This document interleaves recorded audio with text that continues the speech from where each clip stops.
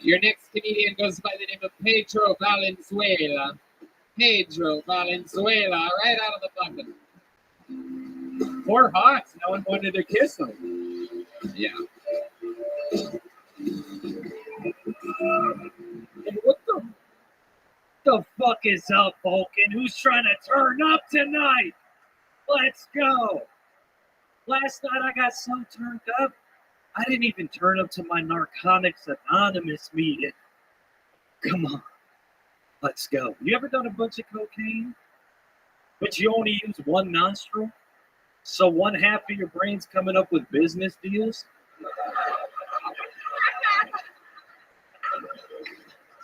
And the other half's just killing the fucking vibe? Let's go. Bro, with all this white girl on me, you would think I was Elsa from Frozen. Let it go. Let's go. Hey, man, I miss my hood drug dealer. Just because, like, he always had drugs I didn't even know I wanted. You know, like, he had ecstasy. I was like, oh, I'm good, bro. And he was like, hey, bro, this shit, this will put the tits back on Ellen Page. I was like, all right, I'll take it. All right, thank you, guys. All right, Pedro Valenzuela, everybody. All right. Pedro, grab that microphone. I'm going to talk to you. How do you look like a grandmother and a grandson at the same time? First of all, it's very tricky to cover generations and genders like you do.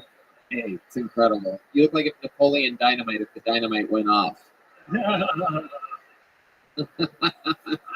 What kind of dynamite? Tell me. Shut the fuck up, dude. I hate it when people try to tag or play along. It's a great show. Was it a Napoleon Dynamite show? That dynamite show is great. Was that from the movie or something? No, that's a great show. Oh, okay. Thank you. Yes, indeed.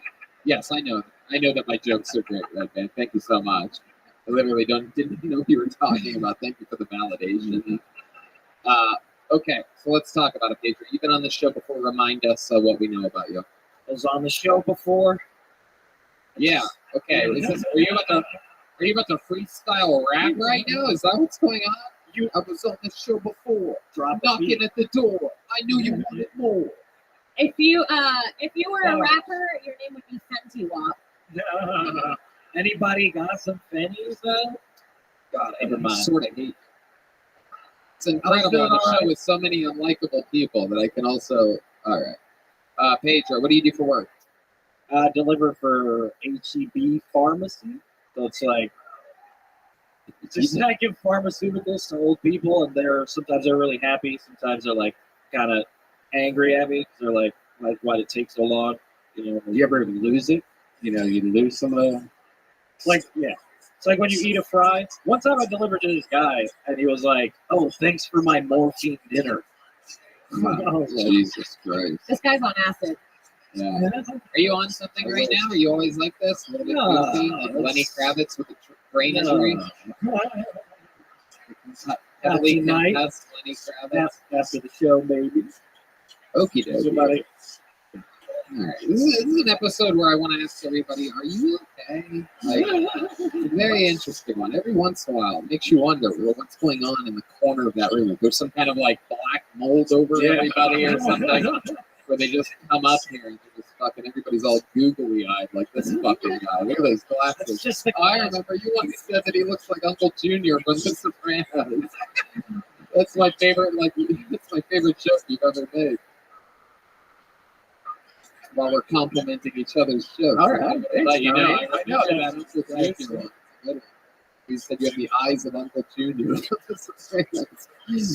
of the people that know this show. Yoni, can you zoom in on those fucking glasses? There you go. You got it. Anyway, what else, Pedro? Since the last time you were on, is there something where you're like, wow, maybe I could have talked about that for a second? It wasn't a boring story about delivering fucking drugs to old people.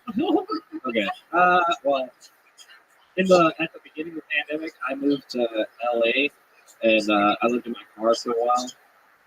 But it was pretty crazy because it was like during the pandemic, everything was shut down. So it was like homeless people just fucking roaming the streets. They just I mean, you're one of them. How are you insulting these people while you're in your car? You're just like, get a car, losers. That's the story. Though. You're talking about homeless people that don't have a car, you asshole? Jesus Christ, that's capitalism for you right there.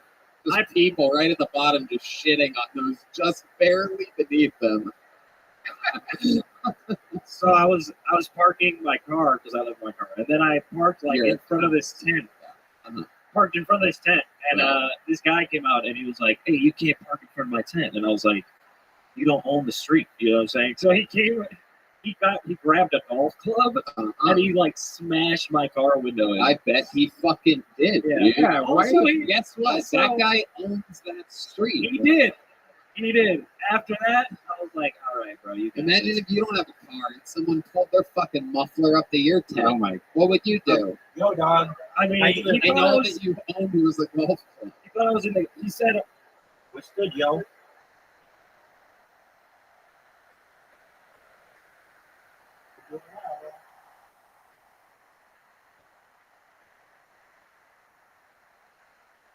Like, really fight with this guy. Well, I didn't fight him. That's all I said. And then he said, he was like, "You're a weirdo" or whatever. And I was like, he was like, "You're homeless." And I I was like, "You live in a tent. I live in my car." You know And then exactly he- what a homeless dude calls you a That's when he grabbed the weirdo. golf club. Yeah, exactly. Yeah. This isn't the story most people would brag about. I'm not bragging about it. Hey, Joe, good to have you on again. You already have a small joke book, Yeah. right? All right, there he goes. Pedro Valenzuela. That's what he was getting tonight. We need more No, there small you go. joke books. How you doing, big dog? Oh yeah. Definitely. I was out. I was like someone had gas. It was like I was roofie. Dog, I was out. I don't know what to tell you. I was up all night and I just needed to sleep. And I slept literally when the kickoff of the Sunday game was, and it's still fucking going. Now, I'm looking at this Texans Bears game that should be on, and I'm trying to shoot it. It looks like it's okay. It looks like it's in. They're still looking for answers. The Texans will take it. Okay, we need this fucking running back to do that. His name is D. Swift. He's the son of Major Tom. Yeah.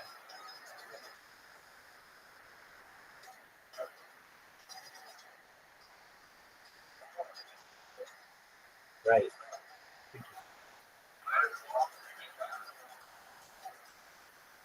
Yeah.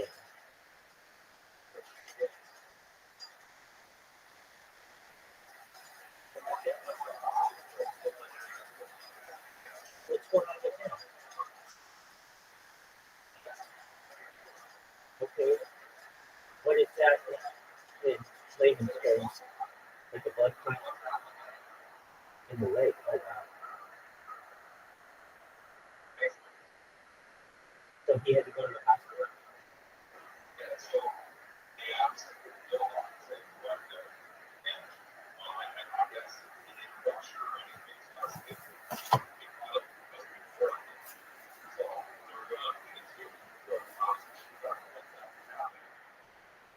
And this was yeah, and you said this was like a good surprise.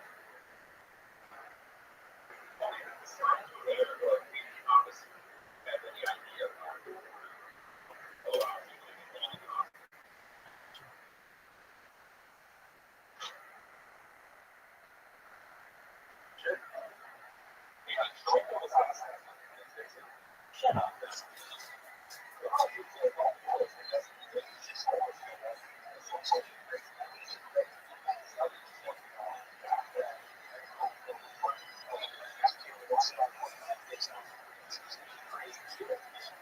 No fucking way, dog. That's fucking.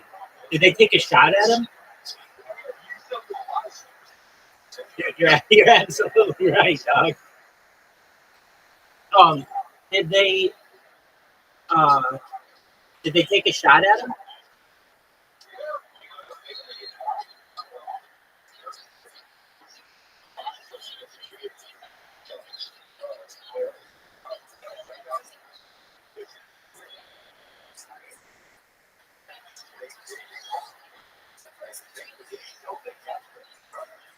away. Dude, what in the fuck?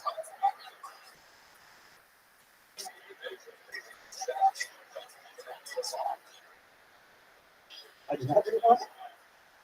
Wow, your goddamn right, I stepped through a lot today. Thank you for updating me.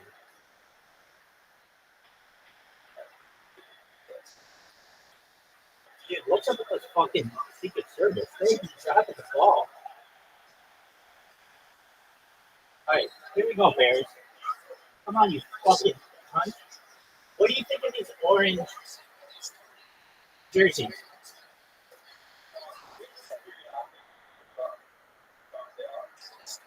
Right, what do you think about them?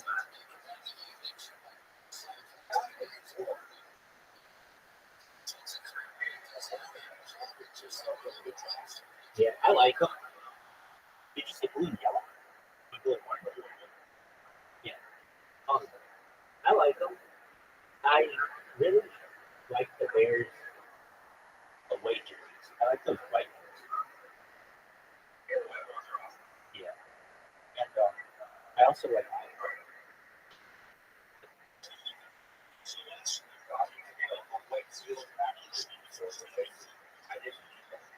yeah, that's what ends up happening in the NFL. You get behind a player, they trade him.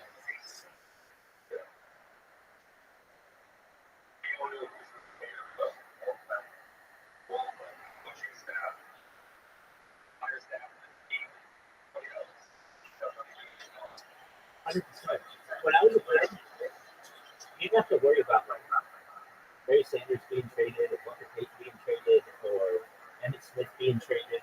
They were like franchise players, and so you knew if you were going to buy a jersey of them, they were going to retire with that team. Not many.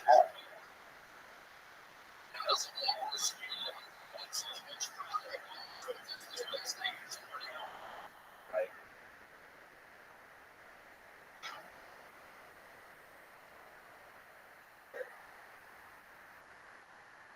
My fantasy teams,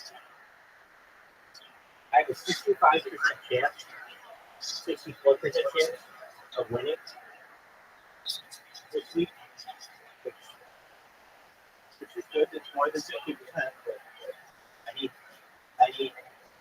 more points.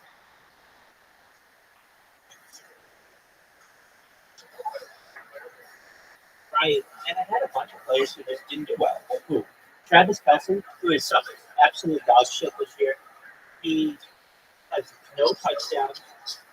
He I'm spending too much time beating off thinking about Taylor Swift and not putting the ball in the end zone. He had 1 point today in fantasy football, which is just nothing. He was like the number one tight end. It shows us he should do incredible numbers, but he doesn't.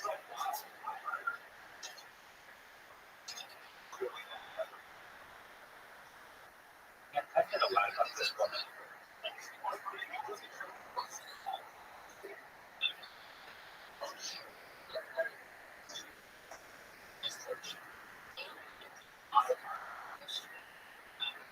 Did you? This one was weird. This was like 5 years ago. She put out this fucking album.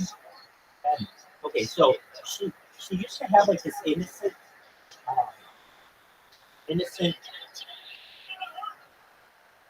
persona, and it changed.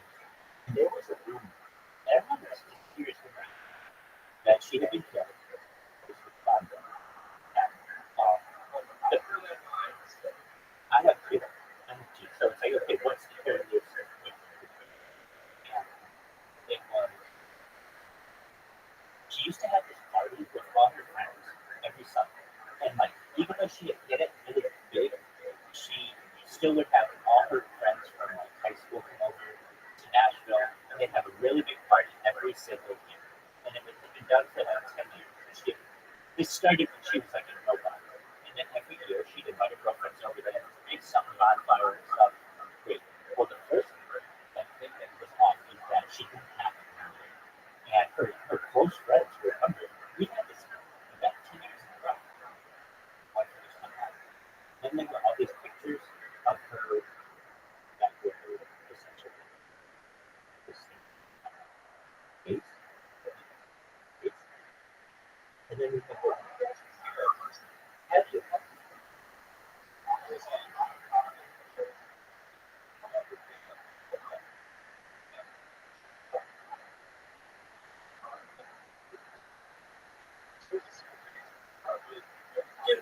Dude, what did you think that was Taylor Swift, man? Why would she be? Why would she be in a shitty car?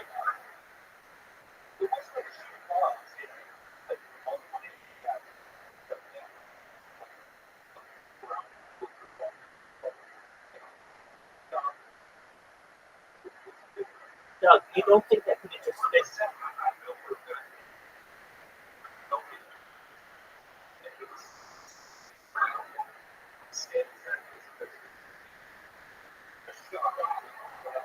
Well, that could be. But I mean, I just don't think that she could drive around in any car built before you quit 2015.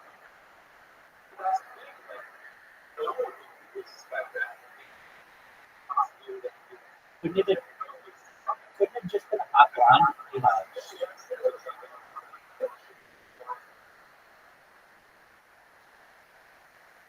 okay. I mean, I wasn't there, so I don't know.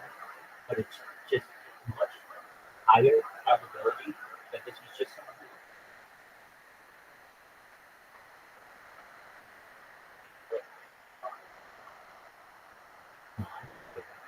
um, the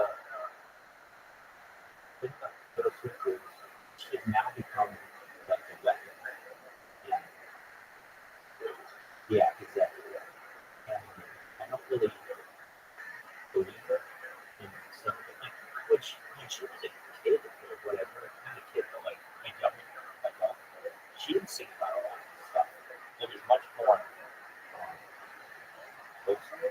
I saw this thing of Taylor Swift album by the decade. How many times she said the F word? And then her first 2, 3 albums, she doesn't say it at all. Then she has one album where she says it like a few times. Then she doesn't say it at all again for like a couple years. And then it just starts coming in like crazy. Like right around this time when you're supposed to. Dude, the other one that fucks me up more than Taylor Swift is that motherfucker doesn't look anything like he looked when he was doing culture. He looks right. Well, it's the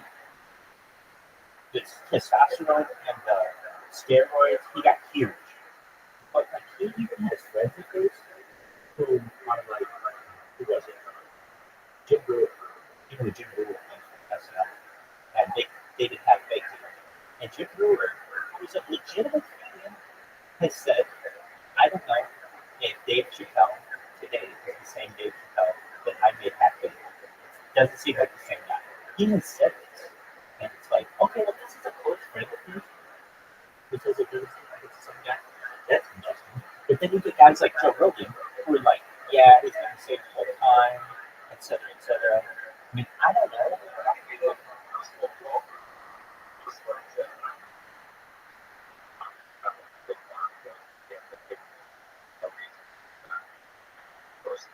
Yeah, it's not said in that kind of light, though. It's said in, I don't think that is the same person. Yeah, like he got into place. That's how Jim Brewer talks about it. And this idea of cloning, this replication, is much more realistic than I think people recognize. And it can be done. And so maybe it's not perfect yet, but it can be done. And one of these days, we're going to be seeing a celebrity, and I have no idea that that person is.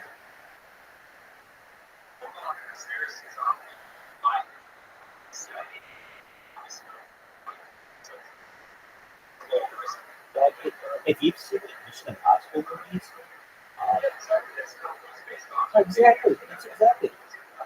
Yeah, and if they're willing to show us that in the movies, if I were running for president, I don't think I'd get anywhere with this, but I would say if I'm going to debate somebody, you need to have a check of the ears for any kind of device, and you need to have a check of the face for a mask.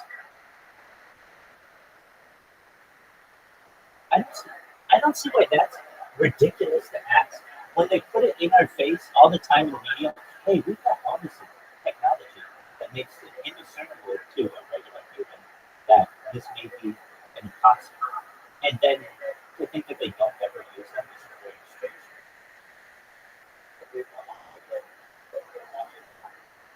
Right? And then under what conditions are you allowed to call them out?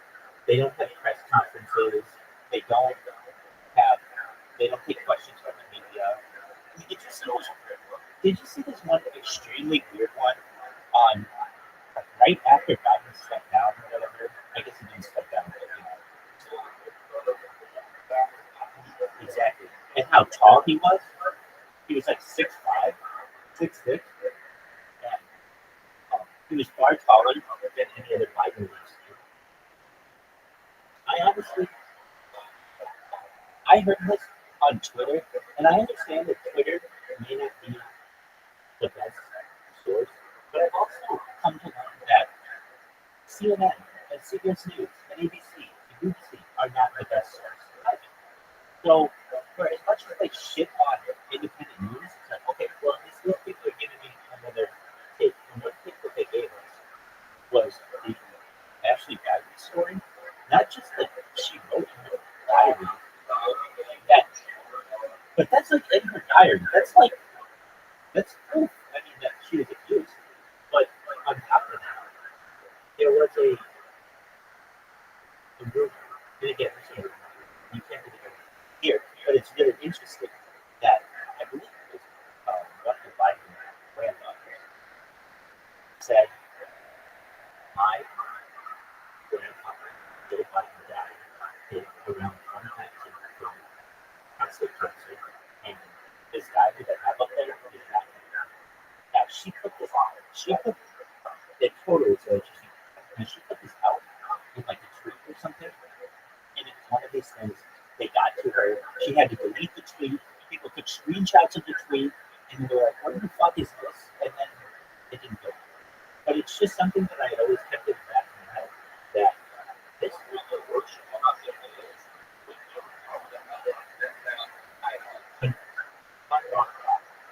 100%.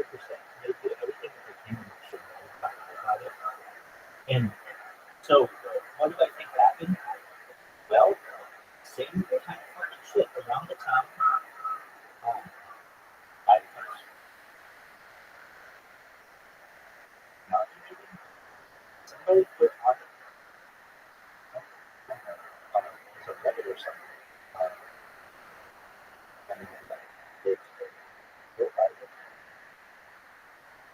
After I had looked this fucking thing up, and it shows the guy who's been playing. Where is he?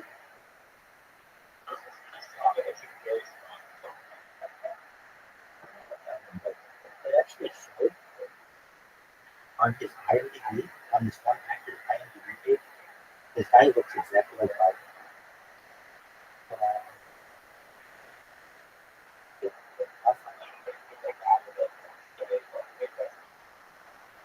So they have this guy.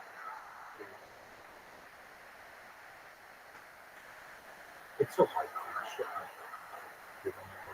I remember looking at this thing, and like I don't think that this, like the inauguration, should be considered like I mean, I get it. It's got actors, actresses, directors, writers. I just think that's stupid. It's like yeah, exactly. It just nobody mostly fucking stuff is there. And it really looks like it did. Because when I used to do this, first thing that would show up is this old man with blue eyes who looks like Biden, who on his IMDb it says play Joe Biden at the inauguration on such and such date. Yeah.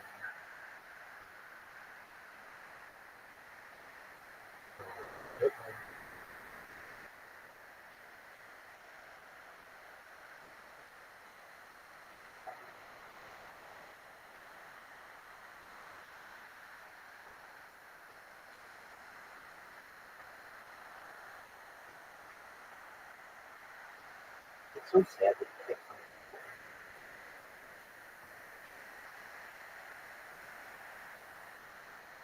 It's like literally, if you ask me, Rabbi, I was in the CIA. I could just go to the IMDb page of the inauguration of any president.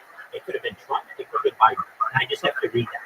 And it would go, Gloria Borger, Pamela Brown, Erin Burnett, Aslan Camerata, Anderson Cooper's been proven to be CIA. His fucking grandfather is Cornelius Vanderbilt, or his mother is Gloria Vanderbilt, his great grandfather. You know, like this is all. If you see how embedded these fucking people are, it's ridiculous. Okay, so yeah, we're in finance. Gotta be honest with you. I mean, exactly. So I use exactly that no one uses anymore, that aren't still generally.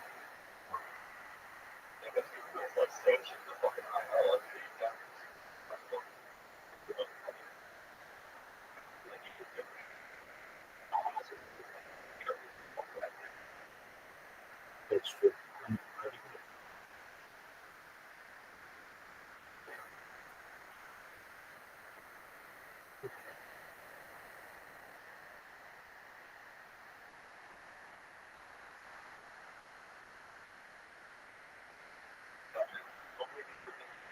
No, it's not.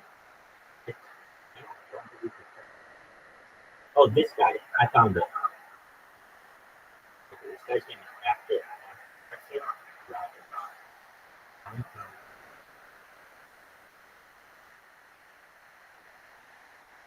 Now, I don't know why people got raised more questions about the Biden because I see a difference in 2019 Biden and 2020 Biden. They look completely different people. And they say, oh, he had a facelift. I don't give a shit. I've seen people with facelifts. Joan Rivers had 100 facelifts, and I still think that motherfucker is Joan Rivers. Okay, here's what you want to do. You want to. Do you see who? Yeah. Do you see how he could kind of look like Biden?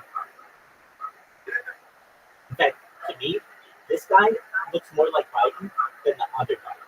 The other Biden had a sharper nose, and it's like a guy who I've seen for 30 years, and then all of a sudden this random motherfucker comes out, and it's like, I don't know who this guy is. And when you look up, 100%. Exactly. There's always like this weird indent by their eyes that just because these guys are so much older, it looks like a wrinkle of their skin, but it's really just holes in a mask.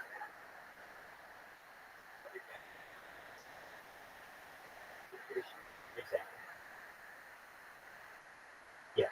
So I don't know if this is the guy, but I can tell you that this story came out 2019. Look, I'll just look up this story so I get the person's name right. Now they're gonna say that this is fucking misinformation and lies and stuff, and that's fine. Maybe it is. It's fucking interesting though. All right, so exactly. So Biden did prostate cancer. When,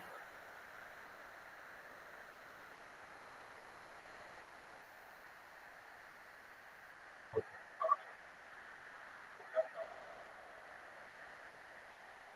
Here's another weird thing about this fucking thing is a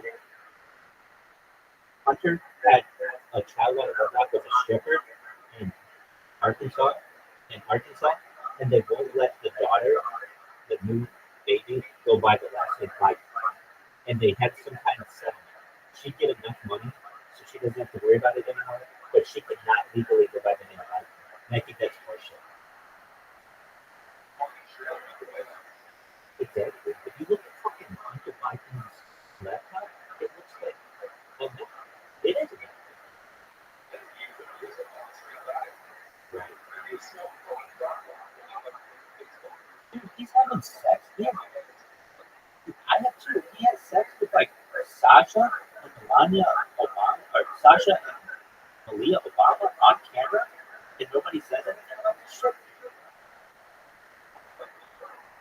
Well, they're college. Have you ever seen the thing about Sasha and Aaliyah not being from the Bahamas? Now that one is obvious to me. They don't look like their kids.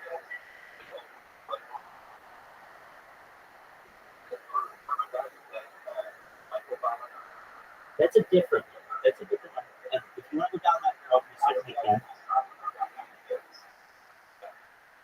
Well, if you just look at the children, Sasha and Malia, when you look at the best friends of Obama and Michelle, it looks exactly like their best friend. It doesn't look like that. Have you seen the pictures of the parents? Okay, it's unbelievable. Okay, so just one more. Oh, not just very similar. When you see it, you go, oh, those are the parents, obviously. So you put in Sasha, Aaliyah, real parents, picture, and when you see these parents, it's like, oh my god, how am I so fucking stupid? Where would be a picture? It's amazing. They do not look it at all. Okay, real parents of Obama.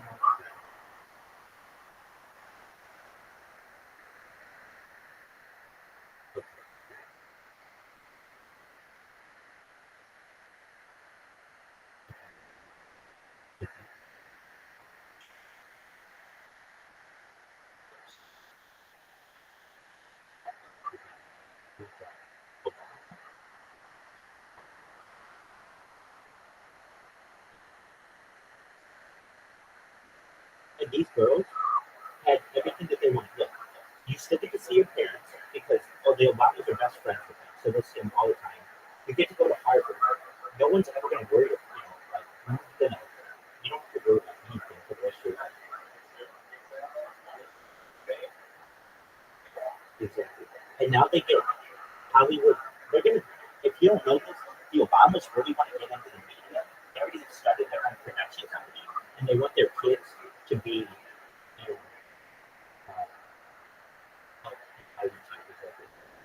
Okay. It's very interesting. It's like if you look at any mainstream media page, none of them will mention this. And then the first one, here it is. If you go, can you just go to a website? It's really easy. It's called. Oh no, it's not that. Okay. So the name is. Actually, their name is. For the Williams. If that's correct.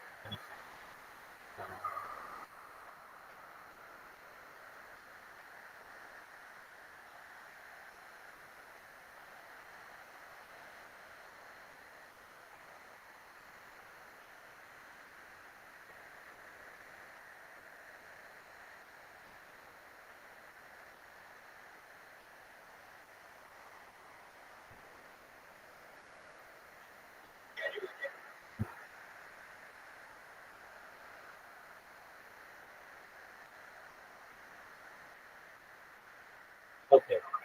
Type in Martin Nesbitt. Martin space Nesbitt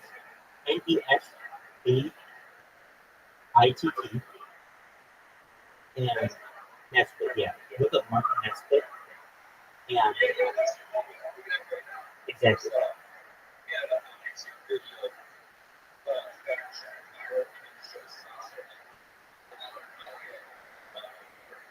Exactly. Exactly. Exactly. So I see how this is being done. I mean, there's nothing I can do about it, but I see how it's being done.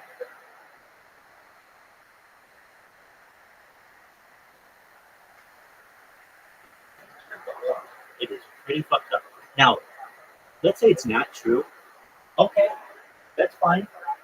It's a hell of a coincidence that your kids look exactly like your best friends. Exactly. And it's not even close. It's not even close. It's like these kids don't look at all like you. In compared, like I've seen fucking a lot of parents and kids, and this one doesn't look like you.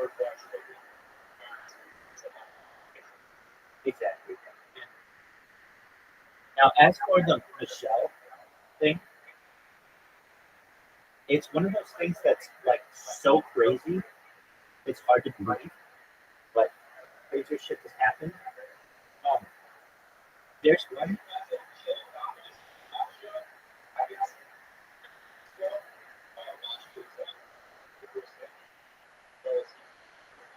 Yes, so this was the Ellen DeGeneres show, and Michelle.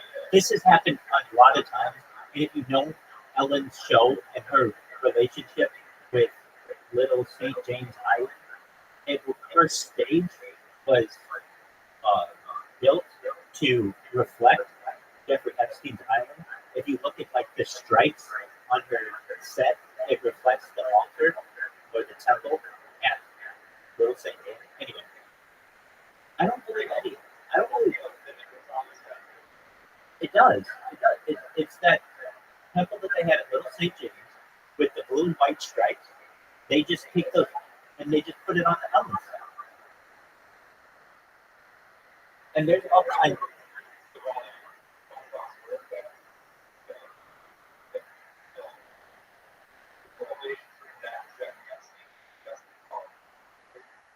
Yeah, there's a lot to this. If, I know it. I remember it. I remember it. I remember one of them. If you look at his address at Bikini Bottom, it's the same. Yeah, it's like the same address as Jeffrey Epstein.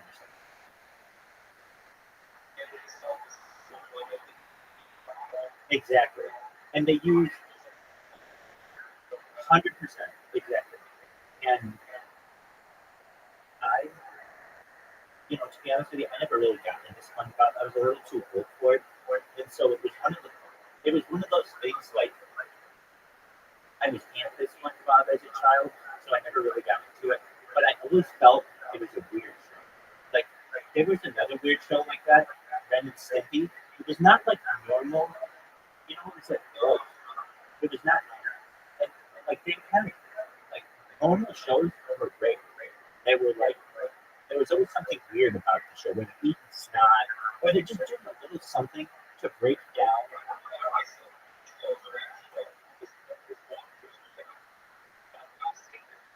Yeah, so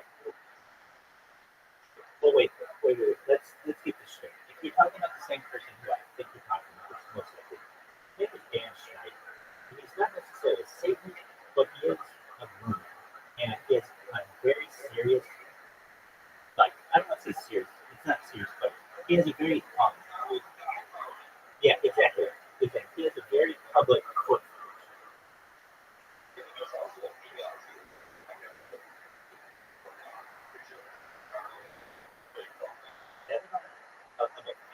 But the big one is Dan Schneider.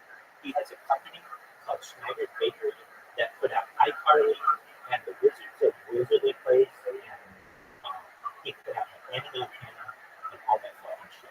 And so all of these people, he has all these weird pictures of him with like Victoria Justice and Ariana Grande holding their feet, and like he would ask people to send in pictures of their feet, things that aren't normally done by a television producer, unless the television producer has obsessions. Exactly. And what else is this guy? Just, I don't know, but I can tell you this: he survived so much backlash that I think his company will be huge soon. Like it's already really big. It's already $1 billion production, but it could be even bigger because he survived all of the accusations, and there's a reason they want him in power. They want him to continue to put up this garbage.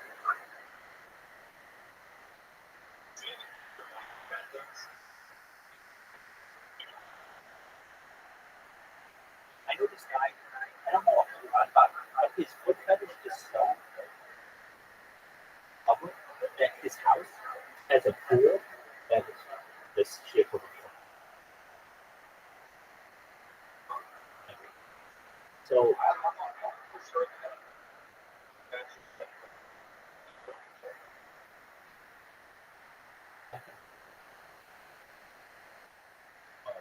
just know that while I don't want to kick shame, be cool with it. If you like feet, and that's your thing, that's cool. Just make sure that 18-year-old feet.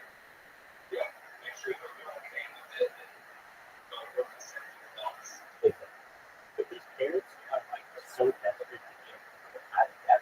And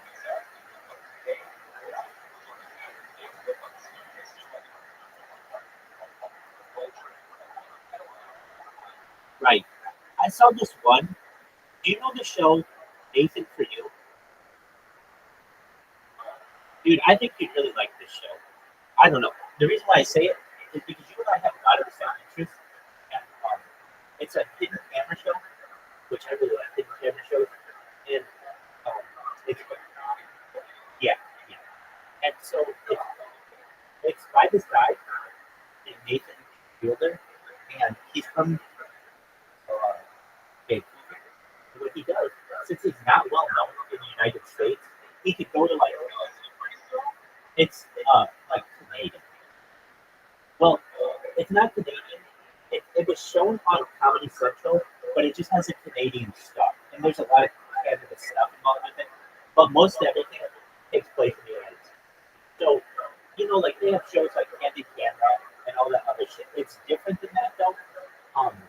What he would do though, he did some really interesting things when it came to the law. So he would find little loopholes in the law and then utilize them for his own benefit. So, like what? This was a really interesting one. He created a business called Dumb Starbucks in LA, and he started advertising it. And we're Dumb Starbucks.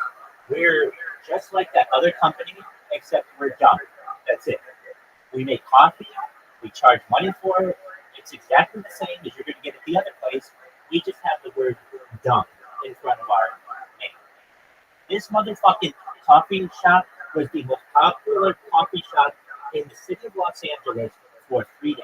It was on the news. I mean, I remember hearing about this, just like not knowing about this show, that there was just some random company called Dumb Starbucks. Well, what happened? Corporate hypocrisy at Starbucks said to the city of Los Angeles, you better close this motherfucker down because we don't want him taking your business. They shut down the business based on the health inspector, even though they didn't violate any health inspection warnings. And then there was never a formal evidence that it never happened, even though it was on TV. And when you go to the records of the Department of Health, it's not there. And the theory is the reason why it's not there is this business actually was making a lot of money, a lot of money, to the point where it could put Starbucks out of business. Why? You put a dumb Starbucks next to a regular Starbucks, and there's something about the human psyche that I don't want to go to regular Starbucks anymore. I want to go to the one that rocks the other one. And so people would just automatically go there. Okay, so that's one thing that he did that was really interesting. Perhaps. So they had this one guy, I think it was some show like this, where they brought in these child parents of actors, and they would sit them down and they'd go, okay, we are going to have this hidden camera show, and we'd like to have your child on it. There are some things, though, that we may have to have the child do. We just have to make sure that you're okay with it. And they're like, okay, yeah. Like, I'm fine with my child having to do anything. What is it? And they're like, okay, your child is going to have to walk through a room full of rabid dogs, and these dogs could get a hold of your child and cause serious danger, serious injury to them. Are you okay with this? And they're like, yeah, I'm okay with it. Are they going to be on TV? Yeah, I'm okay with it. And they're like, okay. He said, the next one they do is like, these children are going to be exposed perhaps to nudity. Are you okay with that? They're like, oh yeah, that's fine. Yeah, so they see themselves naked in the mirror, so that's fine if they see other people naked. I don't have an issue with that. And it's like your child is.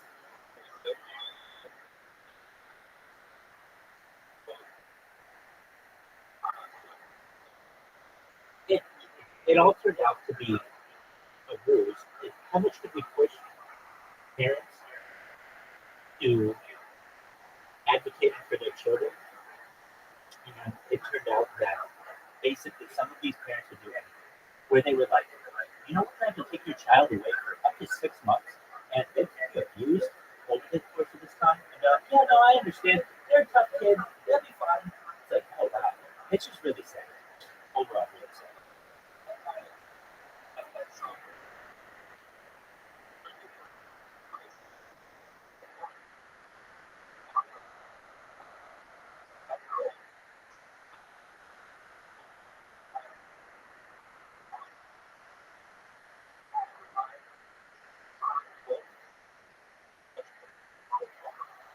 Definitely.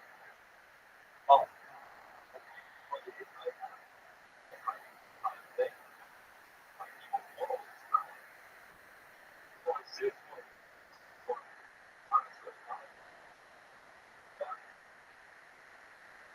I agree.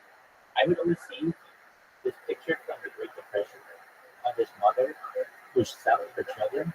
It's just like, it's terrible. It's a terrible world. And that, that's still a reality. This is a statistic that I still can't get past. I still can't get past, and I don't know why it's not discussed more. I mean, I know why. Because the people in power, but there are more slaves alive in 2024 than there were in 18. That's true. But still, you would have thought that we would have eradicated slavery a century ago.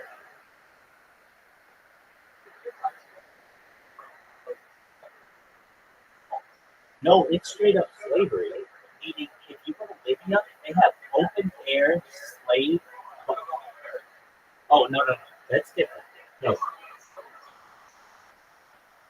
Yeah, no, you're 100% right. That is slavery. So anybody who's in that is technically a slave. Yeah. All right, bears. Are these bears? I got Swift, who it looks like they're 527 left in the game. And, right. How has Caleb Williams played?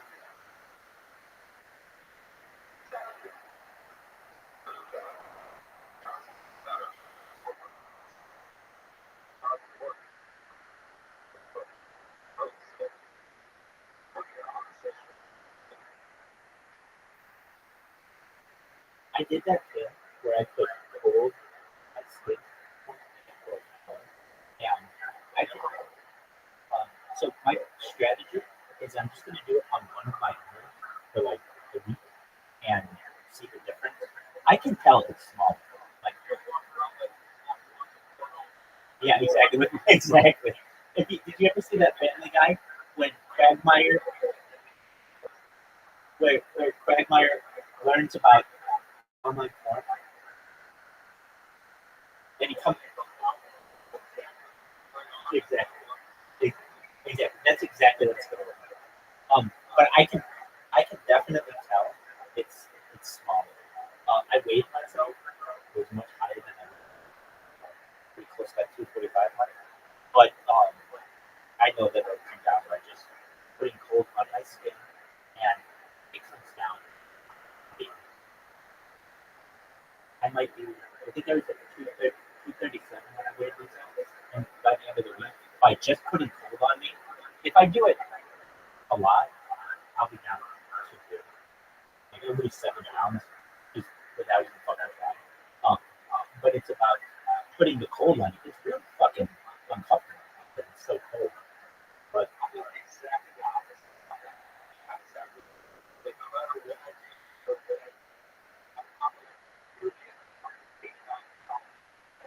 oh, that's it.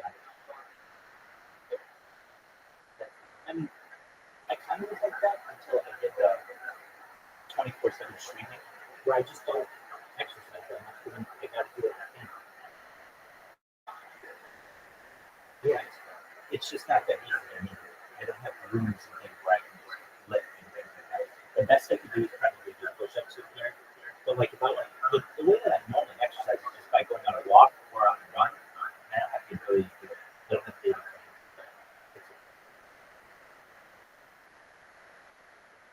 that doesn't mean I don't go on walks. I do. They're just rare. And have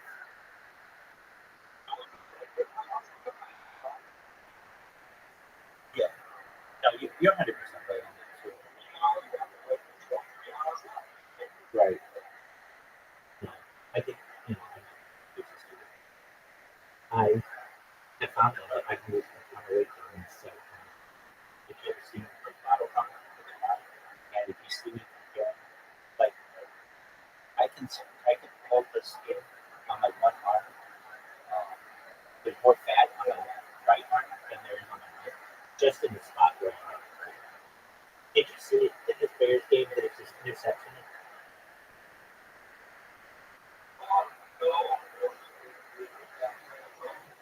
Is it drop? On this pass. Okay. So that wasn't an interception.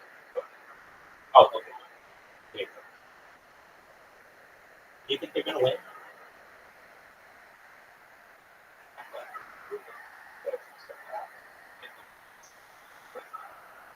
Right.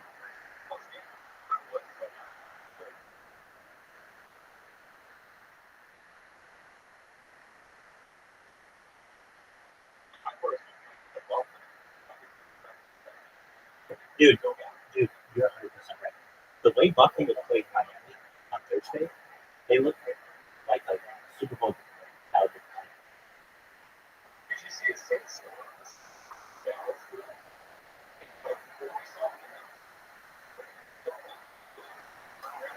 The Saints won.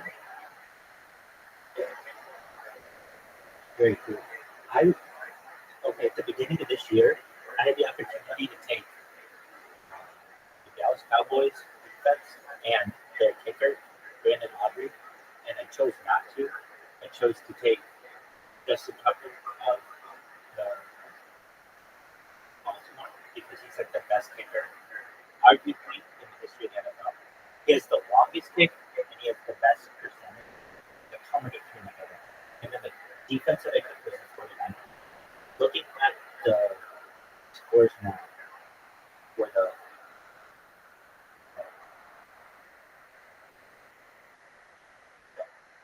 yeah, look at that. See right there. The Cowboys today, they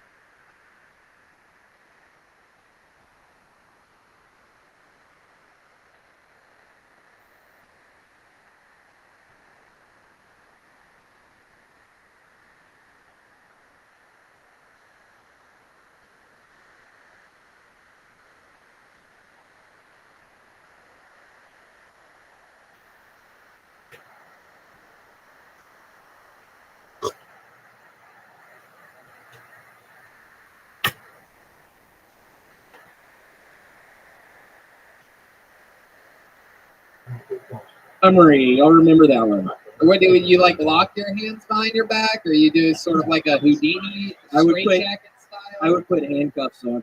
Wow, you would put them on yourself, Yes. and then how would you get out of them? Sometimes I wouldn't. Sometimes I wouldn't. I was at a fucking Red Roof Inn in Phoenix, Arizona, and I was literally trapped in the fucking Red Roof Inn in Arizona for, I don't know, 36 hours. I couldn't fucking get out. I was starving. What'd you end up doing? I eventually got out. A lady came to clean up the room, and I was in there naked, handcuffed, very emaciated. Wait, you get naked for the blowjobs that you get? Yeah, you have to. Wait, what do you mean you have to? I mean, you have to. Those were always the rules I was going by.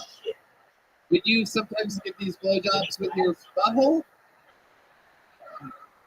I don't know what you're getting at with that question. Would you sometimes use things other than your mouth to pleasure another man? Why are you shaking your fucking head yes right now? He Why the does, fuck I are know. you doing that? He does. The red man seems to. Yeah, he's seen it. Shut the fuck up. You have seen it one time. Shut the fuck up, Red Man. Hey, did I tell you about this guy, Santa Maria? Okay. So, you know how I spam kick 24/7? No, it's actually someone who is employed by Kick, and he's like their head admin, and he doesn't like her because I fucking spam their platform, and they don't really. I've heard it from this guy's voice. They don't have an answer for me because I keep using VPNs and different email addresses. And they're public. Are you? Well, they record me all the time. Meaning, they'll suspend my account 50 times a day, but I just create 51. I just keep making more. And they don't really have a good solution. So anyway, this head of the admin team does this unveiling video, like an unboxing video, and he is like, "Yeah, I got something in the mail from the Rabbi," which I didn't send him. Exactly, and it's a fucking candle. It's a candle with my middle finger, and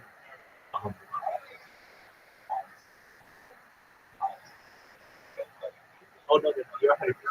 I don't think they fucking scanned my hand. But what he says in the video is this literally could be his finger, a model of his finger. He could smell like his finger. And but I didn't do it. So I tried to post like in the below comment. Well, it just shows somebody's trying to impersonate me. And I've had this happen a few times now. The first one of which I'm aware, this was an important situation. I want to make sure everybody that comes in here is 18, not because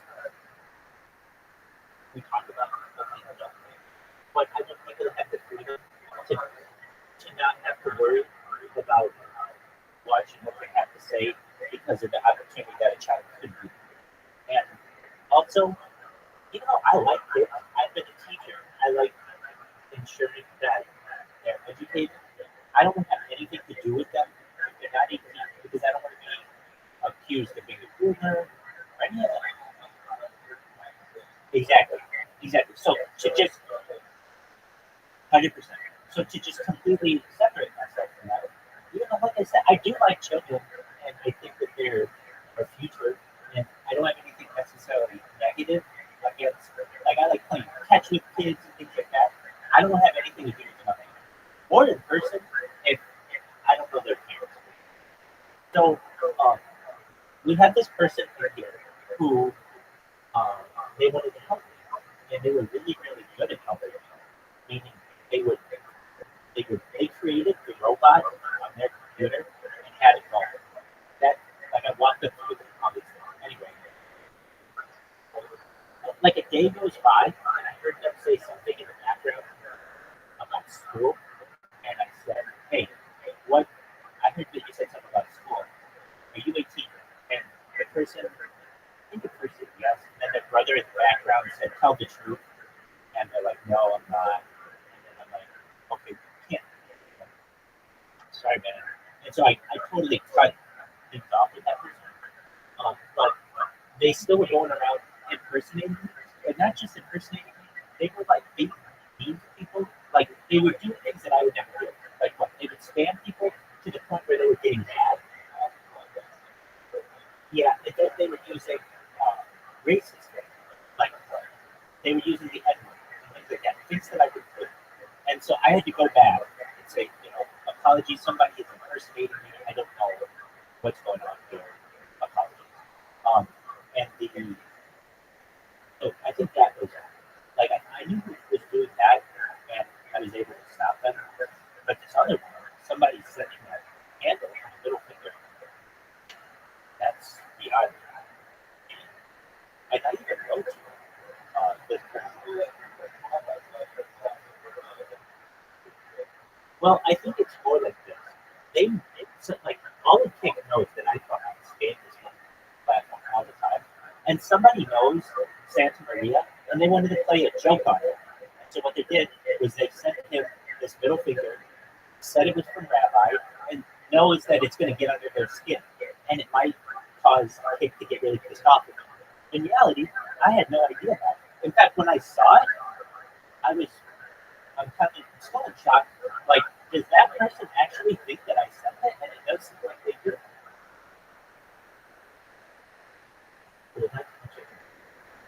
But I think it's a good thing. I honestly think. Oh, I'm not worried about it. Exactly. I think it's a good thing for me personally, simply from the fact that it's that old adage.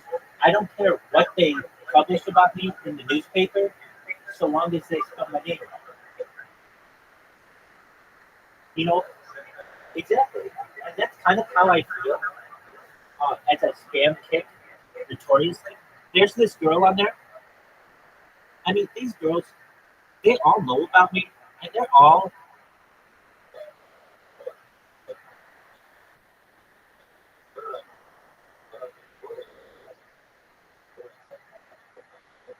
They do. They do. But when people get a chance to find out who I am and learn about me, I very easily I become a fan. Both men and women.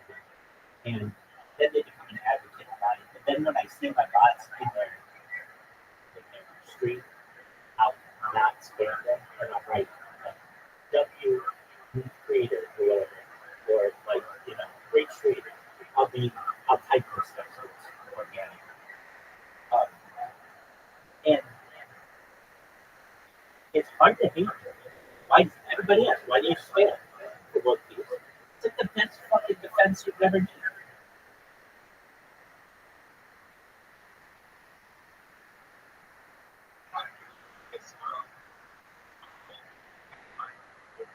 Okay.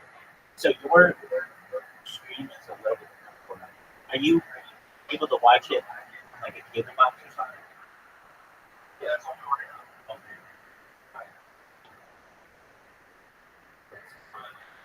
Yeah, you're two.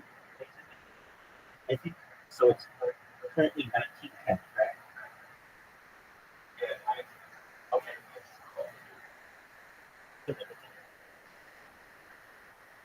And so here's the weird thing. I don't know, but like, in the future, I can see them making my behavior illegal.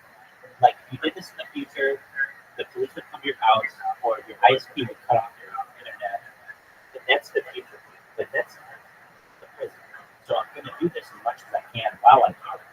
And I'm even fortunate to still be able to do it because they most, within the last week, changed their interface so that I had to redo all my bots. They could have very easily redone their interface and just put me out of commission, but they didn't, which means I got a little bit of time to still spam.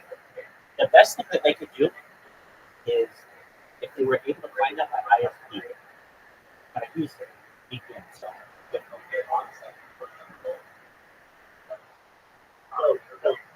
they just have to call Cox my ISP, and and said, "We need to stop. This is essentially causing this is an attack on our system." And then cops would shut down the internet. Um, but they stay behind VPN. They could do it that way. They also have my address, so they could just call the police and be like, "Hey, this is," but they have done that. And I'm gonna keep doing it. Or I go back. And the funny thing is, every fucking person on there, there's this. I'll just say she's like a very talented artist, and in another world, she would be like a big time music entertainer. She's not, but she's gonna do. She's already got an album. Anyway, this woman, I was spamming her yesterday, and she was like, "Hey, Rabbi, does everybody know who Rabbi is? Rabbi, I'm serious about this. He is the most famous person on Kick, and he doesn't even stream on Kick. But I'm pretty sure he is the most famous person on Kick, and I just took that as the highest fucking.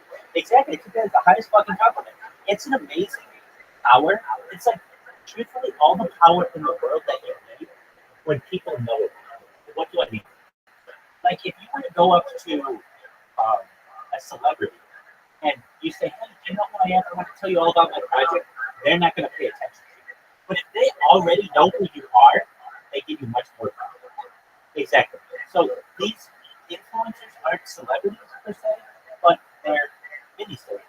So you can go to them, and before, when they would be like, "Hey, I'm trying to bring world peace. I'm, I stream it like 24/7." They wouldn't pay attention to me before. Why? Because I was just like a random ass fan. But there's this.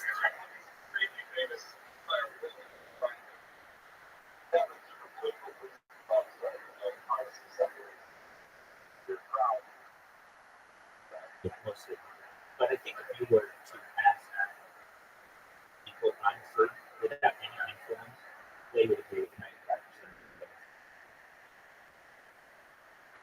It's about influence. When people get influenced on things, that's what they expect to see. But I mean, one of my major points, it's not who the fuck are Malia and Sasha's parents. That's very, very minor. You've known me for a long time before that subject was even approached.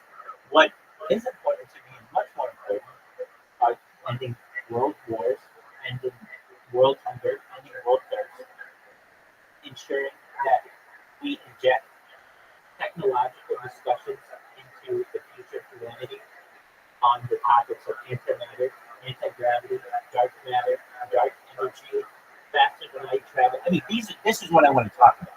That's what's fucking important. And 95% of people, with what I just said, will agree with it. Okay, I agree with ending world hunger and world thirst and all the other things. The people who don't agree with it are the very, very top 1% of 1%. And the way that I will be able to convince them is this. You can't get any richer. The game is rigged. You won. Okay? Now it's about comfort and your public image. Right now, you can't have a public image because people will come after you. But I can help you to humanize your public image.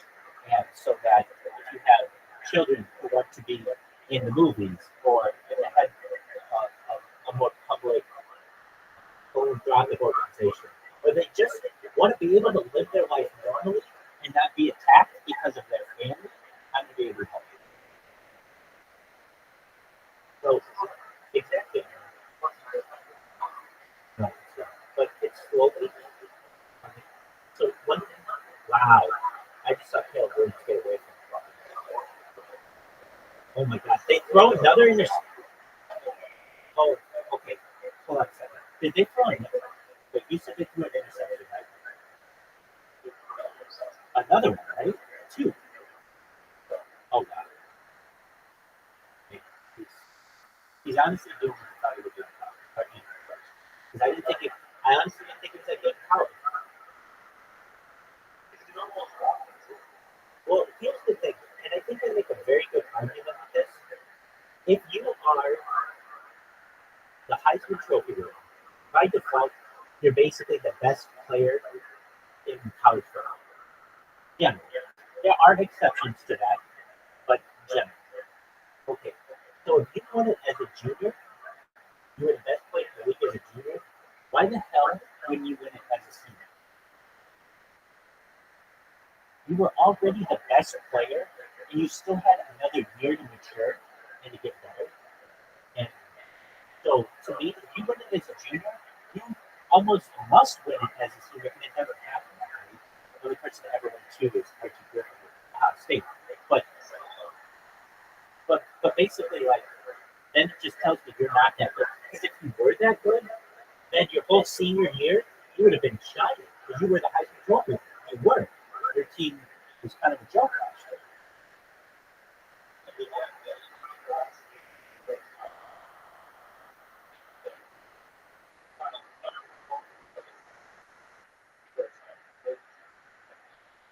That's it. That's a valid point.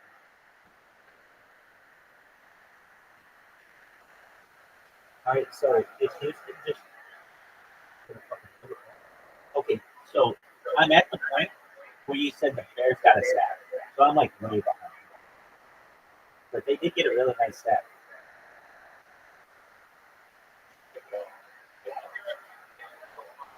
Absolutely, absolutely. Bear down.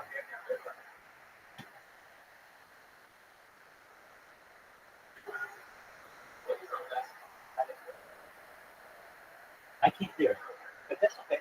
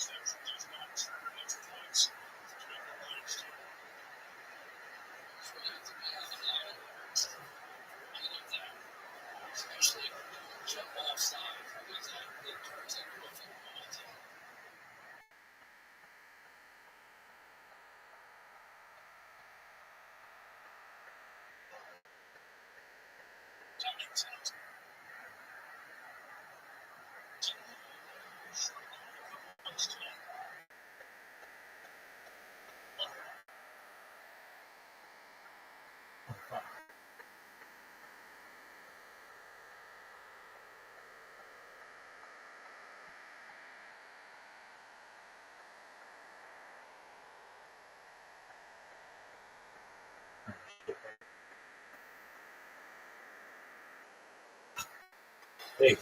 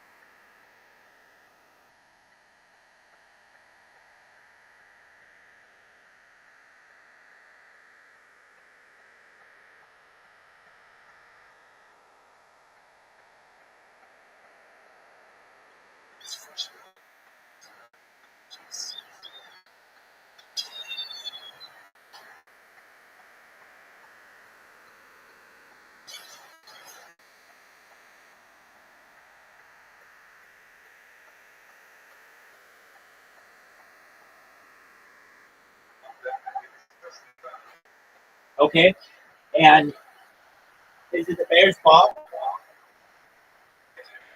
All right. Did they run the ball?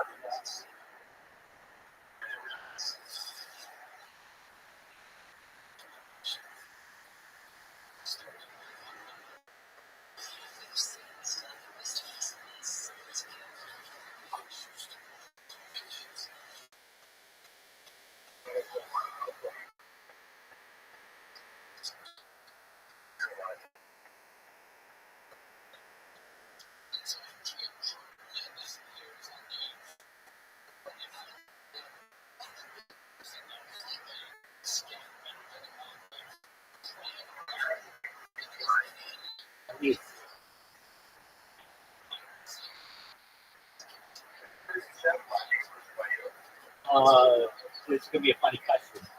It's first and time. And yeah, that's it. What happened?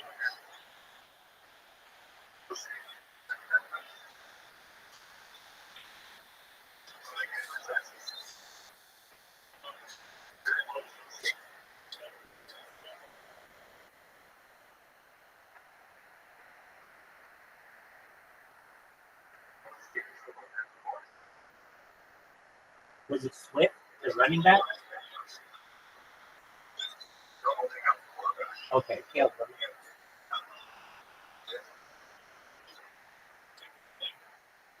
Okay, I have a 66% chance of winning the week this week, which is okay.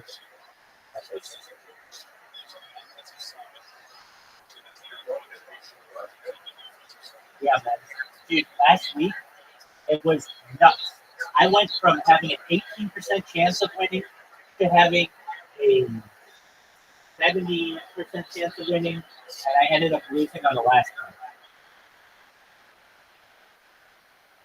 But man, oh wow, now I see. It was almost a safety. You know what's hilarious is I fucking sleep through all these goddamn games, but I'm so enthused for them. It's so funny. It's like a little kid who is really excited to go to the zoo, and then when he gets to the zoo, he falls asleep.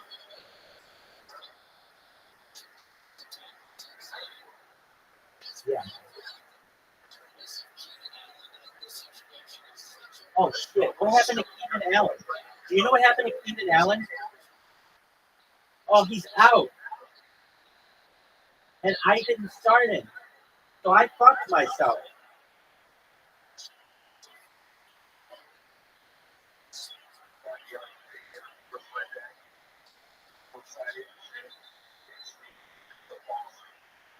Exactly, 100%.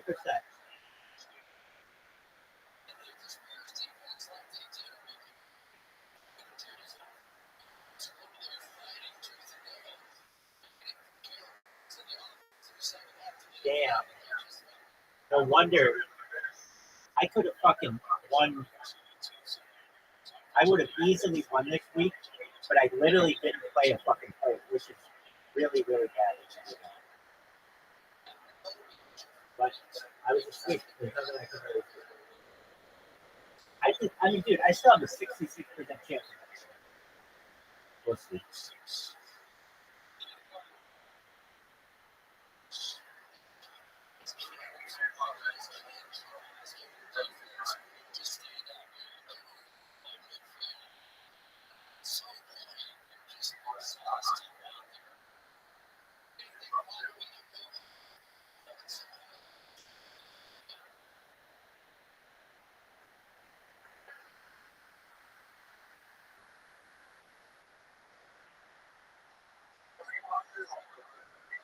Yeah. Oh wow. I watched it. There's a bootleg site called Stream East, and it's like the big one on the internet. And basically, anyone who can't afford normal TV goes to this website, and it gets you everything. I mean, here's a lie. I get it because it's illegal, but it's like you get every UFC for free on here. You get every. I watched last night UFC 306. Sugar Shit O'Malley got his ass handed to him. Sugar Sean O'Malley, I should say. So it's like that's like $100 and some odd fight, and it's free. I mean, I get it; it's illegal, but man, I'm so pissed about Keenan Allen, and that I did not know he wasn't playing. Um, let me try this.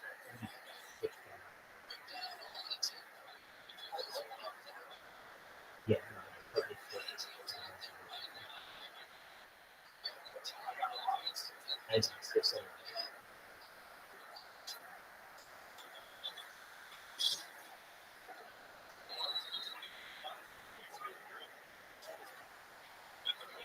Okay, now I see it.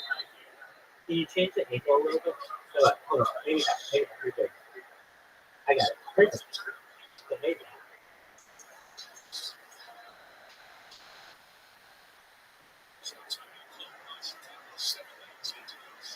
Right, you got nice TV.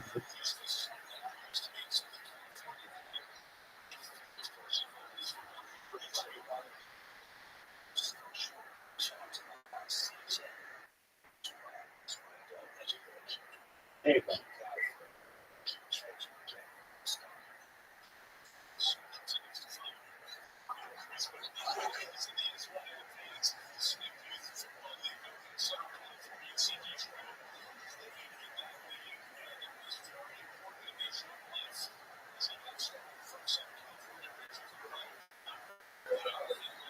Yes, okay.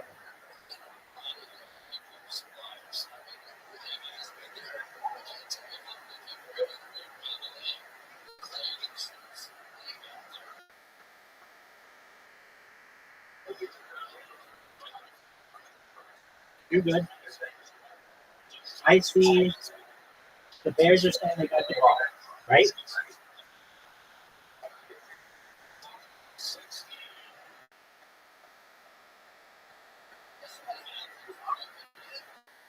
Oh, yeah, fumble.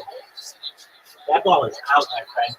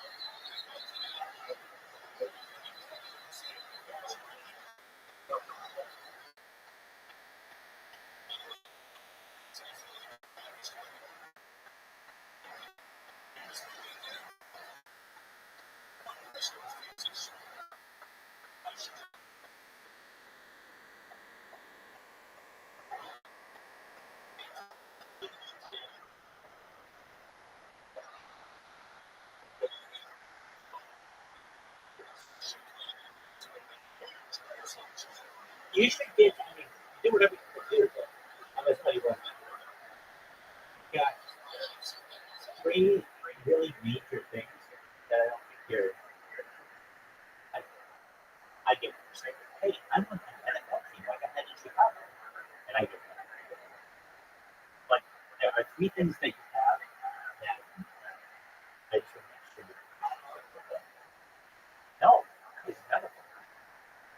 No. The Kentucky Derby is the preeminent race horse in the world. So right there, that's bigger than anything that Chicago has a horse racing, or LA, or New York. It's the biggest thing, bigger than anything in Miami. Hold on. We're not talking about, hey, here's all the cool shit in Kentucky. We're talking specifically about sports. So you've got the Kentucky Derby. And nobody can really touch that. It's its own special. All right. In addition to Kentucky Derby, you've got Kentucky Wildcat Basketball, which I understand that's not your thing. Okay, then you got Louisville, Kentucky, Louisville Cardinals basketball, and you got and Kentucky football. Dude, Kentucky almost beat Georgia yesterday. They lost by a point, 13-12.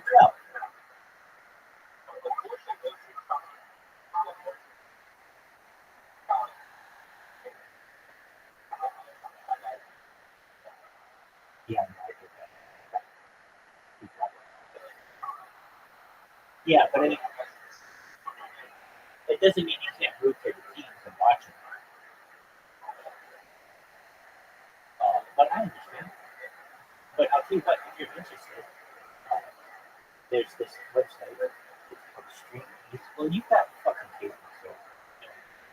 Okay, it's a game that run? Yes, it is.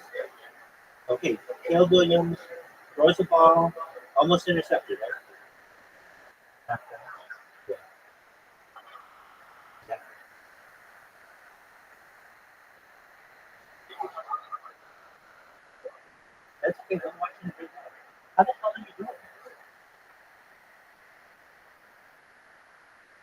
you're showing your camera.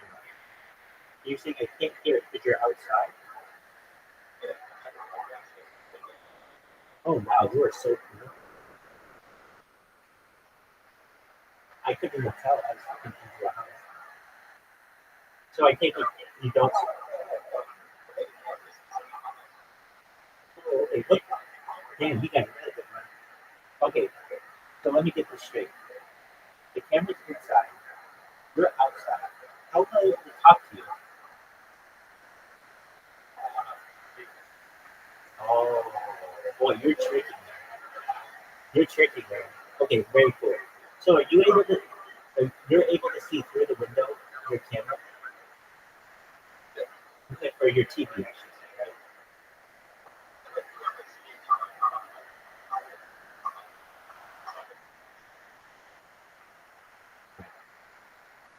It's a complicated set. It's not your standard set. I like it. I watch a lot of sports like this on TikTok. Um,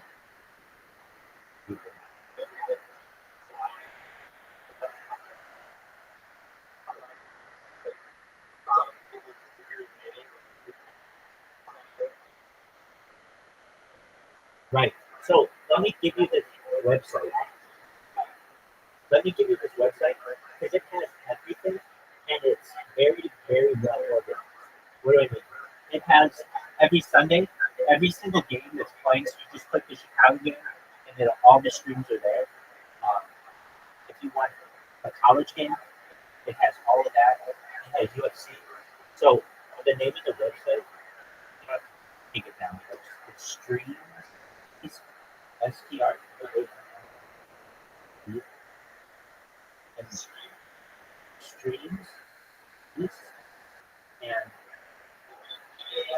yeah, Stream East. So STREAMEAST. And then go to Stream East. They have a ton of websites. So I can tell you any reason they should go to Stream dot Pride SN. Like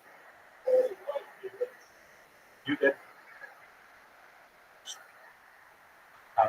Stream East.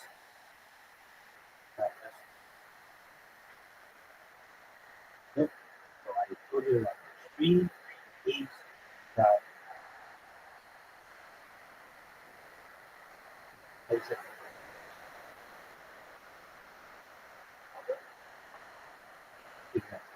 It's and dude, after this game, let's play some chess. Um,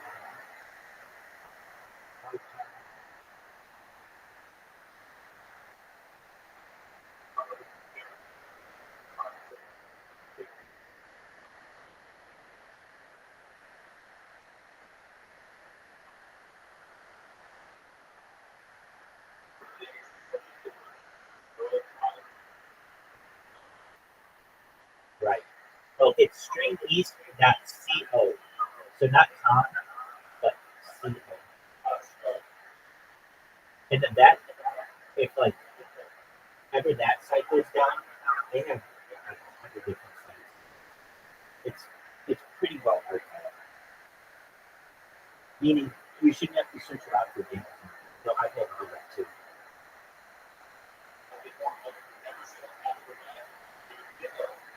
Yeah, yeah. Right. That's very sad. So people live stream their TVs there.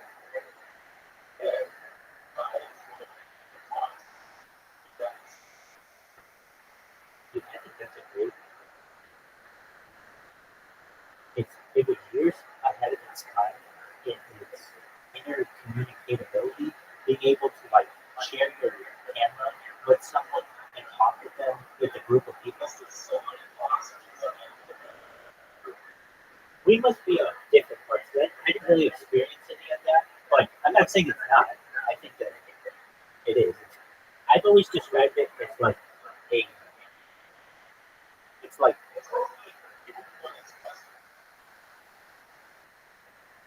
I find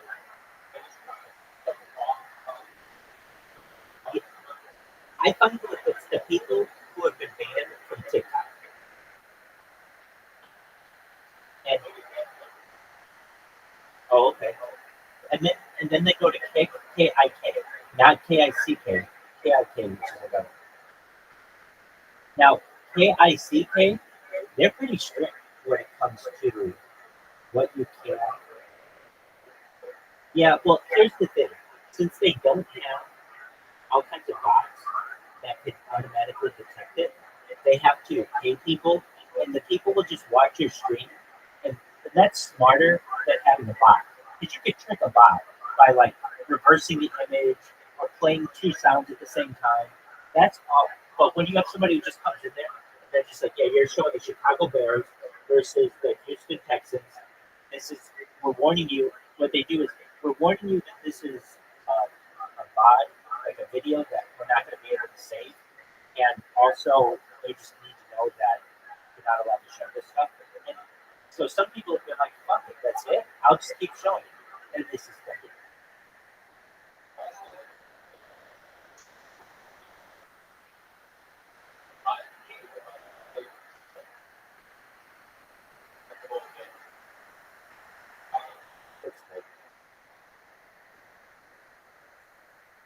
and in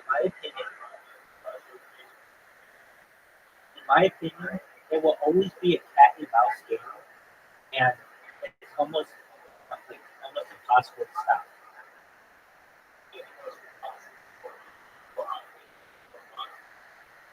Exactly. And the more and more you make this stuff cost, the more and more of a market there will be to do it.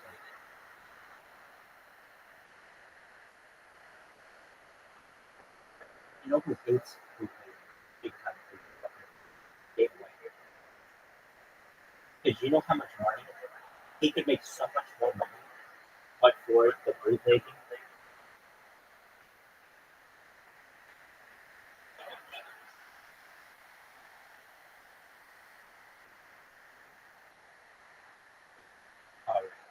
For the Bears,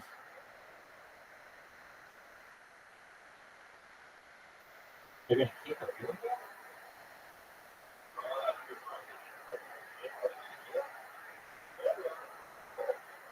I guess.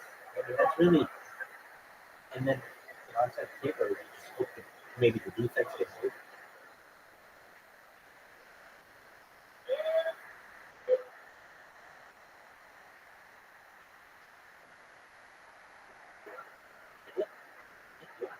Okay, good. So now we need them to give a defensive stop. A defensive stop.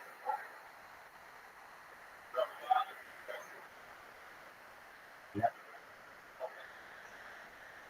Yeah. I would like these jerseys more if they had orange pants. Everything was yeah. I mean, I'm telling you, I think it was around the year 2008 or so when they first unveiled these orange jerseys, and Devin Hester was exactly, and Devin Hester would wear them, and he looked so fucking fast. It was like it was a neon orange, as opposed to no, what was this?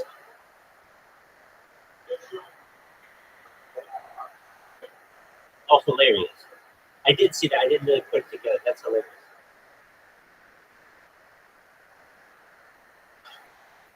Dude, you know who sucked absolute cock this week? It's Travis Kelsey.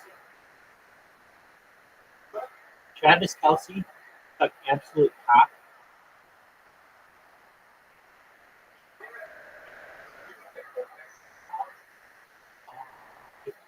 I think so.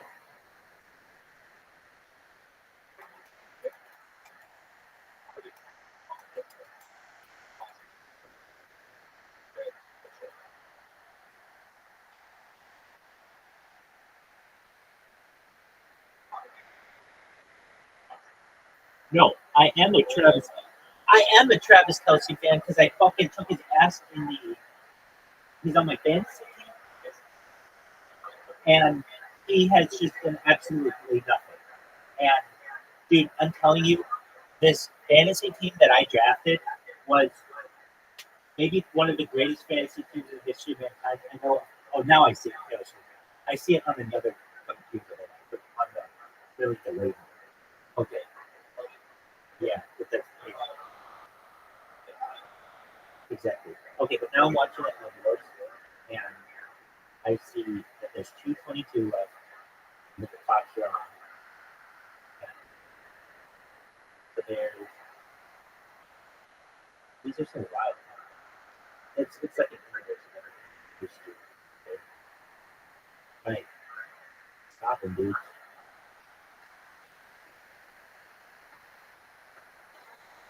Okay, good stop. Good stop. Oh, time out. Or no, it's 2 minutes.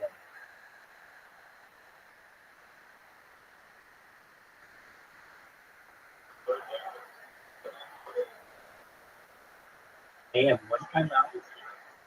They have one timeout.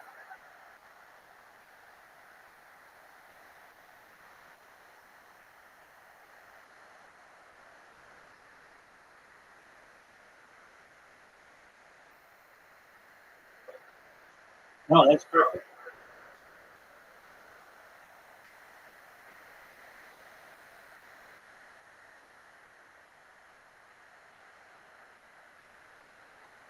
It's actually worse. Wait, hold on. No, it's fine. I made a mistake. It's not worse. I had zoomed in. Oh, they played the Bengals.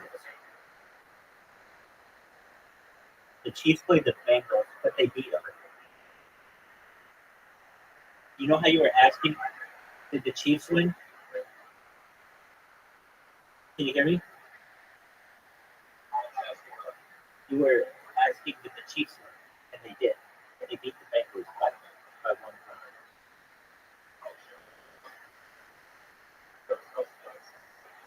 Dude, absolutely. When I said I drafted this fucking team that was just phenomenal, the reason why I say so shit.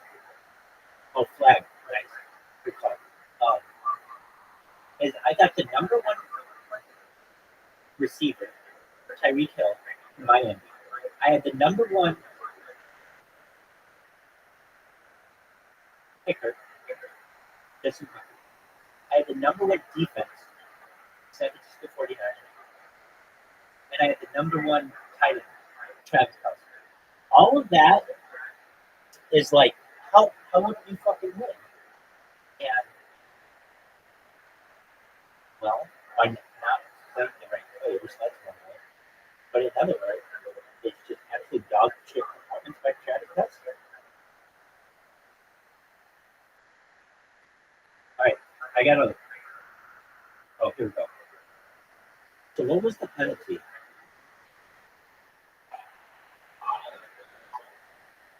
So they got it. Oh, 3rd and 17. All right, cool. How about? Really big play, yeah. That was a big penalty. Oh, I'm sorry. I thought you said big play. Yes, you're absolutely right. It's a big play. Really, really.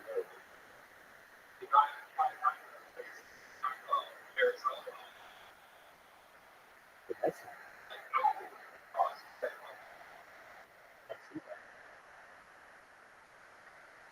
Wow, he took his time. Really hard.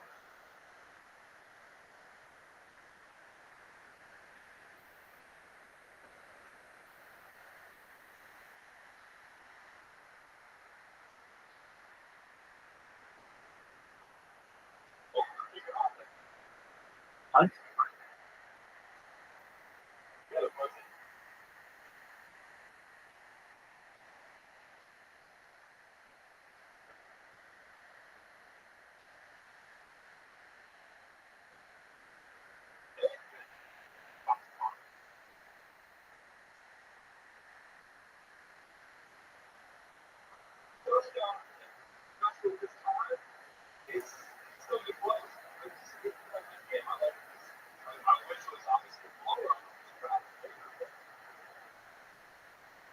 Yeah. Right. Good for ratings.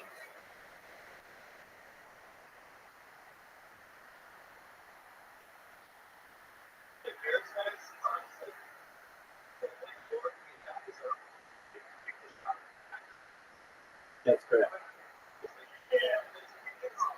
That's correct. Yeah, I mean, chances are they're going to play the Packers twice a year, and they're going to lose at least one. So if the Bears get that win. Oh, look at this. Look at that. Who was that? Swift?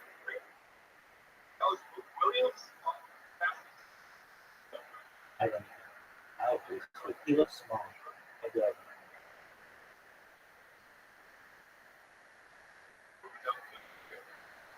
let's see.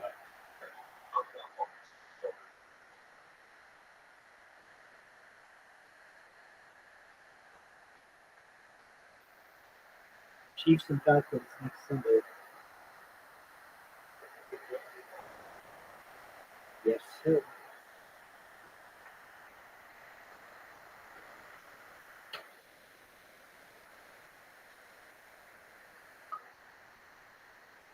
Well, Caleb Williams is getting his first real test as a rookie under pressure. Second and 10.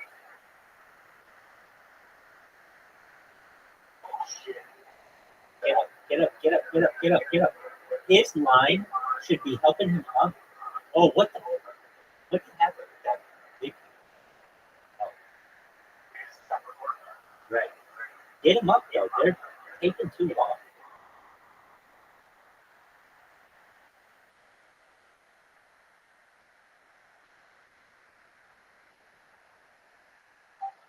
Welcome, welcome. Oh, he just got right. So now they've got flat.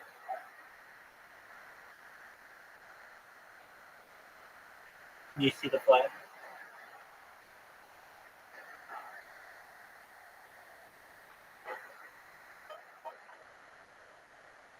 It's a flag. Ball start. Okay.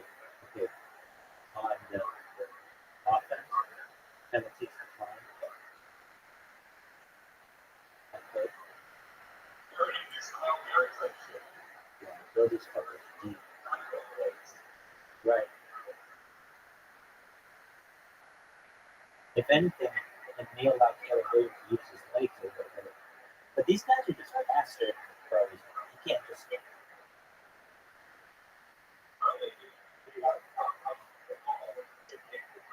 right, exactly. So if they're protecting the guidelines, it could be different.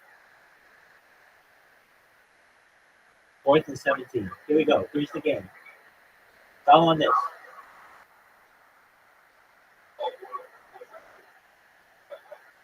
That's all she wrote, folks. That's all she wrote. What up, OT7 Clanny? How you living? OT7 Clanny just dropping that avatar with President Trump.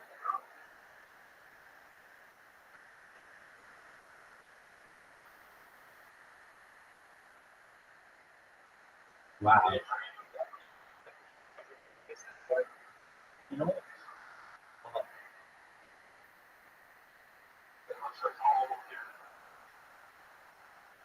He is like memory. If I go to CNN.com, let's see what I don't know, maybe it's oh, that's definitely.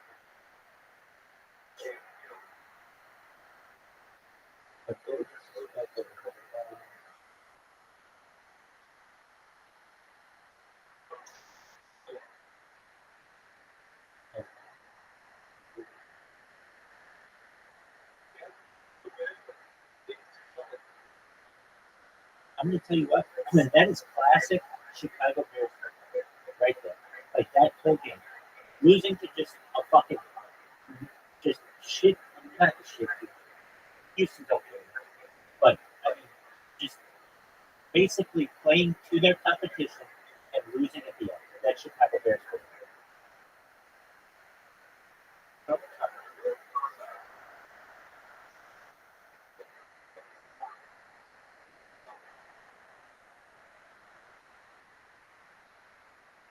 Wow. All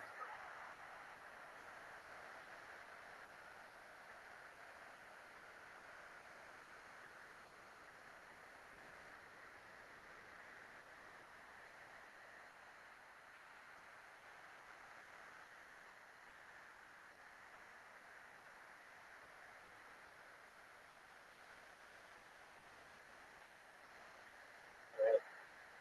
You ready for success?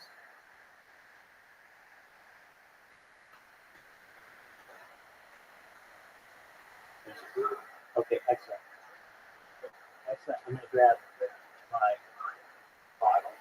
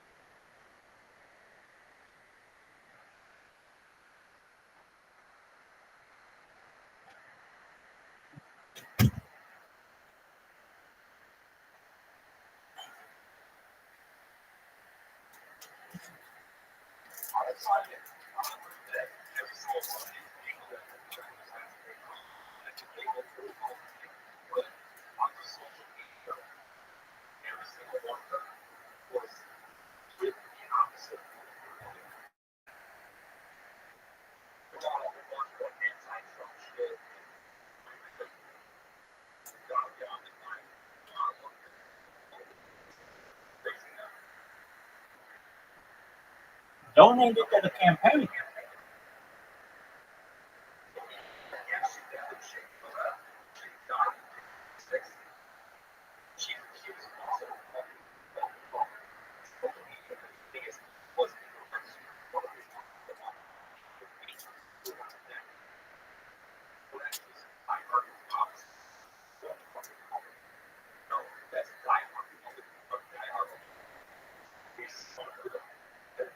Right.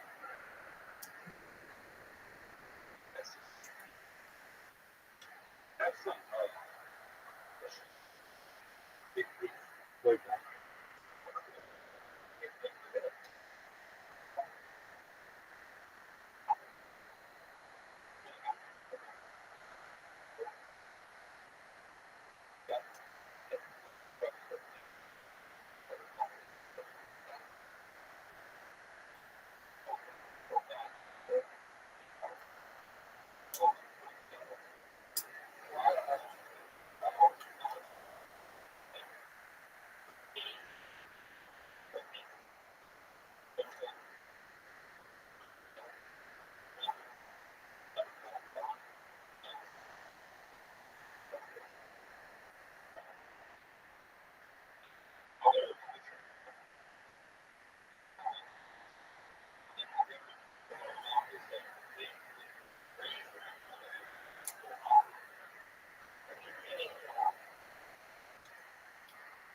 I've been a registered Democrat for 15 years as well.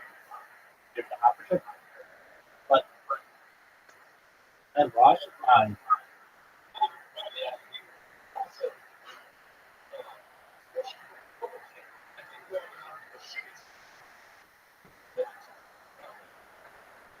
Yep. Yeah, no, I agree with you.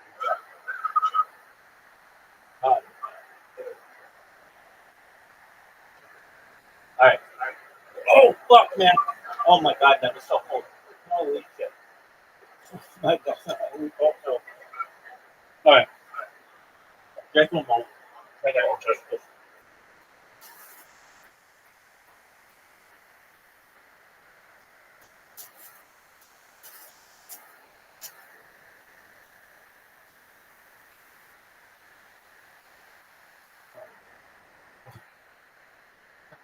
over. Oh, baby girl. Oh, man. Oh, oh, oh. There we go. There you go. Serenity now. Did you ever watch Seinfeld?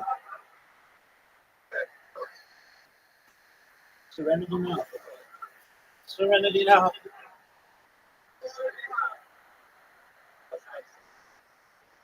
I use that all the time when I'm just like frustrated with something, and I'm gonna be like, "Motherfucker, why won't this fucking work?" And it makes me laugh about that episode, and then I stop worrying about it.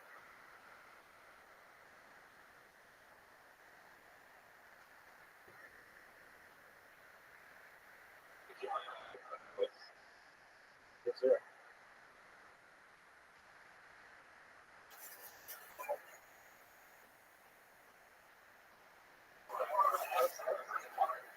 Yes, sir.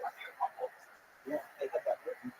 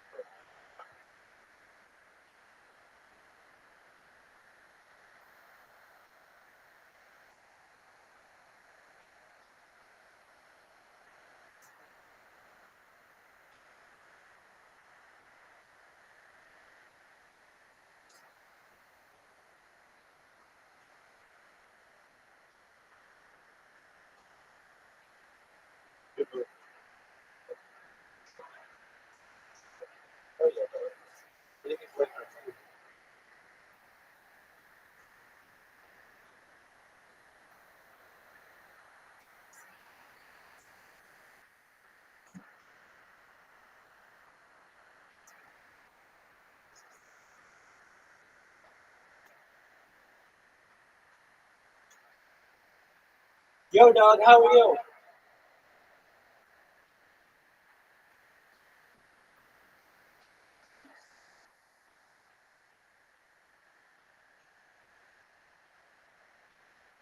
Yo, dog, how are you?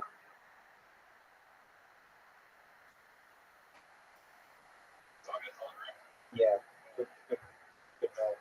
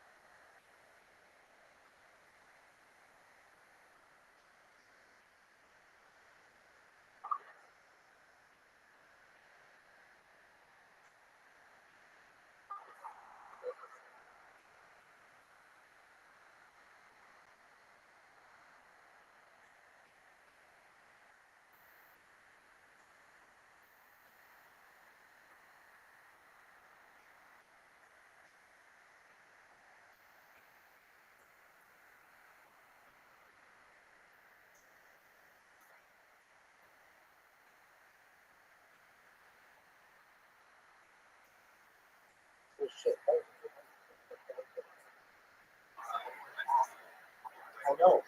I know that was good.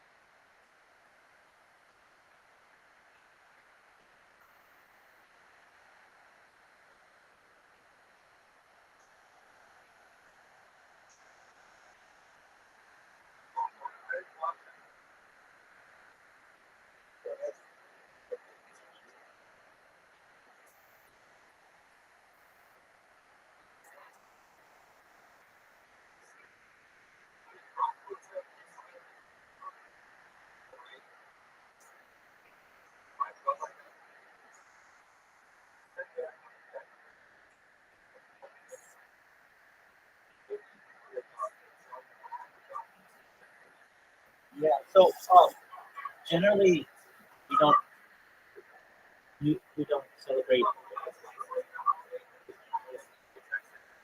Yeah, you could do it. You could perhaps do it like a Thanksgiving uh, style, and just avoid any kind of connotation to Halloween. But They don't have to mix.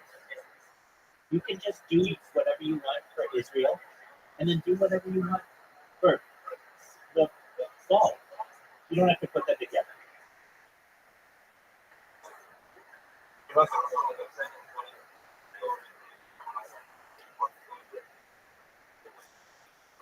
Half the people don't know what the fuck to do with either. So that's a valid question. Are there Jews who celebrate Halloween? Yeah. Should they?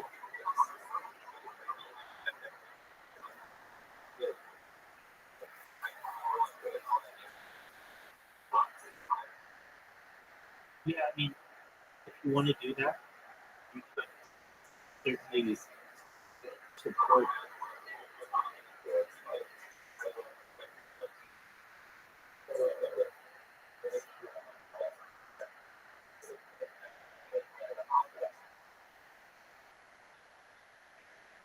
If you want to avoid any kind of offensiveness, you keep the two separate. If you want it though, and I think it could be appropriate if you just have any kind of harvest. Like I've seen they have like cornucopia kind of stuff, and to show a bountiful harvest in Israel, that'd be fine. But really, if you just have your pumpkins and stuff at the front of your house or wherever, I don't know. And if you wanted to have an Israeli flag,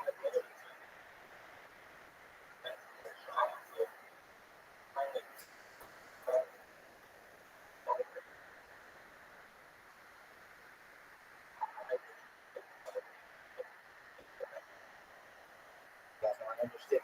Was he ever? Did he ever? Was he ever normal, quote unquote? Oh, so okay.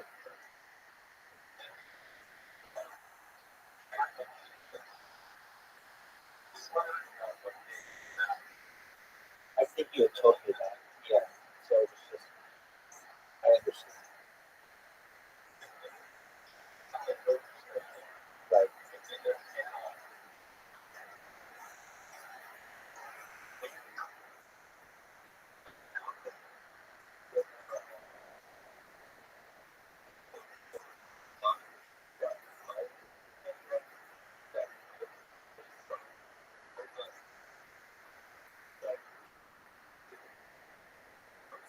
That's good.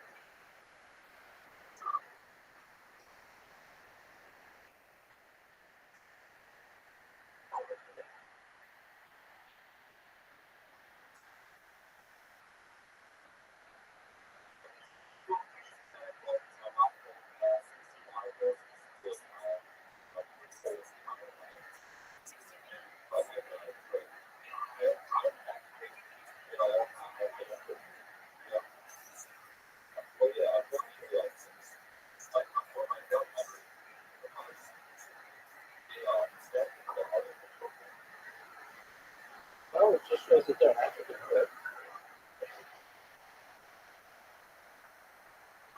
It shows that they have an entrepreneurial spirit.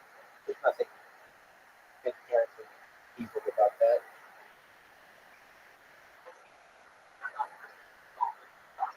Right. No, I understand.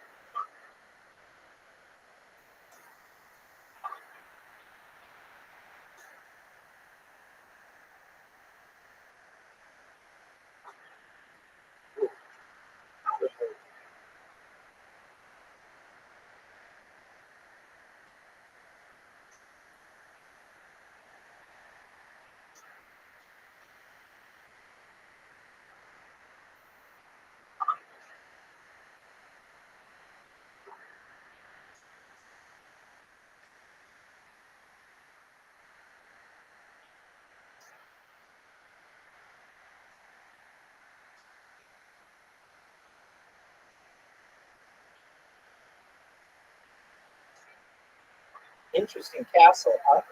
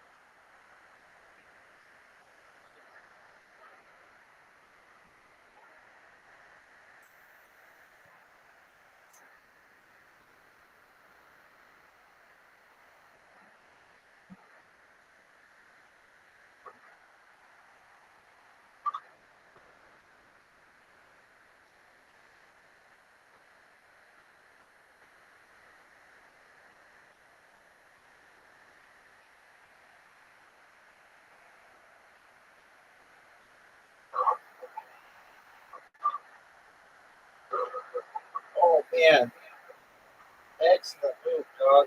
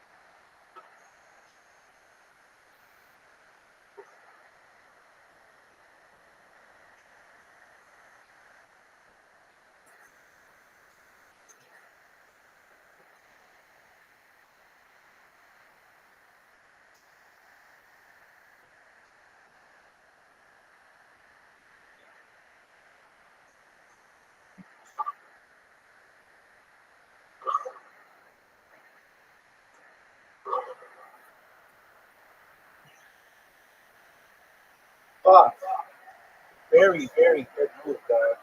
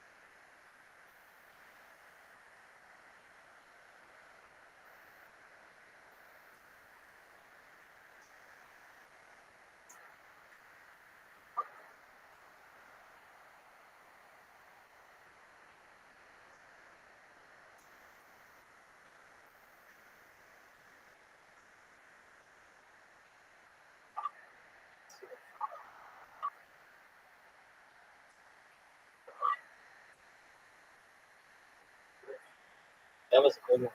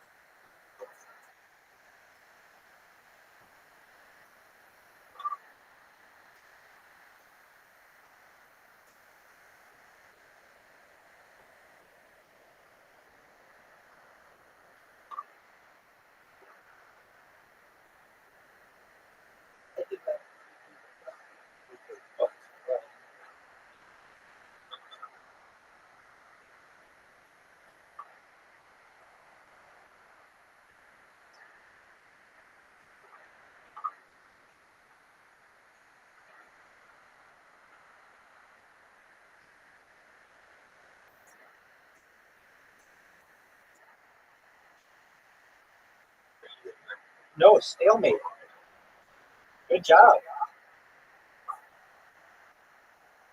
Couldn't get you. Very good.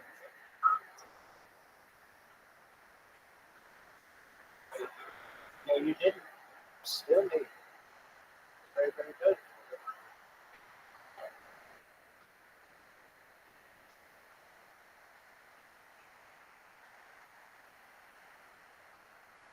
Damn it, I should have won. All right. Dwayne. Oh, shit.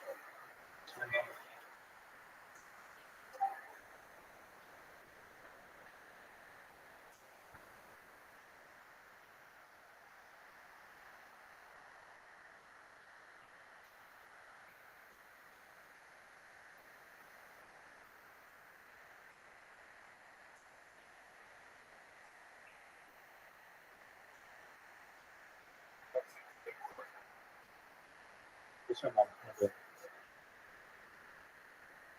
that's real quick. Here we go.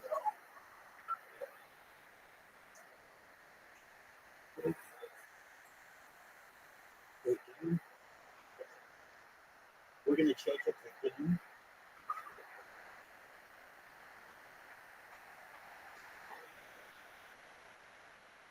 Cool. Okay, it's starting. Just one moment. I'm going to switch up my bottle.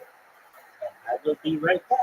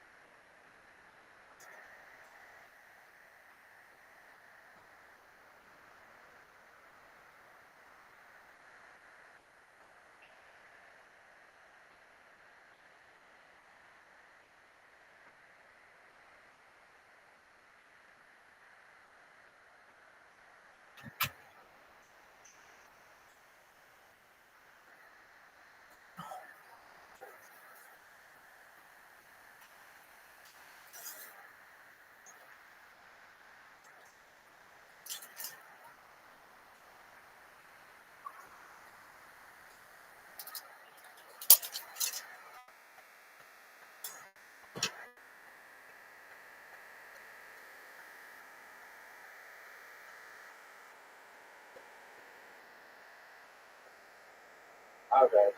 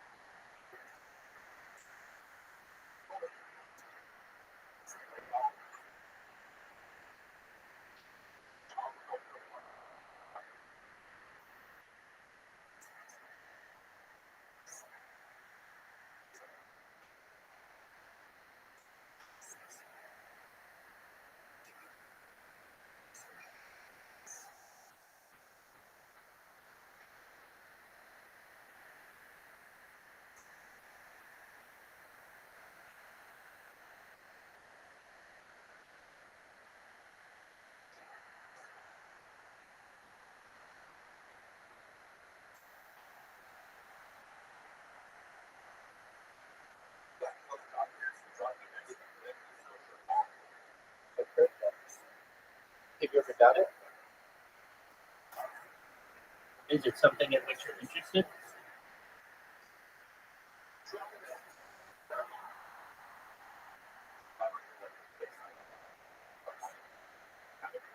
Now, if I understand it correctly, you don't just do that. Because that's disgusting. What you do, now I could be wrong, is you take the frog and put it on like a windshield or like a big piece of glass, like a glass table, so that all those secretions come off. You let that dry, and then you eat them. Have you heard this? No, I wouldn't either. It sounds absolutely fucking disgusting. But I don't know. It depends on what the trick is with this. I just know that, like, I have a bad gag reflex. And I would start throwing up at even the thought of licking a frog.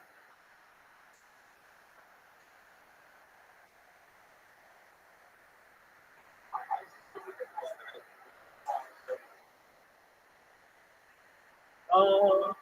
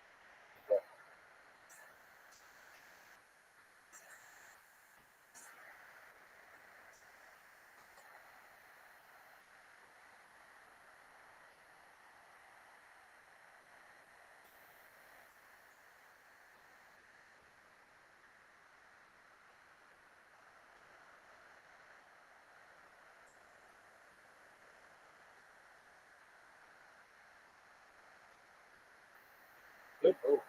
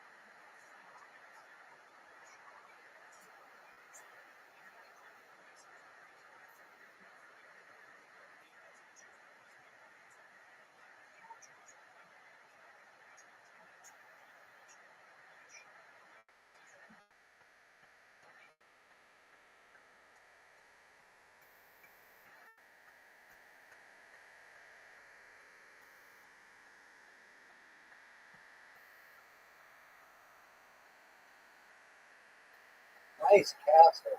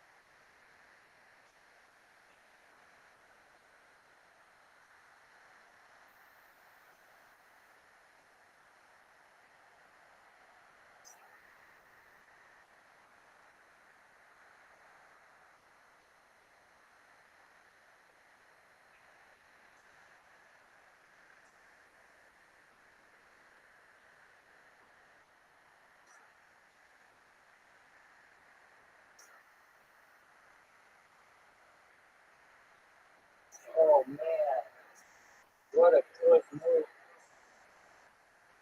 dog. Oh, dude, what a great move.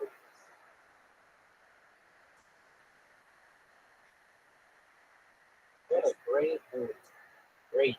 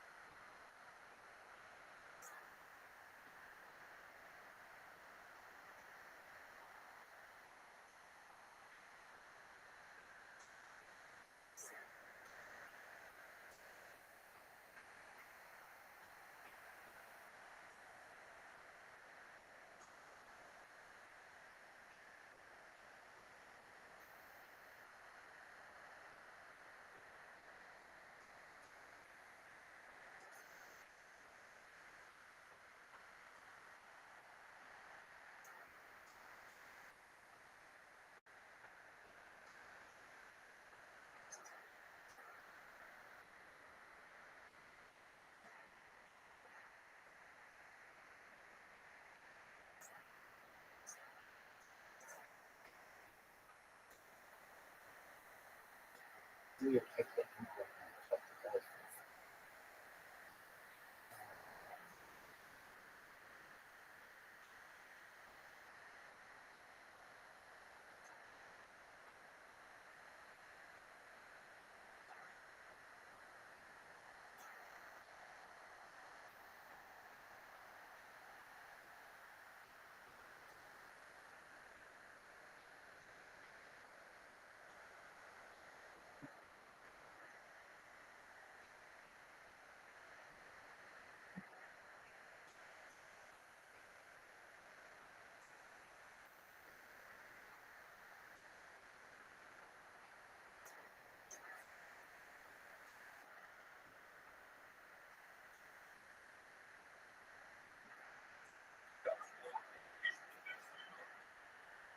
president.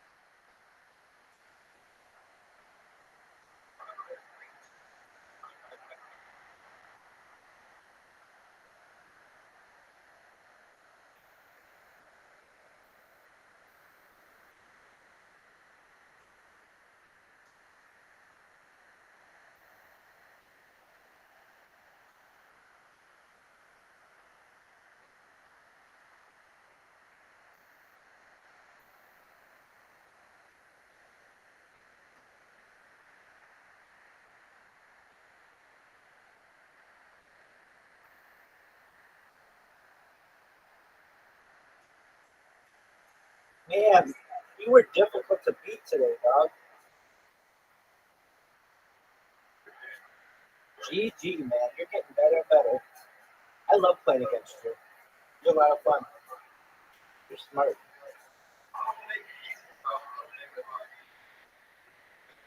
I think you're a really good guy.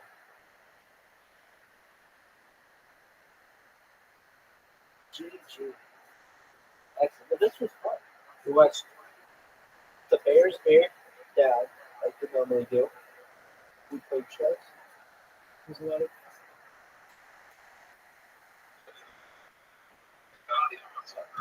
Dan's literally Absolutely. Come back in the 33 years morning, my old, friend. still alive and kicking. You can watch me sleep for 8 hours. I mean, phase that. You take care, my man. Still alive. Peace. He's actually died 7 times in his life and been resuscitated. 7. And I once asked him, I said, Dan, what happens after you die? And he said, nothing. So good luck with your religion and your faith. I'll take an actual statistic. Now, his family had since moved to Melbourne. I had moved to Great Britain. I went to do the Melbourne Comedy Festival about a year ago.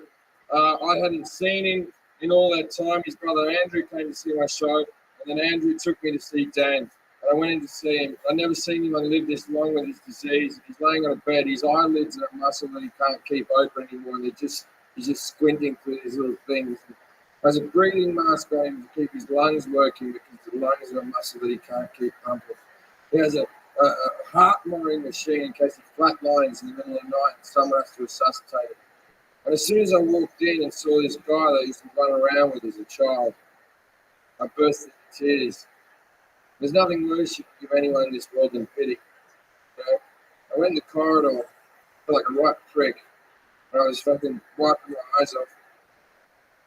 I went back in, and I sat with Dan and his brother Andrew after work. And me and Dan chatted for a while. 20 minutes into the conversation, Dan says to me, Jim, I'm 32 years old. I've never been with a woman. Will you take me to a prostitute? And that's where the story picks up, ladies and gentlemen. Because I went, fuck yeah! I remember, don't tell my brother, he wouldn't understand. I said, that's where you're wrong. I've known your brother my entire life. Trust me, he will understand. And against Dan's will, when Andrew came home from work, I pulled Andrew aside and said, Andrew, look, here's the deal. Dan's asked me to take him to a prostitute. I'm going to do it whether you like it or not. I think as his brother, he should come along and help out. And Andrew went, we're not doing it. And I went, why? And he went, it'll kill him. And I went,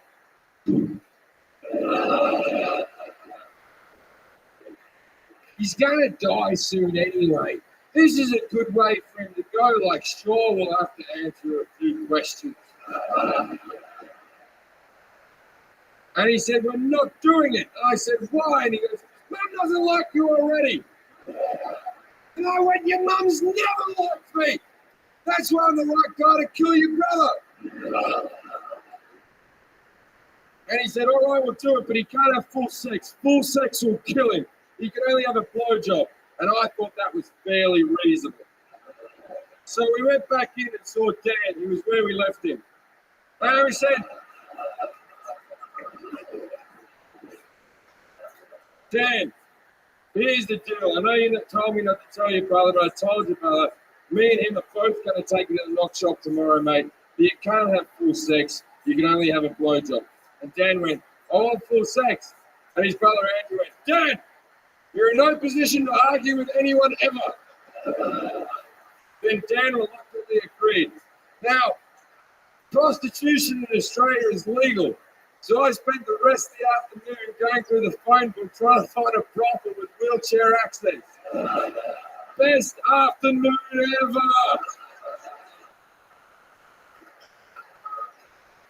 Eventually I found one of the biggest brothel in the Southern Hemisphere, the Daily Planet, or as the Australians call it, 4 floors of whores. It's a 24-hour brothel because Australia's a go-ahead country. So we decided we were going to go early in the morning, like really early, like 6 a.m. We wanted to go when the place is quiet and we weren't going to cause a scene. So we wake him up at 6 o'clock in the morning. It's hard to tell if he's awake. And we get him in his chair. Now, he hasn't got your bog standard fucking wheelchair. He's got one of these big sort of silver-looking things with the truck tires on it. I think the model's called a Hawking. And even though his muscles don't work, they get sore. So this thing is moving from side to side and back to front and even into a full bed. So we get him in the chair, then we order a taxi. And then it's not like you have black cabs out there. It's like a normal car, but they've modified the back to go higher, and they drive him up through the boot, and they strap him in there, and he sits up high with windows all around him like a big retarded Pope. Or as the Catholics would say, the Pope.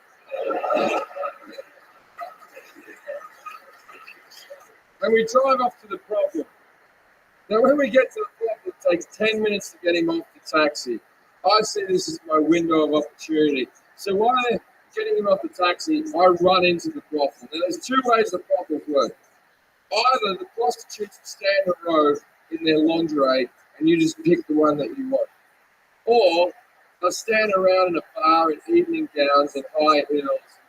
You walk up to the one that you like the look of, chat to her for a bit, act like you've got some type of connection with an Eastern European woman, then take her upstairs and fuck her if you need your life to be this delusional.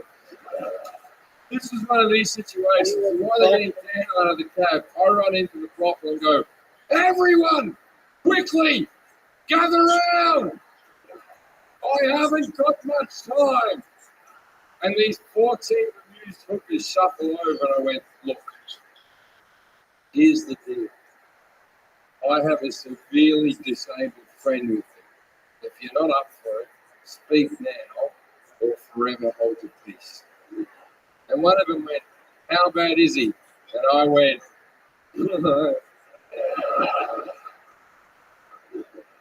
"Pretty fucking bad." And 10 of them said they wouldn't do it. And I said, "Well, I respect that. But can you please go and hide, because I don't want him to be rejected by hookers." And these 10 girls shuffle away in their evening gowns and their high heels with gonorrhea falling out of them.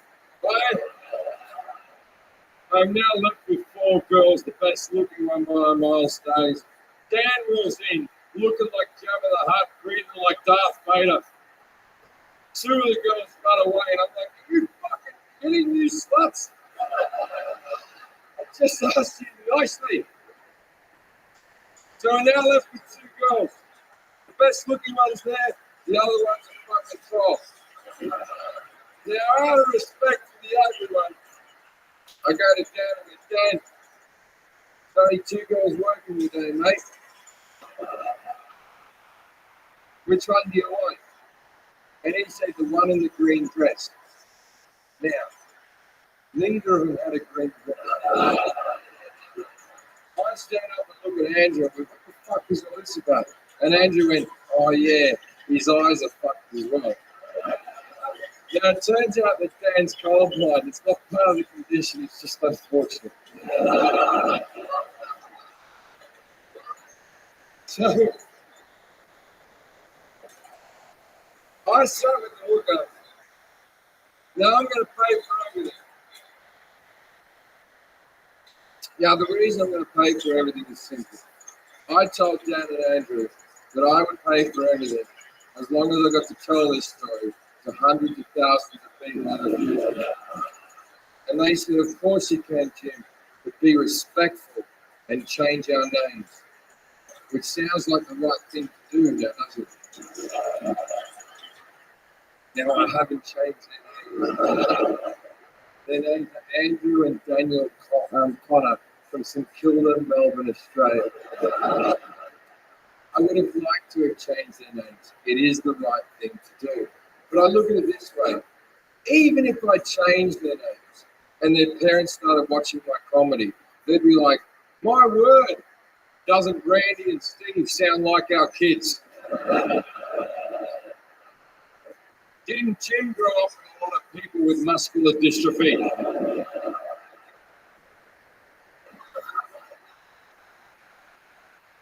So I sat there with a hooker and I said, "How much for the half hour?" And she said, "180. I said, "I'll give you $250. because I realise it's a specialty thing you're doing. She goes, I got one question for you. I said, shoot. She went, is he mentally retarded? And I went,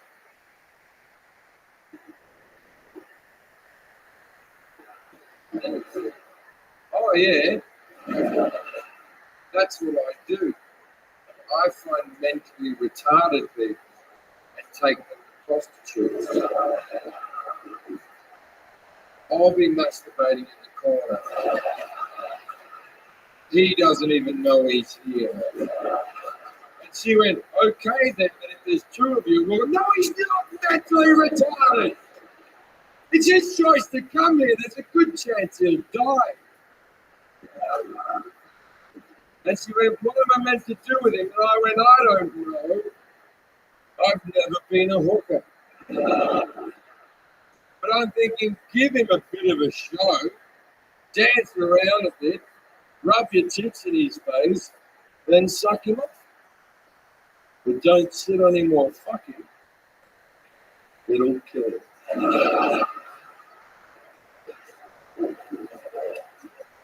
So we go up to the room, and thank God was on the first floor.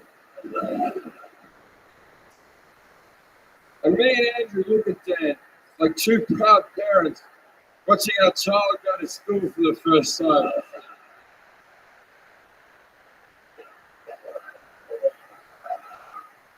And then we leave, and as we proceed to leave, I pat Andrew in the back. I said, Andrew, you've been a good brother today.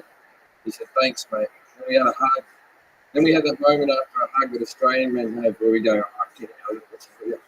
And then I said, hey, Andrew, how does Dan get his clothes off? And Andrew went, fuck! And we went back in. Andrew looks him up and down, he turns to me and goes, look, he's very fragile.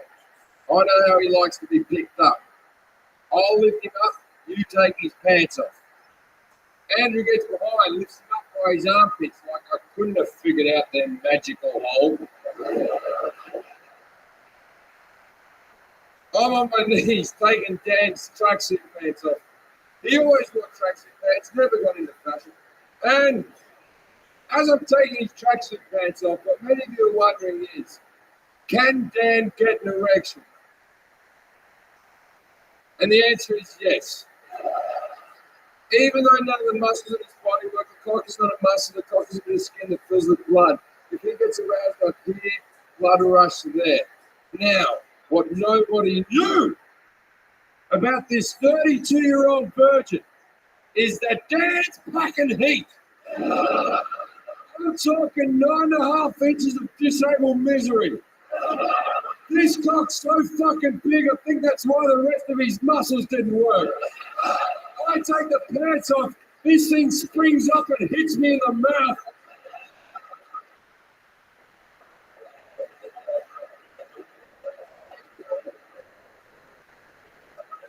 And the hooker goes, let's do the light. Let's explain the light. When they legalised prostitution in Australia, they didn't legalise it in all forms. For instance, you cannot get a street walking hooker, you cannot get a prostitute to your hotel room. You can only go to a brothel in a safe environment where they have security for the girls in case a man shows up being drunk and dickhead or whatever. And also, it's safer for the people who go to brothels because the girls get tested for STDs every month.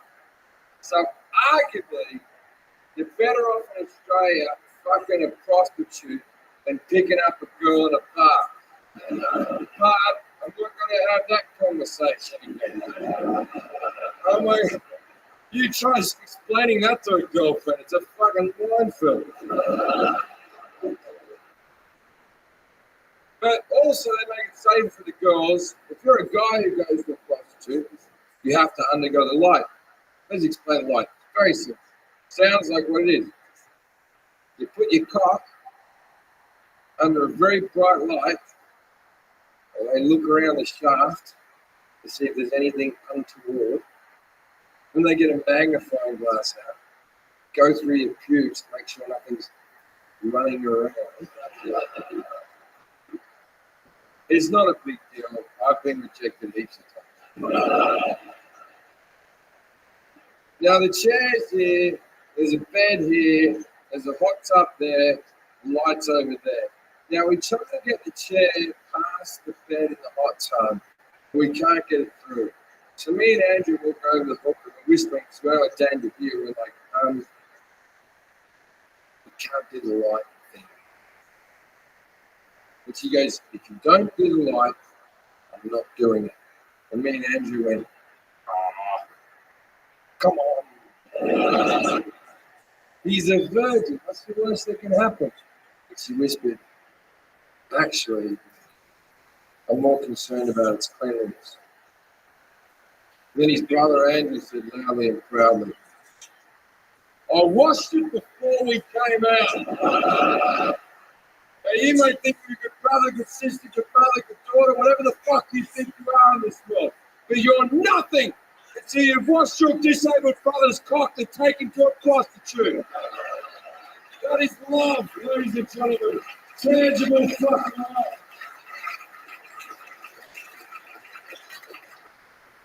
So we looked at Dan, everyone agreed it was time to go. We looked at Dan, me and Andrew looked at him and went, we're going now, mate. Got anything you want to say to say it now, because we're going to leave, right? This is what Dan did.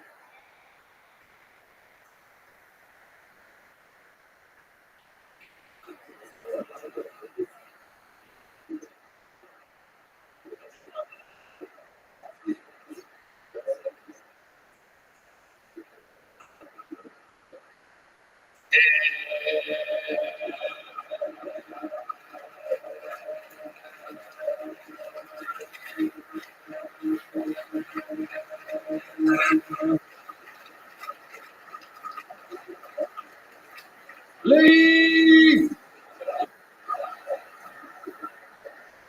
So, me and Andrew went back down to the bar and we hanged over the hookers. Like 10 of them sort of mulling around. We're standing there. Don't know what Dan's up to. We're standing around the bar with the hookers. And then 5 guys from London walk into the bar who are obviously out of their fucking skulls on coke. Now, if you've never taken a lot of coke, then one of them, anyone's got it. No, if you've never taken coke, you know, when like 5 or 6 guys get together and take coke on like a Tuesday, there comes a point at about 6 in the morning where we go, you better call up some chicks, maybe, and you call up ex-girlfriends, like bring some friends. And I don't know what you're expecting. So basically, I think it was a Wednesday we did this. I think these guys have been on coke all night, and they've obviously gone, okay, let's go down the bottom. And I was sitting in the bar chatting with the hookers, and these 5 guys from London walked in, and one of them recognised me and goes, Chicken fucking Jeffries. I know you, mate. I know you, the committee. You're the Space Food guys. Go to the committee. And I went, hey, how you doing, man? He goes, hey, Jim. Want a Coke? And I went, yes. And I went up to the toilet, did a load of Coke. I come back out, and obviously I've left Andrew alone for too long. And he's sort of panicking all by himself. I sort of look at him. What's wrong? And he goes, what if we've done the wrong thing there? What if he's in there dying right now? What if he stopped fucking breathing? What the fuck? What if his heart stopped? What the fuck are we meant to do? I said, not a problem. I'll resuscitate him. And he said, do you know how to do that? I said, no, I don't. How can I do? Push, blood, blood. I haven't embellished that the slightest. That's the exact thing I said to him. Push, blow. Then the prostitute walks back in the room. It was with Dan. I'm staying with the 5 coke fiends, 10 prostitutes. She walks in the room. It's like that moment in the movie where the needle on the record just sort of goes, eh. Everything stops. She walked in and she said, "Well, it's over." Me and Andrew immediately went, "Is he dead?"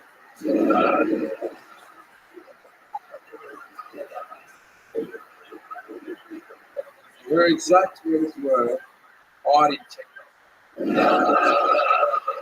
So, me, Andrew, the 5 coke fiends, the 10 hookers, we all run to the room. Now he's not dead. His chair's back in the upright position. His cock is still sitting up majestically, covered in jizz and spit.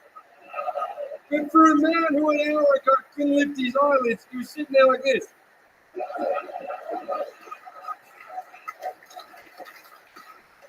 Now you might be wondering why his eyelids are up like that. Let me explain something. It wasn't through happiness. Tell you something about myself. I'm 33 years old. I've been masturbating since I was 10 years old. And in that time, I have not missed a day. Every single day I masturbate. Haven't missed a fucking day. Every day I'm in a hotel room with a laptop way high up on my chest here. So I don't have to look at the filth I'm doing to myself. So I'm watching porn here, and 9 times out of 10 I hit the Apple sign. Right? And I do this every single fucking day. Yet I would be mortified if any one of you was to ever see me doing this. I would want to fucking kill myself. And I do this every single fucking day. Now imagine if you've never ejaculated through the power of yourself. You've never had another person do it. You're 32 years old. The first time you shot a lorry with fucking stale jizz all over the fucking room. And you're sitting there with your cock out. And 15 strangers walk in. And you do not possess the power to put your cock away. And you see how that might be a bit unhinging.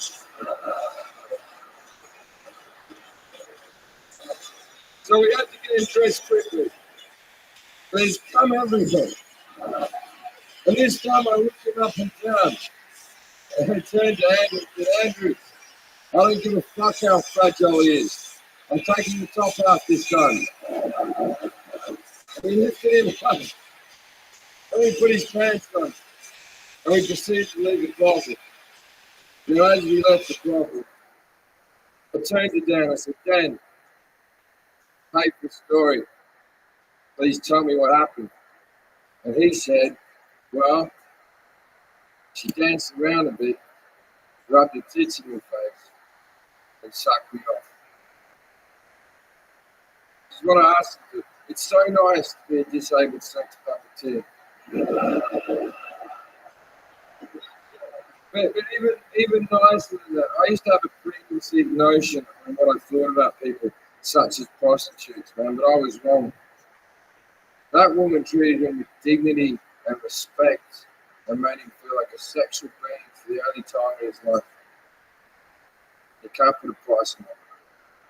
All right? Well, 180.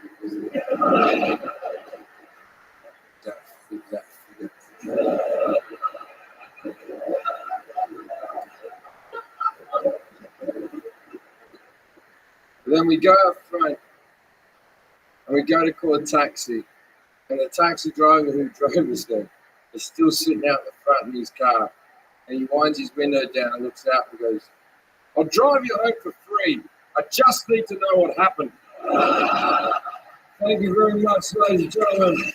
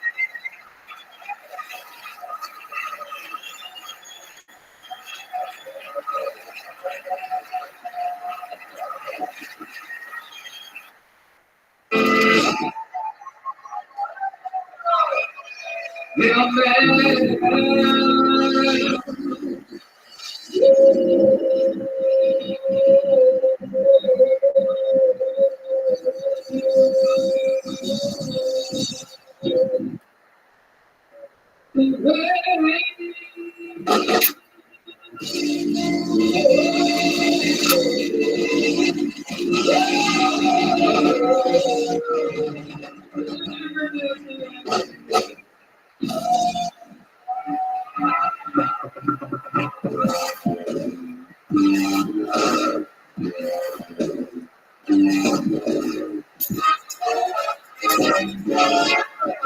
this is Rabbi coming to you live from Falcon Gas Company here in Austin, Texas. For a brand new episode of Kill Tony. Give it up for Tony.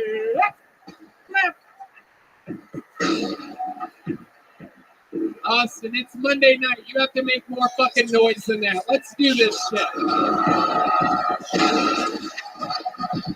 Yeah, everybody. Radio's here. And fucking family. Look at a hand for the goddamn best band in the world. The Kill Tony band. Screwball peanut butter whiskey brings us the amazing Matt Mueling on guitar, Michael Gonzalez on the drums, and the incomparable T. Magnus on the bass guitar, everybody. A little bit of those sweet, sweet vocals from him tonight as well. Life is good. We are here at our home in Austin, Texas for another episode of the best goddamn live podcast in the world. Very excited to be here. You guys are very excited to be here. Brought to you by the Yellow Rose and the Red Rose. The best strip clubs in the world happen to be here in Austin, Texas. Does that excite you guys? We got fucking Shit. Those guys like pussy. a fucking yeah. Jorge Masvidal right here in the front row tonight. You look like you're a strip club type of guy. This episode also brought to you by Blue Norther, amazing vodka seltzer, and the great CM Smokehouse, our favorite barbecue joint here in town. Thanks to our friend Yoni, this barbecue show. He's right over there with that camera. He's a barbecue guy. He's a videographer, a producer. He does it all, Yoni. He was a little worked up before today's show. Yeah. Why'd you go camping, Yoni? Come on, do it. Anyway, we're going to have a lot of fun tonight. We have amazing handmade joke books by taxidermist turned joke book designer, the great Bonsai, everybody. This is real Texas leather.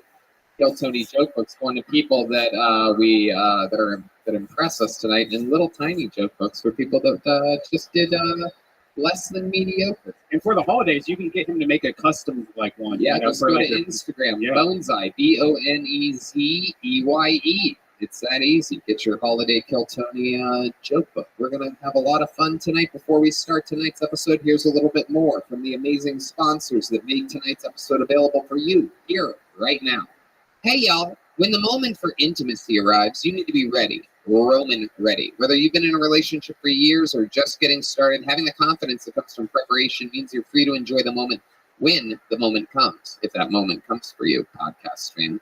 Even though you are far from ordinary, the truth is that ED is really common. In fact, 52% of the guys aged 40 to 70 experience some form of erectile dysfunction. Stand-up comedy is hard, and you should be too. Go to GetRoman.com/Tony now to speak to a U.S. licensed healthcare professional about erectile dysfunction and get $15 off your first month of treatment. ED is more common than most people think. In fact, 52% of the men between 40 and 70 will experience, hey, you're between the ages of 40 and 70, Red Man. Why don't you tell us more about this? I'd love to. The benefits of ED treatment can help you reconnect with your partner and rediscover the joy of sex. Roman's system is completely confidential and totally discreet. No big logos or labels on the packages. With Roman, you can get a free online evaluation and ongoing care for erectile dysfunction. With Roman, you can get a free online evaluation and ongoing care for erectile dysfunction, all from the comfort and privacy of your home. A U.S. licensed healthcare professional will work with you to find the best treatment plan. If medication is appropriate, it ships to you. Free 2-day shipping. The whole process is straightforward and convenient and discreet. Yeah, that's right. Don't kill your bony. Kill Tony. Getting started is simple. Just go to GetRoman.com/Tony, complete an online visit, and take care of your ED without leaving your home. Complete an online visit today to connect with a U.S. licensed healthcare professional and take care of it. Go to GetRoman.com/Tony today. And if you're prescribed, get $15 off your first month of ED treatment. Make sure you're ready to have the confidence and control this fall. Roman ready. Yeah, my pubes are looking amazing. The support for Kill Tony is brought to you by Manscaped, who is the best in men's below-the-belt grooming. Manscaped offers precision-engineered tools for your family jewels. They obsessed over their technology and developments to provide you the best tools for your grooming experience. I absolutely love this stuff. It's classy, it's made for men, and I love it. My favorite thing is the new and improved Lawnmower 3.0.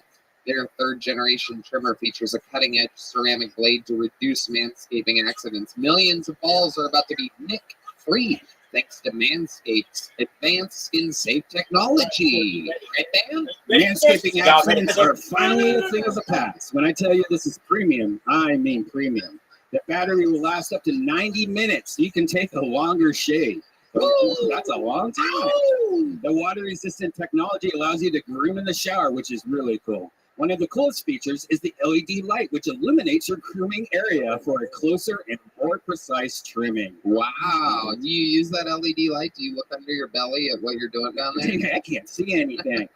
They've also upgraded the 7,000 RPM motor with quiet stroke technology. And let's not forget about the charging stand. That's right. Show your mower off loud and proud because this intelligently designed stand is a convenient charging dock powered by a USB. If you are listening to me speak right now, I want you to experience it firsthand for yourself. Trim that junk of yours. Get 20% off plus free shipping with the code KILLTONY at manscaped.com. Your balls will thank you. Get 20% off and free shipping with the code KILLTONY at manscaped.com. That's 20% off with free shipping at manscaped.com. Use the code KILLTONY. Your balls will thank you. That's right. They will wake you up in the middle of the night and they will thank you for purchasing. Manscaped.com. Use the code KILLTONY. Don't be an idiot. Trim your junk. Do it now. All right. You guys ready to start tonight's episode or what? All right. Anything can happen here. I'm really excited about tonight's guest, everybody. I met this comedian here in Austin. She is an amazing talent. Ladies and gentlemen, making her debut as a guest on Kill Tony. Local talent, amazing comedian. Make some noise for Ariel Isaac Norman, everybody. Here we go. We're doing this shit tonight. Absolutely. Ariel has made it. I love this. You are the first of a ton of amazing local comedians that I have chosen. Okay. Do whatever you want to do. What'd you say?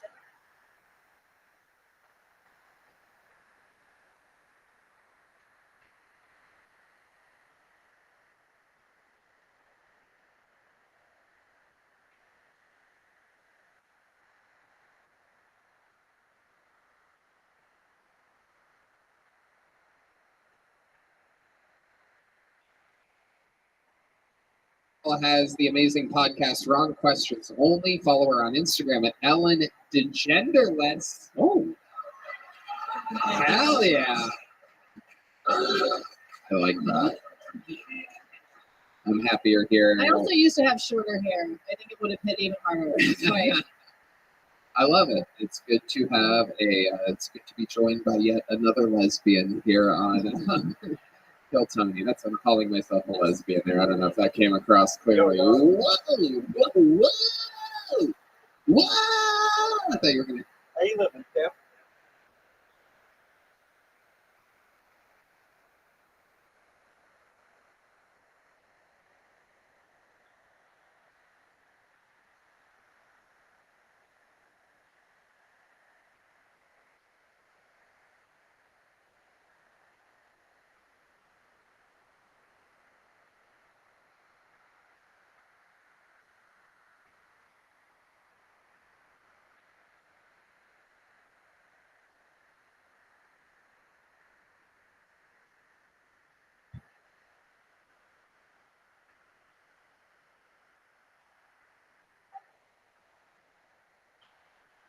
Yo, what's up, Tim? How you living?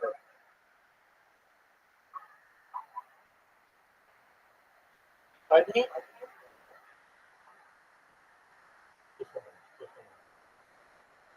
minute. Good.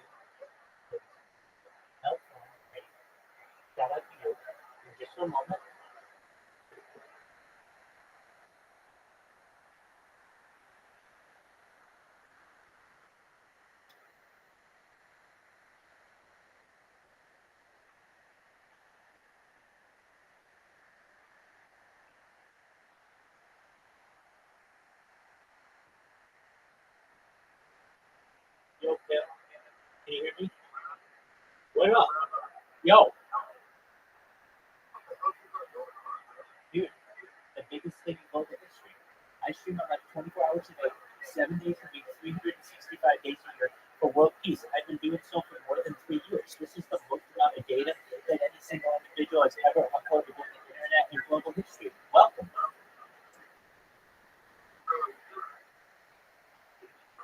Oh, you're amazing, dog. I'm gonna blow your mind.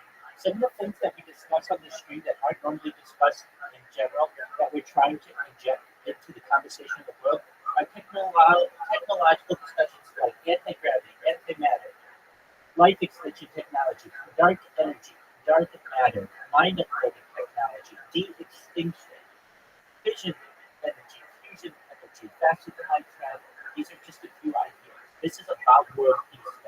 I'm going to give myself and give the world a platform to be able to discuss world peace. And currently, the way that the media is, the way that social media is, we don't have an outlet to be able to discuss world peace. When I was a child, people used to discuss world peace. It's not discussed as much anymore, but I want to help move the conversation in that direction.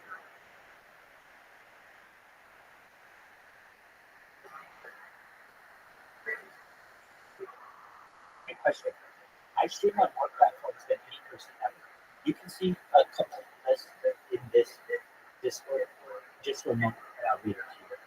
I have over 100 YouTube accounts, over 1,000 TikTok accounts, over 2,000 Twitter accounts, over 10,000 Kick accounts.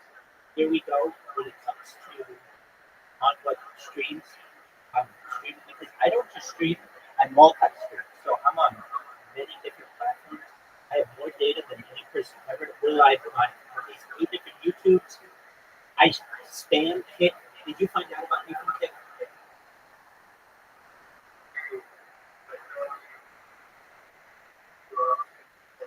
Right. Excellent.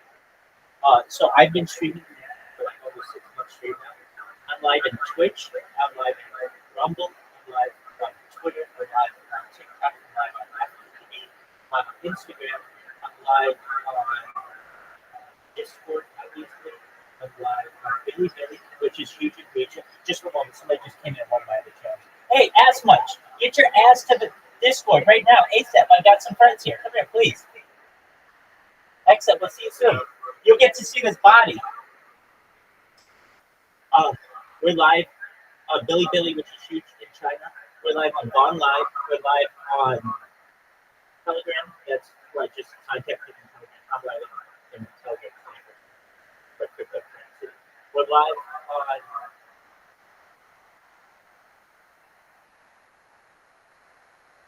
Camera. We're live on Bible Live. We're live on Local TV. We're live on podcast or Spotify. We're live on You Now. We're live on D-Live. We're live on Breakers.tv. Live on Trovo. Live on Vault. Live on Odyssey. Live on Arena.tv. I'm also live on Joystick, which is like an adult one, so I don't do anything really about that.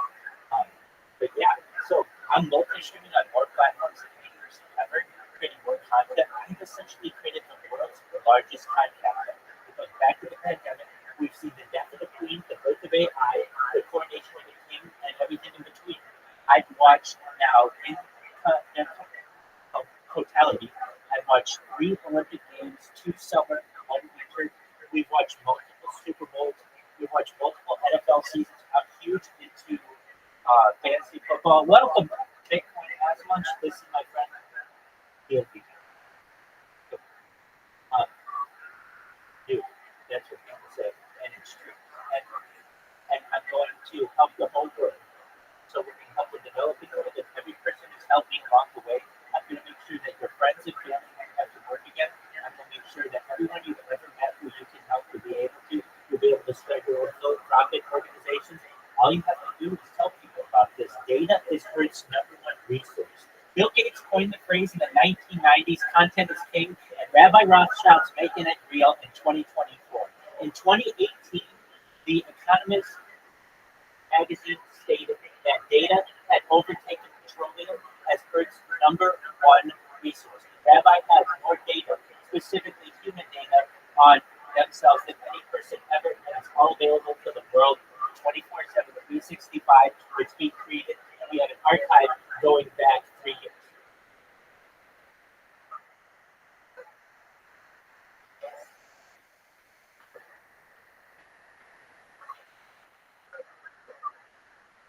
we wish. No.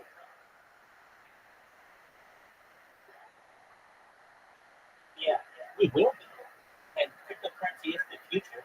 And we're very, I don't know anything about personal finances, but I have the opinion of what people have in society and be able to live. So I can tell you this. Well, no, I do everything I do for free. Yeah, the only thing that I have to do is make sure my credit is great and my internet is not. Well, and I have to pay for it. But I am perhaps the world's most eligible bachelor. You may not think it now, but in the end, the ability for a woman to say that she's been with the most famous person ever would be very attractive. And perhaps may make me the most eligible bachelor ever. When a woman finds out, or when women find out in mass that, hey, there's one unicorn out there, some dude who has essentially created their life as a piece of art for the world, it's a time capsule for society. They will become the most famous person ever, and every woman on earth will desire. And you know what? I can live an orgasm every single time.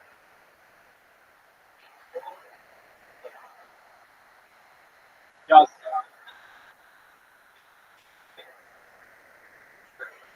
more than 20, yeah. Absolutely.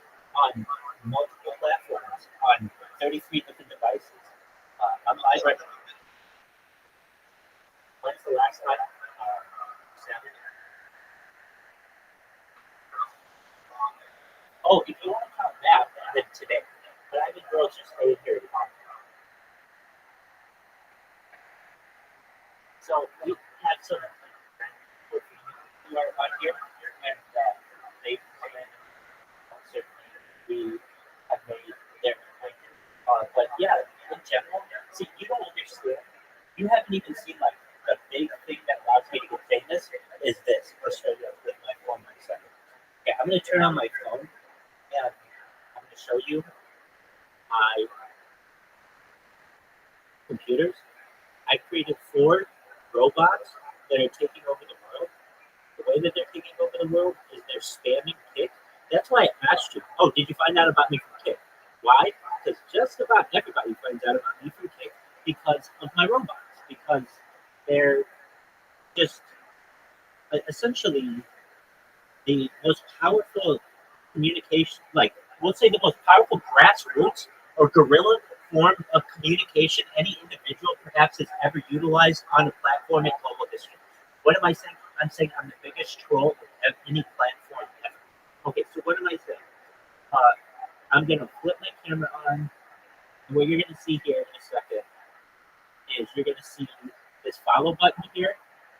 There's a pink pointer. The pointer is going to recognize where the follow button is. It will take a little bit, but it will work. And then it's going to spam this motherfucker's chat like crazy. And what's it saying? So, because I've lived my life like a human zoo for the last 3 years, allegedly, I might have myself perhaps fapping. And if I did, it might be on Instagram.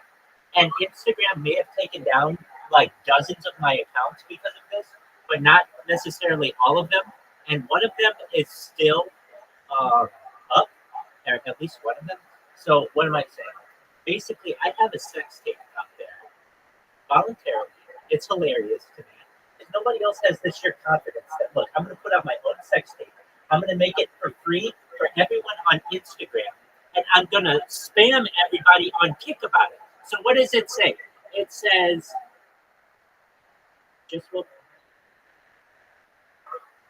it says 18 plus, Rabbi sex tape pinned live on Instagram. And it says, Rabbi has more data than any person ever, 3 years of content is king.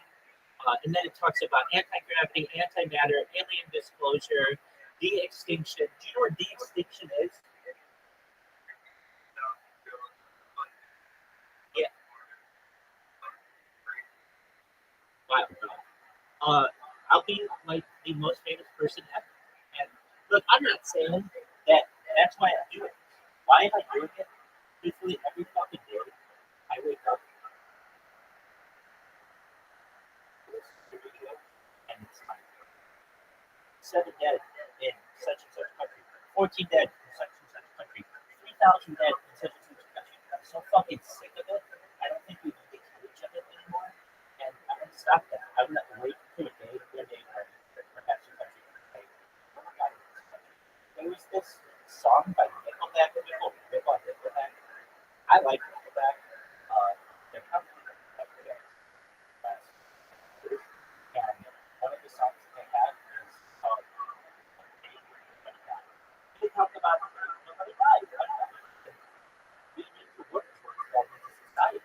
It would work as a goal. And no one is talking about that. And I think there's a society to do. I have declared my own candidacy for the United Nations Secretary General. No one does that. Not that that's a very serious run, but it means I think I'm probably the first person to ever declare the candidacy. What is that? To me, that person's the most influential individual perhaps in the world. They're the head of the United Nations. They could get on every single media platform if they wanted it. The powers let them. They could get on and say, we want to work towards a more peaceful world where no one dies, where no one goes to war. So that means everyone in the Middle East and everyone in Russia and Ukraine need to put down your arms. It just right now we have an absolute peace treaty amongst you, or at least a ceasefire and move towards a peace treaty. And if you want to take over each other's land, that's fine. You can, but you have to do it diplomatically. You cannot do it with arms. We're going to put the arms away. And anyone who wants to go and pick up those arms, the entire world will declare war on you. Essentially, it's a defensive act for the world. And we already have this with NATO in some ways, but it's not war. So what am I saying? I'm saying that if there's any country out there, wherever country it is that wants to take up arms against another country, and it is done in a warlike stance, then the entire world is going to go war.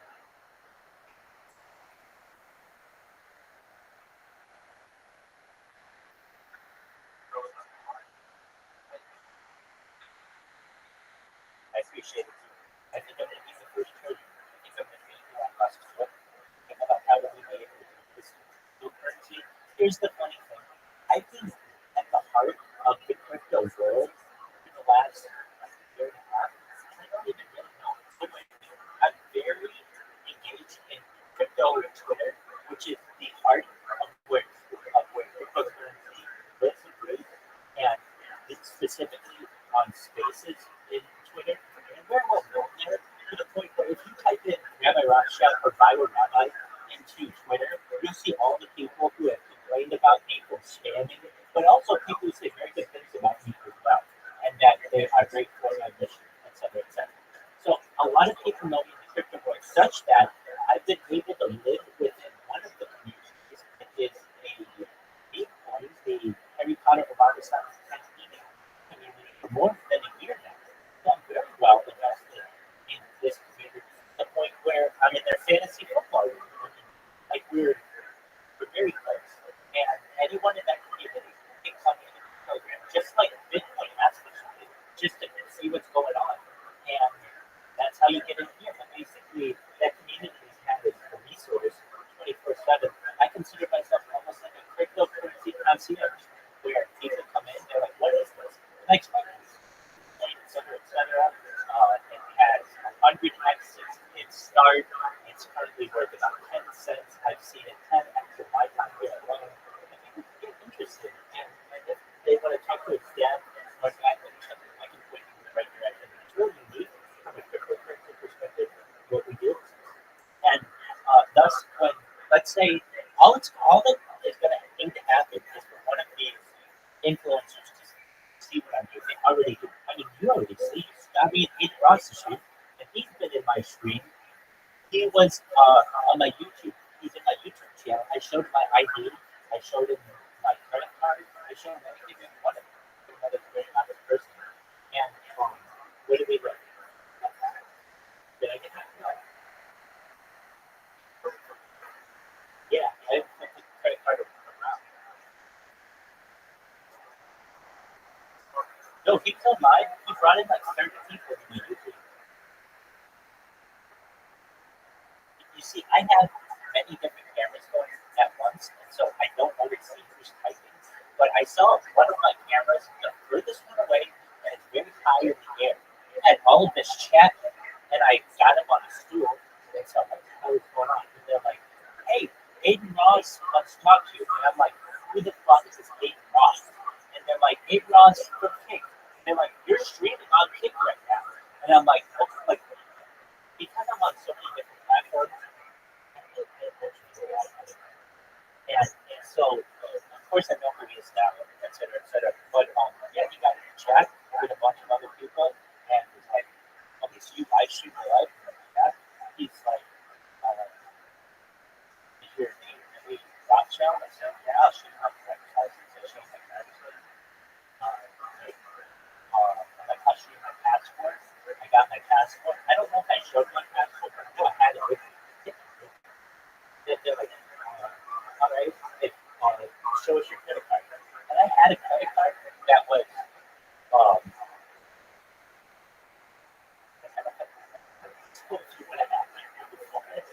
and so I just showed that. And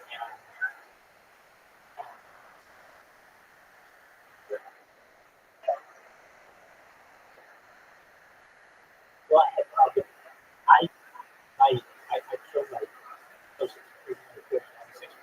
6 like in numbers and my ATM was 6.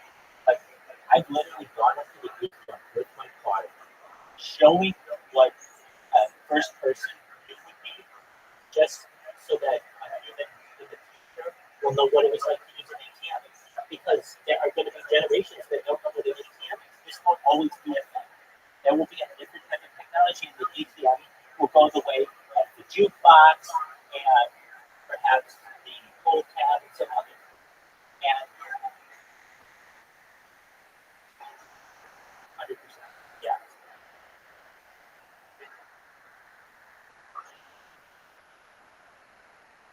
100%.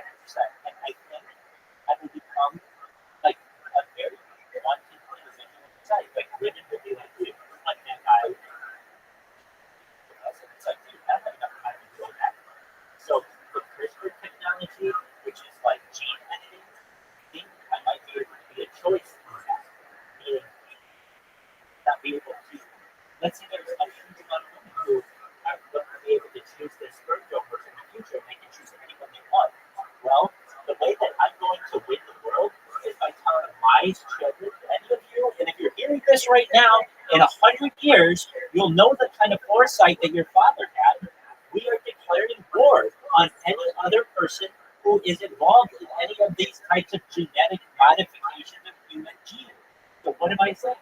When you mature someday and you find out that there are perhaps hundreds of you or thousands of you who unite together as a family and you ensure that no other families take over. I mean, essentially it's the opportunity here to disseminate the world, and if I'm going to, I'm going to make the message very clear to my progeny that we're bonding together. And any woman who hears that automatically is going to choose me as their potential sperm donor because they don't want to go against me.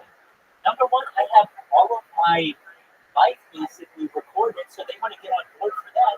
But on top of that, if they go the opposite direction, they know that there's essentially a war on for the human species, and they're going to be on the wrong side of that.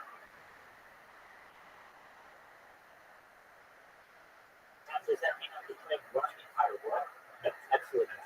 But what I am saying is this, that anybody in any position might have the opportunity to do this thing.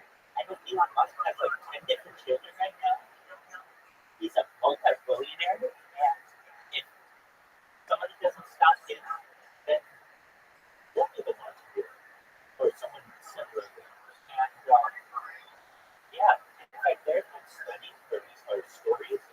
There was a doctor who was a fertility doctor and had this breeding thing and ended up impregnating hundreds of his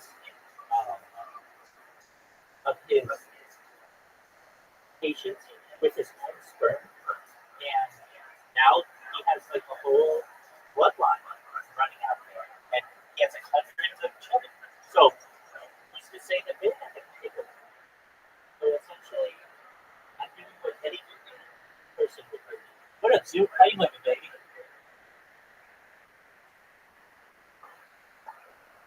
What'd you think about it, Doug?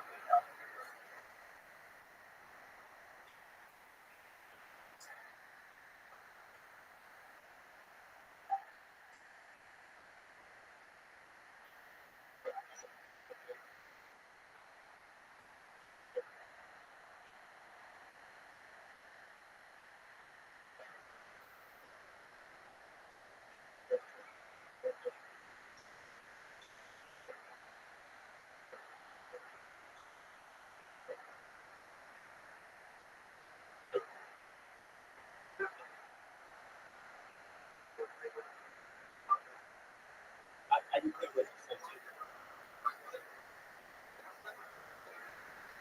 Dude, what did you say?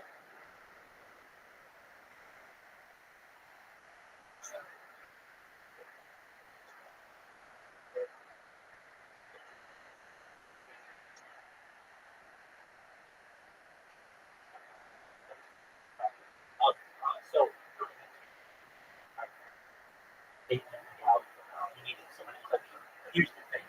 I have kind of the opposite problem that most influencers have. I have too much time. Just 100% time. So if I have people who clip it, it gets lost in the sea of 12-hour videos that are on YouTube. Just this sea of them. Here's of them from different angles.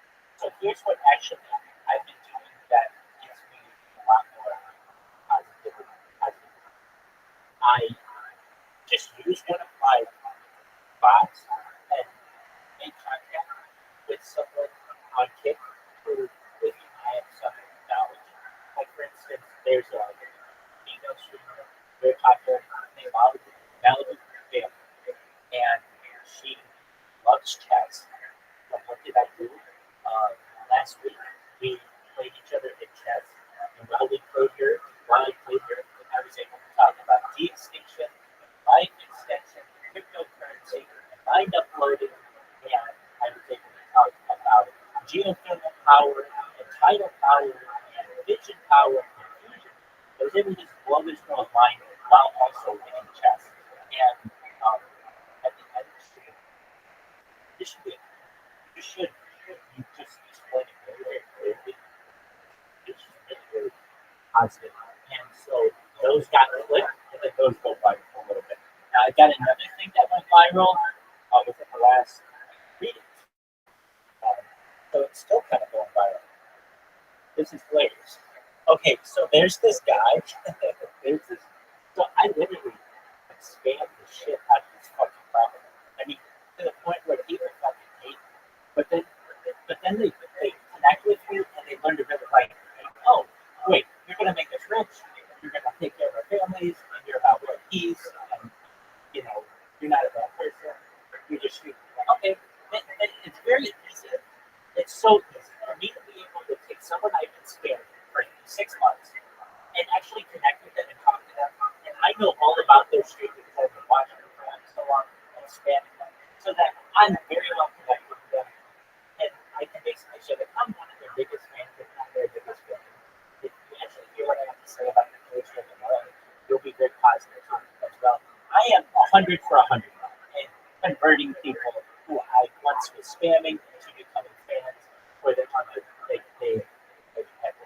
I interviewed them on my podcast and some other things. Okay, with that being said, there is a moderator, or not just a moderator, he's the head moderator. He's paid by Kim on the admin team. He's a former Amazon.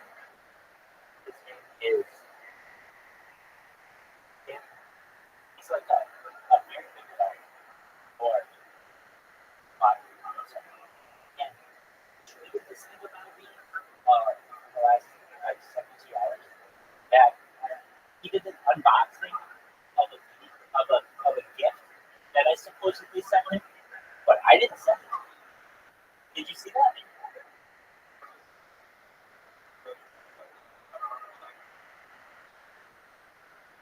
Yeah, I didn't send it. I never. But that's fine. It's just I was impersonated. Somebody was playing a trick on it, but I didn't send it. There's not a lot of money. People will see I don't have a lot of money, and I certainly don't have a lot of money to just be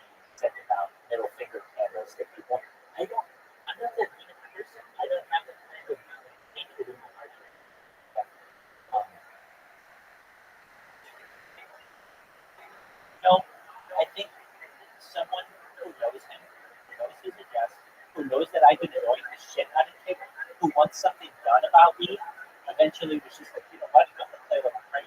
I'll send this gift to South Korea to get some attention, and hopefully South Korea will put an end to this rabbi. But unfortunately for them, I've heard South Korea even say there's nothing we can do about it because he keeps changing emails. I keep staying one step ahead of it.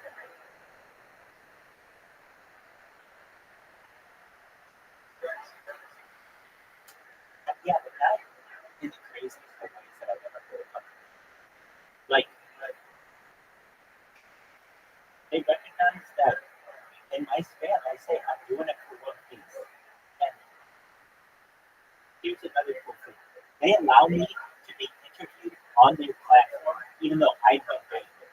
So, like, I'm interviewed quite often by people on there who want to hear my opinion on a certain subject, and I just so happen to have been banned for that reason. And, but according to their terms and conditions, their streamers can interview or can feature banned content. When YouTube you can't, and Twitch you can't, Kick you can't.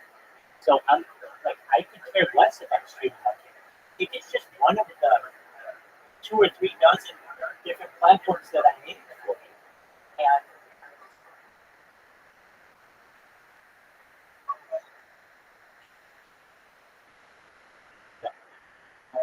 that was like a 3-year ago video.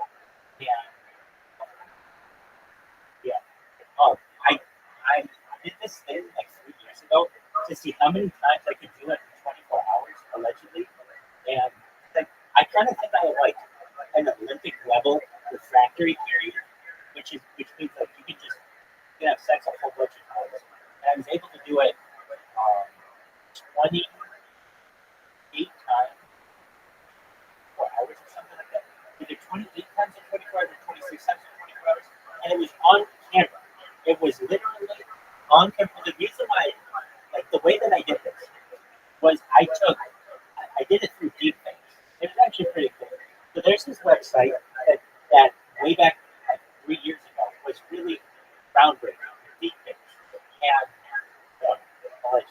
And so you would go to it and get a deepfake of any actress and whatever. So I went, because there are 26 letters of the, well, at first I was like, this is how it started. I was like, man, I fucking just amazed with it 2 or 3 times. And I wonder if I wonder, and I want to do it again or something. I wonder how often I'm on camera. I've never done it on camera to see. Like, usually I'll do it in the morning or evening, but it's not like throughout the fucking day. I've never done it.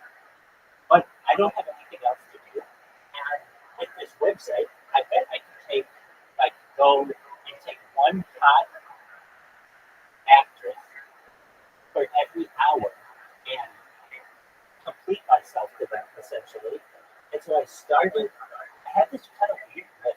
It's not normally the list I would choose, but it was like, A was Allison, no, A was Jessica Alba, B was Jessica Biel, C was like Candy Coco, D was like Eddie, and I did it for 26 of them. Now, it's really interesting. There aren't really any for X, and there was another line that just didn't have really anything. But anyway, yeah, and then there's a video of me on Instagram of just me going at myself allegedly, and it's like 56 minutes, and I actually go at myself twice. It's very funny. I go at myself just live on fucking Instagram like a fucking ape, and then I eat. I do to completion. I fucking like stretch, and then I fucking eat some popcorn, and then I go back at myself, and then I fucking pass out. It's very much like a human suit to me, and even watching myself, like my previous behavior,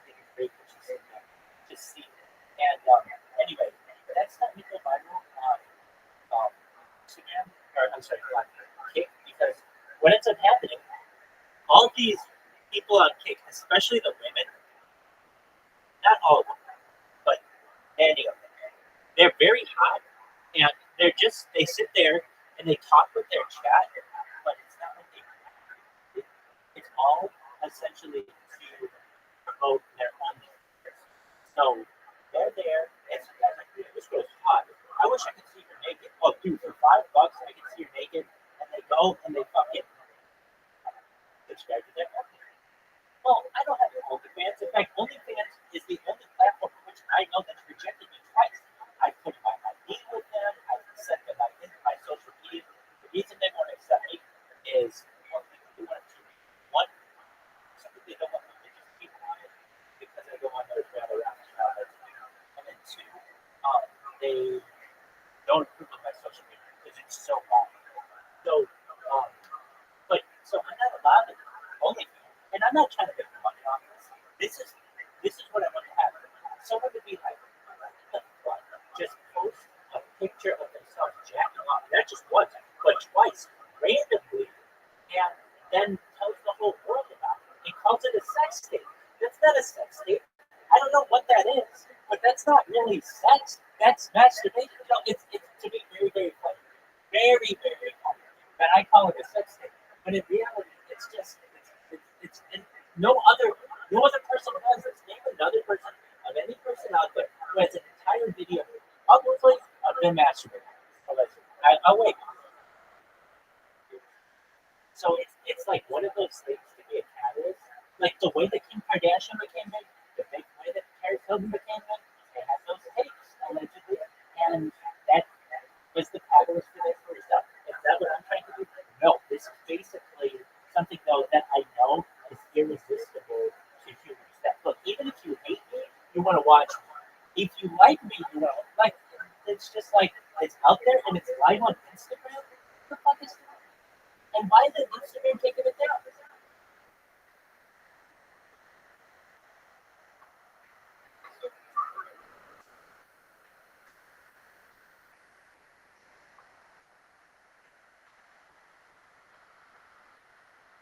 Oh yeah,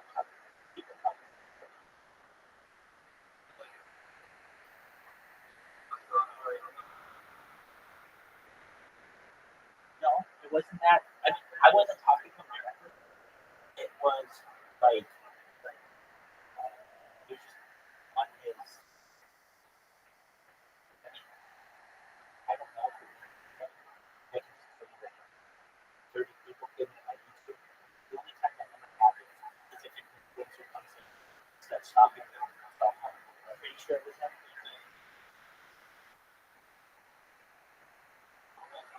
Yeah, yeah. I think some good friends out of it too. Another one is a guy in music business. He's actually not nearly as good as him was, but he is a troll. He likes to troll. And he came up by the street and tried to troll. And he was like, I can't really troll you on anything because you accept it all. It's like, oh, why do you have to be white? Because I do. So what? Like, why do you wear it now? Because I want to. Like, I don't give you any kind of good ammunition. When he got caught, so he brought like 100 people. And we sang karaoke, watched a movie, we watched a whole bunch of things. And a bunch of the people from that street continued to watch me for years. Like, I got one guy who's not here right now, but he spends a lot of time in this world to the point where sometimes he's in here 24/7. And he's become a kick streamer because of it, and some other things too. So there are some networking abilities there. Let me think of other. I got another person. He's just not here who with whom I had an interaction. If you remember what Omegle was, it's like MTV or Monkey, but they went out of this shit. So I was doing that, and every time I see someone, I ask them, "Hey, do you know what YouTube is?" And everybody generally does, but then when they say, "Yeah, I know what YouTube is," why? I say because you're live on YouTube right now, and I flip the camera and I show them if they want to be on YouTube, well, they can watch them. And some people think that's really cool. So, especially if it's a group of people, they're like, oh, you mean we're on the stream now? I'm like, yeah, okay, okay, great. So I asked this guy, hey, do you know what YouTube is? He's like, yeah, I know what YouTube is. And I'm like, oh, okay, great. Well, did you know that I stream myself, my life live 24/7? So I show up all my cameras and everything. And he goes to my YouTube stream. Okay. He's like, all right, so do you have the ability to go to YouTube? Like, yeah. He goes, all right, type in Dr. Disrespect. And I'm like, oh, okay. And I type it in. And I'm like, oh, hey, that's you.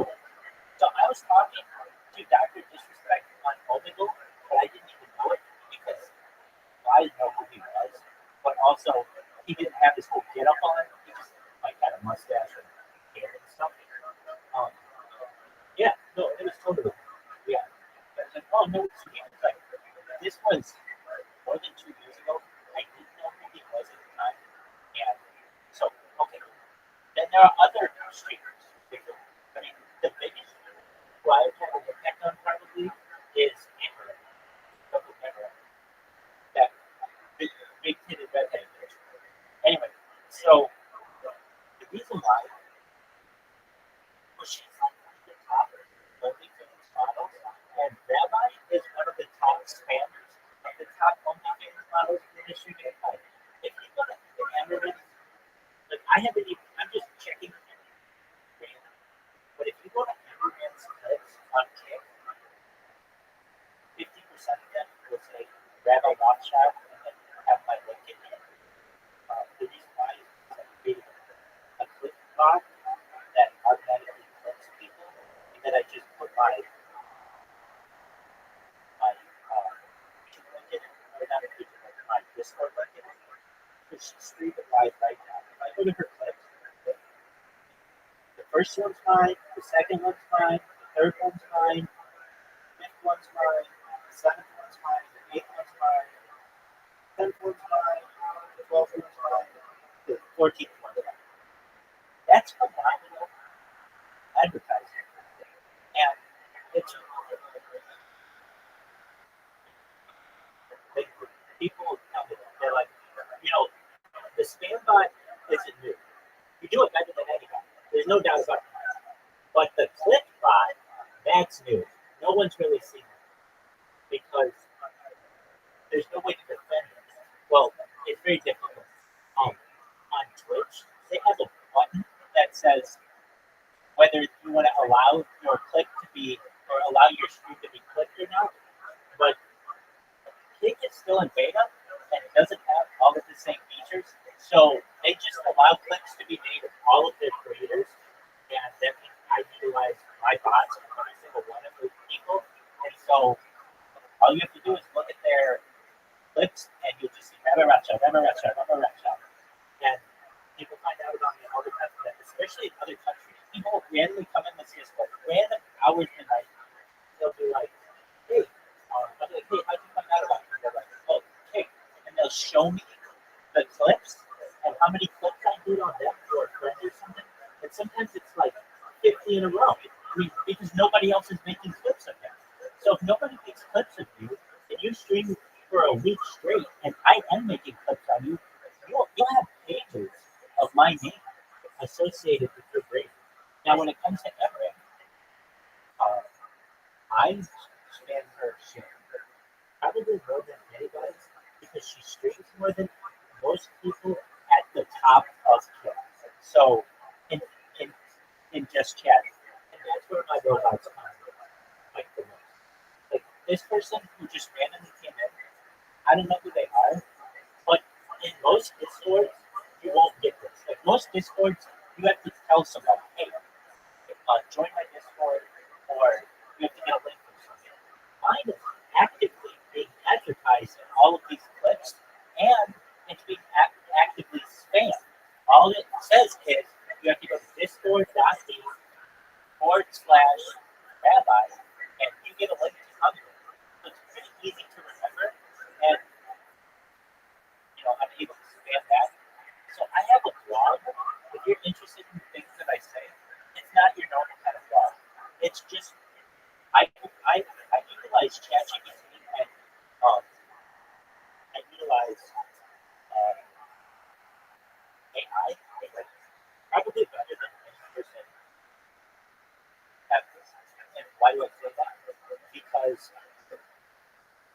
no one else can prove to you how much they're using AI. I'm on camera doing it, and I've been doing it since November 30th, 2022, when ChatGPT was released. Like, yeah, there are other people who are working with AI every single day, but they're not doing it on camera. They're not, when somebody comes to them with a question, they're like, well, I don't know the answer either. Let's go to AI. So I've been using this constantly. And what I did for like a year, is I would ask ChatGPT the greatest questions of society. Like, what are 100 ways we could travel faster than the speed of light? What are 100 types of computers better than a quantum computer? What are 100 different ways we could extend our life? And it would give you like 100 different ways. Now, does it anymore as well? It's much more censored. But right when it was first launched, I went in and asked it all of the secrets of the world, and then I would tweet about it. And I took all those tweets and condensed them into one blog. So if you want to see that, it's at Rabbi Rothschild. Absolutely. It's at Rabbi Rothschild blogspot.com. Rabbi Rothschild.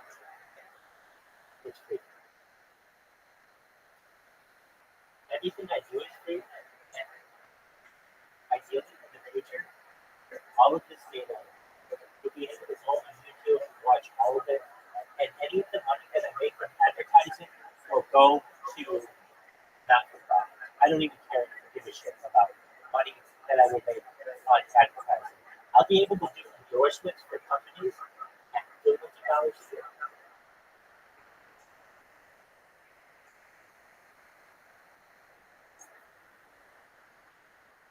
So that's the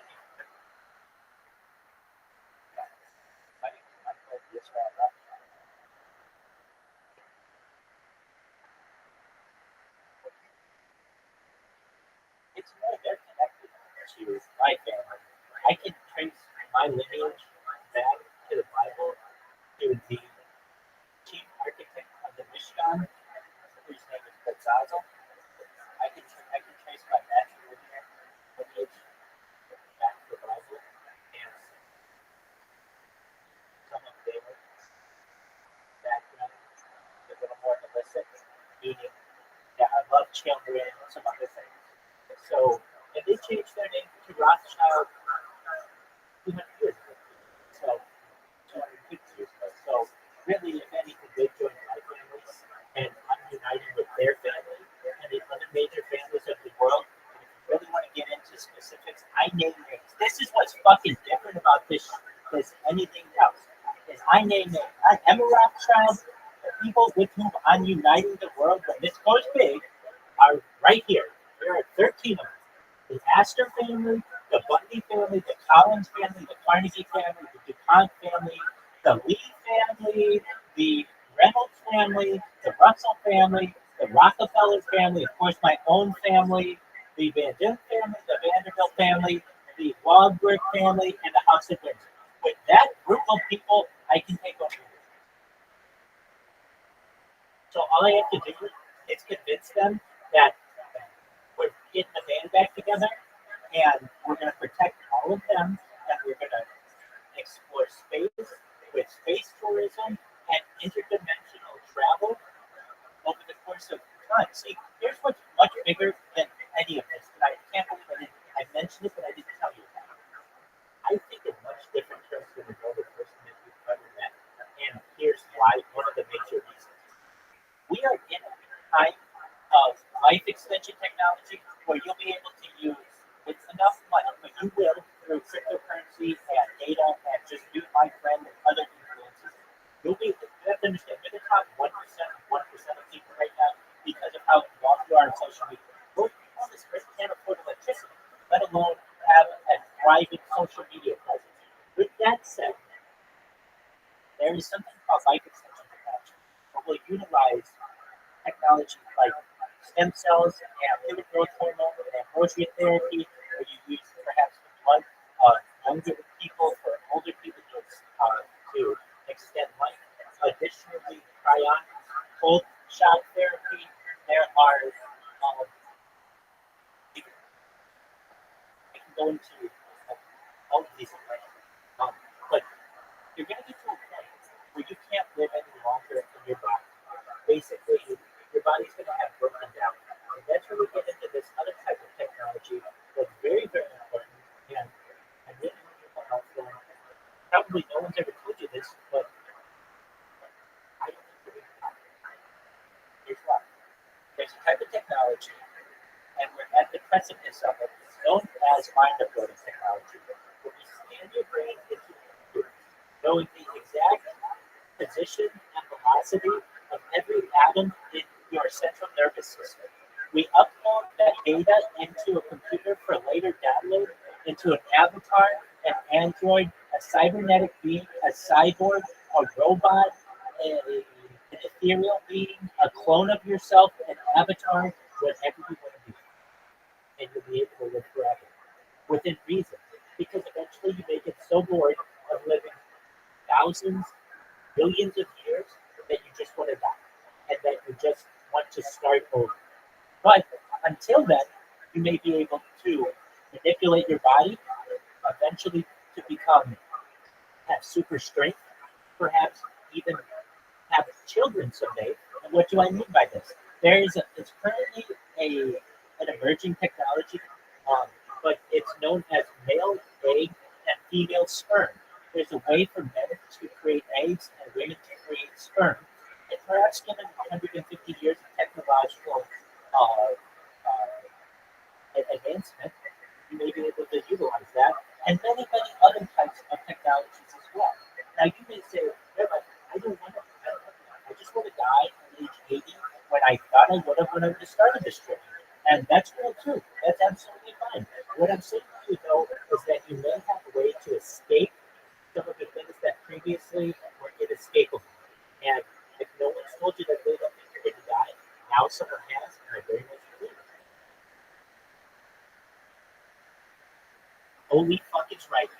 That's exactly how you should be responding. And it will change the way that you do a lot of things in your life. And so let's talk about it. First and foremost, love. Previously, people would get married for life. But what happens if you don't love? Then isn't a lifetime commitment to someone a punishment? And there's an argument to be made that it is. So in the future, perhaps people won't get married forever until death do us part because there's no death. People will be married for temporary periods of time, perhaps 7 years. And why do I say 7 years? Psychologically, there's something called the 7-year itch in societies where no matter how in love with your spouse you are, after about 7 years, the eye starts to wander.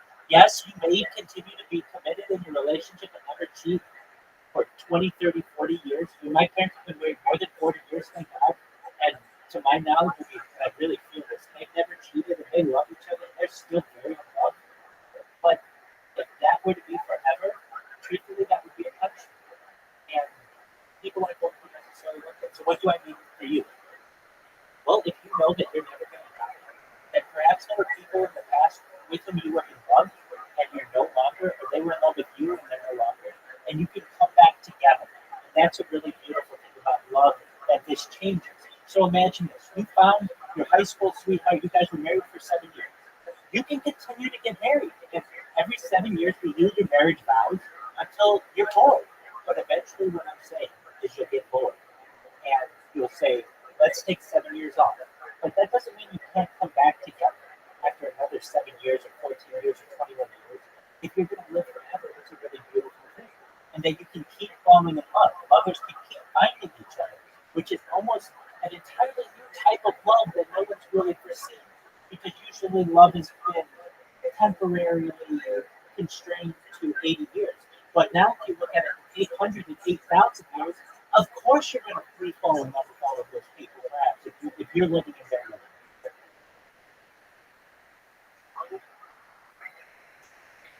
Exactly. Changes everything. Changes everything. It's so exciting.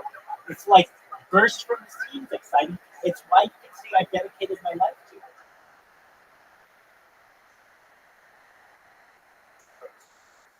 Oh, I do as many drugs as I can get my hands on, dog.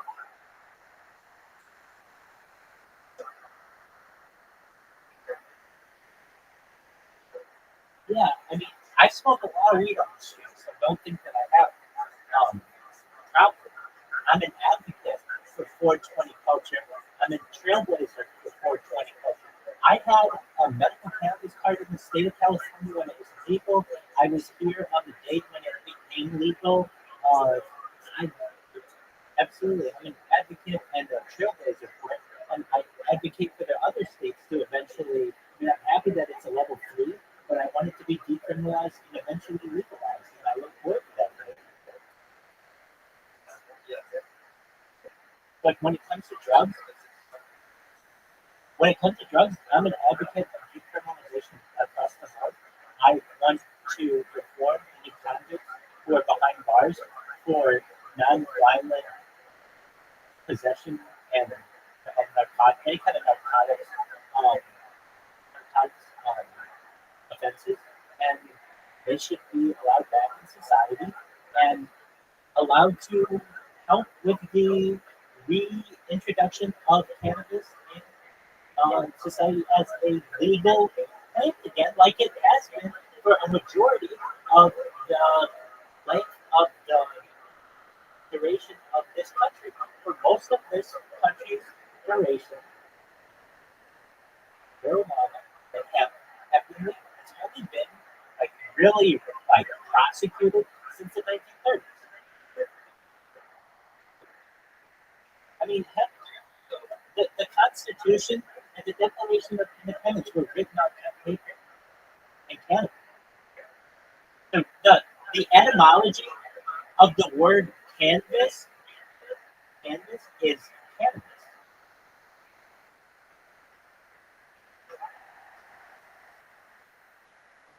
I'm a certified project management professional. I've launched apps on the App Store and Google Play. I have had 6-figure contracts with Fortune 500 companies as a project management manager and launched major projects internationally. And I've been able to use the savings that I've had from those positions to be able to pay for this project.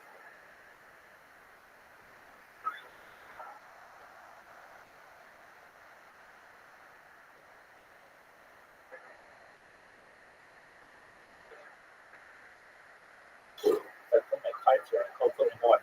Well, here's what happens. Whenever I need money, I'm a project manager, so I can just go make more money. Yeah, so I did that.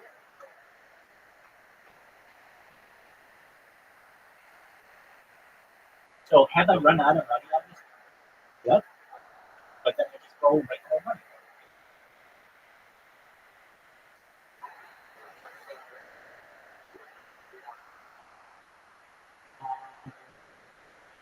Well, when I started, I was keeping out of the book. I think my rent started at $600 a month, is very, very low. Went to 800, then went to 1,000, 1,200, and I was close to 1,500. So, but I've been living here for more than 5 years. It's Irvine, California, which is the town June of Orange County. It's one of the most exclusive places in the world. So I understand it. And, yeah, I do my best to keep all of my costs low. I don't. I mean, I eat food, of course, but I don't do DoorDash. I mean, I've done everything. I've sold my car for this. I have dedicated my whole life for this. But I know if I need to, I can just buy another car.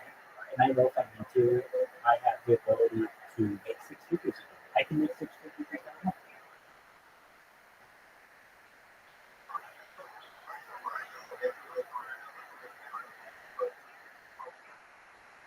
Solid.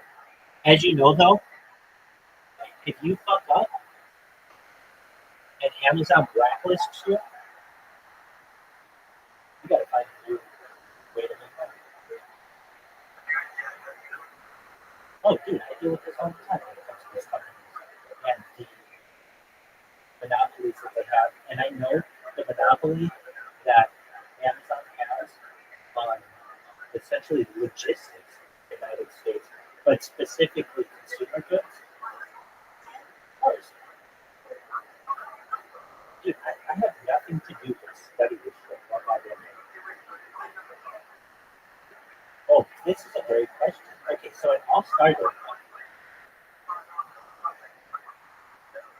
No, I'm going to tell you the whole fucking story of how Amazon was able to take over the world. Okay? Because previously you had something called the mall. And the mall was a bustling part of civilization where Friday night or Saturday night or Sunday afternoon, you didn't have anything to do, you went to the mall. And it was a huge place in society for commerce. And Amazon is such a big place. Now, how were they able to do it? Well, essentially, they started as a book publisher. And I know, like when I was in college, like that's where you bought your books. But they were not in a book publisher, book ship. Okay? But what people don't know is this is all a setup.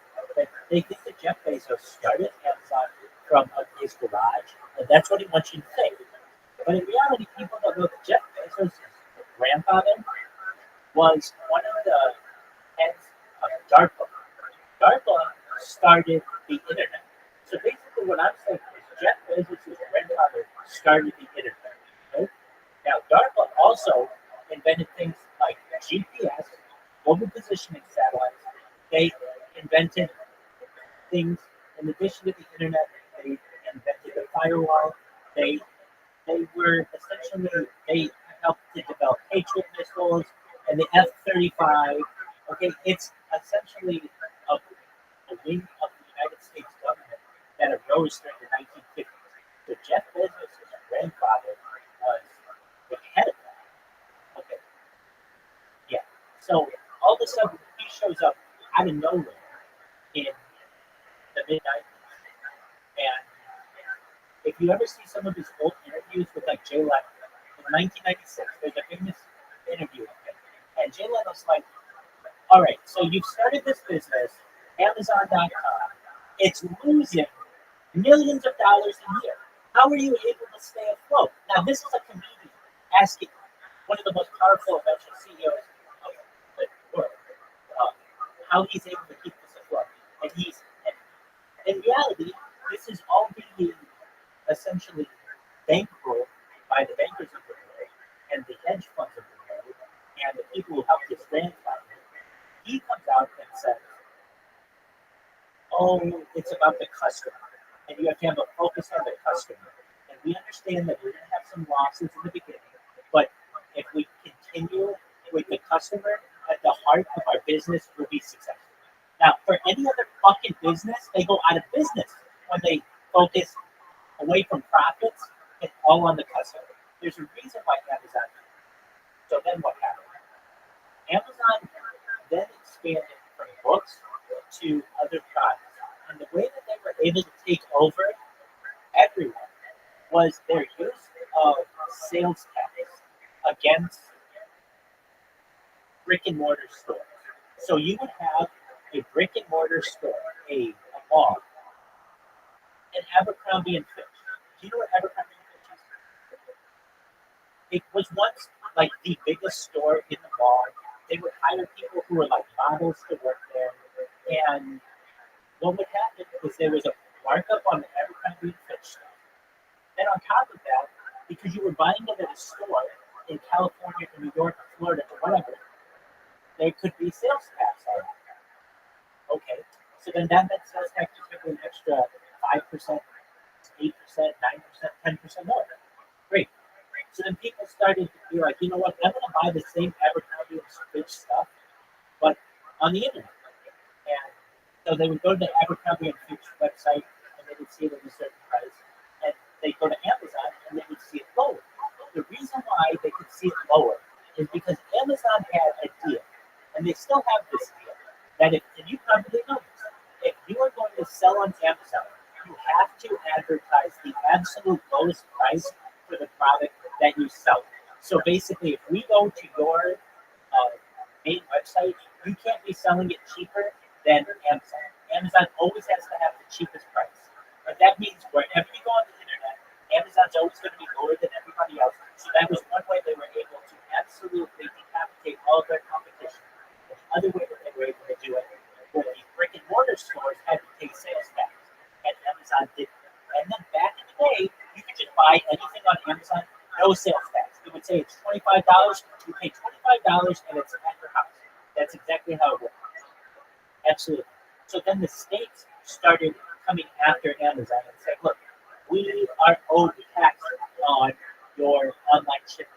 There were some online protections that were written, and then eventually sales tax eventually had to be charged by Amazon. But here's the thing, Amazon had already put away all of the small mom and pop brick and mortar stores. They were all out of business already. So basically Amazon put away all of its competition and then agreed to pay sales tax like everybody else.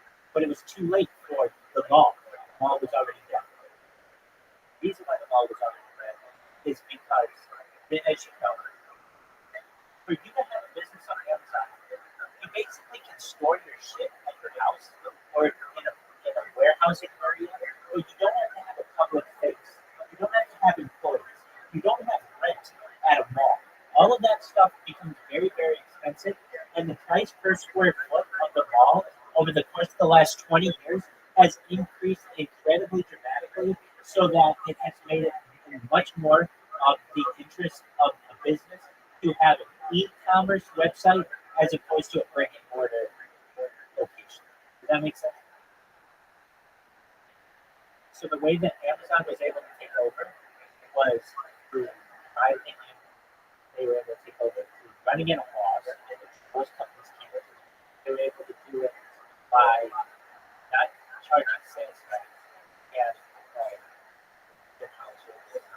and putting away the brick and mortar store. Now, on top of that, now, once they put away all of those people, they are now making their money.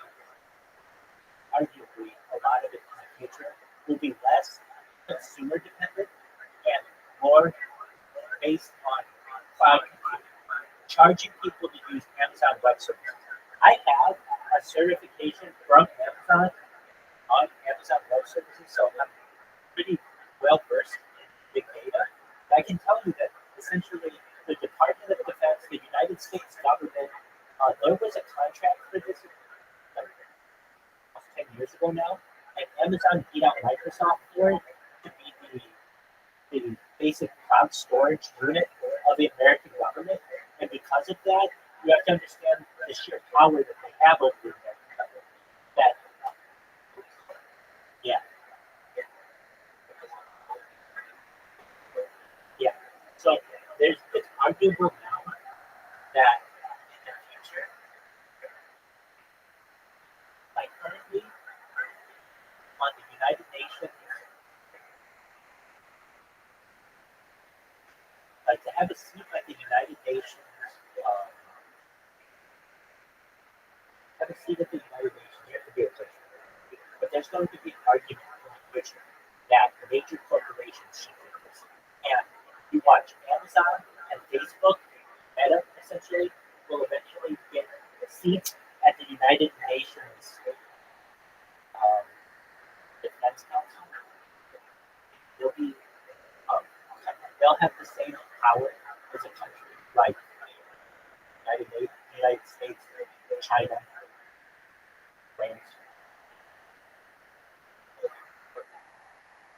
So that's the point where the corporatocracy takes over, and we no longer have countries participating like corporations.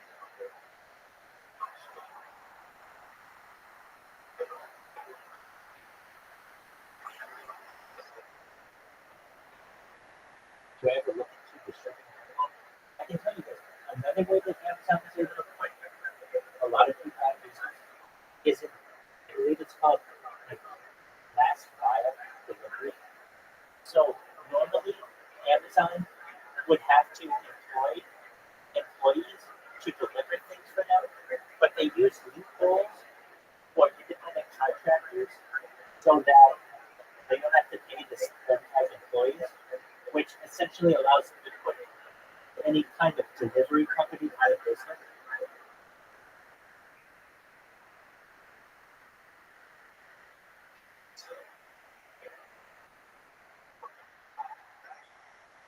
What's my next app?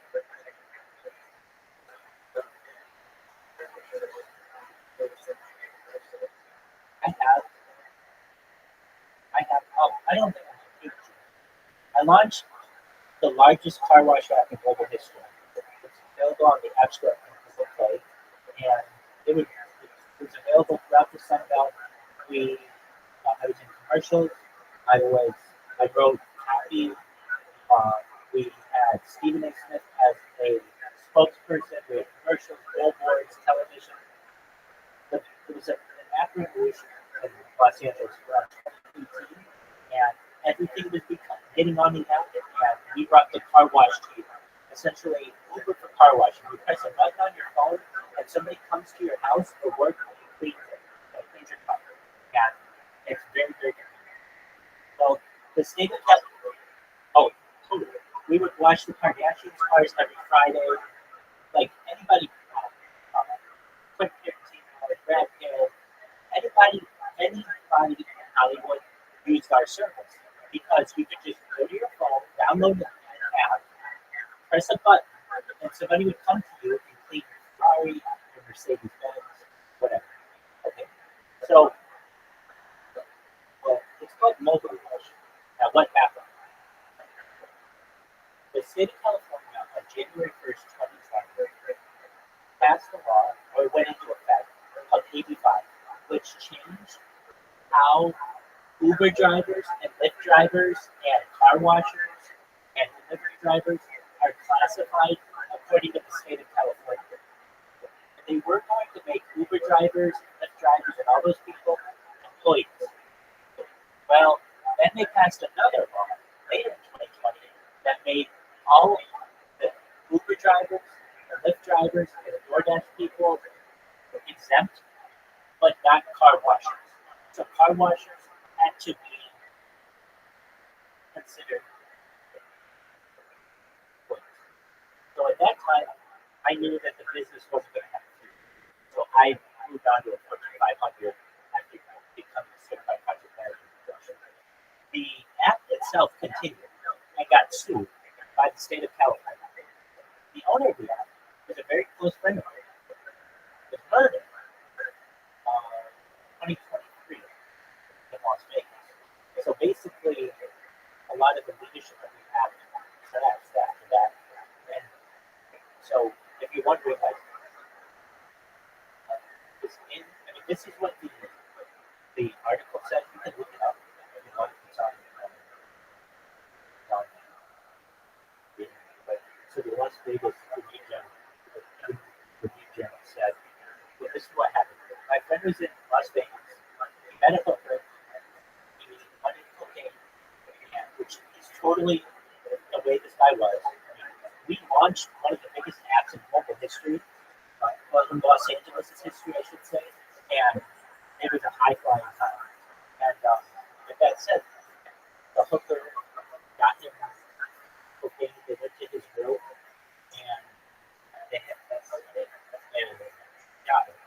And then the woman, the hooker, I guess, I don't know if she robbed him, but that was the point. They robbed him and steal his car. And she left the hotel room. This all happened in Reno. Anyway, and yeah. So, do I think that this app could have been very successful? Absolutely. It could have been as big as Google and Lyft to some extent for car washing globally, but the issue arose that the state of California literally changed the law so that it could not do it.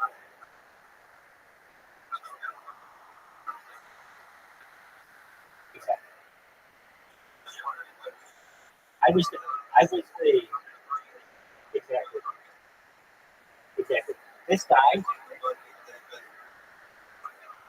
100%. This guy had been trying to launch an app for 3 years, wasn't even close. I walked in the door, and within 6 months, we had launched an app on the App Store and Google Play. We were advertising on every radio station, every television station. I was on commercials for the application. We were on every billboard. We sponsored the Los Angeles Lakers. During halftime of every Los Angeles Lakers game, they would do shout-outs including throughout the game as well. I got to meet Steve Mason. If you know who Steve Mason is, very well. The way that he made his money, very interesting. he, okay, so he, the way that he made money, when people on the freeway, generally in Los Angeles, would be in supercars, like a Lamborghini or Ferrari or something, they get into an accident and they total the car. Let's say the car was originally worth $500,000, but after totaling it, it's now only worth $200,000. Okay, so my friend would buy that car at auction. Now, usually it has what's called a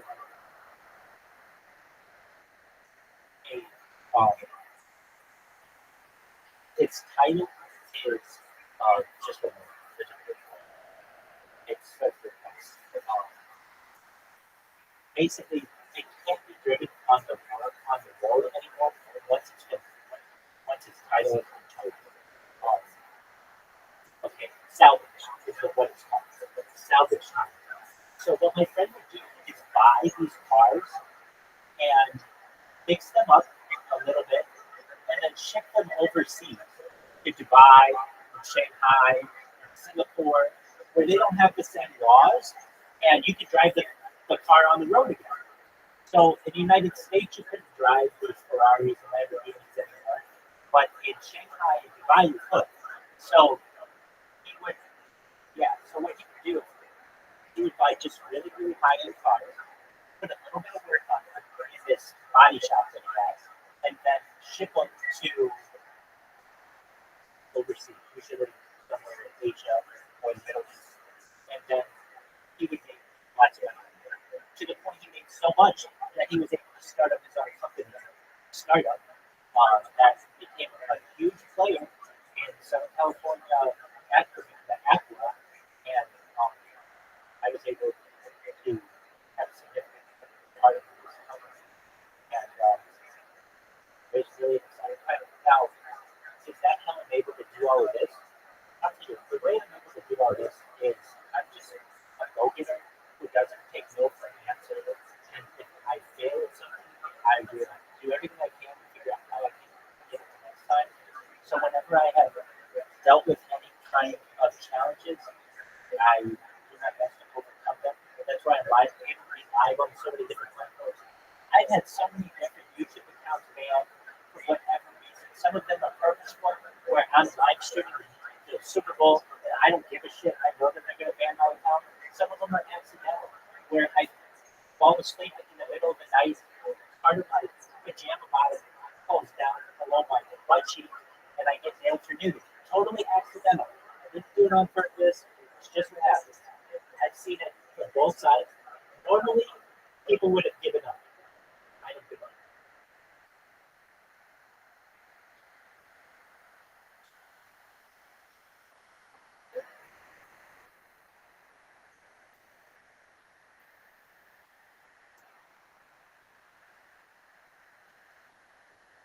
So here's the beautiful thing.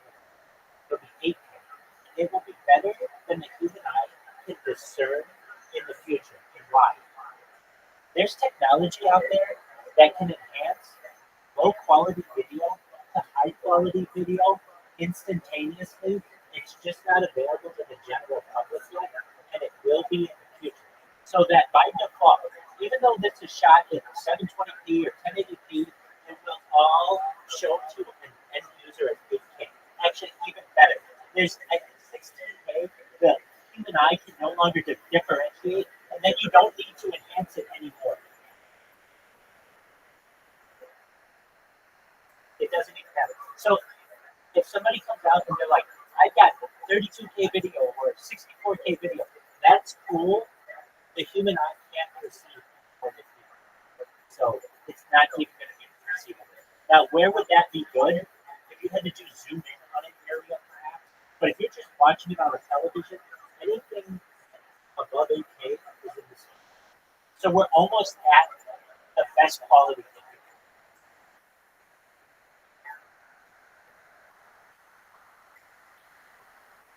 Yeah, absolutely. So my primary concerns, 100%, are my bots. Why? Because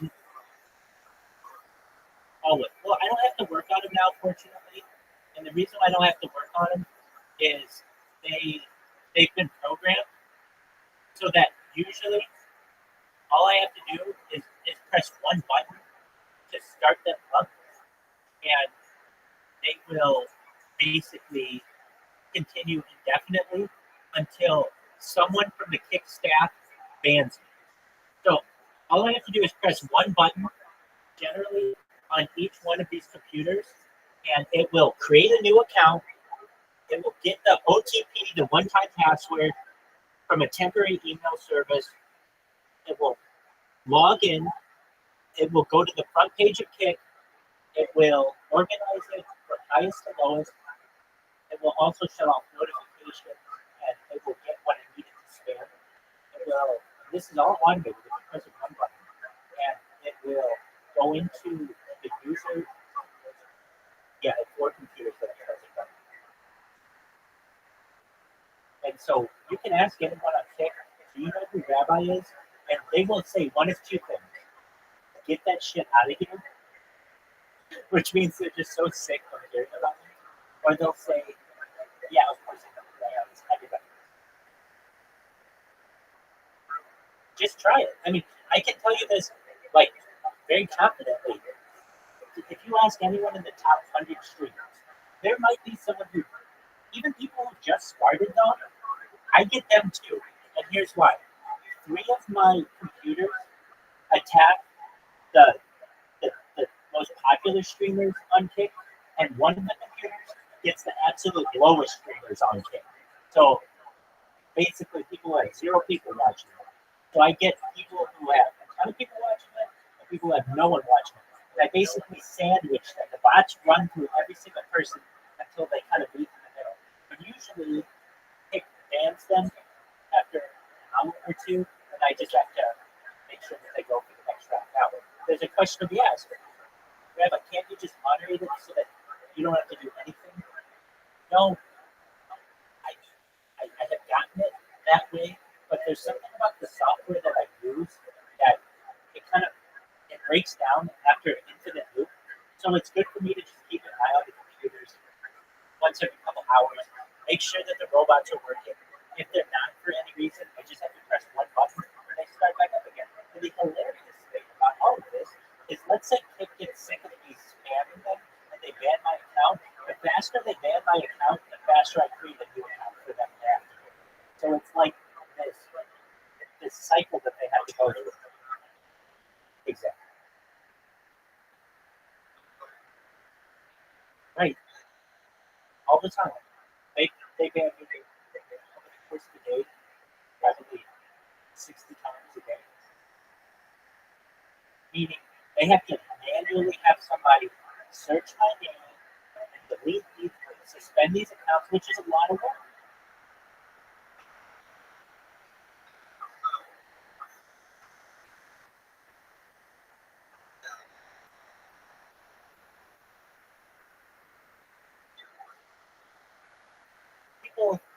People, the term hacker can be used pretty openly.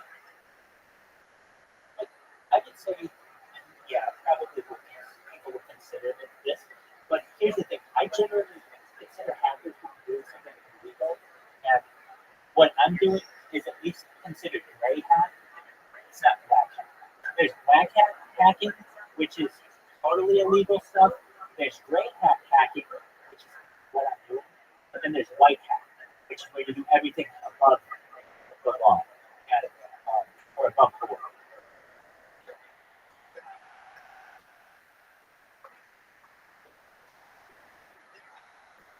I agree. I mean, the idea of reading clicks is really fucking revolutionary.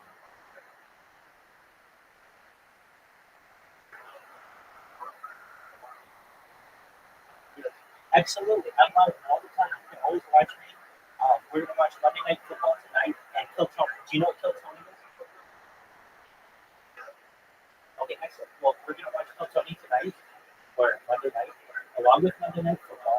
I'm in this fantasy football league, so we'll have guys from that community coming in here and just supposed to do a couple of interviews and one of which is with Kick Clips, the person who is at Kick Clips on Kick, and I've had a couple other people too. So there's always some exciting shit to do. If you're wondering, okay, well, what else do we do? We've played a lot of games recently in here. So we played chess. I played numerous chess games tonight already.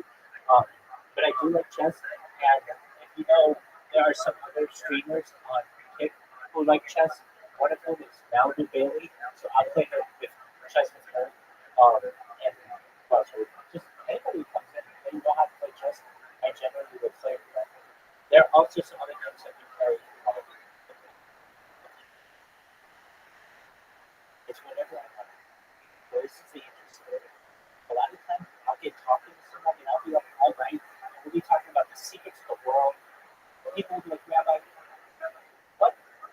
Like all the stuff that I think about, you already know the answers. So what are the things that you don't know the answers? And we'll get into talking about that kind of shit all fucking up. My big one, is the Galactic Federation. You know what the Galactic Federation is?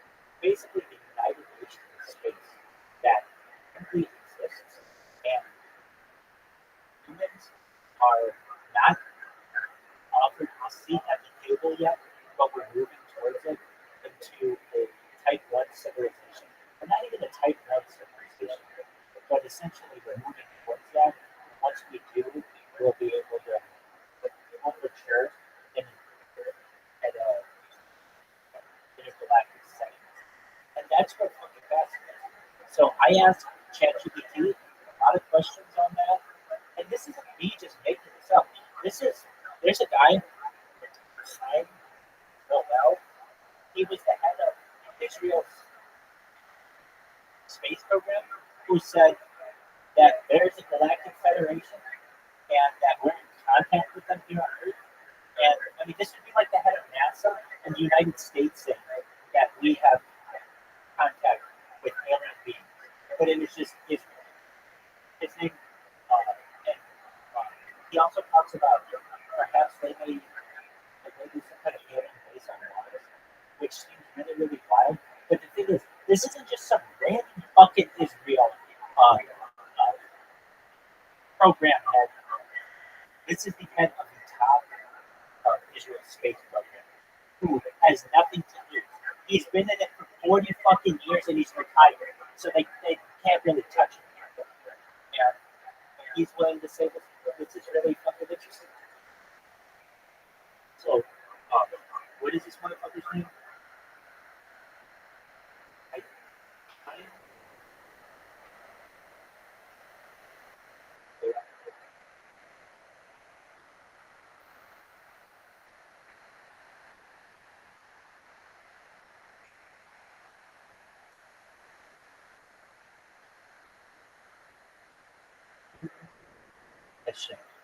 He was the head of space program. I mean, like the Times of Israel. Israel's space chief says aliens may well exist. The Galactic Federation, former Israeli official claims Galactic Federation exists.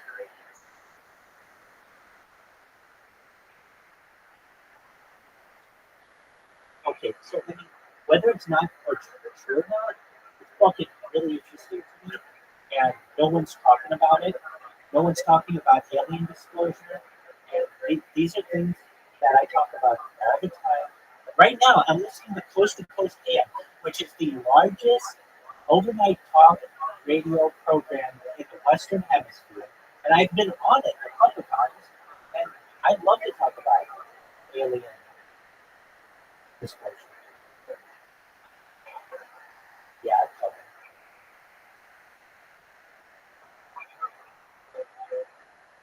I appreciate it. Well, the thing that I wanted to talk to kind of people about, one of the hosts had a podcast talking about the Galactic Federation, and I told him it was very interesting. We talked about the Galactic Federation. That's what's fucking very interesting. Like, what I'm saying is that, no, I'm saying that the host of this program that night on Coast to Coast they discussed the Galactic Federation. And they had some experts in the Galactic Federation. And I called and I told them that it was very interesting and that we talked about the Galactic Federation. Now this was 2 years ago to me. But here's what's really cool. All of this is fucking recorded. So I have it on multiple angles. It's also recorded on the radio. It's really exciting.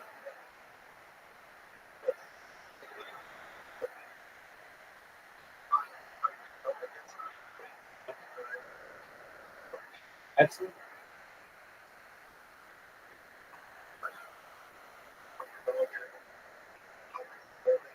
Yeah.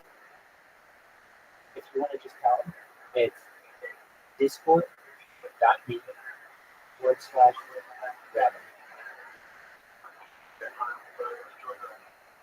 Okay.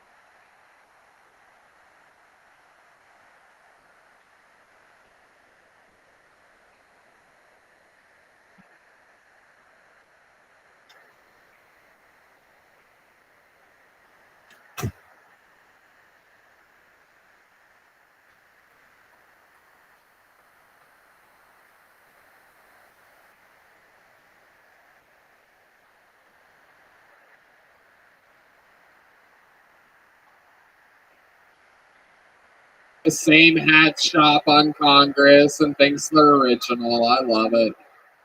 Yeah, I mean, you're really gonna have to shut the fuck up. We're trying to have fun up here, and then you really fucking That's derail my it. shit. You really derailed it. What It's do you like you're yell? having a bunch of What do fun. you yell, young lady? Come on, let us know. Yell it again. It's okay. Don't be afraid. Do you have your organs? Do I have my organs? What the fuck does that mean, bitch? This is a surgery. The fuck do you think, bitch? Hold on. She's with a little Mexican boy that's about to yell something right now. This guy's in way over his head. This woman is Russian. Hold on. She thought when you got put out, they stole your organs also. Just fucking someone get her out of here! Someone get her out of here now! I've had a bad week! Seriously, if you could only see me throughout this past week, it was nightmares. I couldn't get out of the bed until Don't 7 scare or the 8. guest, will you? Don't scare. Don't look right in her eyes like that. Tell her how deeply unhappy you are. I want these people to tell their friends good things about the show. I don't want her to go back to the Austin comedians and say there's a guy with an unlicensed gun that's having a bad week over at Kill Tony. Ariel, have you seen William before? Do you know the type of monstrosity that we're dealing with here? This guy was built in a comedic laboratory. I know. I mean, I honestly like my favorite Austin pastime is talking to crazy homeless people anyway, so this is fine. Yeah. Yeah, there's a couple really good bridges here. What are your favorite bridges? Can you name some of the streets where the bridges are near? There's one on South Congress and 18th. Oh, okay. Okay, there's definitely not a bridge there. There is one on. And that would most likely, I do believe, be North Congress if my local geography doesn't. There's a really good one on Arizona and Grant. Ooh, can anybody confirm this one? There's a really good one on Magnolia and 32nd. Only 32nd. I would go lower numbers, William. William, spoiler alert, you want to really go low on your numbers here. There's one on Anderson and 3rd. There's one on Michael and Grant. You're just naming former classmates at this point. 35. How did you guess that? How did you guess that? Whoa. How did you guess that? I'm the man, dude. Yeah, so you got old classmates. 35 and Phillip. Yes, good old Phillip Street, one of the busier streets here in Austin. Traffic barely moves on Phillip Street. I don't know if you've been around there. Lots of businesses and landmarks. At Dillard and Magnolia, it's a really good one there. Magnolia again, famously a street in Burbank, California. Yeah. Not at all, I do believe, in Austin. Yeah, Is Dillard there and Magnolia. Nowhere, literally not a street in the city. You could really almost say anything except for Magnolia, and we would have been like, there's probably a bridge there. Yeah, the one at Dillard and Magnolia. Do you get really blowjobs good. underneath any of these Shut the bridges? fuck up, Red. Yeah, Red, yeah. Come on, dude. We're trying to have fun up here Oh, today. yeah. You fucking derail it with that shit. He likes blowjobs. He likes. You have to fucking stop. Oh, You have to stop doing that Oh, shit. shit, he's never been this close I before. know. He's trying to Yeah, get me you a gotta stop blowjob. doing that shit. He's been in the show for years. He's never been this close I know. to physically assaulting Red Band. I got too close. Wow. Yeah, shut the Oh my fuck God. up, dude. Oh! You gotta shut up. What are you gonna do? Suck my dick? Shut. Red Band. That's so weird. I love painting of Michael Gonzalez says he doesn't think you'll do it. I hope you want to watch. Wow. Make some noise if you want to watch. Oh my goodness. God. Come over here, little Willie. Come on, Bill. Get over here, Bill. Shut the fuck up. Wow. Shut the fuck up, Red. He's I never don't know gotten how a this blowjob escalated from a to that. redhead before. However, he did once fuck a plate of spaghetti. So Red Man is a Weird lot of airline. sex life. William, you are a fucking guru, a genius. I mean, Nice you're to just meet the you. best Thank ever. you. He has a brand new podcast coming out soon called The William Montgomery Show. Follow him closely. He's a star, everybody. Guys, how loud can this place get for one of my newest comedy friends, Ariel Isaac Norman, everybody? Fuck yeah. Oh, awesome. The drawing from Ryan J. Ebelt is in. He draws every single episode, all the way from Los Angeles, California. All those prints are available at RyanJEbelt.com. Get your favorite episode today at RyanJEbelt.com. Guys, how about one more time for the Screwball Peanut Butter Whiskey Kill Tony Band, everyone? Michael Gonzalez on drums, Matt Muelling on guitar, and the great D Madness on the bass, everybody. Thank you again to the Yellow Rose and the Red Rose. Incredible stuff. Thank you to everyone. Just a reminder that there will be a ton of merch for sale right in the corner of that room. You can unlock your phones and hang out for the Kill Tony official after party with the great local band. The The man, the Nether. myth, the legend. How you living, dog? Well, I don't know about that, but I think that I don't know if I'm the smartest person that you've ever met, but I do everything what I can. Just, oh, how you doing, baby? Oh, where you been? Come here. Excellent. Oh, I'm kicking ass. Thank you, man. Let me tell you a little bit about myself. I'm Rabbi Rothschild. I stream my life 24/7, 365 for work views. I've been doing so now for more than 3 years. I do it because I don't want war anymore. We talk about some really interesting things on this stream in addition to ending world wars and world peace, like ending world hunger. Rabbi, how are you going to end world hunger? Even my man Mel Thorne doesn't know that. We're going to end world hunger utilizing some technology like vertical farming, like hydroponics, and agricultural drones, and floating greenhouses, and saltwater greenhouses, and cloud seed. That's just half a dozen really fucking amazing ideas that will change the world that nobody is really discussing openly in society. But that would help with world hunger. How do you end world thirst? The way that you end world thirst perhaps is through the utilization of life straws, essentially being able to take contaminated water, run it through a filter for direct drinking, digging of wells, and also utilization of desalination plants, where you take water from the Earth's oceans and pump it onto land so that it's drinkable. Essentially, world thirst should be a past, a thing of the past in the future because of these types of technologies. Other things that we discuss on the stream that are discussed generally in society, but not enough, are things like antimatter, anti-gravity, faster than light travel, dark matter, dark energy, life extension technology. Word. I've been live streaming my life 24/7, 365 for more than 3 years. This is the most amount of data of any person in mobile history.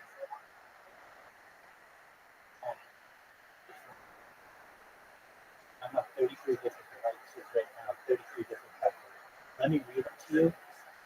And they're listed in this Discord as well. But there's so many. Okay, here we go. I'm on 8 different YouTubes.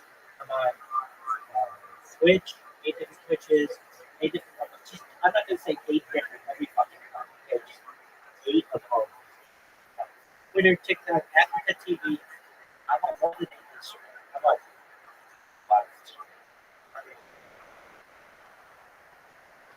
Yes. Yeah, 32 different colors.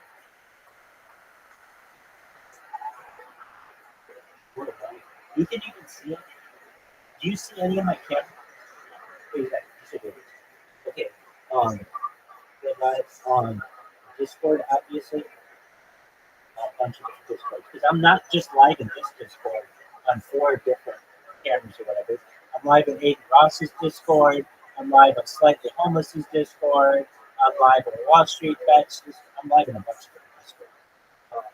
Billy Billy, which is huge in China, like China's YouTube. I'm live on Bar Live. I'm live on a bunch of different Telegrams. In addition to a Telegram stream that I'm in, that I've been in for over a year. I've been live in a Telegram for a cryptocurrency that sponsors me from the Harry Potter domicile 10 years for more than a year.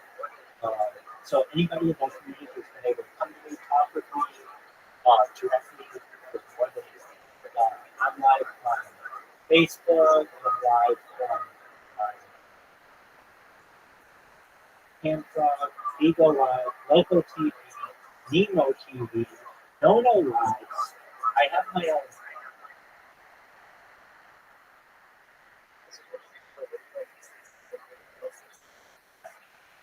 I have a podcast on Spotify. I'm live on DLive. I'm live on YouNow, which is different than YouTube. I'm live on Breakers TV. I'm live on Trovo. I'm live on Bolt.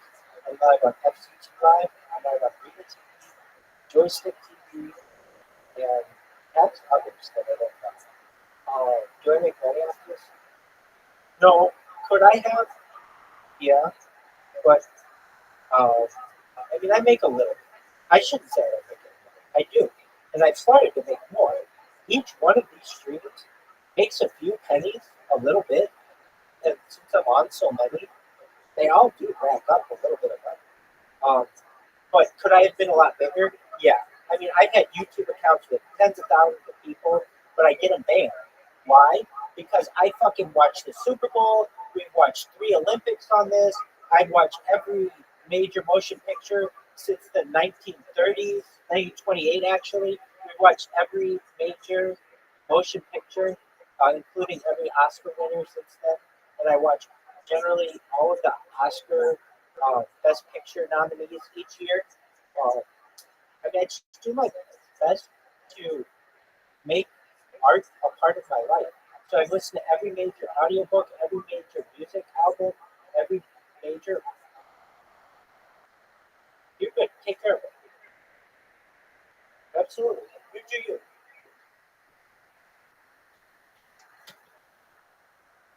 That I don't feel like I'm getting right now. Everybody's like, who is this guy? I've been fucking living in Austin for 11 years.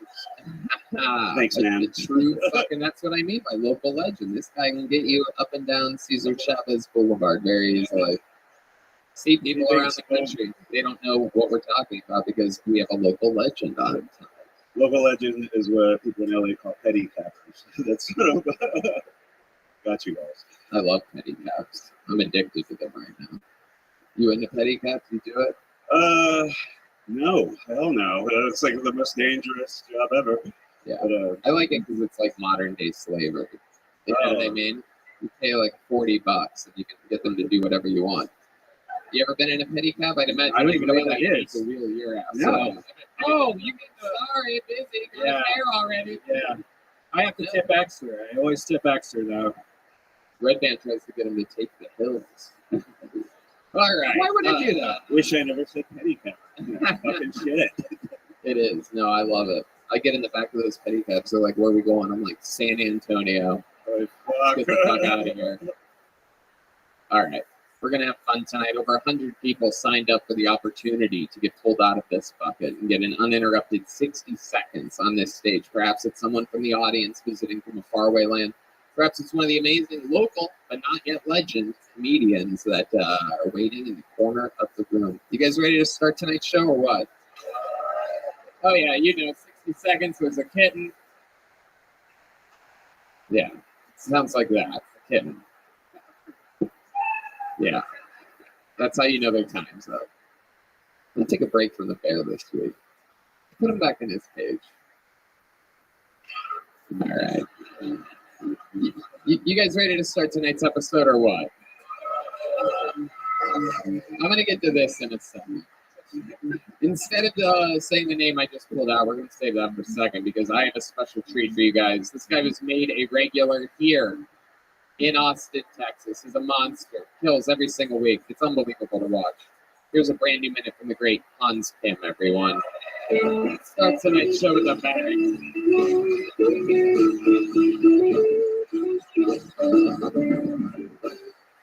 Hey, what's up, guys? Good to be here in Texas.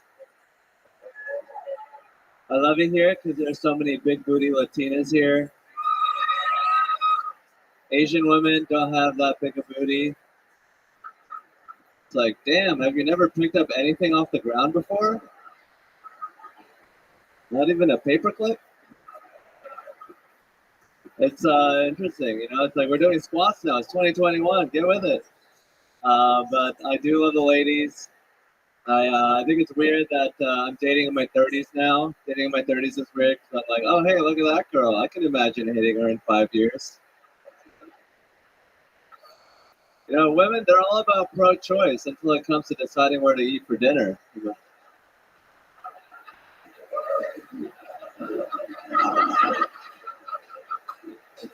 Why don't you choose a restaurant?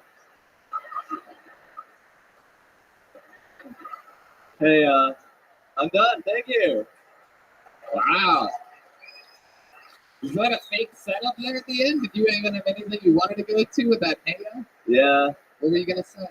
I was gonna say this hilarious joke on scissoring. Okay. All right. Maybe we'll be lucky enough to see it next week. I don't want to put you in a position if you don't want to do it. You want to do it? No. All right. Perfect. That's probably a good idea. It's probably a good choice. I love it. Hans, welcome back. Another fun new minute. Yeah, I really enjoyed it. Thank you for having me. Hell yeah. I love it. Sounds like stuff Elon Musk would program into a robot. I had a lot of fun. Thank you for the enjoyment. Arigato. All right. There you go. Hans Kim is indeed Asian, for those of you that didn't notice.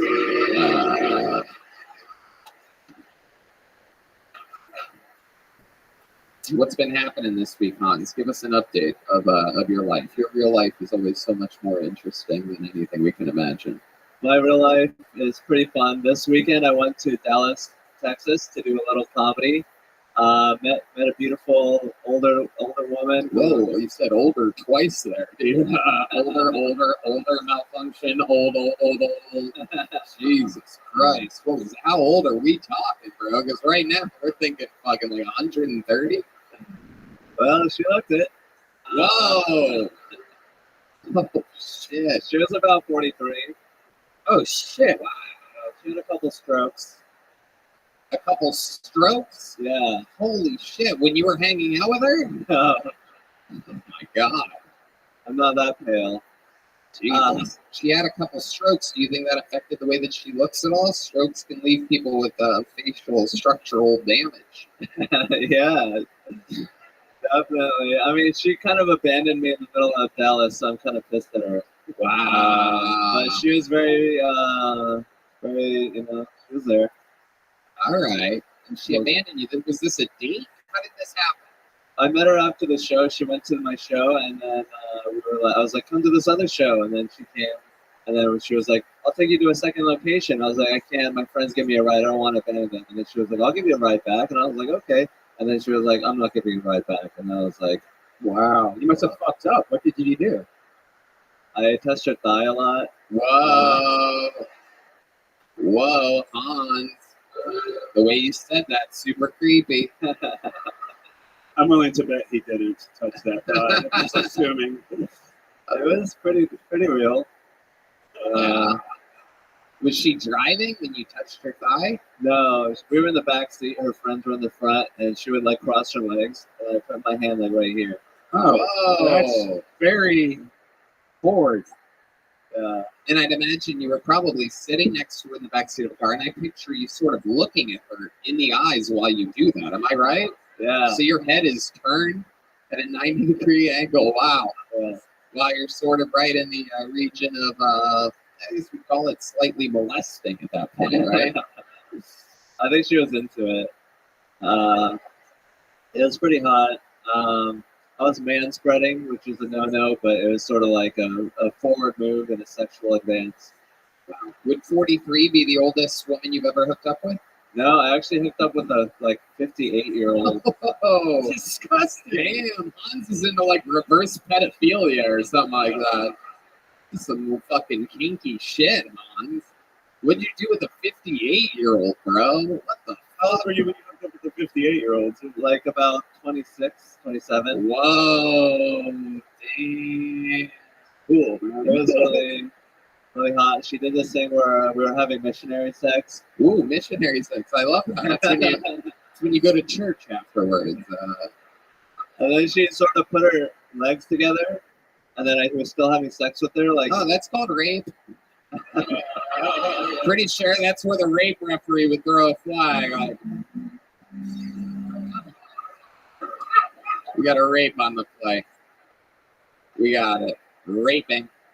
Legs closed. That's no longer the missionary position, my friend. That is the crucifixion, if anything. She has kids, right? Maybe she just has a really loose pussy. She's trying to squeeze it together. Oh my God, Red Band. Red Band still doesn't know how vaginas work, everybody.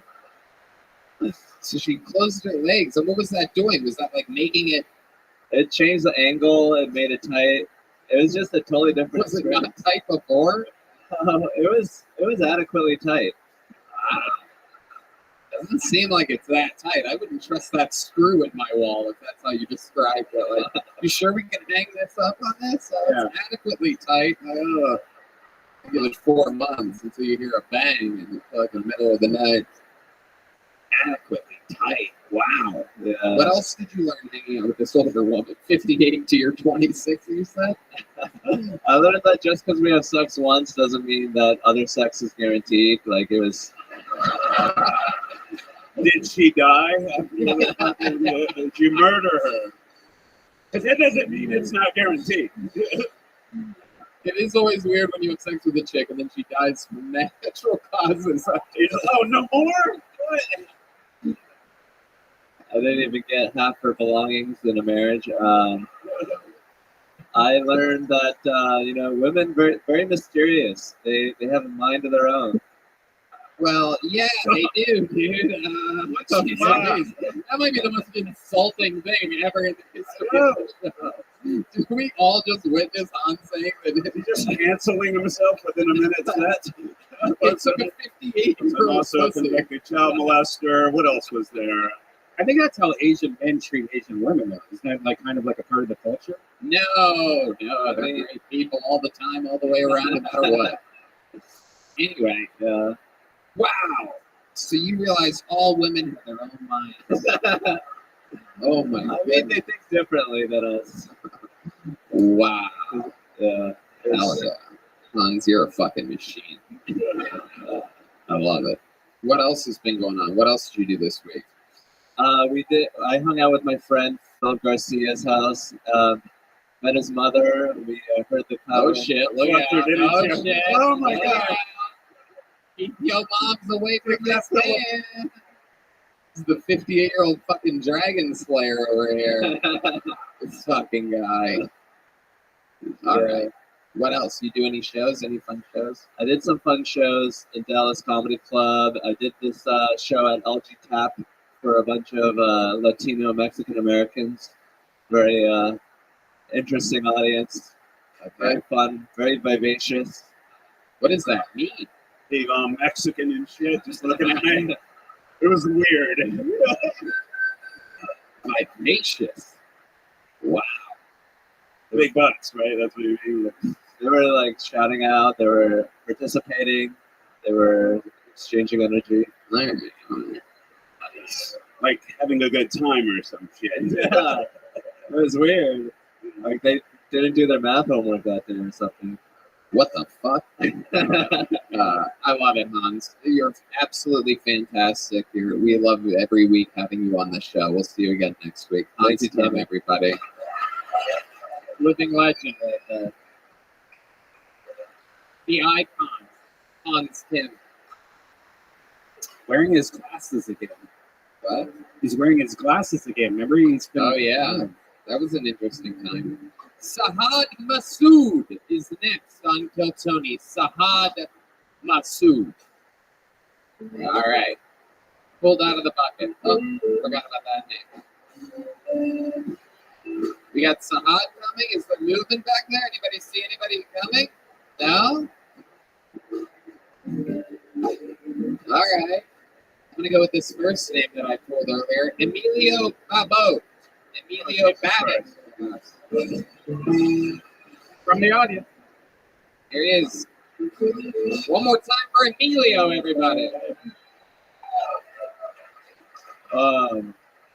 Have you guys heard that old parable? People who live in glass houses should not throw their wives down the stairs. It's one from Jesus. Plan B. I don't want to talk. Everybody talks about Plan B, but I'm just going to say this. Plan B. Okay, when it comes to contraceptives, Plan B definitely feels the best.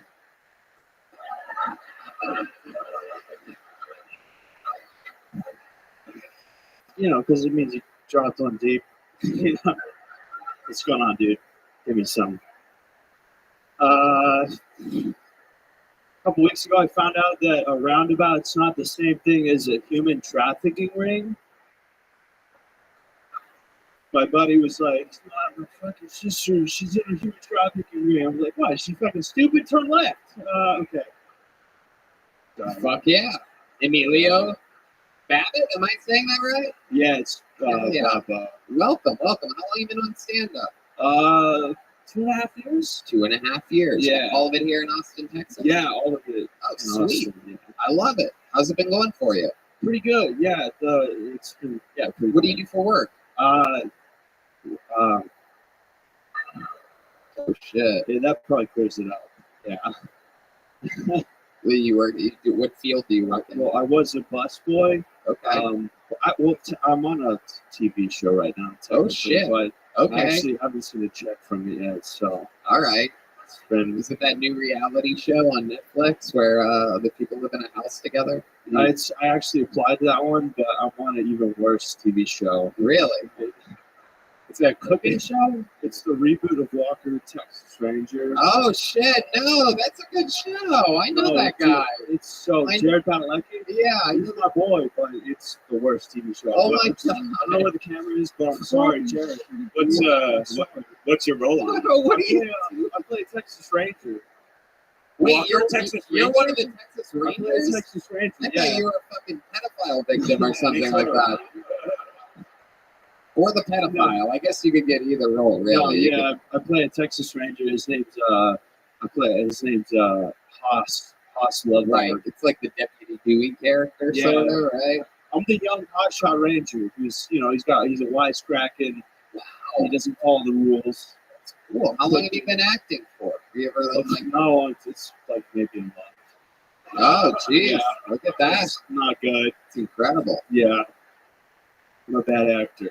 Where's Walker Texas Stranger? Where can people even watch that? It used to be on what, the USA Network back in the day. It's on the CW, which is That makes sense. I told you guys already. It's a bad show.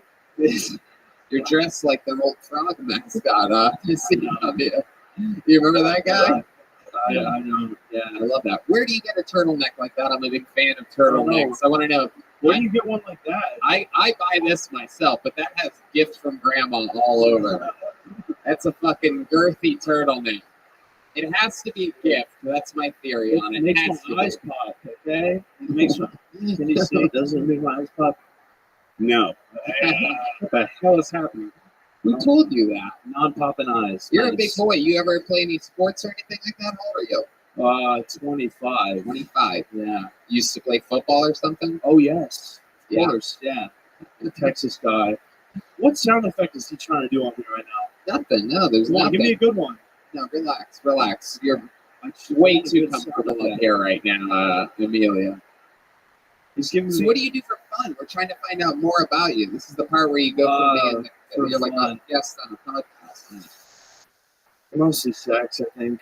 Yeah. Really? Is that your thing? You did mention Plan Yeah. B. You did say dropped one deep at one point. Is that something that you do? Do you come inside of girls? I do, yeah. I've never worn a condom. What's that? I've never worn a condom. You've never worn a condom once? Yeah, How never. many do you think we should put one on this guy right now? Who's got an extra condom? Somebody's got to have a condom out there, right? Wait, this is a Kill Tony crowd for you. Fucking raw dog for life, dude. Hell yeah. He's just fucking sliding under the table to Chris. He knows a raw dog when he sees one. What can I say? All right. Old I love stinky dick over there. How many diseases do you have? Red man, there's no way his dick is stinkier than yours. What? Let's do a stink off. Whoa, stink off. Up here. Everyone who was brought here by the person who listens to the show right now is like, what the fuck is happening? There's about to be a dick smelling contest. Need a volunteer to sniff Did you these bring drops. me? Where did you bring me? But let's do it. It's time for the stink off. Yeah, okay. I love it. Emilio, tell us more. Like, how many girls, what do you think? Do you think you have maybe a sexual addiction? I've thought about it. Do you masturbate a lot too? I don't ever masturbate. You don't ever That's how- masturbate? No condom? No masturbating? You're just fucking game Just time play a player. raw dog. This dude. is like if Just- Jordan showed up to the arena in his jersey, just ready to go. I mean, no warming up or anything. did get a condom. This thing, I can't believe I'm touching this, but Yeah, that's disgusting. where did it come from? Yoni's condoms. The brand is Skin. Oh my god, thank you. Hell yeah, dude. You could probably fit your dick and your balls in that thing. If the vibe I'm getting is correct, I think you could go full fucking hood and everything out on there. Thank you. I Amelia. can't believe you actually had one. So are you on like dating sites? Where do you find most of your victims? I actually have a long-time girlfriend right now, which is the first in my life. So thank you guys. Well, that's why you don't wear condoms. What do you mean by long time girl? 1 year. Oh wow! So thank you. Oh, yeah, again. what a player! 1 year anniversary. I love Yeah. it. What do you think she's done differently that you've been able to stay with her for 1 year? It doesn't make any sense there whatsoever. Not only is that bad, I mean, it's just bad for so many reasons. Literally doesn't make sense. Oh, you baking soda? Is that Yeah. It's baking. Is she a member of the Vigos? No, it is baking soda. Is what it is. All right, great. Yeah, you even found your way out of the question. It was bad for literally Thank you. decades. Has she been with anyone else besides you? Of course, nobody starts with this fucking stuff. You kidding me? Was she pure? Is what we're asking. No, she's so impure, just like me. All right. Julio, you have a real vibe too, dude. Yes. So how much did you make enough money acting on Walker, Texas Ranger to survive? So how do you survive? Emilio, don't get distracted. You're being a bad guest. You're being a bad guest, Emilio. How do I survive? Unwashed raw down to your I was a busboy. I was a busboy for a while at a high-end restaurant, and I saved. All right. There goes Emilio Babbitt, everybody. Emilio, here. Your set was good, but you're getting a little joke from. My microphone cord is tying itself in a noose right now. Don't blame it, Emilio. The CW is going to be so Oh pissed. shit! Michael Lair's yelling at the side of the stage. What is he yelling? What? Let him what? Bang? Fuck yeah. Ladies and gentlemen, Michael Lair, everybody. There he is. All right.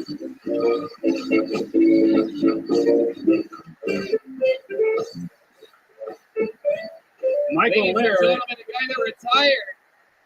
is coming back on stage right now with his castaway beard.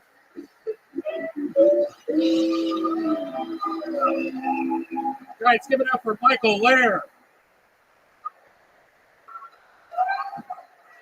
Shut up.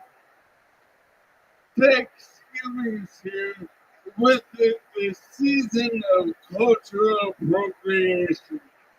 I'm tired of these fucking birds with their feathers trying to be Indians. You know what? I don't think Indians is the proper name. In fact, I don't think Native Americans is the proper name. I think we should go Indians and Americans. 10 Americans. Because no matter what you are in America, we're all the same color. Butter. It just varies how much cocoa is in the butter. The President Biden is planning 2 turkeys for Thanksgiving, one for each part of our divided nation. You know what? Though Texas needs to take a close look at itself. Texas has executed 5 turkeys that later on want to be found to be ducks.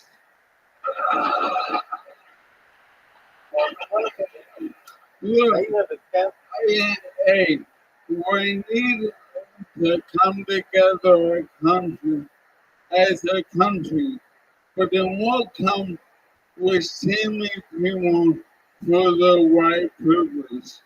Now, how exactly am I to account for my white privilege? How about this? Let me take all my black friends, and you take all your black friends, and we'll force them to fight each other. Then we'll see what's the most white privilege. Michael Lair, ladies and gentlemen, doing a literal drop-in. A literal drop-in, fucking coming in, demanding "Let Me Bang" from the side stage, and I'm so sober, and I feel worse than ever. you look great. You look great. That outfit is like the Don Nazi steak sale. What is that? It's great. That is. It really is. I love this new Obi-Wan Kenobi you're doing. You were supposed to be the chosen one. You were supposed to unite us, not divide us. I have the higher ground. May the force stay with me.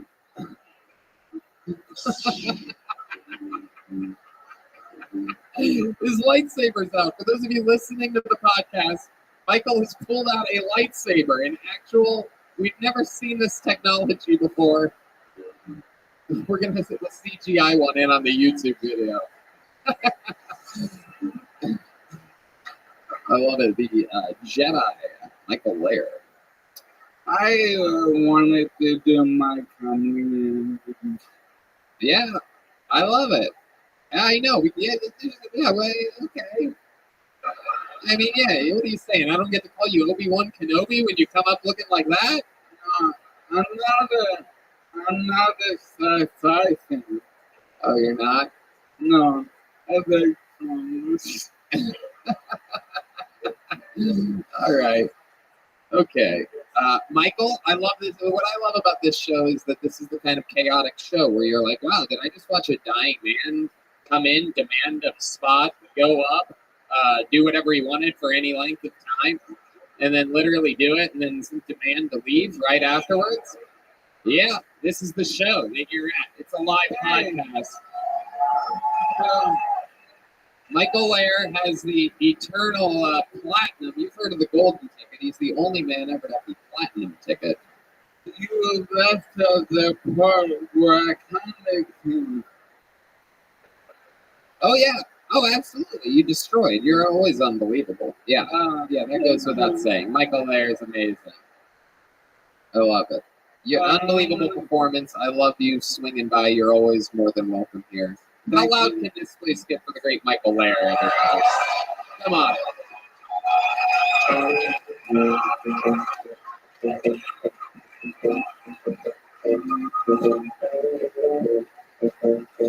Come on, one more time for Michael Lair. You guys can.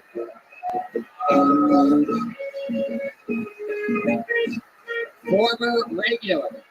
Those of you that don't know, he used to do what Hans just did, where he would perform a brand new minute every week. Retired a couple months ago, but not so retired. He retired Mayweather style, where he keeps coming back every once in a while. And then he says he's retired again. Then he comes back. I didn't know what the fuck was going on that entire time. I know him, and I barely. Yeah. He surprised me there. All right. Can I get a water by chance? John Foran, you're next on Kill Tony. John Foran.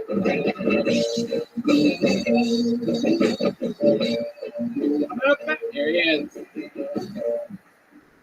One more time for John Foran, everybody. Come on. What's going on, Austin?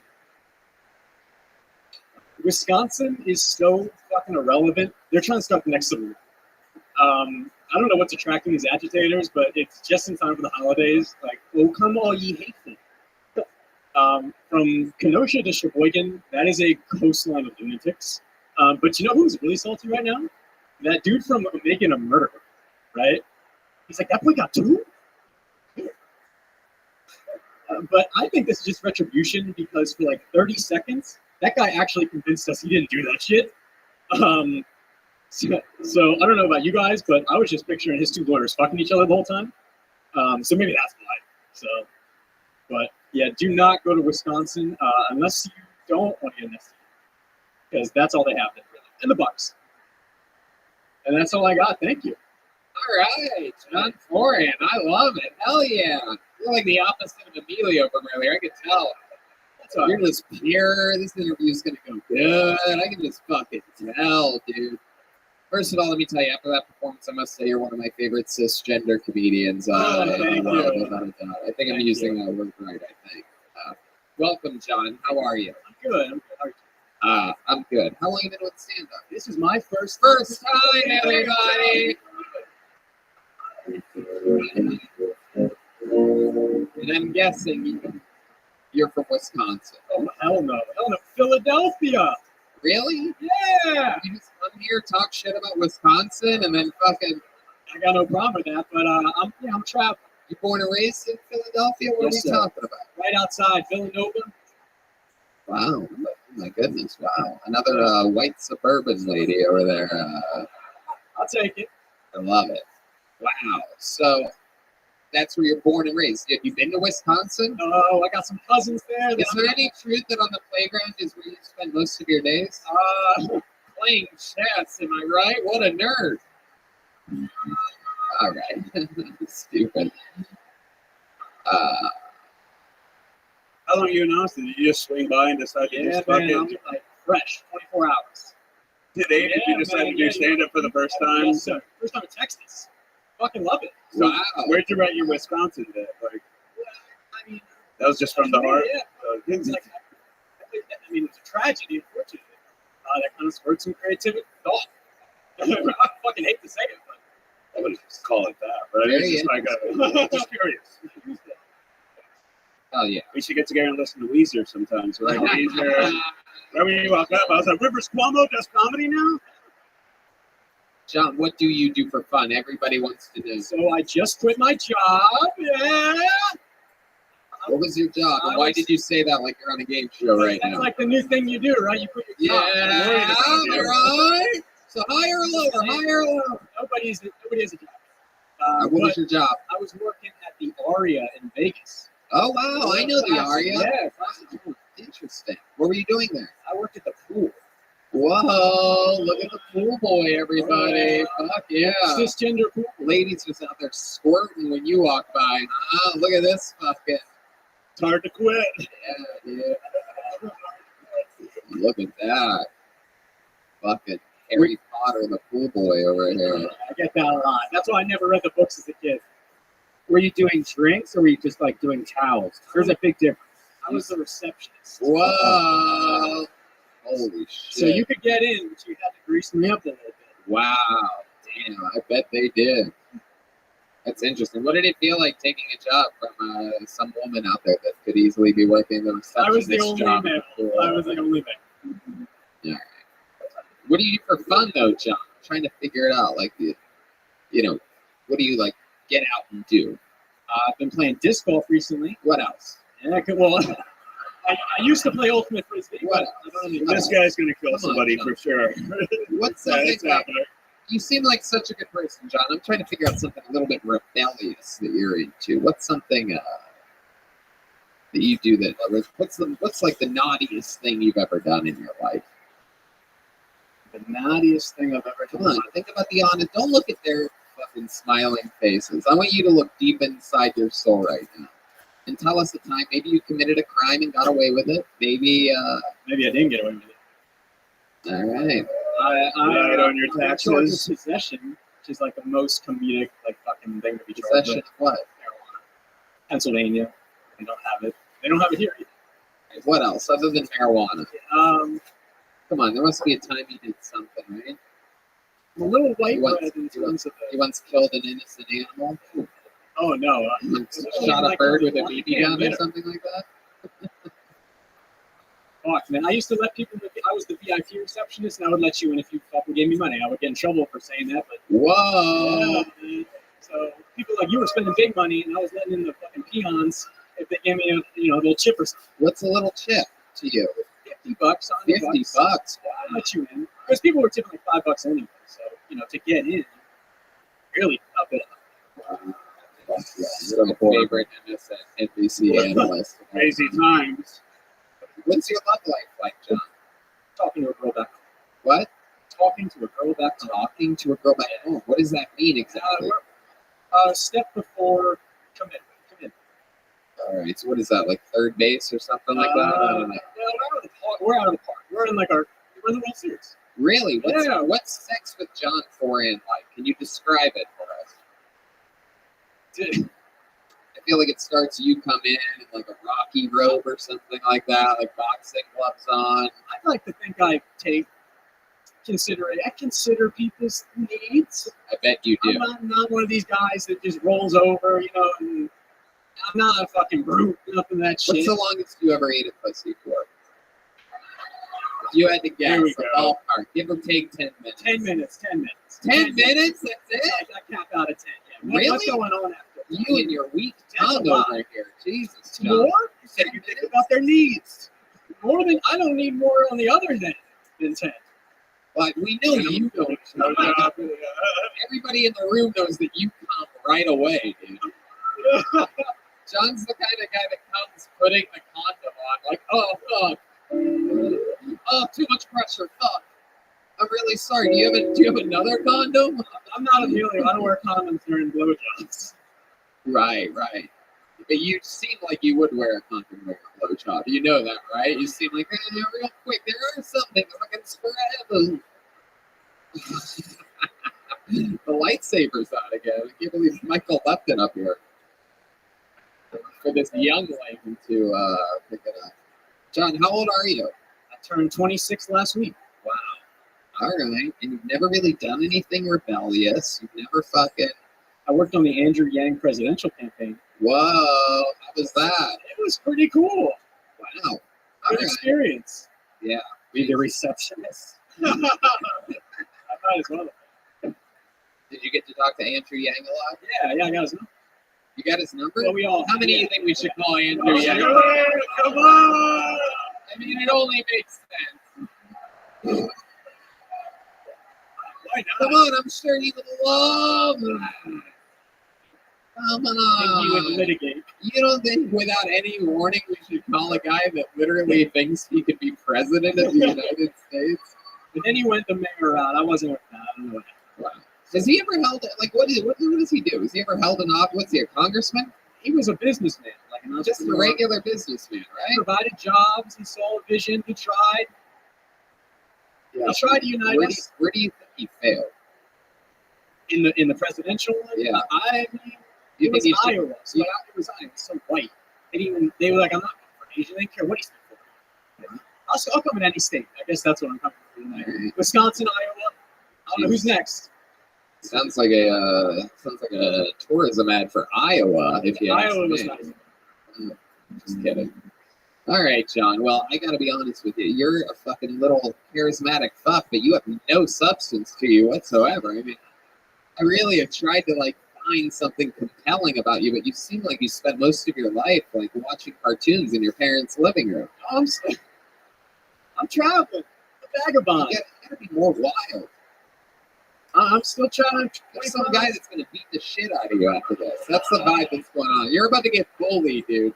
It's my first 24 hours in Texas, everybody. I'm so excited to hear I love Texas and Texas loves me. You're about to get shoved into a locker, dude. That's what's about to happen. Here he comes. Look at this fucking Saudi Arabian cowboy. Fucking Keith Turbin over here is about to happen. Got him again. It's the second time I've hit that guy with that before. Anytime I get a chance to make fun of a Saudi Arabian cowboy, I simply have to take it. I mean, from one oil field to another. You know what I mean? Like, this guy's traveled far. All right, we're having fun here. See, I'm having more fun making fun of crowd members than you. I'm the window. I'm a better window. There he goes, John Foran, everybody. Back to, here you go. Take this back to Hogwarts with you. Fuck yeah, fist bump. Hogwarts. All right. You guys having fun out there, huh? All right. We're doing it. Ooh, I like this name. Tiger Maximus. Let's see what happens here. Good handwriting. Tiger Maximus. Oh, yeah.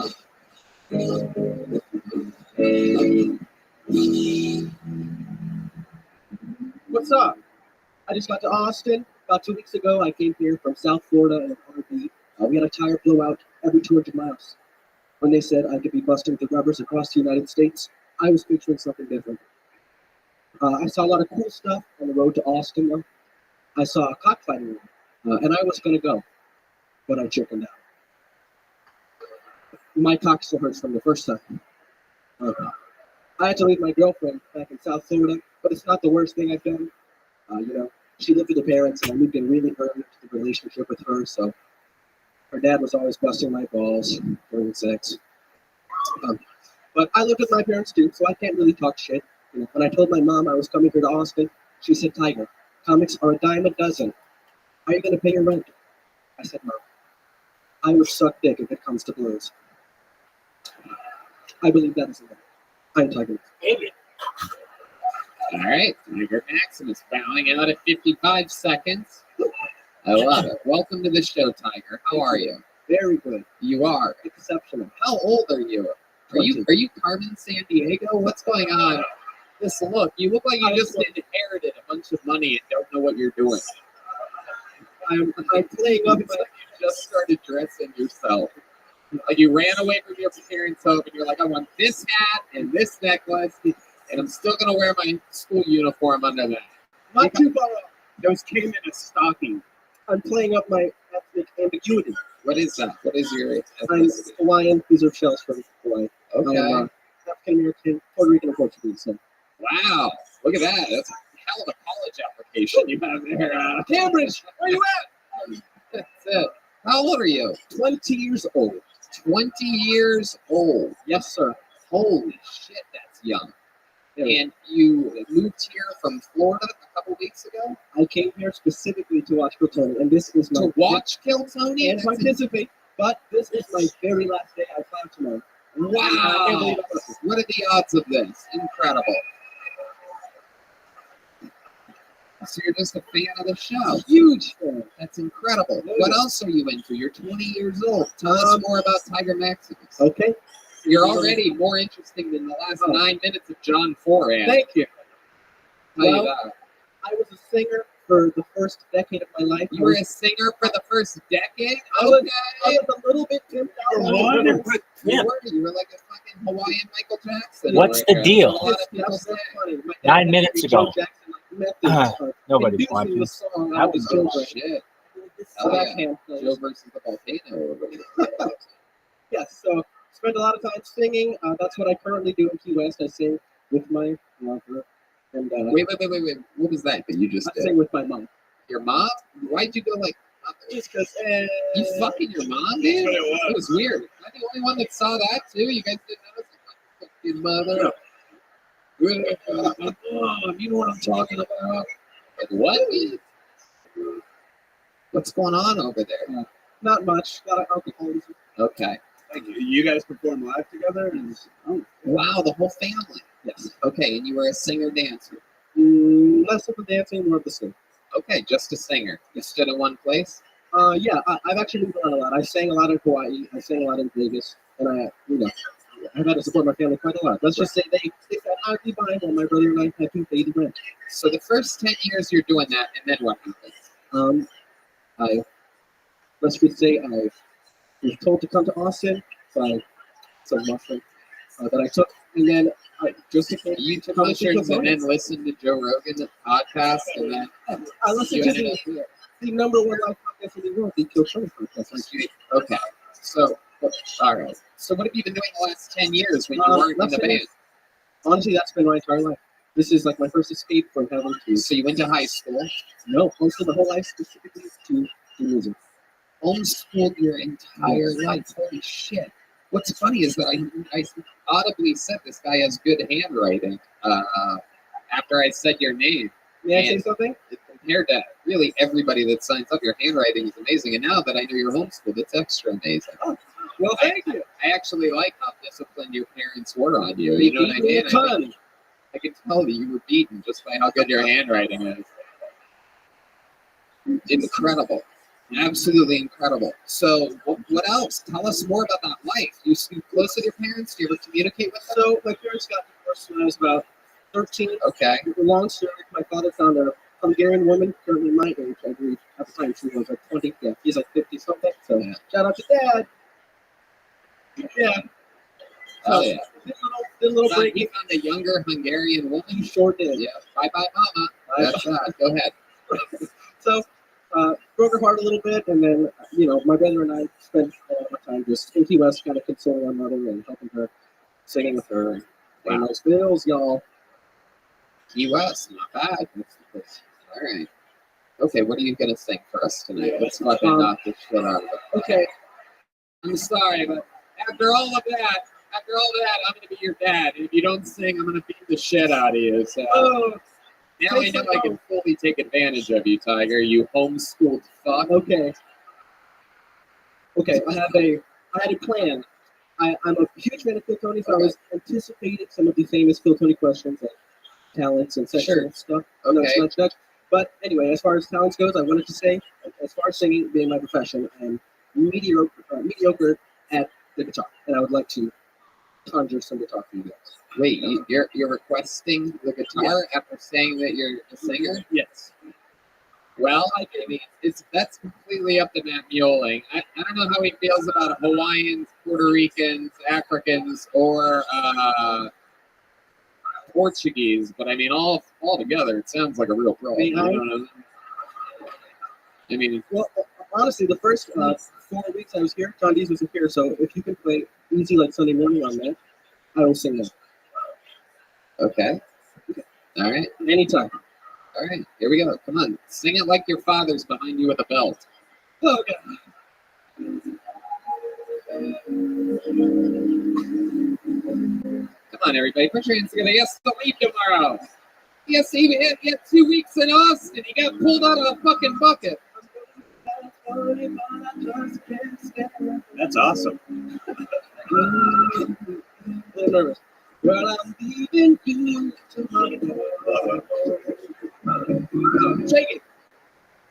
Seems to be growing on. No one can hear you, but you want this one. I beg for the yeah. That's why I'm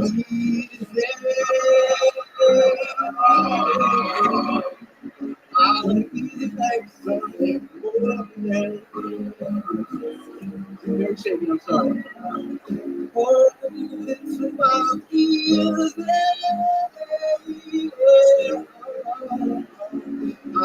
be like something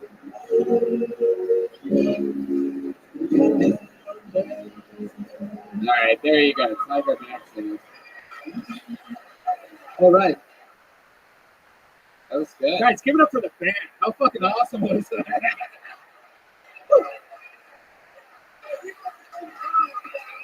It's incredible. All right. Really? Matt is now offering Tiger Maximus the guitar for whatever he wanted to do. Watch out for the cable length. We're gonna let you ride out. This is the last few minutes in Austin, Texas, Tiger. So God, please we're ruin gonna it. shove I've you been in. terrible at guitar. If you bomb right now, we're gonna shove you in the locker we shoved the last guy into.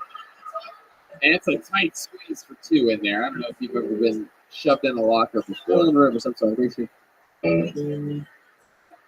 Gotcha. Fucking little kid. This is what happens when kids don't get to do show and tell. These homeschool kids come to my show trying to live their public dreams. Oh shit, a lighting change. Wow. How did he do that? That's incredible. He did that with his energies. Black guys always My guitar is so much smaller than this, I'm sorry. Matt's got some big fingers. What's going on over here? It's a bunch of fucking wild 20-year-old shit. That was so uncomfortable for Get me. up on the edges. All right. All right. I feel like we just interrupted Tiger playing Pokemon Go or something like that. Like he just stumbled in here. So you're 20 years old. How does this make you feel? How do you feel about this entire experience? This is the end of the interview. Fantastic. Amazing. Dream come true. It's what I came to Austin for. And now you have to go back to Florida. And what's I your sure life do. like there? It is a What do you little do bit for work? safe. It's a little bit You being still are making a living doing that? yes, it's a little being shackled to my mom as far as like the living part. But you know, I make do. Okay. Well, Tiger, you came in super likable, and what do you think of that day? I love them, man. Like, if you were in town Thursday, or Friday, would have invited you to a show, man. Yeah, you could have really bombed your ass off. Yeah. You would have really eaten it there. Right. I forgot about the stand-up part. I was just like, oh yeah, Oh, this guy came thank on and you. rocked out. That's the thing, man. I got stand-up. That's I right. try to tell these comedians, like, the interview's a big deal. You know? May I intrude a little bit? Oh, I, Jesus as a Christ, big I think he's gonna do it anyway. I swear to God, he's got more fucking balls than... All right, go As ahead. a massive platonic fan, Okay. one of the legendary questions you asked is there any special moves you have for your business? Okay, I was praying to be asked that question. okay. Are there any special moves you have in the... Tony, I'm glad that you asked. That's good. That's good. I Now, will say there was a door guy here who famously created an amazing GIF on the internet where Alex Jones sniffed a woman's foot, and that is also my credit. I will suck the shit out of some toes, oh my God. Are you serious? but specifically smell as well. Wow. I will smell the shit out of some toes. Wow. Tiger, there is no way I'm letting you sniff women's feet here tonight if that's what you're thinking. Worth the shot. It's almost like child porn. out Yeah, there. that just made everything really awful. Yeah, it's super weird. This guy's sniffing the shoes at Chuck E. Cheese. Yeah. I thought he was like a Disney character. Now he's like a CW A man's character. gotta eat, Yeah. right? Yeah, eh? you made it real creepy, Tiger, there. He Yeah, actually man. set him up for You it. can He show goes, your mom all this footage and she'll be Sh- proud of trust you. me, Up until that I'll part. have to. And that real fucking... Yeah. What, is your mom the Hawaiian... She's the Puerto Rican Portuguese, my father's from. Oh, she's Puerto Rican. That makes sense. Okay. All right, Tiger, fun time. Woo! There you go. Thank you. Tiger Maximus. Here, take a big joke book. All that performing you did here tonight. yeah. All these dudes are so nice, it's fucking scary. It's interesting. Bring Emilio back. I know, right? We Emilio up here trying to fist bump D Madness for Christ's just sake. need that raw dogger back up here. All right. Ali Musa. Ali Musa or Musa. Can I get a Jack Diet? Yeah, this guy looks crazy as fuck. Little bit. All right, everybody, make some noise for Ali Musa.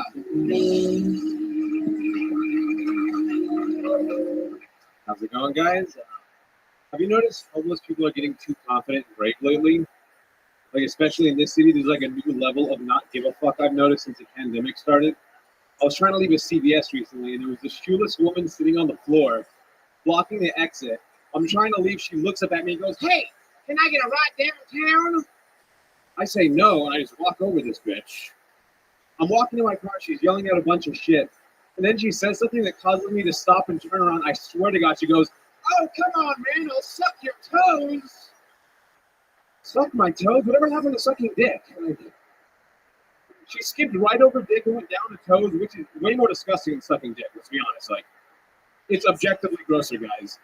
Like, I'm not gay, but if any man in this audience came on stage right now and held a gun to my head and I had to choose between sucking their toes or sucking their dick, I'm sucking the dick every single time. And honestly, getting my dick sucked is my favorite thing in life. I rank it as number one, but number two is the way that homeless lady sucked my toes that day. Yeah. She sucked my toes so good she made my dick curl, you guys. Like, All right, Thank you. Ali Musa, everyone. hell yeah. Am I saying that right? Ali Musa? Ali Musa. Ali Musa. Yeah, absolutely. Ali Akbar. All right. I Right, got it. right. Ali Musa. What ethnicity are you, Ali? Libyan. Libyan. That's right. I Yeah. see that fucking. You got that Gaddafi bone structure. Muammar Gaddafi. You yeah. really do. It's I do it all the interesting. time. You any relation or anything like that? Probably there's like 12 of us in the world. Hell yeah, you do sort of look like that. I That is do. wild. I do. That's incredible. You do. You look like the bad guy from Ghost. Remember You the told one me that last like, time you I was did? here. Yeah. Willie Perez, I believe his name. Right. I love it. So what time do you have to finish turning into Dracula exactly? Quarter to midnight. I love it. Is it true that you sleep upside down in the cave under the Congress Bridge? Yeah. Ollie, how long you been doing stand-up? 10 years. 10 years. Fuck yeah. I love it, man. All of it here in Texas? No, I'm from Tucson, Arizona. Okay. He just moved here. I moved here like 2 weeks ago. Sweet. Wow. That's Yeah, like yeah. everybody tonight's moving in here. All Right, these right. fucking Libyans taking up our real estate. You know what I'm saying? Right. It was awesome, man. We started going at it, talking about, I want my dick sucking up my toes or whatever. It was Right, just right. like, I was like, here we go, another dick. And then it just kept going. It just kept getting better and better. There was like Thank you. tags upon tags on it. Oh, thank you. Was that the set you were going to do, or did you hit the guy before you and he's like, oh, I have a I dick? almost switched it because I was like, fuck, he's talking about sucking toes. It's going to be redundant now. So, Right. But you yeah, know? did Fuck it. with it, though. Real jokes. Always Right, right. win. I Right, love it. right. Ollie, how do you survive? What do you do for work? I deliver for Uber Eats. Oh, shit. Yeah. Oh, yeah. This is another perfect example that if people could see who's delivering their food, they probably wouldn't order it. You know what I mean? I got his dick sucked before he dropped my food off. I feel like I could taste, if I got like a fettuccine Alfredo from Olive Garden, I feel like it would be a slight aftertaste being in your, being inside of your fucking Libyan Taurus or whatever you got. What kind of car are you driving for Uber Eats? I drive a 2021 Toyota Corolla. Whoa! Hell yeah. I got one of those too. I call it Hans Kim. Just kidding. That's stupid. Hans isn't even, it's a Japanese car. All right. Ollie, what do you do for fun when you're not driving Uber Eats? Doing Stand-up comedy. Stand-up, yeah.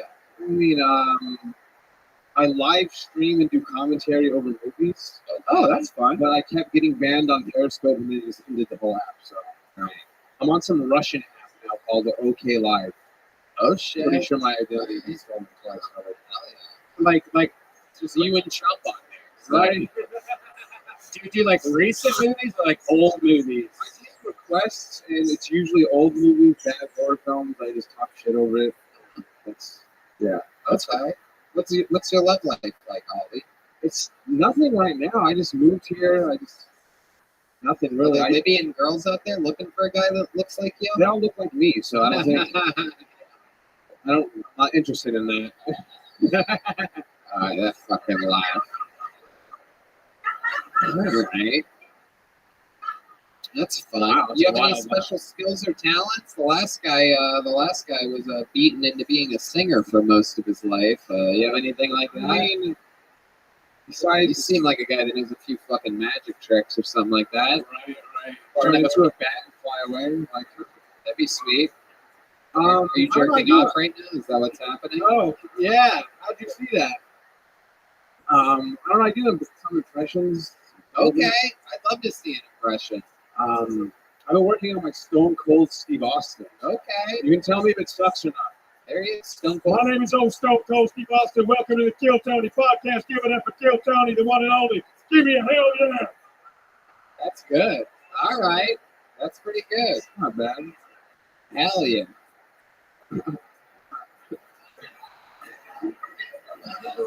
Hell yeah.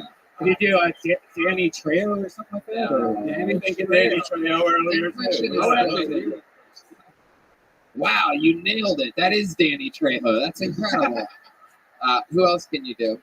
I can kind of do Dr. Hibbert from The Simpsons. Okay. Well, Bart, look like you have the case of the month. I don't think you're allowed to do that voice. That's good. Yeah, Yeah, that's not exactly a Libyan. give me a hell yeah. Well, give me a hell yeah for Dr. Hibbert. Stone Cold thing to save it. Right. Yeah, that was my good. I love it. So that's cool. Impressions. You said love life's non-existent. Yeah, for right now.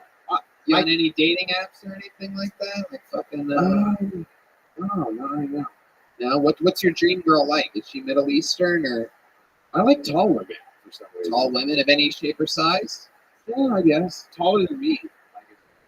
I went through a phase where I'd go on like dating apps and when you could go to like the advanced search, I'd all put them at like 6'3".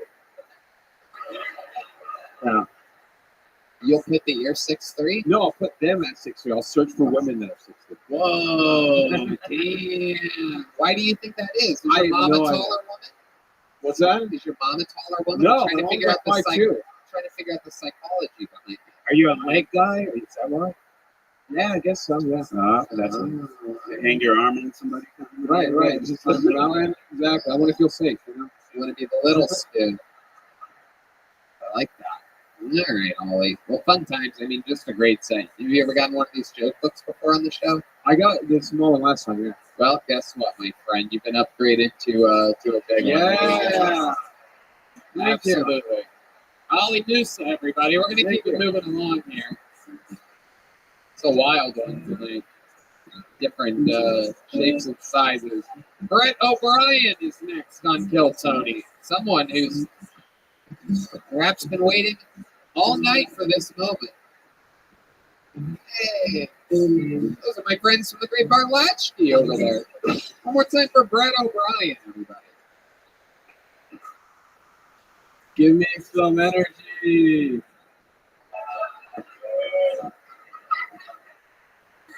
I can't do this if you're asleep. I'm not Cosby.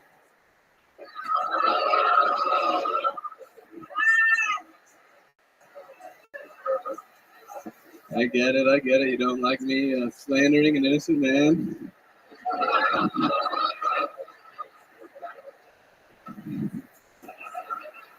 I guess the problem with me is I was raised by white people. You know, white parents, they're always telling their kids that they're stars. And when they end up not being one, they become shooting stars.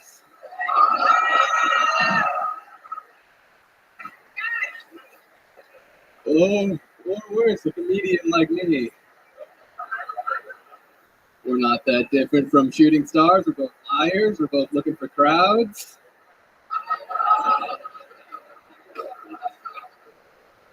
And if we get really good, we're killing at theaters.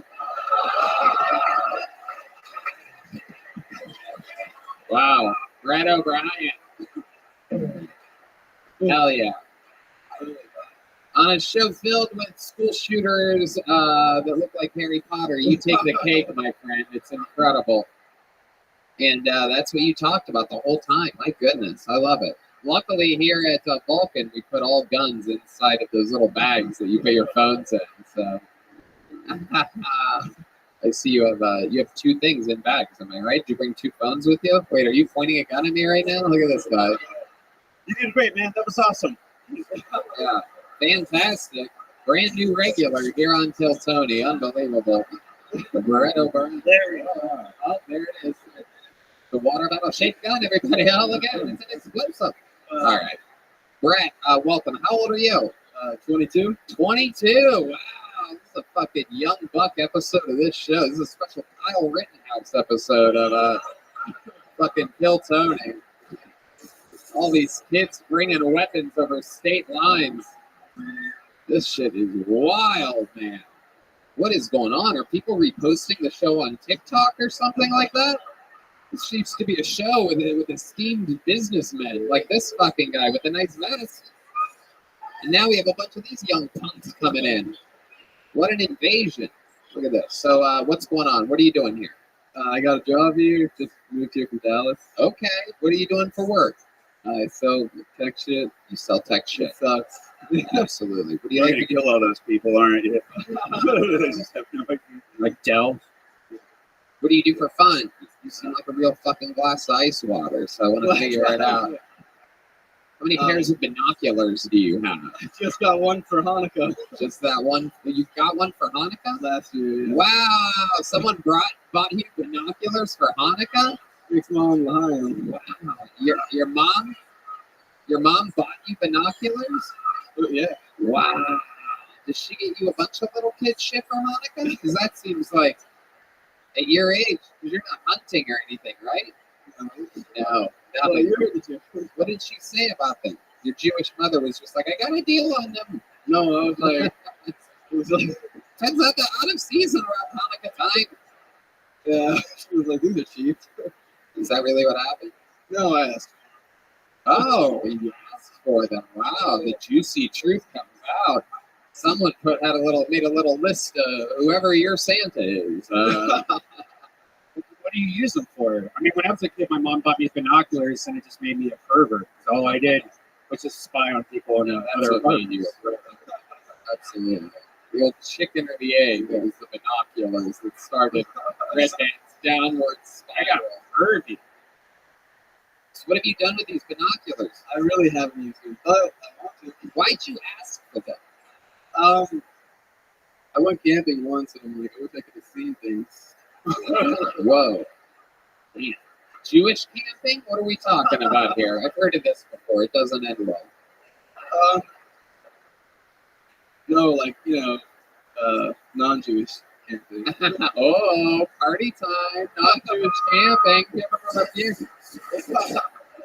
It'll knock your yarmulke off in a heartbeat listening to that kind of music. Wait, no, that's all right. That would be Jewish camping music. That's what you guys listen to. All right. Mom and dad both Jewish? No, my dad's Catholic. My mom's Jewish. Oh, hell yeah. I hate fuck. I love it. How many brothers and sisters do you have? I have 2 sisters. Yeah, 2 sisters. They're older than you? One's older, one's younger. Okay. All right. Yeah. Well, tell us more about your life, Brett. What else about you? I mean, this is only gonna make it worse. I guess I played tennis in college, so that was cool. You guess you played tennis in college. I'm certain of it.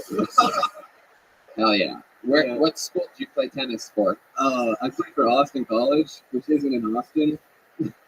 Where is it? It's in Sherman, which is like a little small buttfuck town in North Texas. Okay. Sorry. All right. So you play tennis. Were you good at it? I mean, kind of. Sounds like a really shitty college. So it's like when Yeah. people are normally when they're like, I did tennis in college, like it would be like big I'm not proud of this. Great school. I mean, Okay. not the best. I want to go back to this Hanukkah thing. So you got a pair of binoculars. What else did you ask for? Is that like the big gift? I don't really know. I've had Jewish friends my whole life, but I don't know how Hanukkah. I've never really wanted to learn how Hanukkah works. Never really had the design. Yeah, we stopped doing Hanukkah. And it's supposed to be 8 nights. We just did it in 1 night. Because Whoa, hell yeah. Okay, forget it. All right. Instead of 8 nights, you forced it all into 1 night. right. 'Cause, Okay. you don't want socks on the 1 night. So Right. let's just get it all fun. So we can play. Right. So you guys Christmas literally together. just stealing. Your father must have been like, this is a win. The binoculars, it's over. Yeah, exactly. Stealing Christmas. What do you guys have, like a Catholic and a Jew? What do you guys have, like a Christmas tree with the yarmulke on the top or something like that? Yeah, that's right. We got I was gonna make that joke. We got a real vivid thing of Jesus dying on the cross. You have light hair. Is your father German? No, he's Irish. Oh, that's what he told your mom's family. Huh? No, I swear, I am. I swear, I am Irish. I don't know what it is. Yeah, some good old German sound effects there. Someone has broken into the laboratory. All right, Brett. What's the creepiest thing you've ever done? The creepiest thing I've ever done. Yeah, we all want to know. Oh God, where to start? I can't use Bumble anymore. Oh, they disallowed you? I'm not allowed on it. Why? What did you do to get? What did you do to get blocked on Bumble? They have these prescribed questions like, "What is your love language?" Someone sent that to me, Uh-huh. and I said, "Blowjobs." Oh wow! You got banned for that? I feel like that's It's the one. Bumble. You should have said touch. Yeah, well, that's what I was alluding to. You seem like your profile on a dating site would have like those like zodiac letters or something like that. Yeah. Do you collect crystals? If you can find out what my name is, maybe I'll go on a date with you. You crack the puzzle. Alright. You into puzzles and shit? You like escape rooms? You seem like the kind of guy that has a Lego set, am I I'm right? bad at that shit. No, Hey, I'm not. Yeah, I'm bad at Legos, escape rooms. But it's great. yeah, that's crazy. Matt Mueling is making fun of Brett O'Brien right now. I've never seen Matt. We've done like 100 episodes of the show. Never once have I heard Matt just appalled at a guest for anything. And you see what that is. But when he said he doesn't do Legos well, Matt's like, how the fuck is that fucking possible? He's a Lego guy. What the fuck do you mean you can't fucking do Legos? It's fucking bullshit. Matt is verbally furious right now. Again, literally, he's been on almost every single show since we moved to Austin, Texas. I've never heard him mad about anything before or after the show, especially during. But your inability to Lego block has my guitar player losing his mind right now. It does make no sense. How can you be bad at blocks? Explain yourself. Matt's my friend, and I demand an answer. Explain how you are bad at fucking Lego blocks, Fred O'Brien. All right. No, yeah, he makes a good point.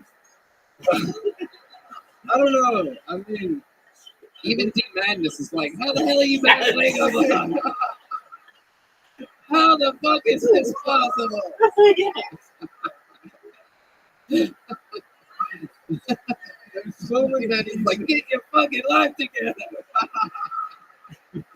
Team Madness is actually probably amazing at Lego. Yeah, if no, you I think mean, about I mean, it. yeah, Lego seems like it could be another one of those like blind people like super things. Yeah, like music and being cool and shit. You mean Braille blocks? Dominoes is a big one. All right. Brett, fun times. Congratulations. Welcome to Austin, Texas. Yeah. How do you feel? Good? You okay? Yeah, you did pretty good. Here you go, Brett. Take one of those. It'll match your jacket. Oh, we haven't yet tonight, huh? There hasn't been a lady out yet, huh? Even Ollie was a guy, it turns out. How many do you think we should pull until we get a female comedian up here? Equal opportunity show that we are. Sorry to Jared. Sorry to Brandon. Evan. Oh, God. Oh, jeez. Ladies and gentlemen, you know, we don't tell people when they should stop signing up for the show. And because of that, what's about to happen is going to happen. This lady made her Kill Tony debut just a few months ago and immediately became somewhat of an instant legend. She's wild as hell. Let's see what state of mind she's in tonight as I present to you Miss Amy O. She shows up every week. She shows up every week and signs up.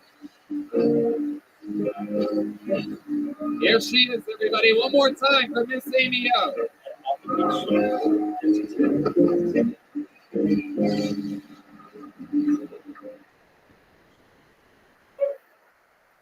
Thank you for being here tonight. I've been talking to myself in my car, you know, making up all kinds of jokes, trying to make them down to 60 fucking seconds. Really, me. I'm the queen of over fucking sharing. I mean, all my friends, oh God, here she comes. What is she gonna talk about now? God damn it. You know what? You can laugh at me right now, but I'm gonna tell you this. I think the real thing that's going on is that young people overshare more the fuck than I do. How do I care who the hell you fuck? I don't care if you get your asshole licked. I really don't. I have heard so many asshole-licking jokes in the past years. I've been doing like, I'm so tired of hearing about your dick. I swear, masturbation, gay or straight, learn to masturbate, fucking pay when you masturbate. You know why I'm always late? Because I masturbate every Monday. Before I get on I-35. I'm your cute as hell. Oh, shit. Miss Amy O buttering up the guests a little bit. We'll see if Chris Tellez wants to go. I believe this is the 58-year-old Hans Kim slept with. That's why I'm here. Don't add up. No, I'm just No, I kidding. only had one Asian. Welcome. Welcome, Miss Amy O, one of the most batshit people in the history of the show. But sober. You are. She's sober now, everybody. It turns out that she was sober for how long? Oh, many years. I don't remember how many years I lied about it, so I can't tell you for sure. Oh yeah, you were one. So we're finding out now that you were sort of one of those sober people that like go to all the meetings and all the big things, and the whole time you were like getting fucked up like these people are idiots. I'll be honest. For many years, after I got out of prison, I actually went to prison to to carry the message of Right. recovery. For those of you that don't know, she's been put to prison a few times for many years. I called her the mom One from long Requiem for a Dream a bunch of times, and now you're caught up. Y'all caught up now? Yeah, you can watch it on YouTube. There's like 5 They know that they can watch on YouTube, Miss Amy O. You don't need to plug the show that you're currently on. Thank you, though. I told you I overshare. All right. Absolutely. You are wild. So remind us, what medicines or drugs are you on now? Now, just a little bit of sativa, maybe. Maybe it's still in my system. Anything from a doctor? No, I'm actually sober tonight. Very sober. It's weird. I can hear you for a change. I think that the hearing problem was exacerbated by the alcohol. Yeah, and your age, for sure. Yeah, that could happen. Don't forget about that, the ultimate drug of time. But I'm still carrying concealed tonight, so yeah. Yeah, absolutely. Those aren't got my guns. gun. Those are fucking muskets. Those old ass guns she's lugging around. Those are single shot fucking.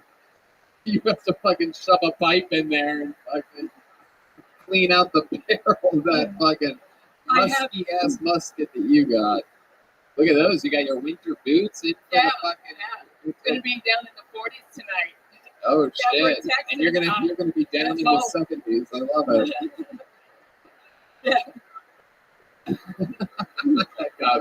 That guy got it late back there.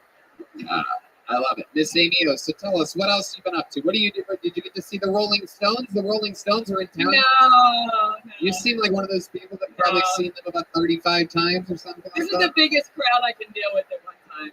Right. What else do you do out in public? I actually I go to my mother's nursing home pretty regularly, and Okay. yeah, she's my best friend. She loves to watch me on Kill Tony, by the way. You force her to watch this shit? No, actually, the CNN put it on. I come in there to visit her sometimes, and I'm already there. Oh my goodness. How old's your mom? My mother is 84. Wow, so you have to turn off Jimmy Fallon and put on Kill Tony when you walk in. She doesn't know who Jimmy Fallon is. She knows who I am. That's just an insult to Jimmy Fallon for no reason whatsoever. All right, Miss Amy, stop flirting with the band over there. How's your husband? You have a wild husband, am I right? This guy has a temper, am I correct? Well, he actually wishes me luck every time I drive up here. He's sitting in Mexico right now, and he goes, I hope you get on tonight because you're restless. So, yeah. So I came here for my birthday and sat over there, and I got to be really close to Ron White, and of course you, and everybody was nice. But, I turned 62 a few weeks ago. Oh, yeah. Restless, but not young. And can I do something, Tony? She is the old and restless, everyone. Can I ask the audience, can y'all shout out how old you are? No. That please. No. And, well, that's been my interaction lately. I've been working it out on my sets because most of my background is motivational speaking in NA. What?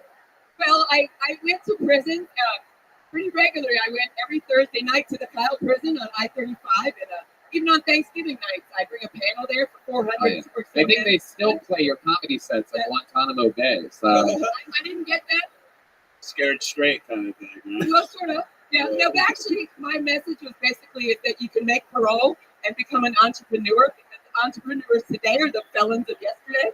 That's just simply not true. Do you know what the best company started by a former felon is? Like, do you know of any success stories? Actually, what you're talking about? You said A&G Oppie Trucking. Is that your own business? Yes. Okay. Yeah. Yeah. I heard a business name that didn't have a catchy name to it, and I assume. That's Amy and Gary. Yeah. You're dropping names of your own businesses. I love it. Remind us all, how long were you in jail for? I was in jail and then prison again. Yep. Well, actually, prison is really what I'm asking. Can I drop? No, answer the question that I just asked you, Miss Amy. Focus right now. I was in prison for 13 years. Okay. 6 weeks short of 13 years. Beautiful. And I've been out now. January the 16th, January the 13th will make it 17 years I've been out. Okay. You spent 13 years in, 17 out. Is there anything about prison that you miss? Well, Radiator. there was a lot of Girls open mic experiences up there, you didn't have to wait your turn.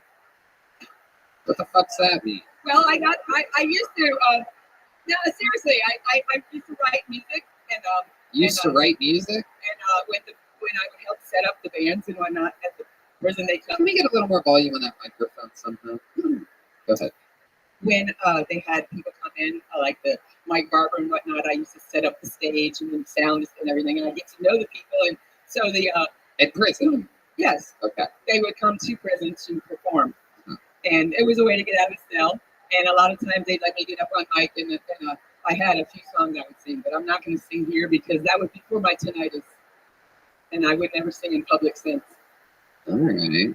Well, there you go. If you've retired from singing, then Well, yeah, then I think we're fine with that. but they do my So, yeah, widow there's does my the Christmas. red band's playing fart noises. So okay, can you get off of this, please? It's Going next to horrible. the food. It's the worst. I love it. So, all right, now listen. Nope. The last time, Nope. We're gonna keep it moving, Miss Amy. These things, these monologues with you, they are lengthy and I know, girthy. but there was a time I was up here and I really couldn't hear you at all. Okay. And when I listened to the episode, I think I missed out on a whole lot of Okay. things you Let's asked get to about. the end part of it. The end part was you asked me about my sex life, and then when I tried to describe it, you said I made people sick. Now, I did? yes, you did. What did you say right before I said that? I was doing my dildo joke because I tried to pop that in there because all the jokes I do are longer than 60 seconds, so I tried I bet they fucking are. The editor has left the chat. But on the William Montgomery podcast, I tell about my prison, and y'all see that soon. Okay, well, it's a different show. I love it. There she goes, Miss Amy O, everybody. And I'm glad that she plugged that show because that is indeed the land that we go to now, everybody. The guy that's going to close tonight's show is a legend in these parts. I mean, the longest standing regular in the history of the show. Everybody loves him all the way across the world. This guy, been opening for Joe Rogan, been opening for me, been opening for a lot of the biggest comedians in the world. Rumor has it that, I don't want to give that away. Ladies and gentlemen, this is the Big Red Machine, William Montgomery, everybody.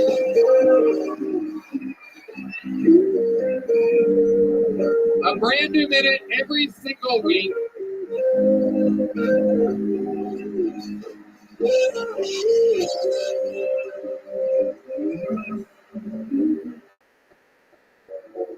Miss Amy O actually taught me how to masturbate 2 weeks ago.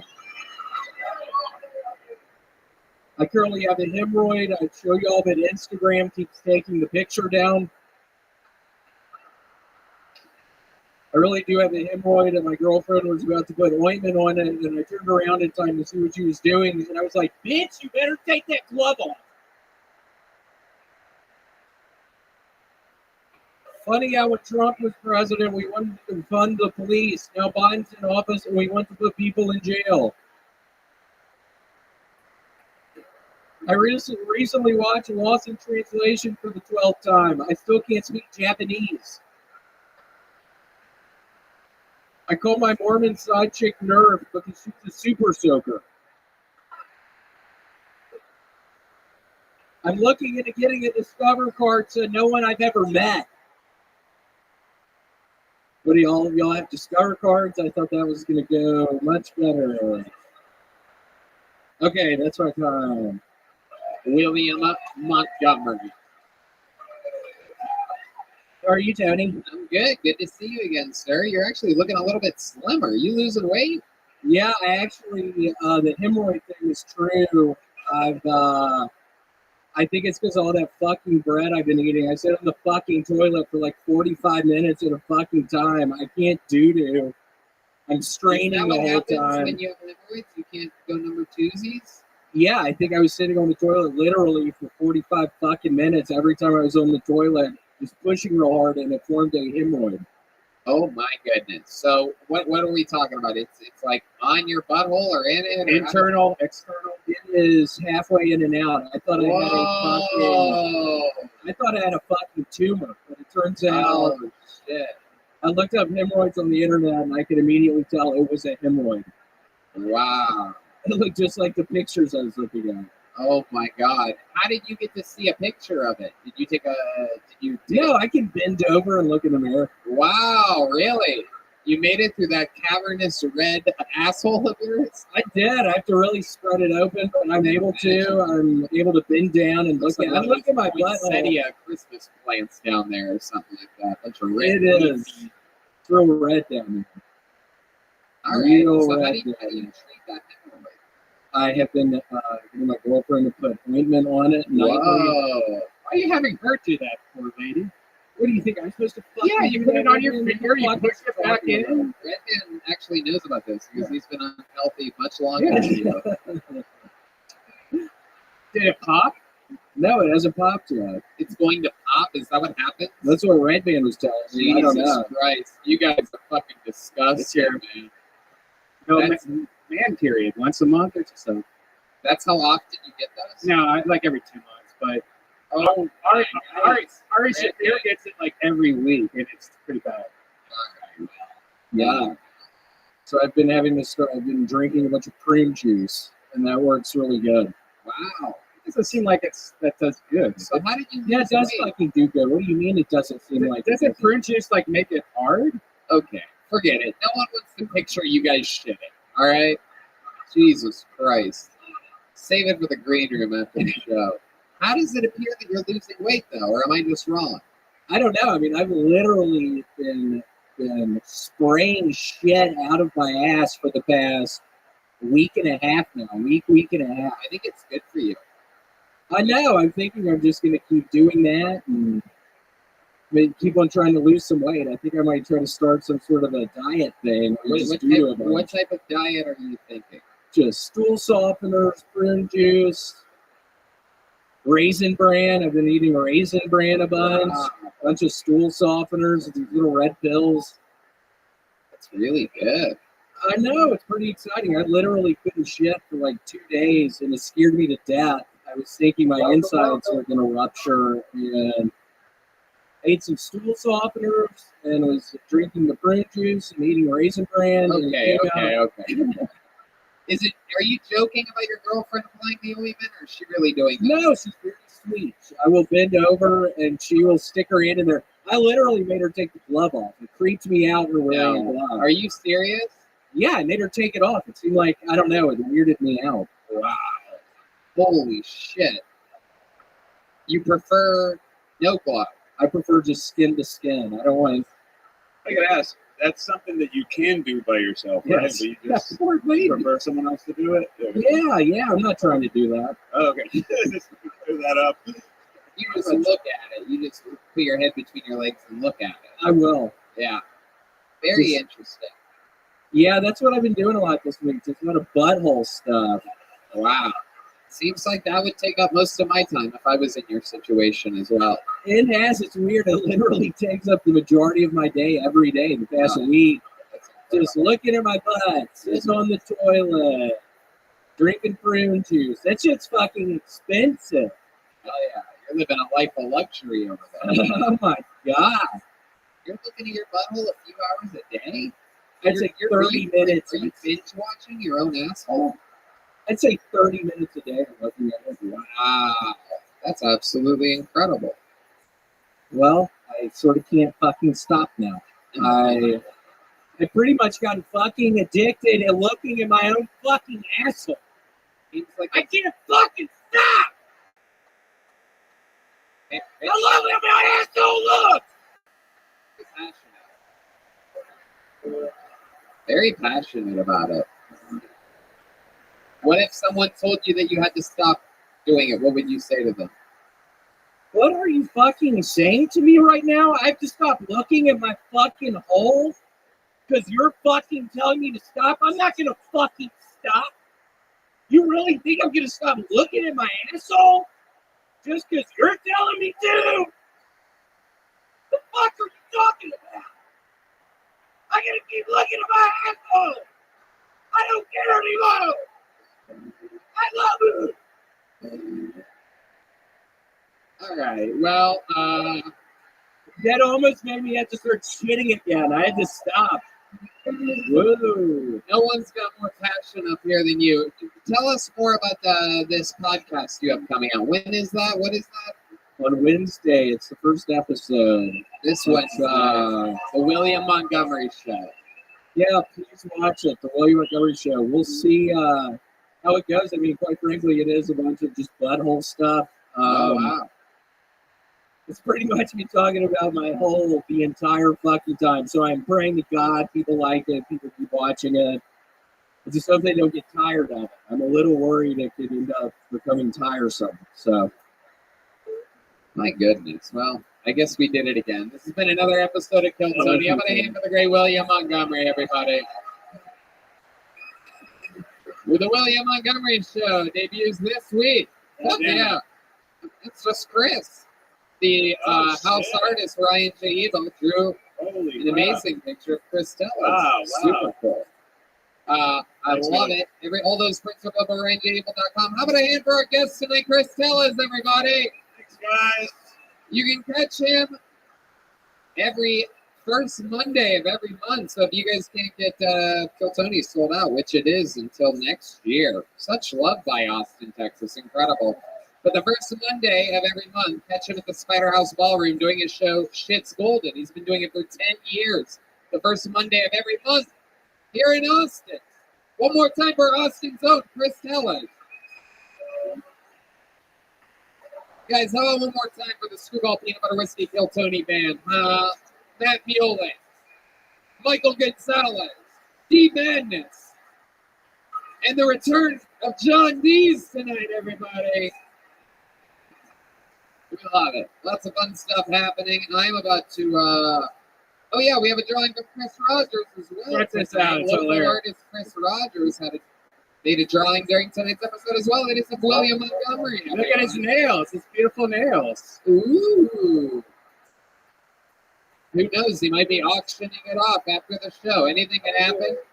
The Kill Tony official after party. There's going to be a bunch of merch for sale, by the way, right there in that corner. The lovely Avery is over there with a ton of very cool, exclusive, one-night-only Kill Tony merch and a bunch of other cool stuff. Nether Hour's about to play. Love you guys, live audience. Thank you so much for making us feel so at home here every week. Thanks, guys. What a blast. Thank you, guys. Good night.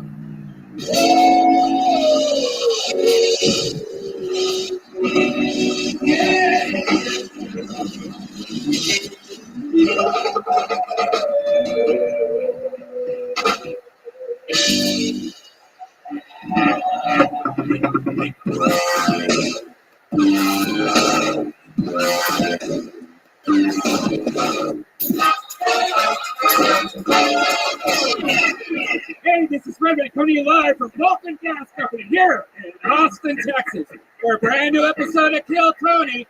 Give it up for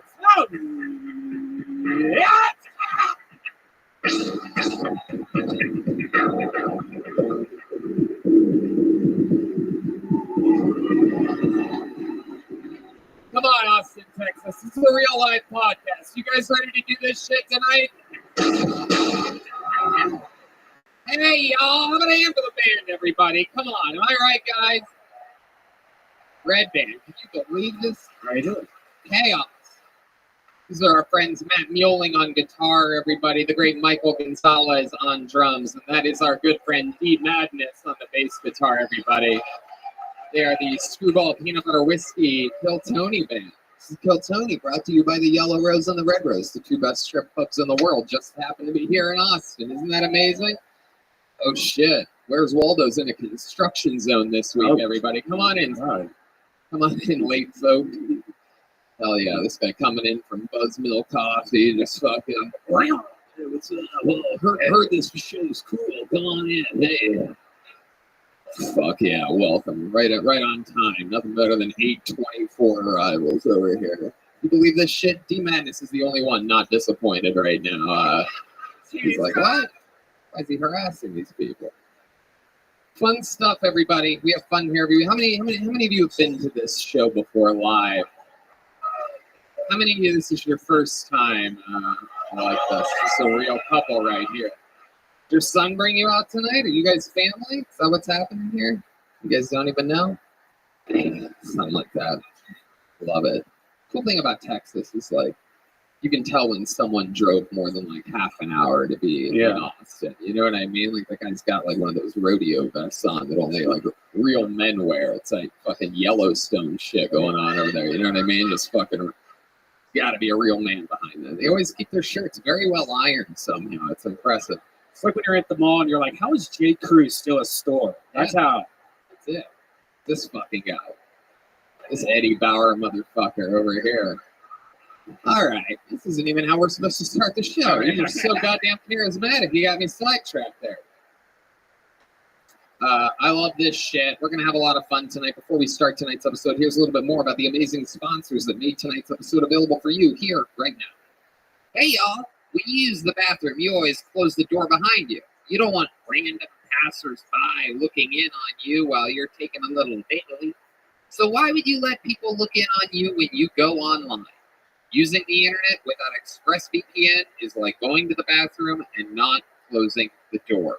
I absolutely love ExpressVPN because it gives me the reassurance that my entire online sensitive data is secure.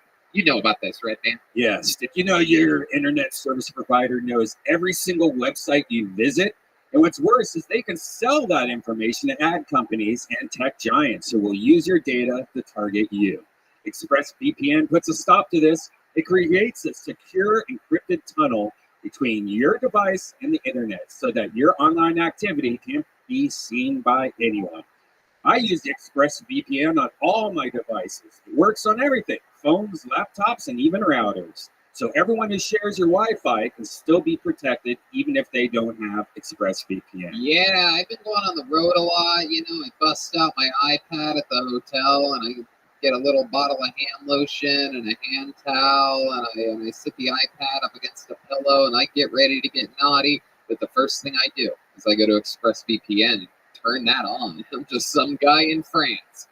ExpressVPN is as easy as closing the bathroom door. You just fire up the app, click one button, and you're protected. ExpressVPN is the world's #1 rated VPN by Mashable, The Verge, and countless others. So, if you're like me and believe your online activity is your business, secure yourself by visiting expressvpn.com/killtony today. Use our exclusive link, expressvpn.com/killtony, and you can get an extra 3 months free. That's expressvpn.com/killtony. Man, I am telling you, it is cooled down here in Texas, but I am still using my Liquid IV regularly. It is absolutely one of my favorite things. And now that the weather is cooler, it makes it easier to miss signs of dehydration like overheating or perspiration, which means it's even more important to keep your body properly hydrated. Flu season is in full swing. Proper hydration and vitamins can help make us a strong immune system. Making hydration a priority helps us feel healthier on a day-to-day basis and fuels us to our highest potential. One stick of liquid IV and 16 ounces of water hydrates faster and more efficiently than water alone. They have a bunch of amazing flavors. I went to a sauna today, and I used liquid IV. It made me feel great the entire time. Red Band, you know about this stuff. Oh man, I love it. I have one before I go to bed, when I wake up, during the day. Every time I drink something, I use the liquid IV. It's great tasting. It makes you feel great. And, you know, their flavors, they have some of the best flavors ever. Lemon lime, strawberry, watermelon. My favorite, cherry, is now at Walmart because liquid IV is now at Walmart. And if you like pina colada, they got that too. The optimal ratio of glucose, sodium, and potassium delivers water and nutrients into the bloodstream. The company is a great company. They donate 4 million servings in response to COVID-19. So these people actually, they're not just virtue signaling buffoons like a lot of companies. They actually donate to food banks, veterans, active military, first responders. They've donated over 11 million servings globally. Grab your favorite Liquid IV flavors nationwide at Walmart and you can get 25% off. When you go to liquidiv.com and use code TONY at checkout, that's 25% off anything you order when you get better hydration today using promo code TONY at liquidiv.com. Ho, ho, ho! The holiday season is here, and with it come the yearly questions of how do I maximize my time savoring holiday moments and minimize my time shopping for gifts? If you're not a weary holiday wanderer, Matt Weldon has all the answers. Whether it's an office party, a party with friends, or just a holiday party of you, your couch, and a game on the TV, Mac Weldon has all the essentials to keep you stylish and comfortable throughout the season, and their innovative daily wear system has taken all the hard work out of outfit planning with pieces designed to work together for any occasion, saving you time and sparing you any of extra holiday stress. I mean, it's super cool stuff. They all match, and I love it. I wear Mac Weldon when I'm walking around town or chilling at home. It's super cozy. I turn on the fireplace, I throw on my Mac Weldon outfits, and I just cozy around my place. You know about this, Red Band? Oh, it's great. And I'm somewhat of a stickler when it comes to comfortable sweatpants and sweatshirts. I was initially skeptical when I heard about the hype about my Mac Weldon, especially their Ace collection. But man, I was proven wrong. Pairing super soft, high-performance fabric with unmatched style, these have become the pieces I live in, whether I'm hanging out at home or running errands around town. The foremost sweat skeptics has a new outlook. Don't sweat it. Just trust Mac Weldon. Yeah, that's true. And when it gets cold out there, use their amazing warm knit collection. That's what I use. It features shirts, vests, pajama pants, and more. My chilly winter days are behind me, like a dog's tail. Using innovative technology that uses your own body heat to keep you at the perfect temperature, these products from Mac Weldon have me saying something I never thought I would. I'm ready for the cold. This holiday season, every guy deserves to wear unforgettable clothes that he loves for the moments with loved ones that he'll never forget. This holiday season, dress good, look good, feel good. Wear Mac Weldon. For 20% off your first order, visit macweldon.com/Tony and enter the promo code TONY. That's macweldon.com/Tony. Promo code TONY for 20% off. Mac Weldon. Get it right this holiday season. You know, this past year has been really, really hard on us, and it's really hard to stay in touch with family when they're very far away. That's why Skylight is the perfect gift for that.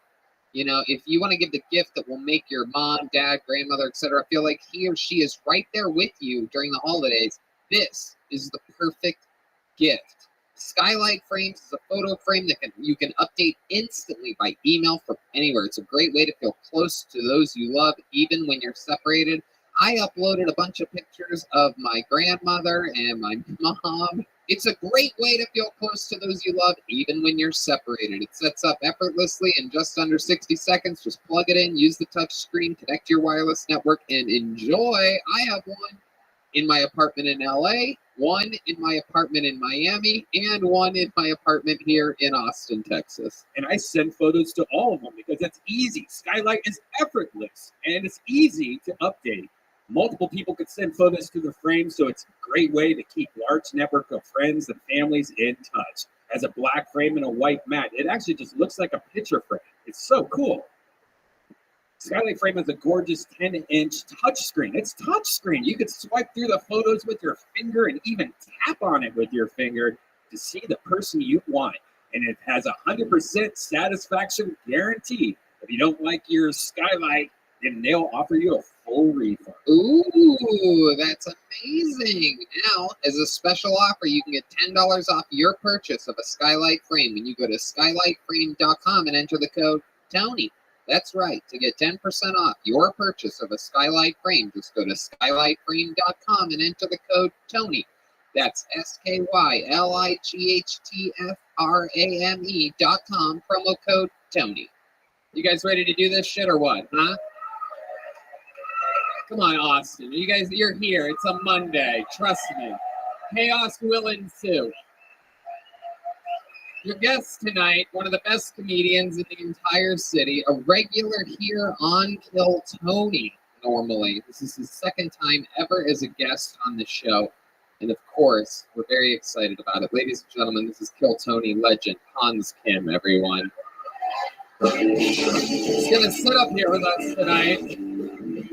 We're going to see where the night takes us. The great Hans Kim. Welcome back, sir. Thank you so much, Tony. It's a great honor for my family. Hans is the man.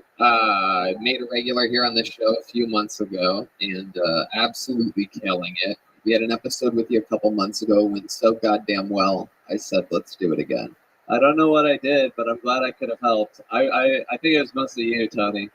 Thank you, Hans. Wow. You see why I like this guy? I love it. Hans, you got a new haircut this week. Is that true? Yeah, I got a little haircut, did it myself, edged it up, and now I'm looking fresh. You really did it yourself? Yeah. Have you ever done your hair yourself? No. Really? No. You never? Oh, all the time. You take a mirror behind. You have like the third blade, the second blade. That's how you guys end up ugly. I get it. That's cool. I love it. That's adorable. Your own haircut. What are you talking? Well, I mean, It's yeah, really you got the old fucking Doug Stanhope up yeah. there, the old fucking number 2 the whole way around. Hans Kim over here looking like he's about to inherit North Korea or something like that. I mean, this is the real fucking, there's a flow there. You had to switch blades or something, right? Yeah, and you can't get this haircut in North Korea. You can't? No, they forbid it. So in America, I have freedom to have this haircut. Wow. Hans, we're going to have fun tonight. You guys know how the show works. A bunch of people signed up for the chance to get pulled out of this bucket. Sometimes we find amazing local talent. Sometimes it's complete chaos, just mental illness of people that think they can be funny for 60 seconds. They're positive of it. They try. You never know what's going to happen. You know their 60 seconds is up and you hear the sound of a kitten. You have to wrap it up then or else Angry West Hollywood Bear comes out. I'm so sick of that part of this show. I don't know. Hey, you've lived in the city enough to know where the gay district is. It's by the Turons or the I know. I think I left my credit card there this weekend. I know exactly what part of town it's in. I love it. Normally, the show is opened up by the great Hans Kim. Normally, he comes out and does a brand new 60 seconds of stand-up every single week. But since he's the guest tonight, we had to find a replacement for him. And ladies and gentlemen, I present to you Zhao Ling Summers, everybody. Zhao Ying Summers doing 60 seconds to start the show.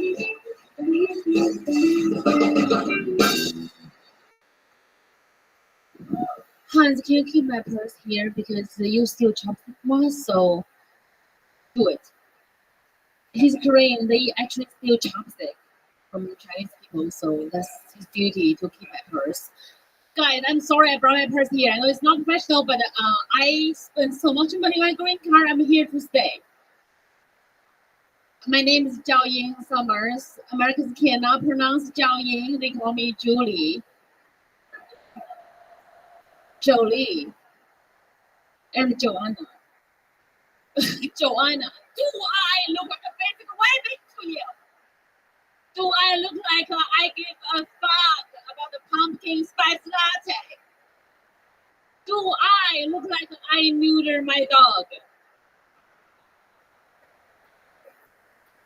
You'll be like, it is good to neuter your dog. Why? Why is it good to neuter my dog? Does that make them taste better? Don't worry, I don't eat dogs. I'm not Korean. Oh shit, a little dig at the end on Hans Kim. Zhao Ying Summers, everybody. Closing strong. Is that an American stereotype that we don't we like to neuter our dogs? Yeah, you guys neuter them and make sure they are companions, but they are just food. All right, just hold on a second on your Chinese instrument that you're playing over here. Just hold on. Okay, Red Band. Put it away for a second. So Zhao Yang, welcome to the show. This is your first time on It is my Tiltonian. first time I through. Right. However, we all did meet you in Los Angeles. And Red Band gave me this information earlier that I cannot believe. Ladies and gentlemen, you are looking at who was once Miss China, everybody. Literally, we got Miss China on the show. So tell us your thoughts about the Peng Dang situation. Let's just get right into it. Oh, God, yeah. How about the Miss China and the Peng Dang thing? So, Hold on, not during this part. so Go when ahead. I won a beauty pageant Miss China, my mom said, of course you won. The American people will make sure that they pick an ugly girl to represent China. So being ashamed to me and to my mom. That's her thing. I didn't understand everything. Oh, that you said. anything? Okay, so Tony, tell me about what you want me to talk about. I'll talk about it. So what?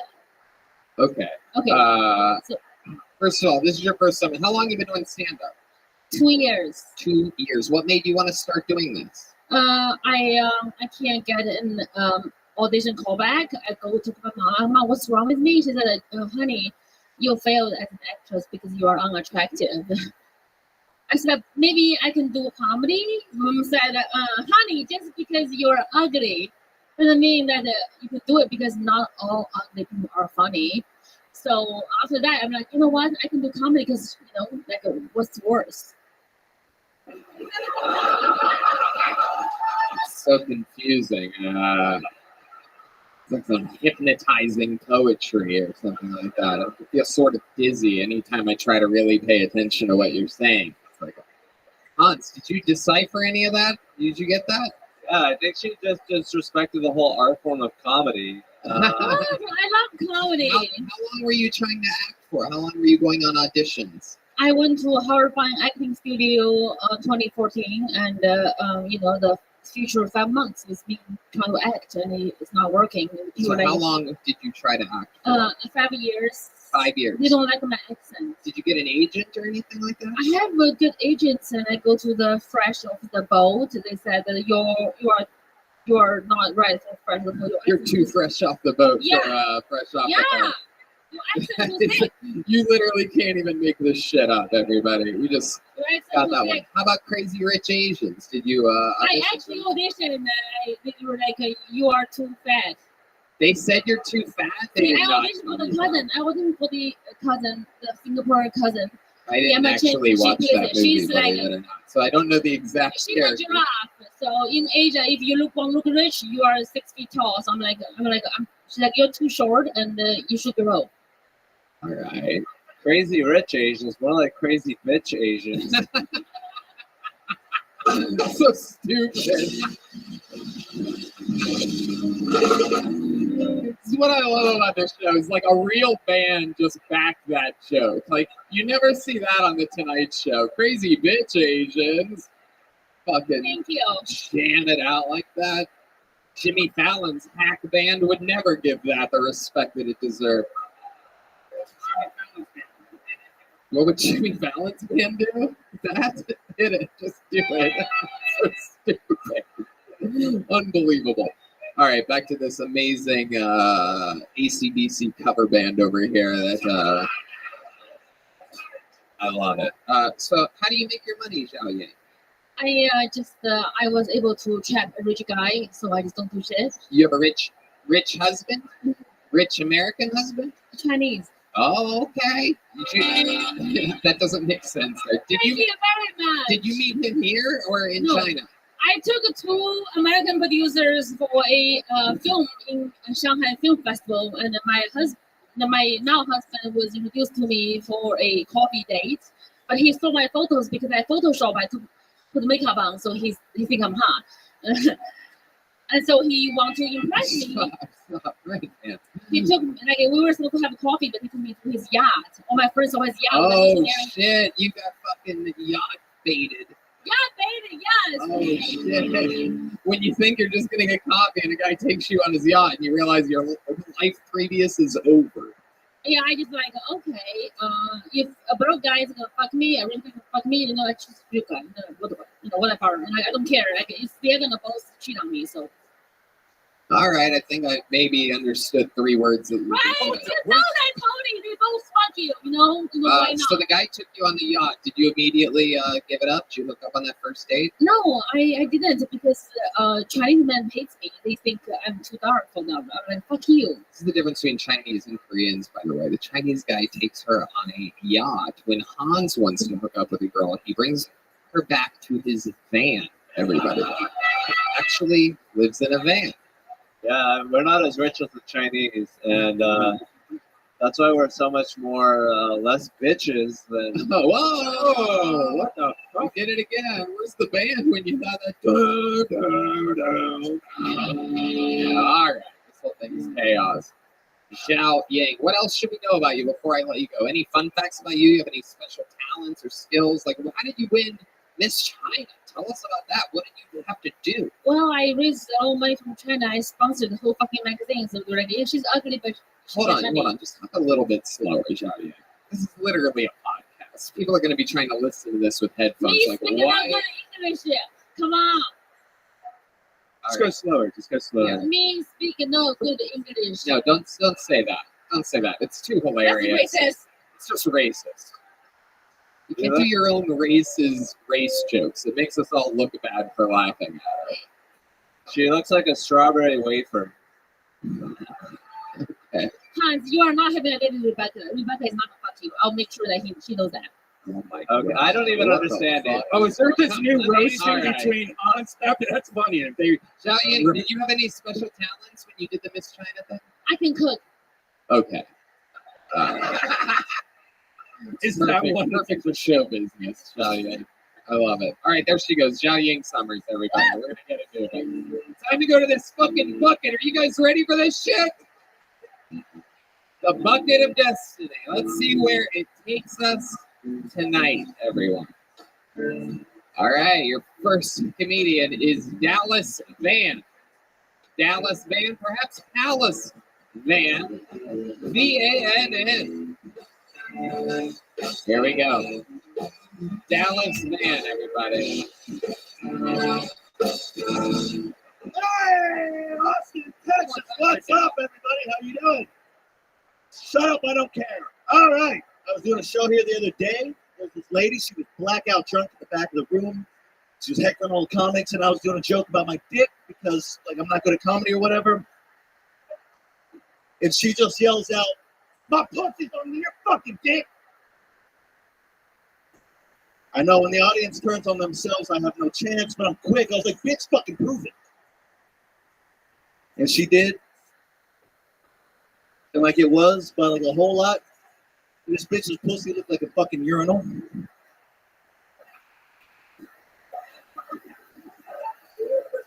You see that? I'm creative. This bitch, cocaine? Do you have any? Shut up. Her pussy looked like a fucking scream mask. It was disgusting, you guys. She was a ginger. She rolled out the red carpet. Anyways, we're moving on from the pussy jokes. I've been hanging out with my grandma a bunch during this pandemic. She hates China. I asked her why. She said they're going to take over this country. I said, that's weird. You're not a fucking citizen. All right, well, I'm just gonna stop you there, Dallas. Before the bear comes in, I think we all know that set's over. Dallas Van, do I have that correct? Yes, How sir. long have you been doing stand-up, my friend? 3 years. 3 years. This is Yes. your first time on the show, correct? Yes. All right. What do you do for work, Dallas? I'm a safety fire inspector. Safety fire inspector. Really? I check fire extinguishers. That's it. Really? Yeah. Did they drug test for that, John? No, I also sell weed. Wow. Hell yeah. Yeah. Okay. And I don't do cocaine because it makes my dick not work. So, All right. So you have done it. That's how you know. yeah. Have you? Now, but it's You've never all done good. cocaine? Yeah, I'm a real party pooper in that way. That's Okay. never been my thing. Yeah? Yeah. How often do you do drugs, Dallas? Well, I just got off 3 years of probation. There you go. What was that for? 3 DWIs. Wow. Yeah, Fuck yeah, dude. Well, if you're going to do it, fucking do it, right? At least when you total your car, you have a fire extinguisher in the back seat. The fucking so really DWI type of job. Now that I think about it, 100%. That fire extinguisher probably doesn't work though. He's responsible to check them, and like you're publicly saying in front of a bunch of people that you do a bunch of drugs and inspect fire things. Like, all these people die. They have this episode of Kill Tony and be like, wow, there you go. Here's the guy right there. Totally. Fucking idiot. Wow. They Red Band they hates still you. pay me at the end. so it Red doesn't matter. Band hates you. Red Band hates you. All right, you're just hitting random buttons. Dallas, so what have Sir. you been doing with your life this whole time? 3 years doing stand-up comedy. What are we talking about, though? Like, what do you do for fun? What do I do for fun? The gayest shit possible. Play disc golf avidly. Okay. Avidly? Avidly. How many I have a discs? fucking tattoo on my arm. Oh, my God. How many discs do you have? How many golf clubs do you have? Well, the minimal amount. That's how many I have. Well, why didn't you just say that when I asked you? What It's do a my lot, golf clubs have to do with your discs? because they're the same thing. Have you ever put a disc in your mouth? Or perhaps a disc in your butt? Is that what you do with your golf clubs? Oh, you son of a bitch. Oh, you son of a How bitch! did you know? Put a little putter in my butter. Anyway, I can't believe how you guys reacted to that joke. That was brilliant. Thank you, Red Band.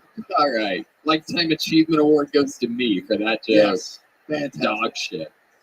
Dallas, what's the most embarrassing thing that you wouldn't want us to find out about you?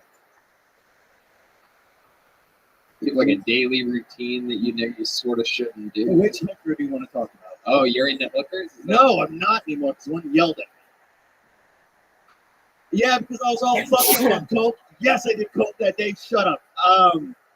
So I was all fucked up on coke, and I called the hooker because coke makes you horny, but it also makes your dick not work. And then she yelled at me because my dick didn't work, Right. but I'd already paid her the money. So she was mad that she didn't get to do the job? No, she was mad that I wasted her time. Wow. But I fucking paid her the money.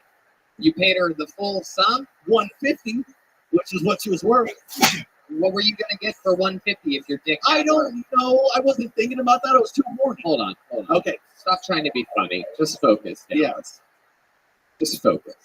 When you paid her the $150, what did you agree to do? You must know that. Sex, I'm guessing. There's no drug in the world. Here, unless it's heroin. I walked into her hotel room. She never got off her phone once. She was on her phone actively the whole time, to the point to where I could lean over and I could see what she was texting. And she was texting somebody, "Do you have any more H?" Dallas, your stories are hot death. I swear to God, I can't believe I'm thinking about bringing Zhao Ying back up here again to tell us some more about her fucking ultra Chinese life. Yeah. I love it. You close with your family? That's yeah. Me and I was thinking about what I was going to talk to you about. I was like, what's an interesting story? No. That's not what I asked. We know you don't have those. You're asking about my family. Yeah, I'm just asking about like fun facts, like graze over like bullet points or something. Me and my mom set a car on fire for the insurance money once. Perfect. That's exactly what I'm talking about. When I That's ask on you a YouTube. question, that's the kind of answer that I like. Looking at all the actual humans in the room, like, what the fuck? Yeah. Fire inspector here, guys. Is that good? How long ago did you and your mom do that? How old were you when you did that? I was 17. Wow. You close with your mom still? Yeah. Really? Yeah. Can we call her right now and ask her about this car I that don't you have my guys set phone, on dude. fire? Yeah, we'll unlock your phone. Bring one of the phone unlockers over here. Can somebody from my table bring my phone over? What table? You got Well, a table? You know her number? Yeah, do you Yeah, have call from Hans Kim's phone. Oh wow. I'm gonna be on the FBI watch list now. All right, now turn That's up the another volume, story. put on speaker, put it in Yeah. the end of the mic. No one You have talk. it on speaker? Hello, Audrey. Dallas? Yeah, it's your son. Why are you calling me Audrey? Why are you calling me from a weird number? Because my phone got left. We have a question. Uh. You remember that one time we set that car on fire? Dallas.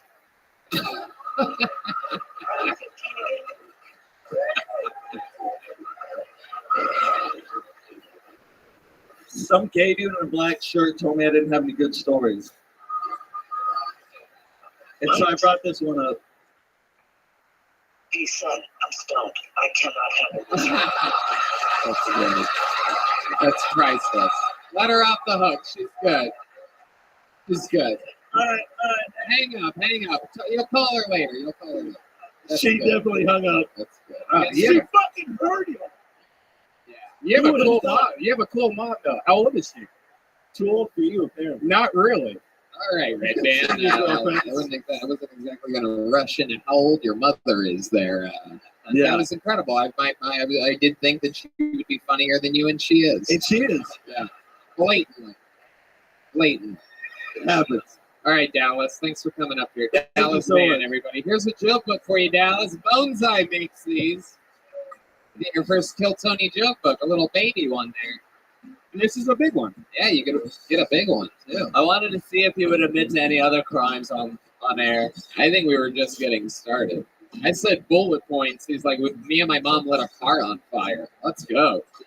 All right, your next comedian goes by the name of Jared Nathan, everybody. 60 seconds uninterrupted. Goes to Jared Nathan.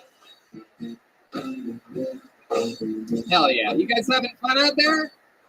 All right. Hell yeah. One more time for Jared Nathan, everybody. Come on. I think people with special needs should get a free hooker once a year.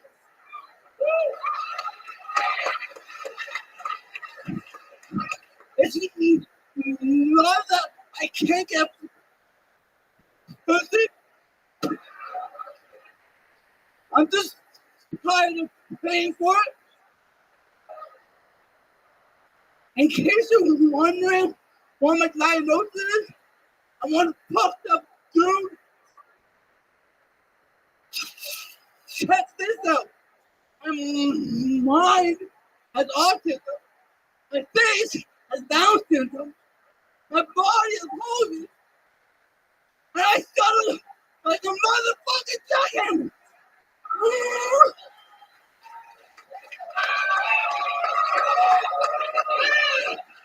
There's similarities between black people and people with special needs. We both get discriminated against. We both intimidate white people. And we both have big dicks. Holy shit. Oh my God. A star is born, everybody. Wow. Jared Nathan has arrived. Oh my goodness. Holy shit.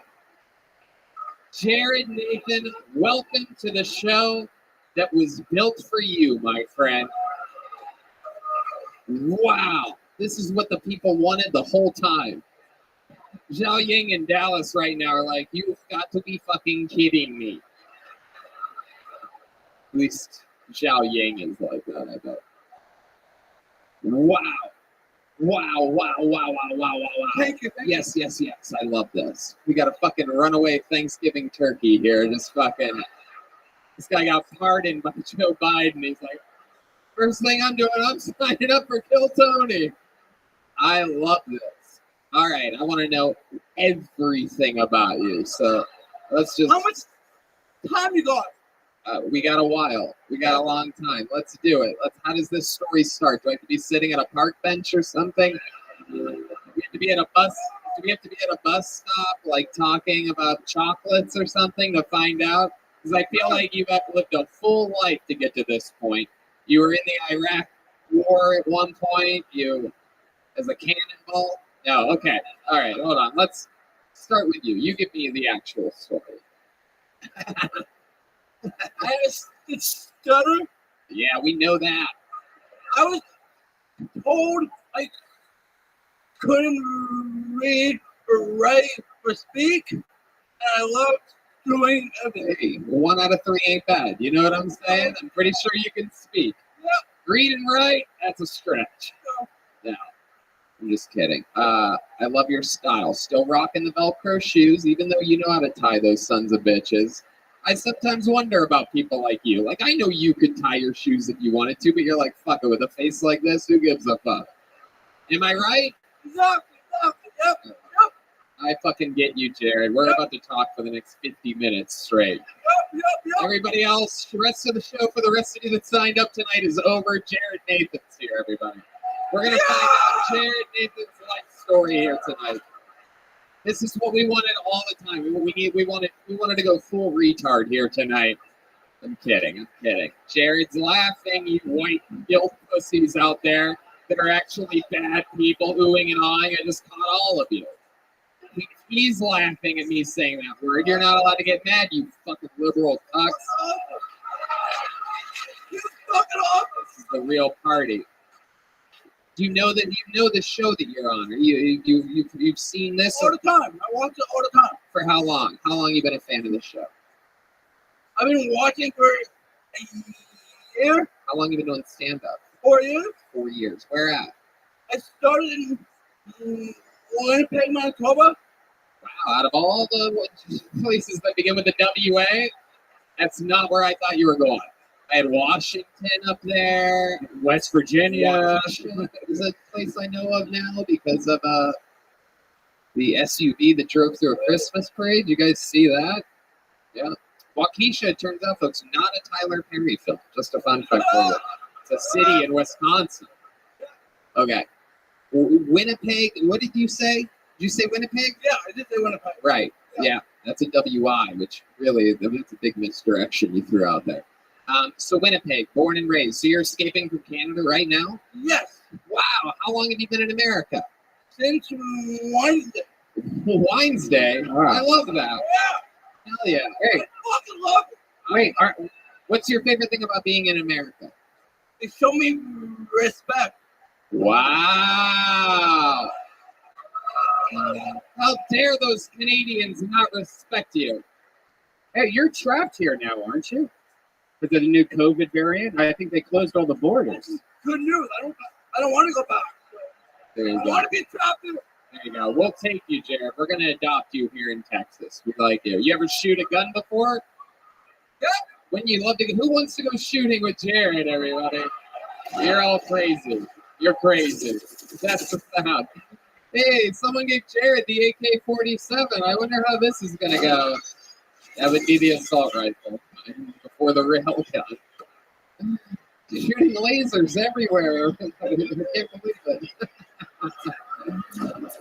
Wow. What are you into? What do you like to do for fun? Do you drink? Do you do cocaine? I smoke a lot of weed. Okay. All right. I love it. You have a bong or a bowl? How do you smoke? You seem like a guy. Bong, pipe, Let me ask you this. With a life like yours, do you have to smoke more weed to get fucked up? Like being a little bit special? Like is it like you're already sort of buzzed all the time? Like how does that work exactly? All right, you know what? I see how you're looking at me. Why don't you figure out a better way to ask the question I'm trying to ask? You assholes. You think I get this all the time? The only difference between this guy and everyone else that signs up for the show is this guy knows he's retarded. Right. That's the only difference. When was the last time you kissed a girl? That's a great question. If you had to guess when the last time you kissed a girl on the lips was, how long would you guess? There's a lot of girls eyeing out there. Would you hold your horses? It's been a while. It's been a while. It seems like a lifetime to me. I don't know. If you had to guess how long it's been, would it be like more than a year? More than 2 years? Yeah, it's been a while.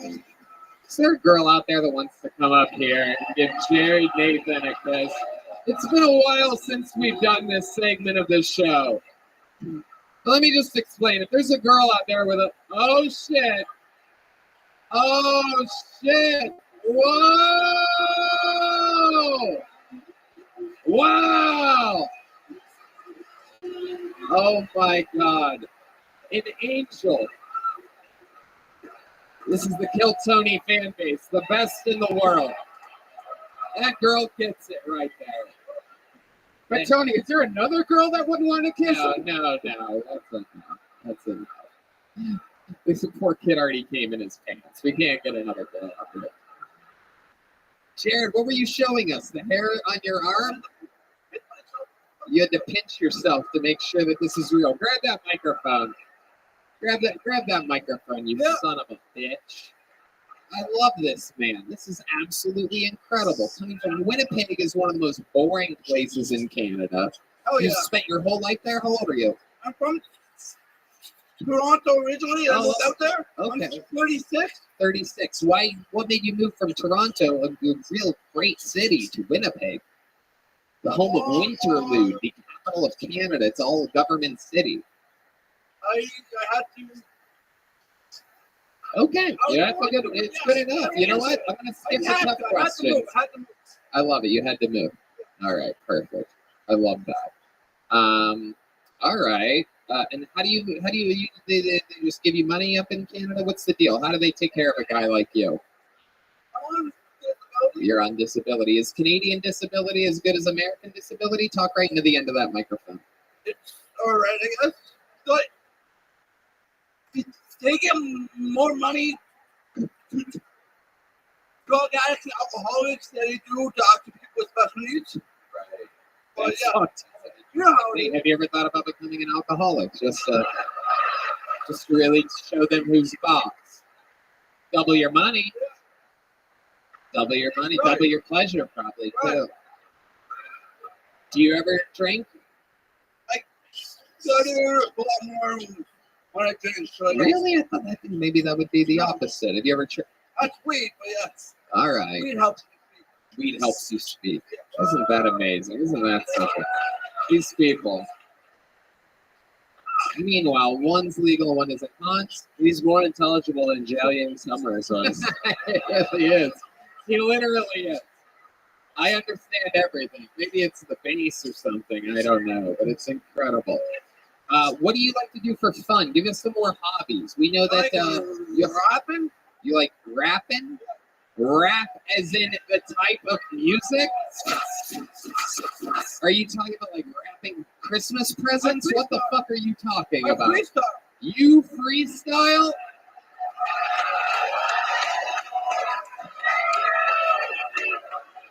You gotta be fucking kidding me. Well, ladies and gentlemen, there's only one. How do you want it? You want to go with the band? You got this shit? All right, but you gotta project. You gotta go loud. Is there instruments? Oh, here we go now. I'm up from Toronto. I'm doing this right now. Austin. In my Boston, I'm doing it in my phony. I'm telling Tony. You gotta go get killing Tony! Wow. Oh my goodness. Okay, all right. Was there another verse? You're good, right? You should get out while you're ahead. I think, oh my goodness. Yeah, there wasn't a single stutter. Matt Muelling is correct. He's amazed. Somehow he doesn't stutter when he's rapping. Have you thought about just rapping instead of talking? I think that might be the move. What did you rhyme with Kill Tony there? I think the crowd just went wild because you said not words phony, from. I'm killing Tony. Now you son of a bitch. Oh my God. Wow. Holy shit. Fucking absolute. What would be your rapper name? Hyper J. Hyper J? Okay. All right. You figured this out before. But you're not that hyper. Have you ever thought?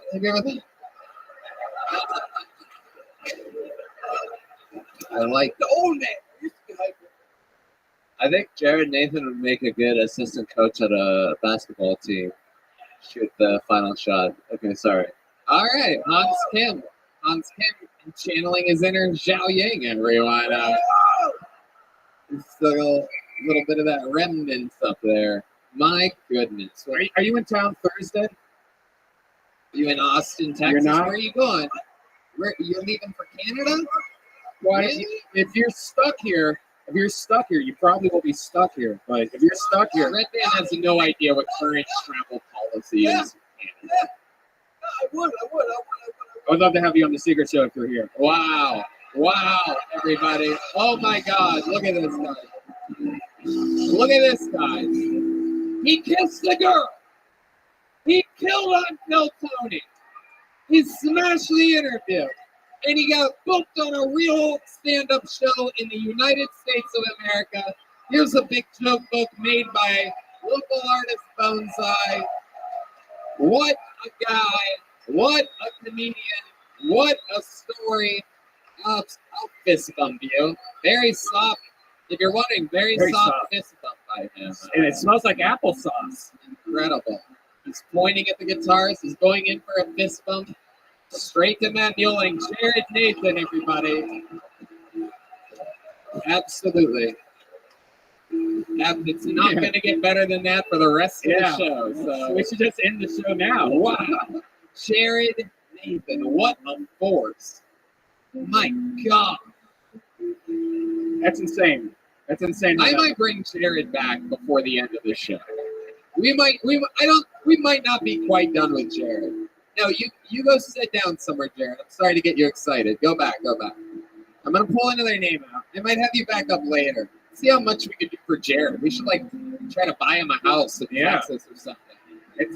Get him married. You have an extra shed, don't you? You want to let this? You gotta have somebody work the farmland here. You want to do? Got a new ranch hand.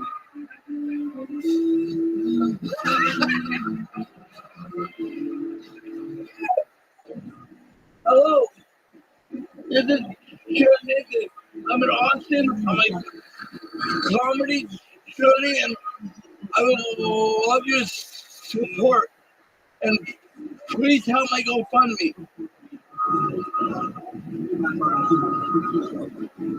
Please.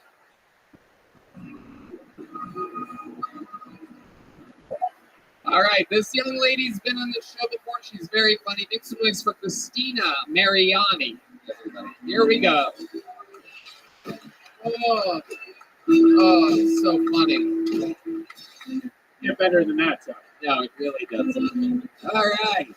Back there. Come on, Christina. All right, here she goes. Here she comes, everybody, from the far stretches of the building. One more time for Christina Mariani.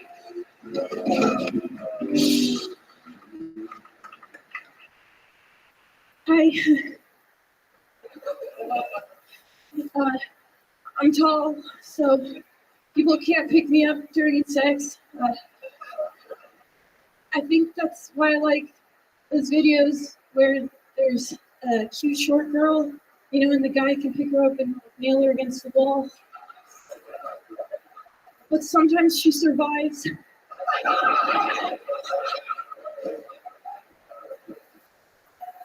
I'm a really sensitive person.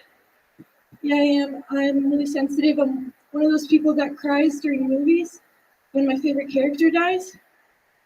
Like when Leonardo DiCaprio died. I cried so hard they had to kick me out of Django Unchained.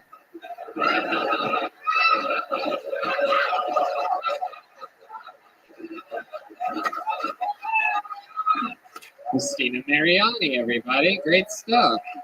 Hell yeah. Christina, welcome back to the show. How are you? Good, how are you? Good, good. Welcome back. This is what, your third time on? Yeah, Indeed. We found out a lot about you. You play the accordion. yeah, I do. Right. And how long have you been doing stand-up again? 7 months. 7 months. And you're born and raised here in Texas? No, I was born in Stockton, California. Oh, okay. That's Yeah. right. We've talked about that. Yeah. 209, Diaz Brothers. Those are our friends. What else? Well, I lived in Italy for a little bit after that. You lived in Italy? Yeah, English isn't my first language. Okay. Okay. Wow. I live here now, obviously. Sorry, it's awkward. Hans' heart is a rock right now. You guys can't see, but it is just out and it is massive right now. Hans has a full fucking. I noticed that you're wearing a daddy hat. Oh, Does say daddy on it. Yep. Is that sort of sexual in some ways, or are you guys? no, it's just so if people don't talk to me, they're like, oh, can't mess with her, she's daddy, and then they talk. Yeah, I don't know. I was just surprised there was someone more retarded than Jared Nathan on the show. Oh, come on, Hans. What are you doing? Why are you being mean for no reason? That was for no reason. She's been funny up here. She's being sweet and shy. And D Madness is a little disappointed in you. Christina, tell us something about you that we haven't found out before, like on previous interviews on the show. Any fun facts about you? I live with another comedian, Ridge Hirschberger. He's been on the show before too. Yeah. I'm sorry, I'm not good on this one. You recently went back to California, didn't you? How was that? Anything different? It was good, like I just visited my family. I went to Outside Lands. It's a music festival. That. All right. Well, all right.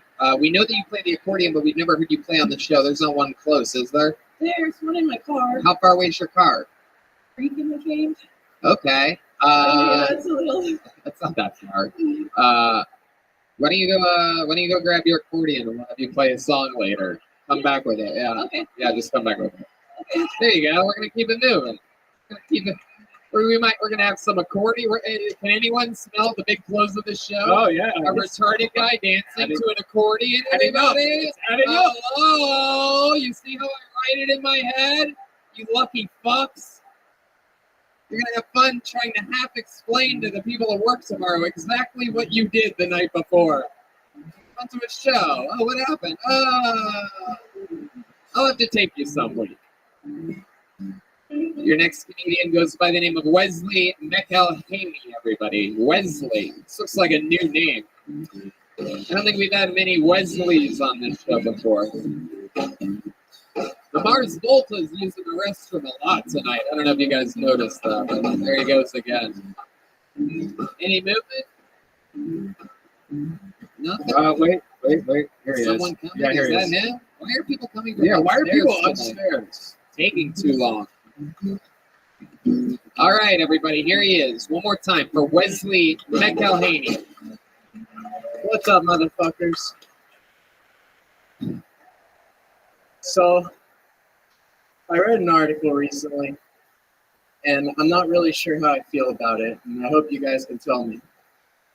It was about a mother and a father who they were trying to have another baby, and they were successful, and about 3 or 4 months in, the dad came in the mother's pussy, and the baby died.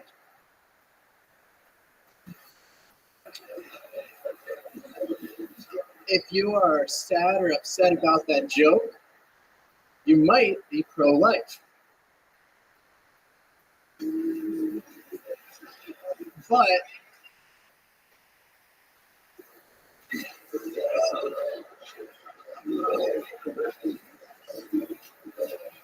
I appreciate you guys. Thank you. Oh, hell yeah. bombing like none other tonight, ladies and gentlemen. Wesley McElhaney. What happened there, Wesley? Step back up to this microphone. What's going on? How are you? What happened? First time doing stand-up? This first time, everybody. Look at that.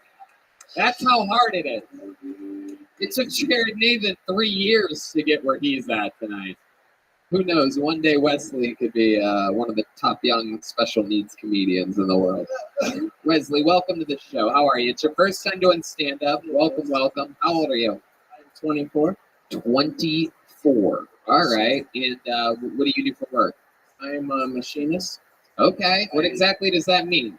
You don't look like Christian Bale. Stupid. I make molds. I just moved here about a month ago, and in my last job, I built molds, plastic injection molds that for like military and like, like magazines for AR-15s, like medical parts. Okay, where do you live? Here? I live in Pflugerville. Pflugerville! That's my guy. Look at that. That explains what appears to be a vitamin deficiency. Those of us who don't make over 100, you guys all have that same fucking little whatever. It's hard water. Get used to it. It is. Green tint you guys have coming from Pflugerville. It's actually beautiful. The air smells actually like air. You don't like this 6th Street sulfur smell that we have going on in here? Why do you think I'm here? All right. I don't know what that means. You are you. What do you do for fun? I like to longboard. I go in hammock and I get really stoned. You like to longboard? Where do you longboard at? Your set seemed long and I was bored through the whole thing. So it was all right. Rare longboard joke for you. That one's for those people that have been listening since the inception of the show. Since I just moved here, I wasn't able to afford to go back home to visit my parents for Thanksgiving. So you weren't able to afford to go to Pflugerville? Where are the parents at? I'm from Pittsburgh. Okay. My parents moved to Florida, and I had an opportunity to move anywhere I wanted to, and I chose Austin. What made you choose Austin? What made you choose Austin? Jesus. You could have lived anywhere in the world. What made you choose? I think that what is going to be happening here in the next couple of years is something that's... You took acid and listened to Joe Rogan, didn't you? Is that what happened? You took acid, you listened to one episode of Joe Rogan. Maybe you didn't even know it was on in the background. And you came out of that acid trip and you say that I'm moving to Austin. How close am I to correct on all of this? It was mushrooms. Mushrooms. There you go. Good enough. Absolutely. And so what do you think's going to happen here? This is your first time doing stand-up. Yes, it is. Did you practice in like front of a mirror or to yourself? What was your method for preparing for this set? Well, actually, I tell my jokes to people that don't know that I'm telling jokes to them. Yeah, like these people right here. Like Thursday, on Thanksgiving, since I don't know a single person in the city, I went for a longboard downtown and I was just skating around. And I found this like cool hill with like a little spiral thing around it. And I was just skating down it over and over and running back up the hill. And what'd you ask me? And Hold on, do you hear that? What was that? Did you? Yo, how are you?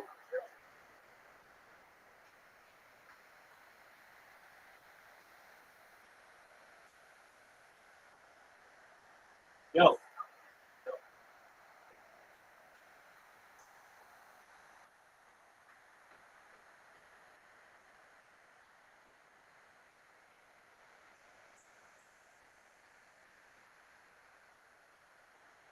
What's going on? All right. what was? Oh shit! Damn. All right. I like your style. He did. He refused to sit down for a while, and then he fucking. All right. So Wesley, what's something crazy about you that we would need to know before letting you go? So a real fun fact that's going to win you over in everybody's hearts and minds right now. You once accomplished something, right? You once did something. You once saved somebody's life or something like that. Anything, something. You're famous for something. You ever see a dead body? For the Geico caveman. No. I'm known for rolling a really good blunt. That's about it. You roll a really good blunt? Yeah. Really? I highly doubt that you can understand beat what I'm any of not my into. blunt I don't know what rolling you're friends. talking about. All right. I'm not into. There he goes, Wesley McElhaney, everybody. Here you go. Here's a little joke book. Go prepare. What the fuck was that, Hans? I think we just touched our autistic ponytails together. God. I'm moving around rock. No, you're not. Ladies and gentlemen, your next comedian goes by the name of Nick Ware. Nick Ware. Wesley McElhaney. Here he is. One more time for Nick. Hello, Austin. It was so much fun to be here. I'm visiting from Nashville, and I've noticed Nashville doesn't have its own sushi roll, right? Named after itself, like nationally. So I like the Philadelphia roll is salmon, avocado, cream cheese. I feel like Nashville's roll would just be hot chicken and the dash of tears of failed country singers. There you go. So yeah, I mean, hey, it's a sushi roll that bachelorettes would like throw up on the sidewalk of Broadway. So I have a type. I think everyone has a type when you're dating, right? My type is single malts. I love milk. You know, the last one I was with, when we would finish having sex, she'd give me a Capri Sun. Yeah. On one night, she gave me a Go-Gurt instead, and I was like, why? Why the Go-Gurt? And she said, because you gave me a Go-Gurt. Thank you. My name's Wow. Nick Ware. Holy shit. Nick Ware, everybody. Nick, welcome to the show. This is your first time here, correct? Correct. Nice to meet you, man. How long have you been doing stand-up comedy? I've only been doing it since the beginning of the year. The beginning of the year. What Yeah. made you start now? COVID and shit, just, hey, why not? How old are you? I am 28. 28. What were you doing your whole life? What do you do for a living? I work for a pharmaceutical company. Oh, okay. A big one? Yes. All but right. I do not want a name. Are you vaccinated? I am. Are you really vaccinated? I am vaccinated, baby. I heard that the CEO of Pfizer isn't vaccinated and he couldn't get into Jerusalem because he wasn't vaccinated. So they. No, I'm serious. It's not true. I'm dead serious. I know you heard it, but it's I not mean, true. It's a I have never news heard story. that. But honestly, I don't care. Like Pfizer, in my organization, Pfizer is like the worst to work with. So, Oh, okay. So you're Moderna. All right, we got to figure it yeah, out. there you go, baby. I love it. That's right. Represent. You make a lot of money working for pharmaceuticals? I make decent money. Really? What are we talking about? What's the ballpark here? A couple $100,000 a year? No, 8, less? 9 million. lower. Really? Like 50. Oh, I'm inside shit. sales, man. Like, Okay. you know? All right. Okie dokie. You live by yourself? No. Yeah. I have roommates. How many roommates? 2. 2 roommates. What do they do? They're both mechanical engineers. All right. 3-bedroom place or someone's in the living room? Dude, look, I actually handle like all of the work. I'm like the mom and the dad at the house. Oh, that's perfect. Like I do the yard work and I wash the dishes. Okay, so you do everything around the apartment. I'm glad that I asked you about this. This is good. We're gonna get somewhere with this. You do all the work around that. Do you do those guys' laundry or anything like that? Actually, one of them, yes. Holy shit, dude! Oh my Not gonna god! lie. There you go. That's the right sound effect. I for deal this. with man children, okay?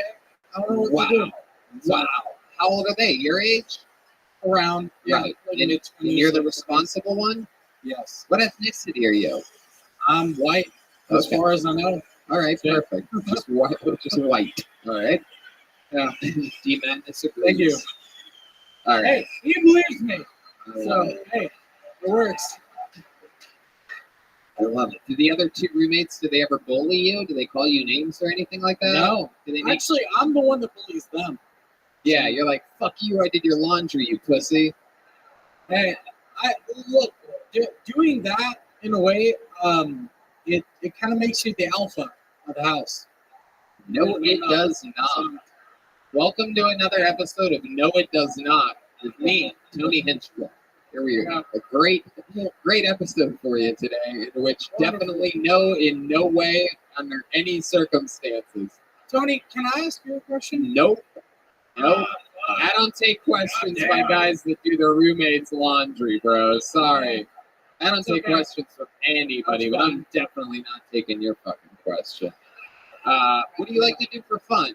You work in pharmaceuticals, you have roommates, there must be some escape for you, right? I like to hang out with my dog, take her for walks, play video games. I'm boring. So. I love that Dean Madness hit that note, too. Did you guys hear that? I've never heard the bass come in on that sad song before. That was powerful, dude. All right. Okay. All right. Man, I don't even know where to fucking go with you. All right, Man, dude. All right. Interesting. Thank you. So you've been doing stand-up for that long. Does it go good when you do stand-up? Does it go good for you other places? I mean, it's fun back home in Nashville. So in Nashville, that's right. You did talk about that. You talked about the sushi roll and the Tears of the Country Singers. Why Nashville? I mean, that's where I grew up. That's where I'm from. Right. So you stayed there. Yes. Right in the heart of the city. Well, the south side. Okay. So, Little Rough. All right, Little Rough. That's near where Lil Jon lives. Am I correct?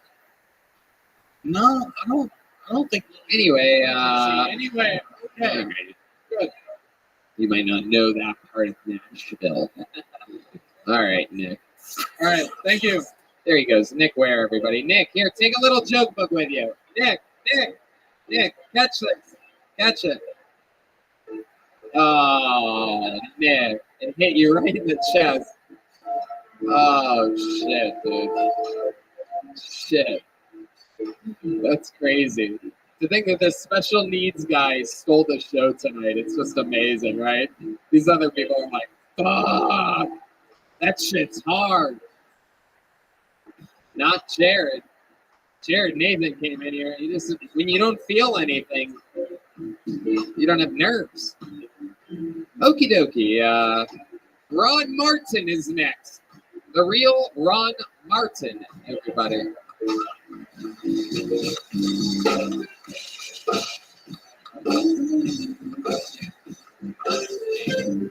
All right.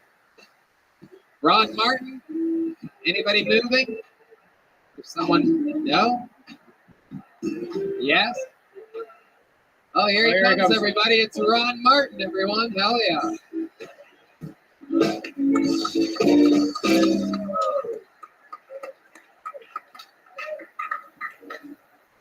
So have you guys heard that Elon Musk, among many things, is working on a brain implant? Gonna drill a hole in our heads. I don't know what you guys think about that. I think that's pretty scary. But there might be a better way. I was finding out that they've recently discovered more brain cells on our heart. And that makes sense. Decisions can come from the heart. Then they found more brain cells on our guts, like a shit brain. And I think that shit brain might be pretty important because I don't know about you guys, but I get gut instincts. So I think if Elon Musk gets together with Jeff Bezos, instead they could shape the implant like that cock rocket he flies around in, and they just jam it right up our ass. Now you got internet.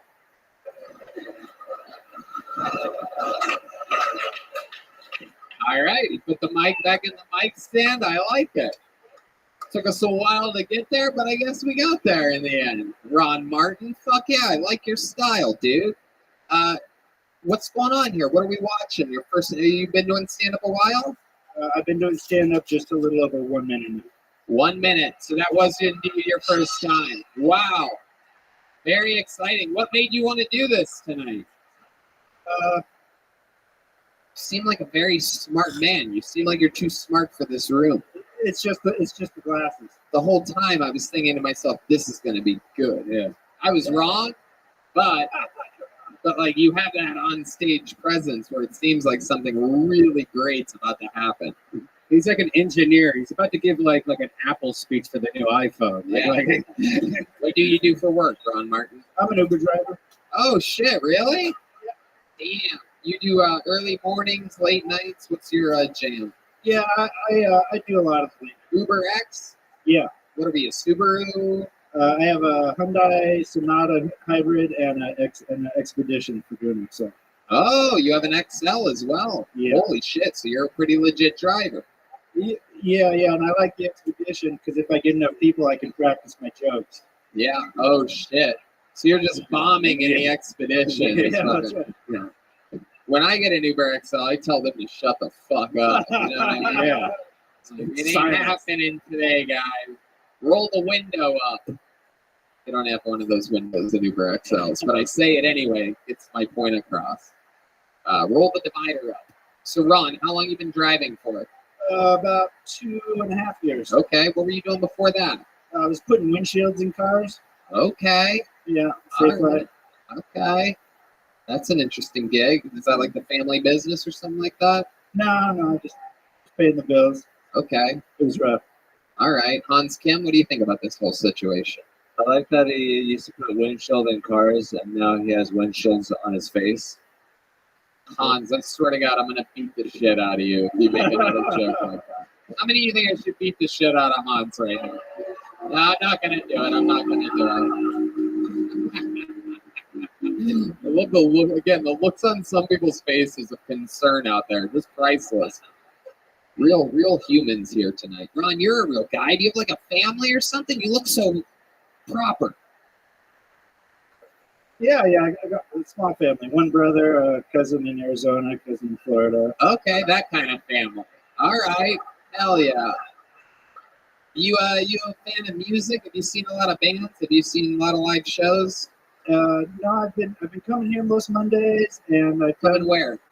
To see a show. Oh, okay. Yeah, I've been here about 4 months. I moved from Dallas. Oh, sweet. You just moved here. Yeah. Oh, great. So I haven't really done too much. What do you like about Austin that's different than Dallas? So I had a guy in my Uber, and he was telling his friends about different towns in Texas, and I didn't really know what he's talking about. I knew Dallas, that was it. So I heard him say San Antonio was a real clean city, but the girls were ugly. And then he got to Dallas, and he said Dallas, it's just like fake tits and credit cards. Mm-hmm. And after 4 years of living there, I thought, fuck yeah, this guy's right. So I'm going to Austin. Fake tits and credit cards. So what's Austin? Well, they say it's weird, but for me, it's just I talk to some old timers when I drive around. I love to hear how they talk about how this used to be all cows and stuff. And one thing I noticed is that they're all really accepting of all the people that have come in and sort of overload the city because that's why it is what it is. It's like the mix of the two. And so I felt really welcome. Like the first night I got here, I went Uber and I was like, these people are all so awesome. But I was prepared to not be accepted because I didn't want to be just another guy who was born in LA and then ended up getting on the bandwagon. So I didn't want to drive everyone's property tax up. So I live in a trailer. It's down by the airport. Christ. Is this a story I towed it here. Yeah, some people appreciate that. I love that. So you're Still born up. and raised in LA? Yeah, born in Van Nuys. Okay. What made you move to Dallas in the first place? I went to a convention on building techniques. I was flipping houses, and I met a girl, so I just ended up hanging out.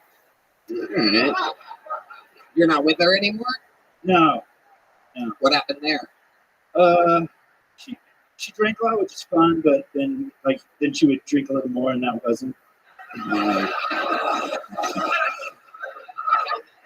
What's the worst thing that ever happened with her drinking? Oh my God. Well, could we start with some of the best? Yeah.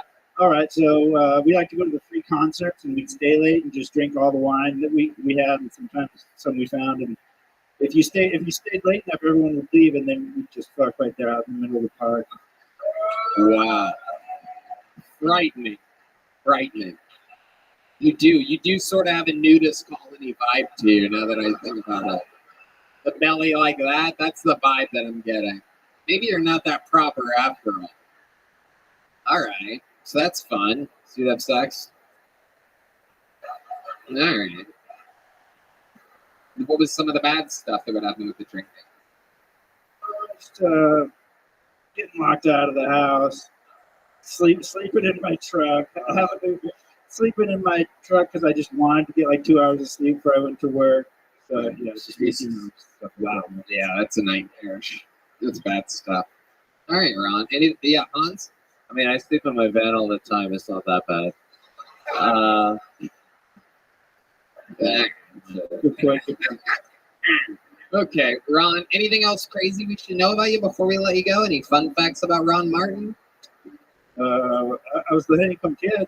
You were what? The Honeycomb Kid on TV. The what? I grew up in LA. So, Like the honeycomb? yeah. Holy shit. Like from the commercial? Yeah. Are you serious? Yeah. Really? Like if we looked up the honeycomb kid, your picture would pop up? It's on YouTube. Yeah. Look, there's like a lot of it. Oh, there's a lot of them. Oh, I thought it was like a Gerber baby thing or something like that, but there was just one. The honeycomb kid. Which one? Is that you on the old one there, the yellow background? It's super old. Yeah. It was one of the first. Is that you? No, that's not it. It was one of the first commercials on MTV. It's 1983. I told all my friends in high school that there was going to be this TV show and it was going to be all about music. And they said, "Do you even hear yourself?"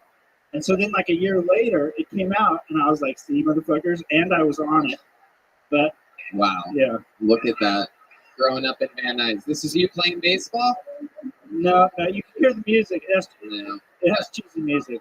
All right. There's Well, too many of them. I'm sure someone will fucking find it. And, all right. Well, Ron, you're adorable. Congratulations. You made it on Kill Tony. Sign up. Do it again.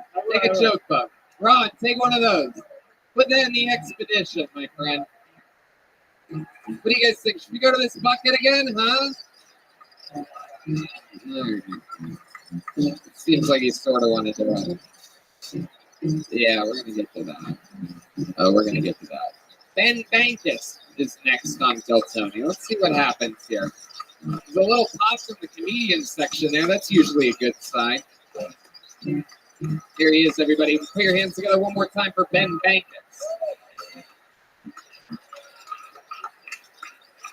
Yo, what up? I'm from Canada too, but I'm not retarded.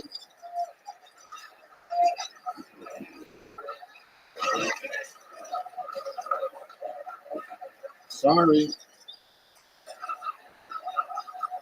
Yeah, we got legal weed in Canada, which is, it seems good, but it's weird because we have like warnings on the label of weed. Like I had this weed, it said may cause schizophrenia. I was like, this is some good shit, dude. This is some schizophrenia kush right here. I had this other weed that said pregnant mothers who use cannabis may contain THC in their breast milk. I was like, I want to suck on this bitch's titties. That sounds incredible.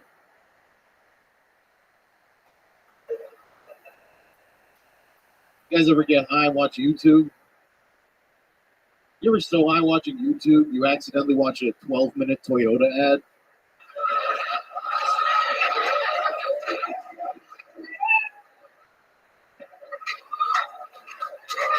That's fantastic work. Fantastic work. I literally thought I was the only one that did that. And it turns out, I guess, everybody does it. That's why. Yeah, pretty wise observation. It's always a sign of a really good joke is when it's something like that. How long have you been on stand-up? 10 years. 10 years. Fuck yeah. I get it. I could sense that. Absolute control of the room, acknowledge the fucking incident from earlier. What part of Canada are you from? I'm from Toronto, Canada. Absolutely. Toronto, big booming. It's the only place really in Canada. Very fun. Yeah, absolutely. Jared's my little brother. Vancouver's cool too, right? Pardon me? Vancouver's cool. It's kind of gay. Yeah, it's charming in some ways. But Winnipeg, you can admit, you've been to Winnipeg, right? Fuck no. You've never even been there? Fuck no, dude. Wow, that's wild. It's like a more expensive flight from Toronto to Winnipeg than to come here. Yeah, fuck that. And there's nothing there. Right. Except Jared's family. That is It's just true. a nice family. It is true. I love Jared. He's my good friend. You guys are friends? Yeah. All right. Awesome. Yeah. Yeah, man. That's great. Absolutely. What do you do for work, Ben? Comedy. Right now, I kind of escaped the country. I got a Patreon. My girlfriend has a job. I don't know. She's paying for shit right now. That's great. What does she do? She is like the host of a financial news show. She like interviews billionaires casually in the living room while I fucking jerk off with the door closed. Damn, look at that. Absolutely She incredible. does. What a life. What do you like to do for fun? I don't know. Since I've been here, I've been making sketches. We did a sketch with Jared, and I did a sketch where he's the Omicron variant. Oh, fuck yeah. Uh, Wow. How do Yeah. people find that? Where do people find that? on Instagram, you can go to my Instagram at BenBankus2. I had my first Instagram deleted by the BEN. Canadian Chinese government. It's BENBANKAS. Yeah, BENBANKAS. The number two. The number 2. Okay. He also has number 3. I have a number 3 just in case. There you go. You already know what happened the first fucking time. And how long have you been in America? What's going on? What's the Month and a half now. All right. I got. What are you thinking? How long are you going to stay Well, for? I'd like to fucking live here, but What's I guess the I rule got with that? How long are you allowed 6 out? months less a day from entry. Okay. Yeah, I'm So what working on. happens if you show up on that 6-month day after the day before? Then I'm banned from America for 3 years. Oh shit! Yeah, Wow, that's crazy. it's fucked up. Can you get it like a work visa? Can like we hire you to like sweep up the place or Yeah. something? I mean, I'm half Jewish, so I did speak with a lawyer earlier today, Right. That is and good. he said that is a possibility. Wow, look at that. Yeah. Gotta love it. All right, Ben. We had Ben actually on the Secret Show last week. He fucking destroyed me. I'd love to have you back this week. Oh Also. wow, look at that. Look at that, Ben. Another great appearance. Have a joke book. This is from the Thank Great you. Bones Eye. Sweet. It's priceless, especially in Canada. So Yeah, we don't have books. yeah. Ben, thank you so much. Thank you. Unbelievable set. Ben Bankus, everybody. He's on social media at Ben Bankus.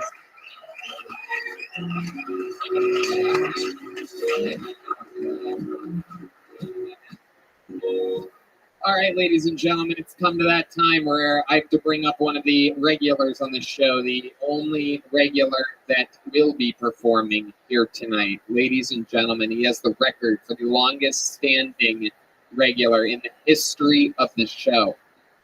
Just started his own show. He's been opening for Joe Rogan. He's been opening for a bunch of great comedians. Ladies and gentlemen, this is the Big Red Machine, William Montgomery, everybody. A brand new minute from the great William Montgomery.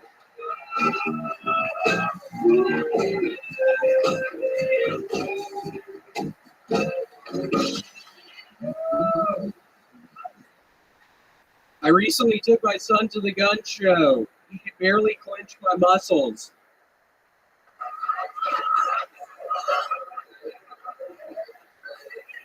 Y'all know that scene in The Godfather where the guy wakes up next to a horse's head? Was that a real horse? I've started chaperoning proms across the country. Normally my favorite part is when the DJ plays Adam's song by Blink-182. I'm kidding. I actually just work at a Chuck E. Cheese and play Adam's song when I clean up at night. Probably one of the hardest things about being in high school is pretending you like the Red Hot Chili Peppers. I'm kidding. I'm actually just trying to form a bond with my high school age coworkers at Chuck E. Cheese, and they all really like the Red Hot Chili Peppers. You've heard of Mr. Steal Your Girl? I'm more like Colonel Abduct Your Baby Mama. Okay, that's all I got. William Montgomery. Joke, joke, joke, joke, joke, joke, joke. How are you? Absolutely great. Good to see you, sir. Nice to see you too. How's it going? I love that. things are really actually looking up. I was kind of down last week. I just downloaded Grand Theft Auto San Andreas. Oh, and I've played it 16 hours in the past 2 days, I would guess. I fucking love it. Just riding around with my gang members, just shooting everyone. Are you playing the storyline version or the live online? I'm playing the storyline. Okay. Yeah, just getting in my fucking car that I've modded out just with my gang members, just fucking shooting everyone. You joined a gang on the game? Oh yeah, I'm pretty much the head of a gang. Shit. It's really exciting. We just fucking all pile up in the car and fucking just start shooting people. What types of people are in your gang? Is there a specific ethnicity? It's mainly African Americans. Oh, wow. Yeah, it's pretty cool. I'm pretty much the head. You're the leader of this? Yeah, I'm the leader of the gang. It's like all these black guys, like all these really tough black guys. I'm getting a tattoo later tonight, I think. Yeah, I'm pretty sure I've saved up enough money where I can get a tattoo tonight, so I'm going to do that immediately after this. What are you going to get a tattoo of? I don't know. I think a big weed leaf on my chest. I'm thinking. I'm really excited. I might get a gold chain. I noticed a gold chain in one of the stores last night. I didn't have enough money. I think I'm going to buy that when I get back to my house. I think I'm going to get it. I mean, it's a lot of work being the head of this gang. It really is. There's all these people I have to keep up with. It's kind of a fucking nightmare some of the time. But I swear to God, when we get in that fucking car and start shooting motherfuckers, it makes it all right. I mean, it's so exhilarating doing it. I can't even begin to tell y'all how exciting it is for me.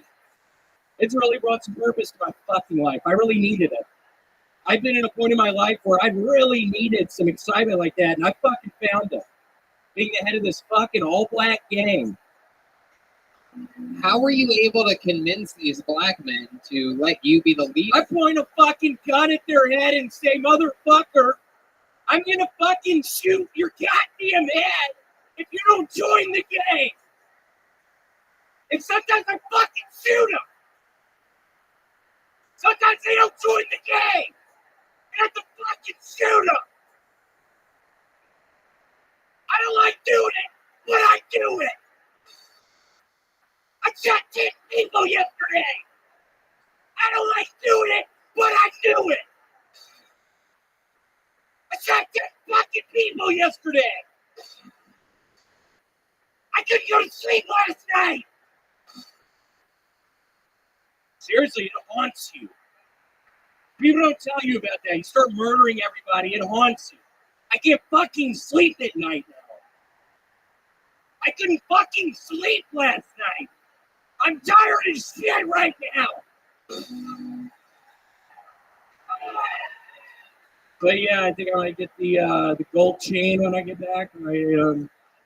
So you're literally having trouble sleeping at night from the people that you're killing on Grand Theft Auto San Andreas? Yeah, pretty much. Now, have you played like the latest Grand Theft Auto game, like Grand Theft Auto 5? Redman has a very great point. There are Grand Theft Autos that came long after San Andreas. But this is, for those of you that don't know, an old version of the game. Like 20 years? Rarely available anymore. It was re-released and it's like shit and stuff. Well, I didn't fucking know that. Seriously, I didn't fucking realize that, so I'm sorry. It's a little bit antsy. He hasn't been sleeping well. I am antsy as shit right now. Have you been doing anything to try to help you get to sleep after killing people, innocent people on Grand Theft Auto? No, I haven't. Do you kill a lot of innocent people, or is it mostly just people that had it coming? I think last night I killed 15 innocent bystanders in the drive-bys. Yeah, I fucking easily killed 15. Did you get a hooker yet in Grand Theft Auto? Yeah, I got 3 last night. Whoa! What do you do with these hookers in the video game? We're fucking in the back seat. I fucked 3 fucking whores last night. Oh in the back seat of my fucking car! Did you kill them and steal their money afterwards? Yeah, I got them with the knife. Whoa! The rare knife killing. Hard to do on Grand Theft Auto. You have to really commit to an angle. Yep, I would go right for the heart every time, and I was pretty good at it. Wow. I stabbed 3 up in the fucking heart last night. Try going to sleep after that. All right, William. So for those of you that don't know, William got sober. I believe it was 6 months ago now. That's been like 6 months. Wow, 6 months. This guy was in shambles. 6 nightmarish months.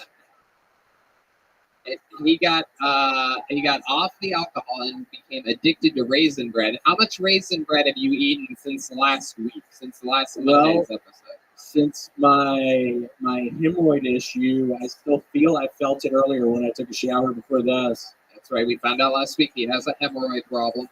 I actually couldn't do the raisin bread. I've started drinking a ton of prune juice. Okay. That shit is so expensive. I said that last week. That a bottle is $6 fucking. So you still have the hemorrhoid? Or you haven't popped it yet? You still have the hemorrhoid?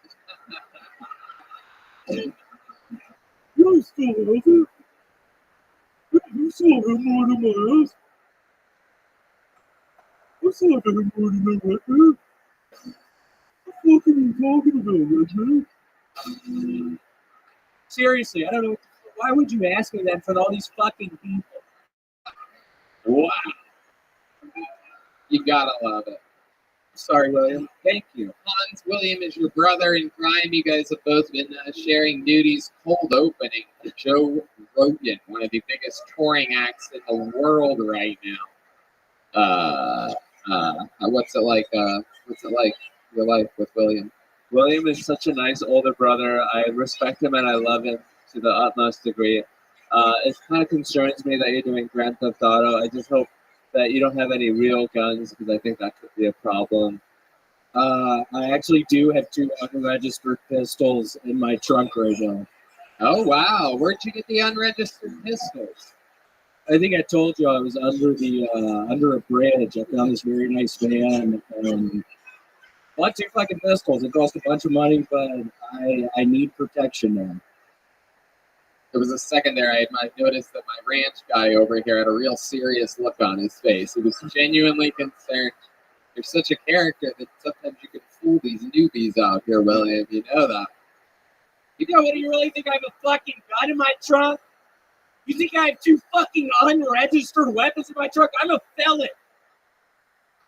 I can't have 2 fucking unregistered guns. I'm a felon. What are you a felon? What were you convicted of? I was stealing stuff. Oh, wow. My goodness. What did you steal? Oh, there's a wink. We haven't seen one of these. This is a very patented. We've seen this before. And every time he winks, you might hear a little twinkle. There it is. Whoa. Whoa. Whoa. Wow, he's really giving him out. Okay, all right. Ladies and gentlemen, that was William Montgomery, everybody. He did it again. Another unbelievable set. Before we go tonight, I think there's just one more mission that we should accomplish. Let's get Christina Mariani up here and Jared Nathan, everybody. Let's end tonight's episode with a fucking bang. With some good old accordion. And here he is, everybody. Jared Nathan's back, everyone. Now, Jared, let me ask you something. Grab that microphone real quick. Is there anything else that we could do for you that you could possibly want that could make this night any better for you? Like a pizza or something like that? Or like a box of crayons, perhaps? Or what do you think? Is it a perfect night for you? How do you feel right now? Excellent. All right. Wonderful. Amazing. I love it. Amazing. That is true. We do have a gift card for you to go to the Red Rose or the Yellow Rose if you want. Yeah.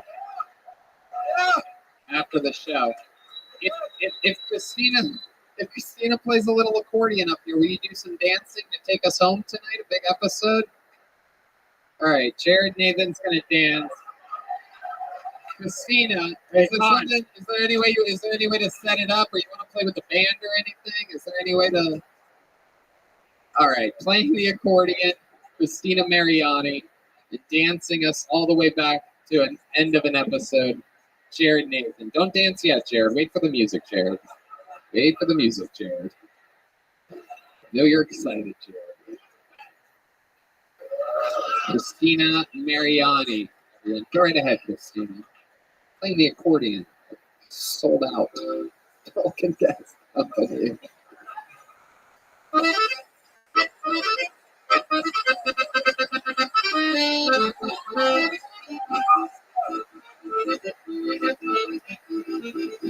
This is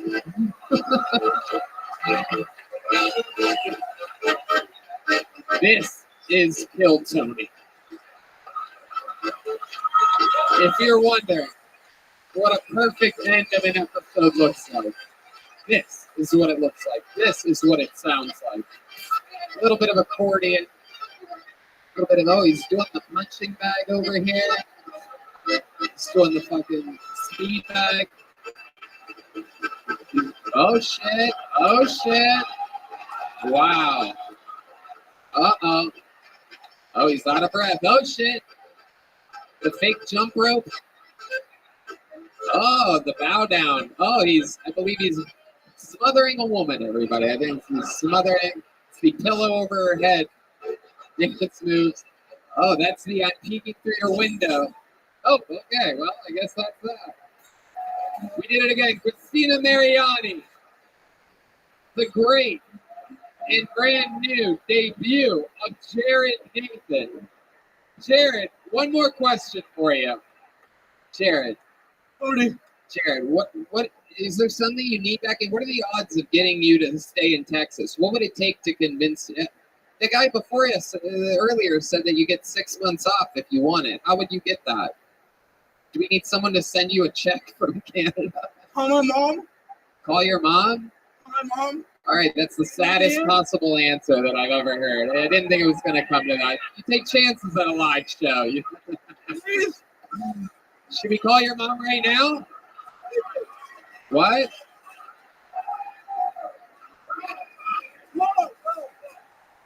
Are you going to be here next week? Are you going to be here next Monday? Will be. You will be? I'm going to give you an automatic minute next Monday as well. Yeah, there we go. We'll do baby stuff. Hopefully mom sends his medication or whatever from Canada. Incredible. One more time for Jared Nathan, everybody. He's got his joke book, his glasses. He's sweating bullets up here, living the goddamn American dream. Looking like if David Attell was a drowning victim. How about a hand for the great Hans Kim, everybody? Follow him at Hans Kim. What's your social media? Tell these people. DJ Hans Kim. DJ Hans Kim. And how about one more time for the band, everybody? The Screwball Peanut Butter Whiskey Kill Tony Band. Matt Mueling, Michael Gonzalez, and D Madness. And yeah, we did it. What'd you say? Oh yeah, the great drawing from Ryan J. Ebelt is in. It's Hans Kim with all of us. Super, super cool. All those prints are available at ryanjebelt.com. And yeah, thank you guys so much for coming out, Austin, Texas. We'll see you guys again soon. Thanks a lot. Good night, everybody.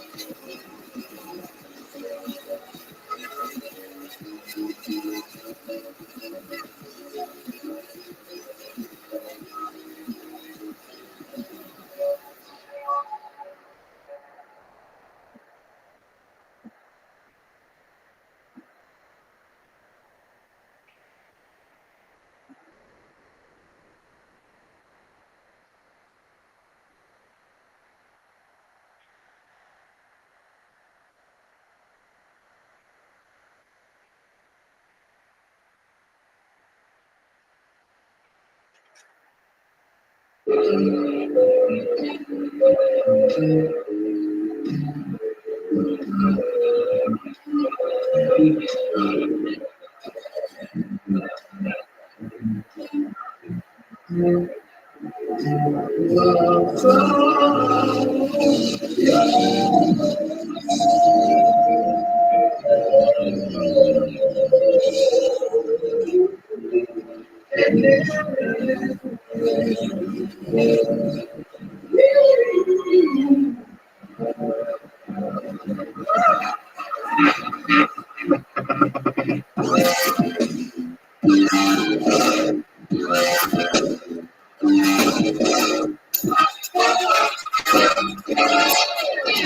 this is Rabbi coming to you live from Vulcan Gas Company here in Austin, Texas, for a brand new episode of Kill Tony. Get up for Tony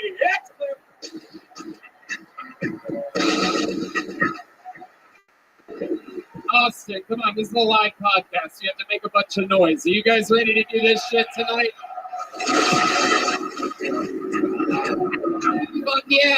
For the day at the office, this was for Red Band. Hey, everybody. Creator of podcasts.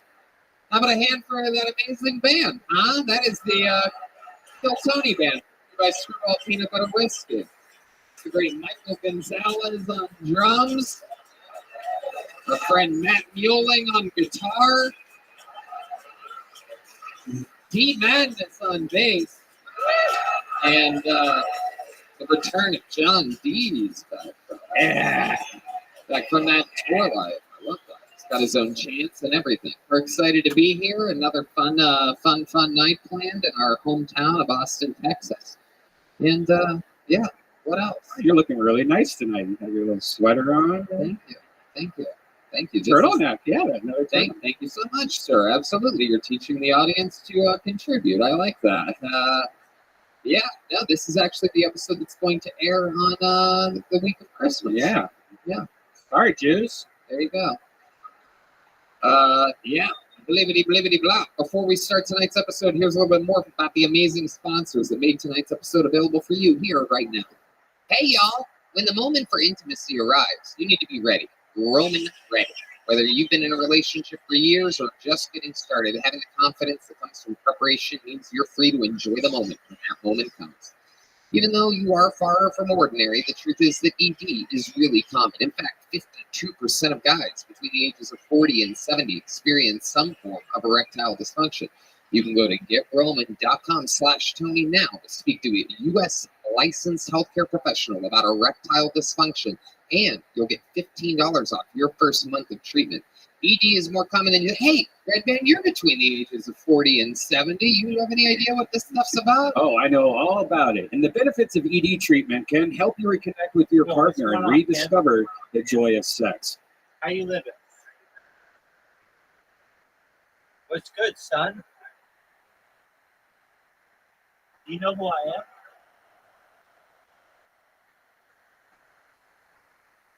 I'm the greatest man in the history of mankind. Welcome. We're watching Kill Tony. You know what Kill Tony is? Hi. How are you? Kicking ass, taking it. How did you find out about me? How did you find out about me?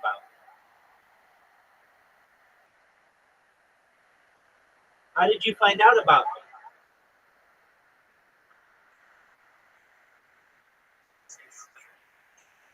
Okay. How are you? How are you doing? Cool. Do you know what Kill Tony is? Do you know what Kill Tony is? Do you know what Kill Tony is?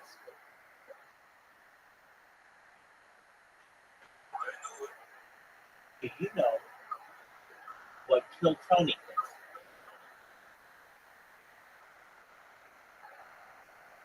Kill Tony is the largest live podcast in the world.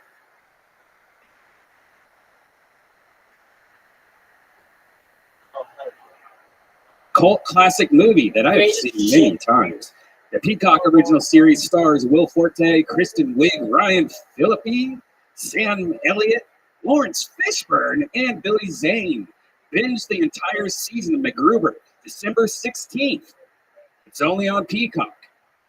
Only on Peacock. Go to peacock-tv.com to sign up one more time. That's peacock-tv.com to sign up now. All right, you guys ready to start tonight's episode or what? I love it. Bill Tony, brought to you by the Yellow Rose, the Red Rose, CM Smokehouse, and Blue Norther Vodka Seltzer. Every single week, I have one of the funniest or two of the funniest comedians in the world. Whoever's available, they're the best possible guest. And this week is no different. Ladies and gentlemen, for the first time in the show's history, I present to you Santa Claus. Ladies and gentlemen, here we go. All the way from the North Pole, throwing out candy canes. We were able to get them. A lot of people said it couldn't be done. The real Santa Claus appears to be an elf with them, ladies and gentlemen. Firing off candy canes. Look at this cheer. How about a hand for... Let's give it up. Give it up for my dwarf, please.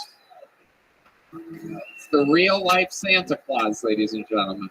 For the first time ever, Santa, welcome to the show. It is so nice to be here. Yeah, give a round of applause for my dwarf. He doesn't always come with me when I come visit places. You mean your elf? Is that what you call him, a dwarf? No, we call him dwarves up in the North Pole. With a B. Just so we're wondering. Yeah, he's like 200 years old. His name is Oscar. That guy's 200? He's 200 years old. His name is Oscar. He's really sweet. So really glad he can make it. I love it. Santa Claus, welcome to the show. We're pumped to have you. You know how this works. You're a fan of the show. I'm a big fan of the show, so yes, I'm really excited to be here. Oscar is also a big fan of the show. He is so excited. It's just hard to hear his fucking little ass when he's talking in the toy factory. I have to lean over. It's just hard to hear his voice. Well, we're going to find out what goes on tonight. Santa Claus watching stand-up comedians live in Austin, Texas, try their hardest for 1 minute a pop. A bunch of them signed up before the show. A ton of names in this bucket that you know their 60 seconds is up and you have a sound of a kitten. And then they have to wrap it up then or else they bring out the angry West Hollywood bear all the way from Hollywood. It's a real-life bear that comes out if they go over their time. You guys understand what you're at? It's a stand-up comedy show where there's time limits. And then we talk to them afterwards and interview them and talk about their life. You guys ready to start the show? Let's fucking do it. Yeah, we'll do that. Yeah. To start tonight's show, one of our favorites, ladies and gentlemen, a regular here on Kill Tony, made a regular here in Austin, here with another brand new 60 seconds. Ladies and gentlemen, Hans Kim is here. Here we go.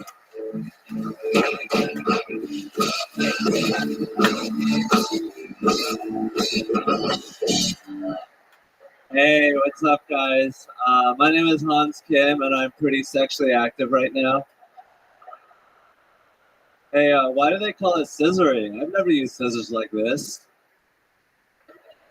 They should call it stacking chairs or storing tweezers. I used to really love Chinese food until it started a global pandemic. I'll stick with Mexican food from now on. Burritos have never prevented me from seeing Tenet in theaters. I feel like people are afraid to blame China for the coronavirus because they don't want to appear racist, but I say, let them have it. They deserve it. You know, Chinese people love wet markets so much, they even put their Uyghurs in them.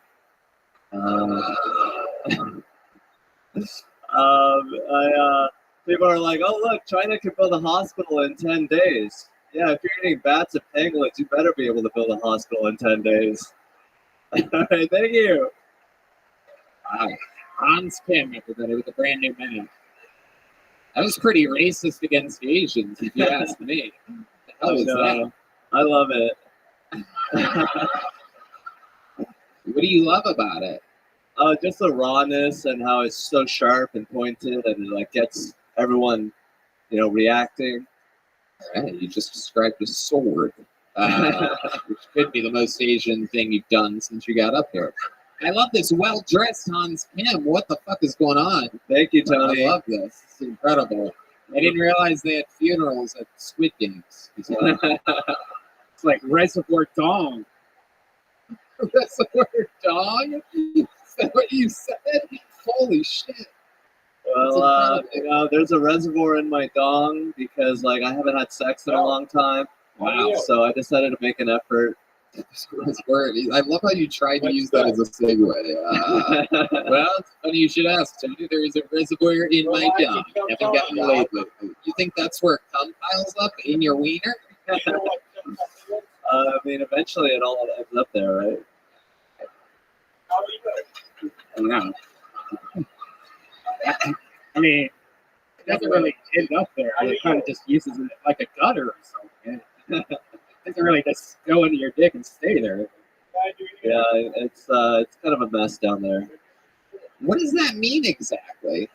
When you say that it's a mess down there, what do you mean? D. Madness is plugging his ears right now. By the way, that says a lot, because that's pretty much like 80% of his senses. He's,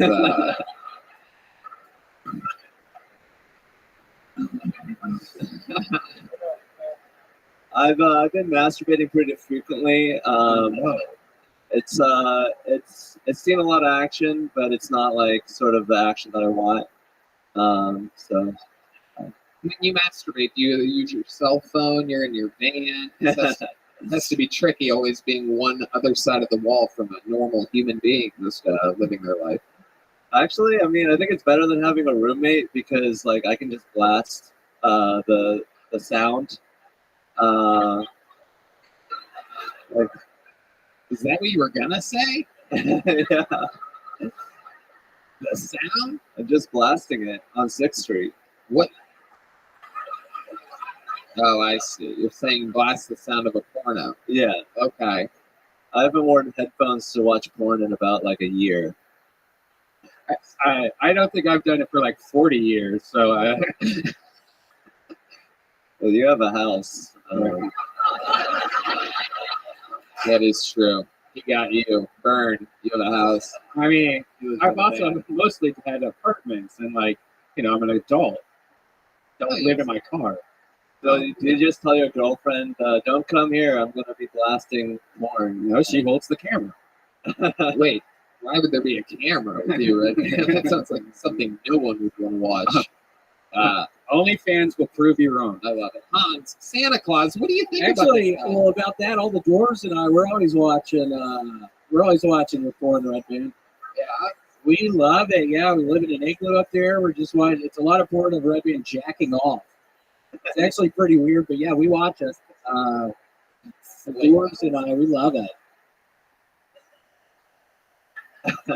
Santa Claus, what do you think about the jokes of Hans Kim? I liked them. I actually don't go to China a lot to drop off presents. It's a long story, but I don't go to China anymore. They don't have Christmas in China anymore. I don't know if y'all knew that. It's a big thing. Yeah, it's a brand new thing this year. There's no Christmas in China. Whoa! I refuse to go to China after the debacle last year with that whole virus thing. It was a nightmare in the fucking igloo with all the toys and the little dwarves. God, they were all sick. Yeah, I'm not going to China this year. It's incredible. The Olympics are pulling out. The diplomatic committee pulled out today, and Santa Claus. And Santa Claus. Yeah, I'm not fucking going there. You can't make me go to China. Okay, let's keep moving along here. Anything else happened this week that we need to know about in your normal life? I moved out of my friend's house. I'm living in the van 24/7 now. So I parked at Creek Field. Probably shouldn't have said that. Oh, the autism flows through him, ladies and gentlemen. Probably shouldn't have said that. That was him that said that. You might think we should have that as a sound effect for him. Probably shouldn't have said that. You can play it when he says stuff that he shouldn't have said. Amazing. I dumped my pee bottle in Creek Park. It's pretty cool. There's like a bridge, and then I just dump all my pee, and it's Like flat. ashes. This is horrible. This can't be good for our ecosystems here. Everybody's wondering if they live down creek from that place right now. Why does this water taste like kimchi? Oh, that's. What color is your pee, Hans? How does that work? Do you have a darker tinge, a lighter? How does that work with you people? I've never seen that.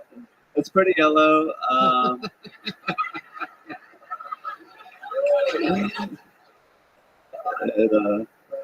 usually get a detergent can. I feel like those have the big mouths that can fit the girth. Jesus. Wow. And it makes it smell better, probably. Huh? Yeah, it has a natural coating of How detergent. about number twos? What are you doing for those, dude? What's going on out there? I recently got a free trial membership at Castle Hill Fitness. So Probably shouldn't have said that. Would you like to give out your phone number or perhaps your social security to this audience? my phone number, probably. So I have 7 free days of shitting in a normal toilet, so I'm gonna take advantage of that. 7 free days, and then what happens? And then Mons, why are you so poor? Don't you have Asian parents that send you money?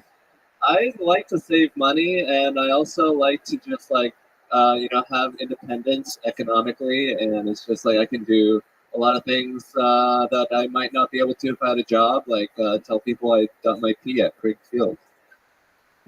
What a weird mentality to have. How much are you saving? A lot of money?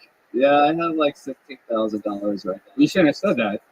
I probably shouldn't have said that. I have 16,000 in my name. My PIN code is 3433. My credit card is in my back pocket right now. Probably shouldn't have said that. All right. Saving money. What are you saving this money for? What can you get with 30,000 that you're not getting with 16? A rainy storm, just in case the Omicron might really, take away the toilet papers again. I don't know. I don't like to spend money, and I'm happy in a van. I don't. Gee, Santa sounds like this guy celebrates Hanukkah. You know what I mean? Yeah, what the fuck is going on here, Hans? Live in a van with sorry. 16K. Come on. God, I'm getting all depressed sitting here. I'm supposed to be on vacation. I went to see the fucking bats earlier come out from underneath that bridge. It was cool. It was really cool. I was talking with Santa earlier. We went to Terry Black's earlier in town, and he said that he's actually thinking about moving here. So he's following the ways of Elon. Yeah, well, I'm thinking about it. All right. Where's that music coming from? Is that you? All right. That's Sam. All right, Hans. Fun times. Another brand new minute. We absolutely love it. You're Thank you, Tony. Stone Cold Assassin. And the show has begun. Hans makes it look easy, though. This bucket, you're going to find out if you haven't been here before. Things get treacherous real quick. Some local talent, a lot of first-timers, nervous comedians that have been doing it in their hometown and just moved to Austin. A lot of fucking unbelievably hilarious characters. You guys ready to start this fucking thing? All right, here we go. Mario Tanti, ladies and gentlemen, is first here tonight on Del Tony. We know Mario. He's been on this show before. Wow, this is awkward. Ladies and gentlemen, one more time for Mario Tanti, everybody. Thank you. I'm hosting an edging party later, but none of you can come. You're all invited, though. Do you guys remember when girls with blue hair like to get choked during sex? Now they just get offended when you say retard? Like, is there anything worse than a tattooed white girl with dreadlocks wearing a shirt that says we are all immigrants? Like, go back to Africa, bitch.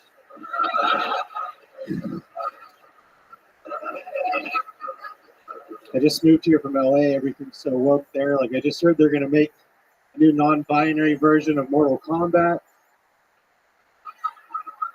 Before each fatality, it's going to say finish they, them.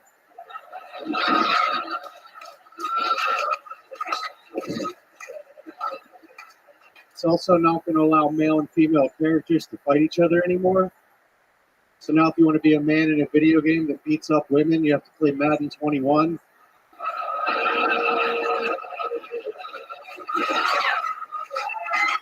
Thank you. Wow, Mario Conti. Hell yeah, man.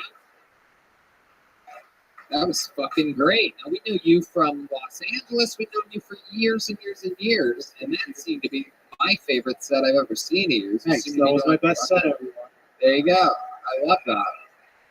Right? You What's feel that way, right? What? You have like a certain confidence right now? How long have you been doing stand-up? About 2.5 years. Okay. And how do you feel about it? You seem like a smart guy that does this. I'm not too smart. Really? Yeah. I'm kind of dumb, but...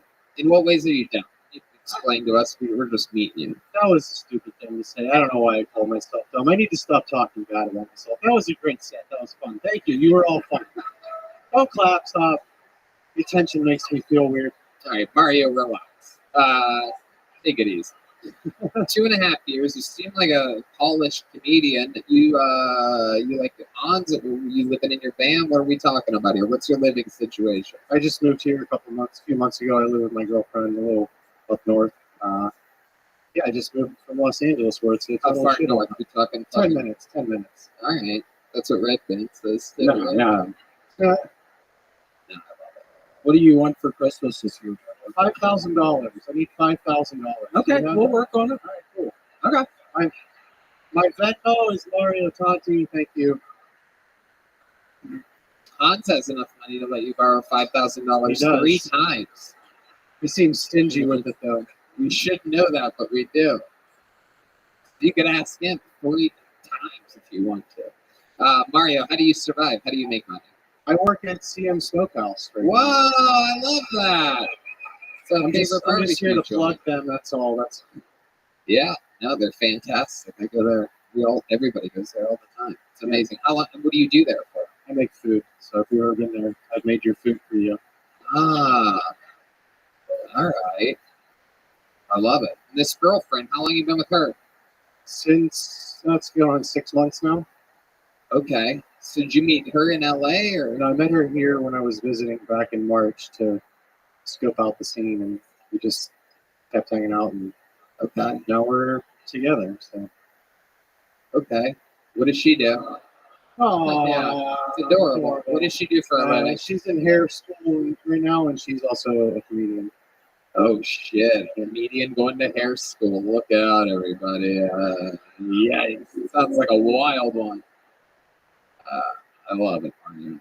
What else is going on in life? What have you been doing for fun? You love anything about Austin yet? It's a lot cleaner. It's a lot less chaotic than LA. I still miss the traffic. I've just been exploring the city and just seeing what it has and different food and drives and stuff like that. Just exploring around, seeing what it has to offer. You know? Have you seen the bats yet? I have seen the bats. I have. Have you eaten any? Pretty cool. Well, we do in our igloo. Sometimes with the dwarves. Okay. I love it. Wow. Mario, of all the times that we've had you on this show, what's something that we should know about you that we've never talked about before?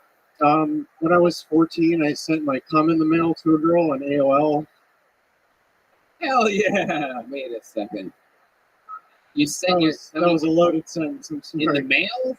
Yeah, it was when AOL came out. I was like 14, and we were cyber sex buddies for a while. Found her during using the member directory. Yeah, right? I met her in the Marilyn Manson chat room. And then after a few months, she wanted me to send my cum in the mail to her. So Wow! yeah, My goodness. So I did that. How did you prepare it? I got like a plastic tube that had like candy in it, and I ate the candy and I jerked off into the tube. Are you fucking serious? Yes. Was it like Nerds or something like that? It was like powdered candy. It was like pixie stick dust. And it was in Like a plastic test tube that had a little right. cap. I remember right, that. right. But it wasn't a screw cap. It was like a pop, Yeah, right? it was a pop gun. Oh I my think I goodness. taped it shut. How did you did you just shoot it straight into the candy box? Yeah, Or, I think so. Yeah, and then I you, wrote didn't, like, you didn't use like a funnel or yeah, you anything? didn't drag it with your finger and try to like like. Right. Did it all go in the way you wanted it to? Because sometimes things can be a little off target when it's a tiny little candy tube like good that. size load. And how far away is this person? What was the postage on this? Well, so I also wrote like a 2-page sexually explicit letter to go with but I was a virgin, so I didn't like know what I yeah, was but talking who's even reading Yeah. that when there's a tube of cum there? She's already busy playing with the tube of cum. Yeah. So I put Nobody's reading that boring ass letter. so I put the cum in the envelope with the letter, and I put a stamp on it, and I sent it to Carrie Ann in Georgia. Is that the city? Well, it was like Atlanta area, Douglasville, Georgia, to be specific. Jesus, I feel like there's not too many people that could be. Yeah, you can probably find her on Facebook still. But all right. So when you're 14 though, you don't know about postage weight, you know. So one stamp wasn't enough, and it got sent back, and my mom opened it. Get the fuck out of here! Are you fucking serious? I wish I was making. Do you ever talk about this on stage? Yeah, all the time. Really? Yeah. Okay, good. Did your mom say this candy tastes like shit? So I came home from school like 2 days later. I came home from school and she was sitting there at the kitchen table, just like ready for me. And so as soon as I walked in, she was like, "Who's Carrie Ann in Georgia?" Oh my God. I was like, "What are you talking about?" And she was like, "You sent her your cum." Cool. So that's Are like, you fucking serious? Because she read the letter? Yeah, she called it cum because that's what I called it in the letter. So, oh my God. We've never talked about it ever again. You know? You should call her right now and talk to your mom. Yeah, we can talk. We're good. You have your phone? I do, but it's locked in a bag. Can we get the phone unlocker for my friend Mario Tanti? I think this is one of those situations where we have got to call his mom, everybody. There he is. David Flores, the phone unlocker. That's our favorite segment, everyone. Call your mother. Now, everyone has to be really quiet, even if it's funny. Yeah, and you have to put her on, when you hit send, you have to put it on speaker, turn the volume all the way up, and put the absolute butt end of your phone up to the microphone. And if we can get his mic turned on. What's going on? Is this your real mom? Are you texting somebody? Pretend to be my mom? I'm kidding. I know. Here we go.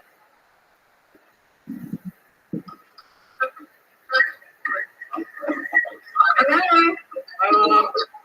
Hi. I'm on a live podcast right now. You hear me? I can hear you. Hi. Hi. Somebody wants to talk to you. Now, you say, remember the time. Okay. So I'm on the podcast, Kill Tony. Stop giving her that information. Just say, remember the time. Do you remember the time? Can you hear me? I can hear you. Do you remember the time when I was 14 and you opened that letter? What letter? The one with the cum in it.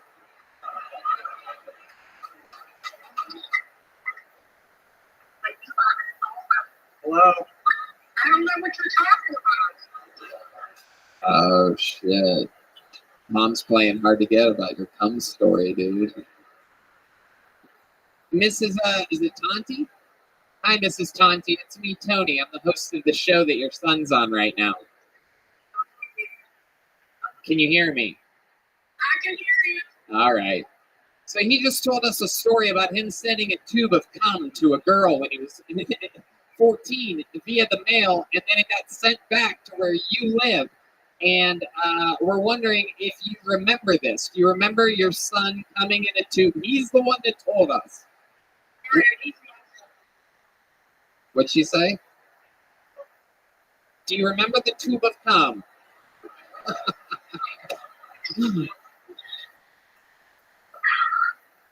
All right, well. Poor mom. All right. Poor mom has no idea. Ask her if she remembers the tube of cum. Hello. All right, forget it. You guys talk. You blew it, Mom! That's going to be such an awkward talk later. Like, no, what would have been perfect was if you were like, She fucking remembers. Yeah, she just doesn't want to talk about it. Sorry, Mom. I'm sorry. Very shy. she's more of a shy lady, not like the craziest sense of humor on her, right? Yeah, not so much. All right. No, Mario, absolutely hilarious jokes. So much fun. You already have a big joke book, right? I know. Okay, well, now you do. Mario Tanti, everybody. There's a big joke book from the Great Bonsai. We got through it. Thank you. Thank you. Mario Tanti, everybody. Fun times. He's actually going to be on a secret show next week. Oh, wow. Look at that. All right. You guys ready to do this again? Here we go. Back to the bucket we go. Michael Ivy is next. Hell yeah. Michael Ivy. Can I get a Jack and Diet?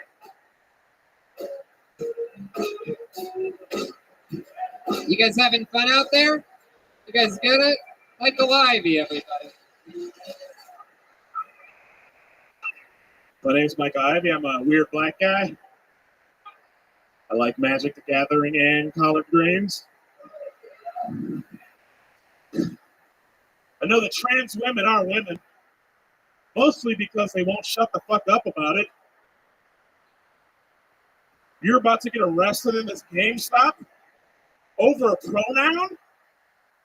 Sounds like something a woman might do. Are trans men men? No one knows. Because they're too busy getting laid and changing their oil like men. Some things are racist, and some things just sound racist. Like Nicaragua. If you're a white person going to Nicaragua with 8 black guys, at the very least you're going to be like, boy, it is great to be here in this Central American country. Well, these Central Americans are pretty lazy, huh? Okay. I'm going to end it there. My name's Mike Ivy. Thanks, guys. All right, Mike Ivy. Fuck yeah, welcome back. You've been on this show before. Santa. Hell yeah, you. Santa, what do you think about Mike Ivy? You know this young man? I was saying I have been to Nicaragua with 8 black guys before. Go down there often. I believe it. What do you want for Christmas this year? The only thing I want for Christmas is love. Well, I don't think we can fucking help you with that. I mean, what do you want? Holy shit. Like a Ferrari or something? I don't know. No, you gotta name like a product, like something Santa could make at his workshop, not a fucking Ferrari, dude. Okay, like a gun? Gun. I'm in Texas. I don't have a gun. I feel like I'm underarmed. You know what I mean? Like if you don't have one gun, you're gay in Texas, right? That's true. Isn't that how it works? That's true. That's why I threw my gun away when I got here.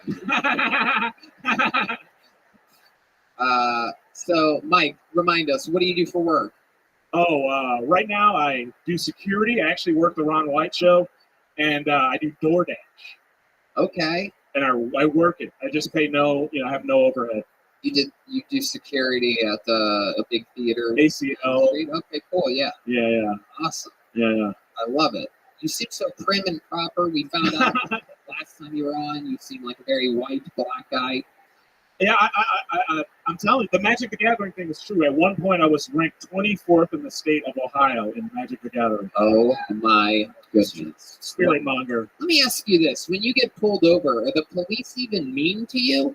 They don't know what to do. They don't, because I'm a comedian, too, and I was a Did you just get, like, all dizzy? And, he's poor, but also he said ask, and I don't know. Instead of ask. Hilarious. Have you been pulled over, though, in real life? It's happened once or twice. Yeah. I mean, that's like 3 times. I used to drive around Ohio. I got really into the deep parts of Ohio. I did an open mic out there somewhere. It was all fucked up. Do you remember the names of these cities at all? I try to forget it. I think maybe Novelty. Oh, okay. What's that near? Were you in Columbus? No, it's more like in between Akron and Cleveland, or over to the side of like a little east of that. I don't know. I try to forget it. It was pretty terrible. Okay. Yeah. All right, Michael. What else has been going on in life that we should know about you? Well, fun fact. I have a podcast called Fun Fact. And new episodes will be coming out every Fun Fact Friday. All right. Wow. That was one of the saddest plugs I've ever seen in my entire life. I don't know what to do. I'm excited. It's good to be here. I really love this show. I think it's great. I love the magic. I love the randomness. I really like the show, and it's good to be here. Yeah. Thank you. I'm never going to listen to your show. Thank you for saying that. Thank you. Mike, what else? What's your living situation? Oh, I stay in a condo with a lady who's, she used to be in Dallas. She made a bunch of money, and now she's in a condo somewhere. She rented out a room. She's just a roommate.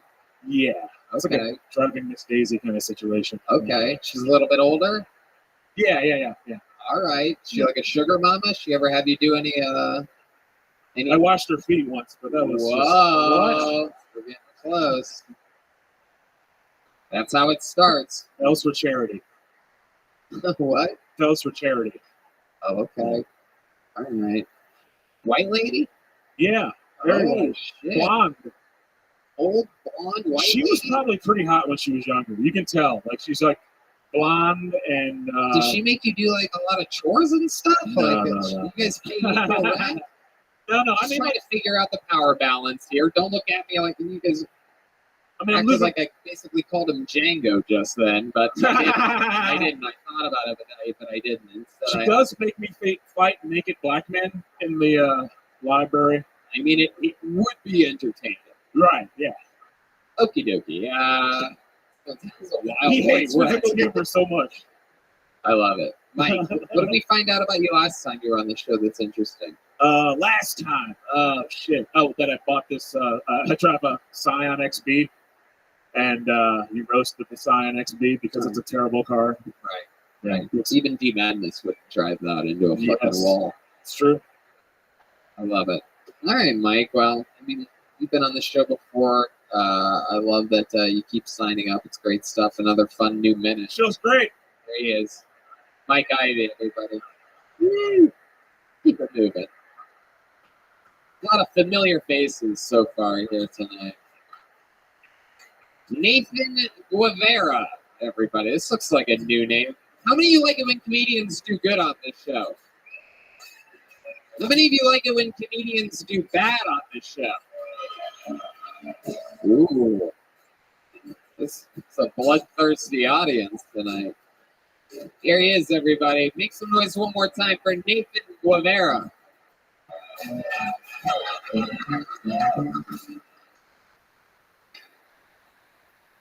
Here's a dad joke.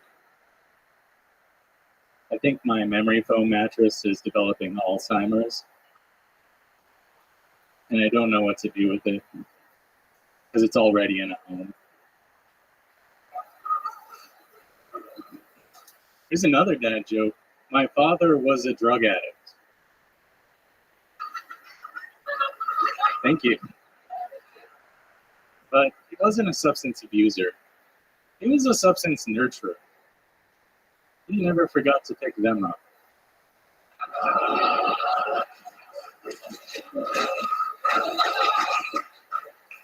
That's why when I was a kid, I always wanted to grow up to be prescription opioids.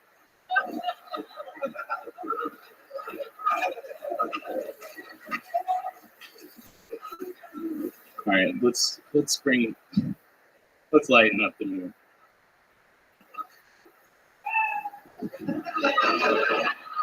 You want to go? Yeah, do it. I think women love vampires because they're the ideal sexual partner.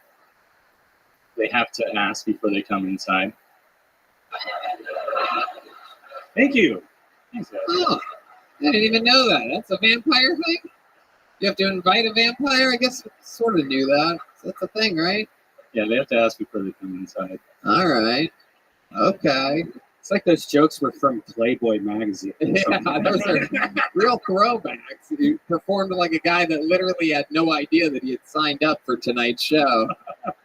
It's very, well, here are some dad jokes. It's like you were put on right on the spot there. How long have you been doing stand-up? 2 years. 2 years. Wow. Okay. All right. Yeah, you're very comfortable. I like that. Or you perform in other ways. You have like a theater background or something? A theater back. No, I played in a band. Okay. What'd you play in a band? Guitar. All right. Do you sing at all? No, I don't. No. Do you keep up on your guitar? No. Oh, okie dokie. Nathan, fuck yeah, man. What do you do? What do you do for fun? I roller skate. I like to skate at the skate park. Really? Yeah. You actually roller skate? I roller skate. With actual with actual roller skates on? Yeah. 4 wheels on each Yeah, foot? we're calling quads. Wow. None of that I bet you inline do. stuff. You guys had to change up the branding. We roller skate fans out there. We call them quads now, Tony. It's not literally the biggest punchline in the world. They're quads. You're how often do you roller skate? Just every weekend, like on Sundays. Oh, Sunday shit. mornings. At an actual skating rink? No, at skate park. Okay. Have you ever go to the rink? I've been to the rink, yeah. Uh-huh. Yeah, what goes on there? It seems like you're the type of guy that lives his dreams out there. This is the asshole that's just passing you by. Fucking just slow. Everything's moving slowly, but somehow he's flying around the rink. Yeah, why not roller blades? Like, why? Rollerblades, they're easier. Not a lot of technicality. What? I mean, there's 2 more wheels on a roller skate. That's like training wheels. He's actually really good at it. Rollerblades have multiple wheels too. It's all going on. He's never rollerbladed or roller. Yeah, I always think roller skates are way easier than roller blades. Rollerblades there's no brakes. It's crazy. Yeah. I don't really know. Is that a thing that rollerblading is harder than roller skating? Madness, what do you think? Which one's harder? I love it. Nathan, what else do you do for fun when you're not roller skating? You fall in a lot while roller skating. It seems like a thing that would happen if you roller skated, that you would fall in love a lot. Well, besides roller skating, I am building a wrestling ring in my backyard. All right. You're a roller skating professional wrestler. Here we go. Nathan, let's talk about it. What's your dating life like? I'm married. Married? Yeah. And you are married to my wife. Your wife. That's totally what I was going to assume. Was that you have a female wife. Am I right? And her name is Jeff. All right. I love it. How long have you been married? For 4 years. Wow. You guys have kids? No. Okay. 2 cats. Whoa. Yeah. Hot thicket. That's right. Hell yeah. Okay. Are you and the lady thinking about having kids? Maybe adopting later. There's genetics. I'm like a depressed guy. You're trying to discontinue your don't want your father's name. That's right. Yeah. My goodness, if this was like the old days, you get beheaded or something for that. Ooh. I love it. Nathan, what's something about your life that we would have to find out on the show like this? What's going to get this crowd in a frenzy? In a frenzy? I was in this movie. It was a movie called Midgets versus Mascots. Wow. My God. I was so hoping you were going to name a movie that we all did. Like you were like Mighty Ducks or some shit like that. I thought you were about to drop. Like it felt like he was going to name drop like the biggest movie ever. You were in Titanic, and instead you went with Midgets versus Mascots. Dude, I think we were all basically. Gary Coleman was in that movie. That's true. Yeah. Did you meet Gary Coleman? I'll do what Redman does. Yes, indeed. I can't believe it. I remember now with Scottie Pippen and Jason Hughes. Yeah, but no. Midgets versus yes, the 2008 comedy documentary. No, what I knew about this movie is this is Gary Coleman's last movie. Like he died during this movie. Yeah, did you kill Gary Coleman. No. Did you accidentally step on him or something? Wow, what did you do in that movie? I played an eagle mascot that threw up. Indeed, I guess that's the only role you could have played in a movie where it's mascots versus midgets. It's really hard. No matter how long you've gone to acting school, it's really hard to play a midget. Right, yeah. It's true. It's almost impossible. Oh no, it's okay. We don't need the movie trailer for this hunk of dog shit. It's one of those movies that was filmed like on a mini DV recorder, videotape thing from like Best Buy. Yeah. Fun times. Nathan, I love it. Fun. What's that? Yeah, Nathan, get out of here. Sign up again. Get out of here. Santa, give him that. Santa Claus should be giving out the gifts here. What am I thinking? We have a real life Santa Claus here. All right. You know what? We have a special treat here. Last week, we met a young man that came up and absolutely fucking destroyed. And he was visiting from Canada, and it turns out that he had to leave the next day or whatever. But he has extended his trip, and in return, he is getting an automatic spot here tonight. We met him last week. We're here excited to see another minute. This is Jared Nathan, everybody. Jared Nathan, everyone. Absolutely destroyed last week. We're excited to see, ladies and gentlemen, make some noise for Jared Nathan. Yeah!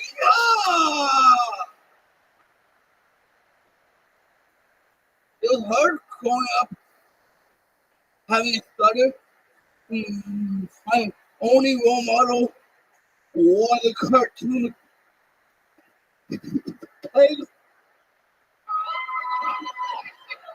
I still wear pants until I was 14.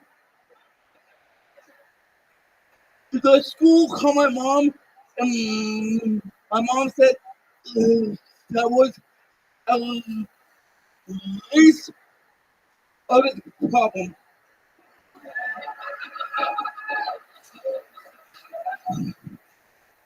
I think legally able-bodied people want to be disabled.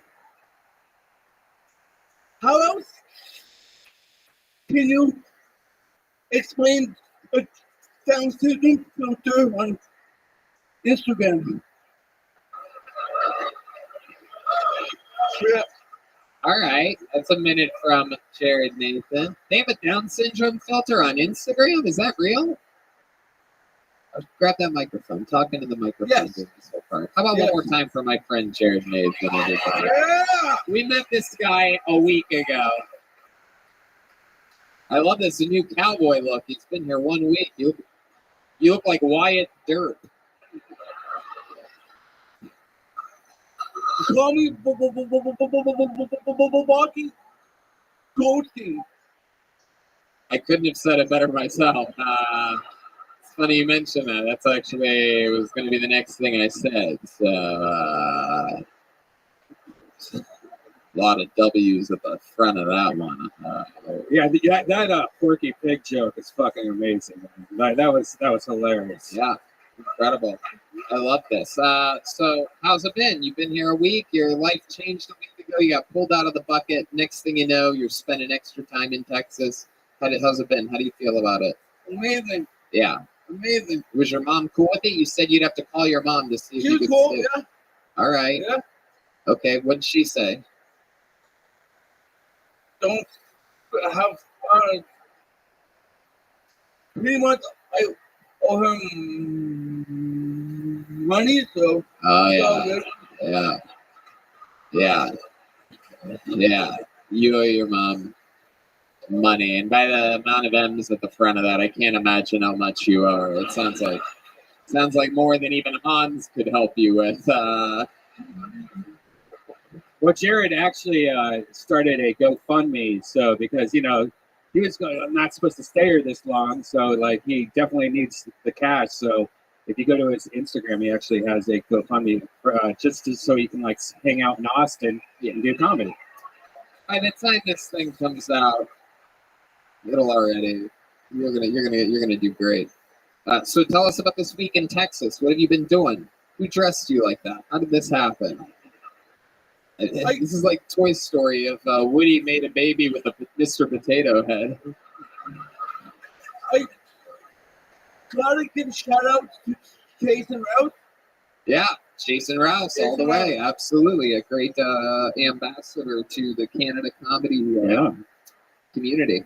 Fuck yeah. This is what all Canadians are like. For those of you that, for you Texans that made the drive from Round Rock but never met a Canadian before, this is what all Canadians look and sound like. Yeah. Hey. Very good. Absolutely. It's a shame you never got that letter on any of your report cards. You know what I mean? So, Jared, tell us more about your life. What did we not find out about you during the interview last week? Like, what's something else that we should know about you? I'm a COVID screener at The anticipation's a killing me. fucking mental hospital.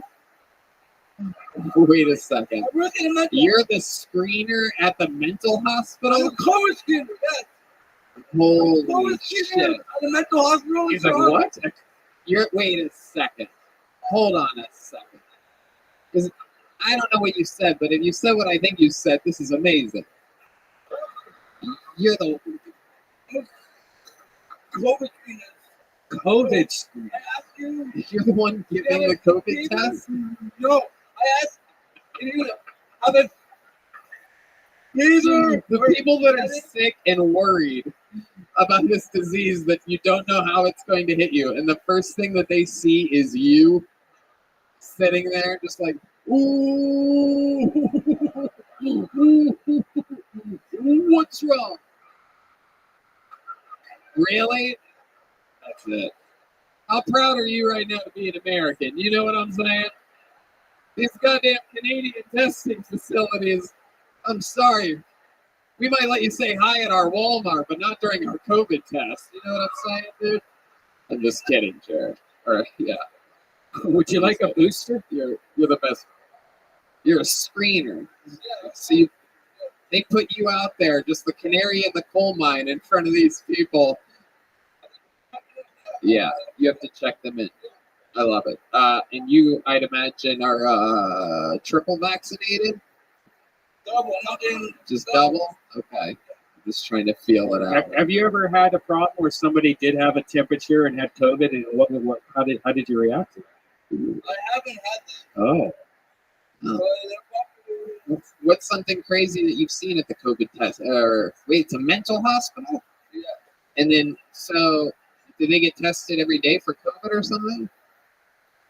People come for appointments. Is that mic on? Yeah. Mike feels low. Talk right into the end of that. Hello. All right, there he is. Hi. The audio listeners are going to love that, but I corrected you there. It's a little bit away from you sometimes. Okay. All right, so what's an interaction that's happened at this mental hospital that stands out to you? You have any wild moments with these people? I mean, it's you at a mental hospital, and you're on the business end of it. So that I'd imagine sometimes shit's got to go a little awry. You know what I mean? It seems like every once in a while there'd be a little standoff between you and the quote mental patient. I had people laugh in my face. Really? They laugh at you? Yeah. It's like high school, so it's all right. Right, you're immune to that. Plus, you've been a comedian for how long now? 4 years? 4 years. So you're a fucking pro.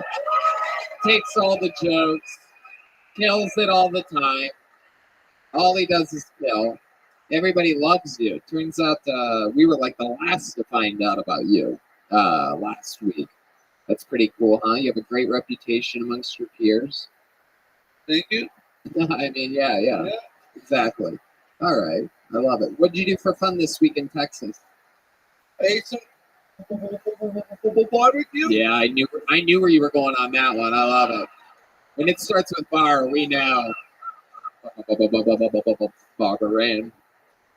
I love it. Have you ever been to Bubba Gump's? I haven't. No, Is it good? but he has been to I love it. What's your favorite restaurant? We know you people like to eat out a lot, so I'm a big fan of the donut shop. Donuts. wow, that's a very specific donut place. Is that a family-owned donut place where you're back where you're from? It's here. But my favorite restaurant in Canada is Hardee's. Hardee's in Canada. Harvey's? It's an hamburger, yeah. No, I don't fuck with that. No.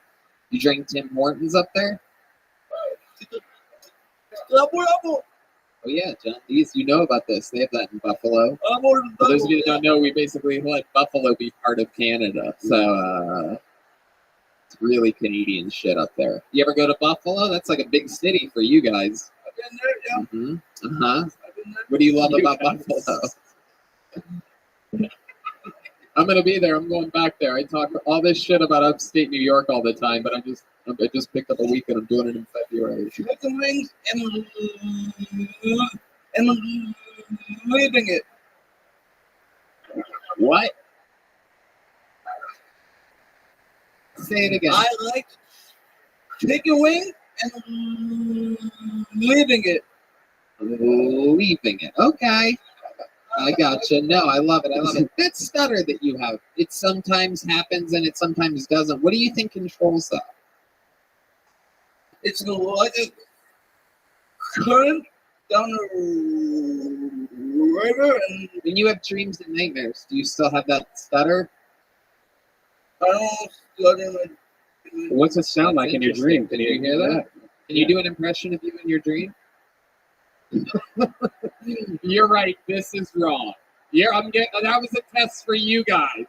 I was making sure y'all were paying attention. That's Matrix shit. Red Dan and I are professionals here, okay?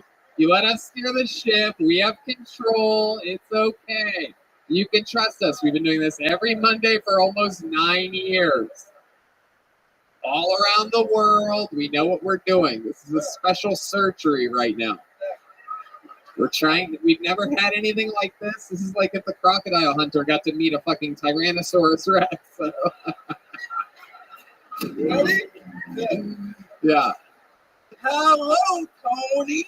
How are you doing, everybody? Wow. That's incredible.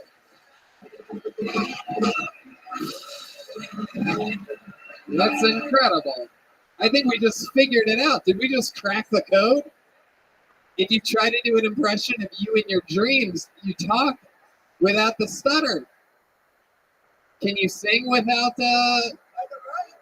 You can rap? Oh, shit. That's right. We did have you rap. How many of you want to hear a rap from... All right, here he is. Hell yeah. Yo, I'm telling my homies, I'm killing Tony, I'm on the PO, I'm in Texas. Oh, time to rap this. You gonna know that I don't wear no fucking necklace here because of Kobe. I'm doing this. You guys go focus. You guys go hocus pocus, yo! Wow. I never would have guessed. People always say they can rap on the show and they always bomb. Turns out you're the fucking missing ingredient right here. Oh, he's amped up. Look, how does a Canadian cowboy like you rap like that? What type of weird fucking 8-mile fucking... I just found out that I could in high school and I just kept going. Okay. Have you ever thought about doing your sets like rapping? I love it. It hasn't come up yet, maybe. You should try one of your jokes rapping. All right. Thank you. All right, there you go. Santa, what do you think about Jared Nathan? This is your first time. Jared, come sit on my leg for a second. Oh my goodness. What do you want for Christmas this year? You getting this, Joe? PlayStation 5. Okay, we'll get you a PlayStation 5. We'll get you a fucking PlayStation 5. What's your address again? No, don't. I'm think about it. kidding. No, I was kidding. I was totally kidding. We'll get you a PS5. Is that you don't have one? You really want one? I don't have a. I don't. I have a PlayStation 4 that's broken. That's bullshit. Who wants to buy this guy a PlayStation 5? Oh, a lot of people. It's like really hard. It's like almost impossible to get a PlayStation 5. Maybe we could do one of those like Make-A-Wish things or something like that with them. I bet we can get a fast pass for our slow friend. You know what I mean? Pretty sure that's how this works. We could use your fucking face. You know, we might all be able to get PS5 with a fucking friend like this. Yeah. What do you think about Nintendo Switch? PS5. Switch it up. Jared Nathan's gonna make sure we all get a new PS5. Thank you, Jared. Thank you, Jared. This is the opposite of the Oprah Winfrey show. I love it. This is awesome. Hell yeah. You're having fun, huh? I'm having a lot of fun. How much longer are you gonna get to stay in Texas? I'm maybe on the 14th. The 14th. Okay, that's quite a stay. I love it. What are you looking forward to the most? What else on your Texas bucket list here? Eat some more barbecue. Yeah. You don't even have to finish it. Anytime it's barbecue, you just give us 2 bars and we know what you're talking about. Have you been to the Yellow Rose or the Red Rose yet? I haven't. I mean, we could probably hook you up there. Like, Yeah. Our friends over at the Yellow Rose, Red Rose. Cody, why don't you come down here and tell Jared what you can offer him? Maybe they have special bucks. Put your hands together for our friend Cody, everybody. He's the general manager of the Yellow Rose. He's a living legend. You saw him earlier. Is he still here? He was a little bit tipsy when I saw him earlier. Oh, here he comes. I heard Mrs. Claus is always there making that money. Yeah, well, you've actually heard right. We're actually going through some shit right now, so I don't know why you brought that up. It's actually not good right now. Here he is, everybody. Cody, everyone. All right. Here he is. So, Cody, our friend here hasn't been to a real Texas strip club yet. What can you guys do for a guy like this over at the Yellow Rose? I got like 80 of the hottest girls that would love you. I can give you cabanas, bottle service, champagne. All right, we got to keep the bill really low, though. How do we do that? Because we get the feeling this guy would fucking blow up a bill in a heartbeat. Have you ever been to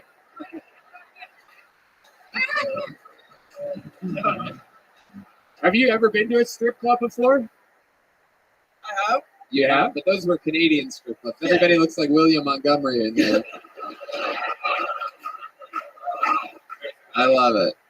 Cody, how are things going for the Christmas time? You guys have any like special holiday things going on in the December 16th, we have Jessa Rhodes come in to host our Christmas party. Oh, is that a famous porn star? Is she? She is. Okay. You know this girl? Have you ever heard of Jessica Rhodes before? No, you don't know your porn stars by heart? You've never fallen in. You seem like the kind of guy that might fall in love with a porn star. No, never. If you had Anna Jameson. Wow. Whoa. How old are you? Jesus Christ. 36. God damn. I love it. Jenna Jameson. That's old time. That's back when you were fucking Cody's height. I love it. Cody, you're absolutely killing it. You said you were drinking a bit earlier. You told me you were doing shots of whiskey and that it hit you quickly. I'm like, no shit. No shit, real talk. Santa, one of your elves are out here getting drunk on, during the holiday season. What do you think about Yeah, that? I know. We've been having problems with them recently. Yeah? Yeah, it's been a real fucking issue recently back up at the North Pole. It's very rare, for real. It is, for real. It is rare. Up in the North Pole, I mean, it doesn't happen too often, but you get shit faced sometimes, and it turns into a fucking issue.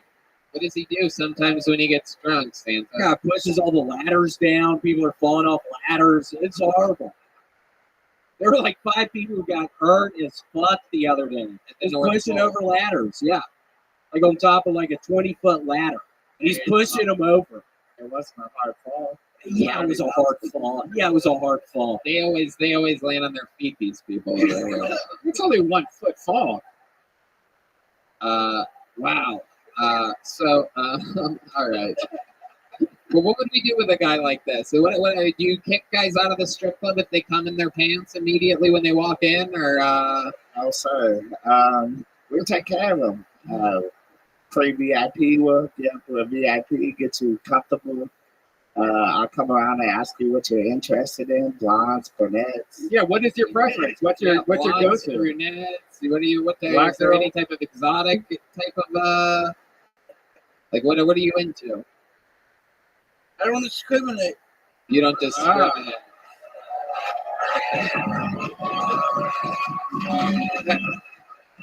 That's the answer I like to see. What's that? That's the answer I'm looking for. Hell yeah, dude. They have a wide variety over there, from what I understand. Hell yeah.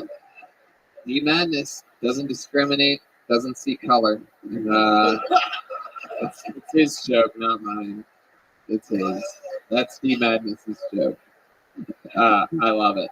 Cody, you're the man. Thanks so much for coming on. Take care of our boy when he comes down and visits you at the Yellow Rose. One more time for Cody. The best.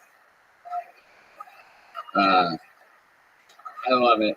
So you're going to be in town next Monday? Yeah. Do you have another minute of stand-up ready to go? Yeah. Okay. Well, then how about we do another spot guaranteed here next Monday? We'll do one more since he's visiting from Canada and he doesn't get to sign up every week like those bozos back there.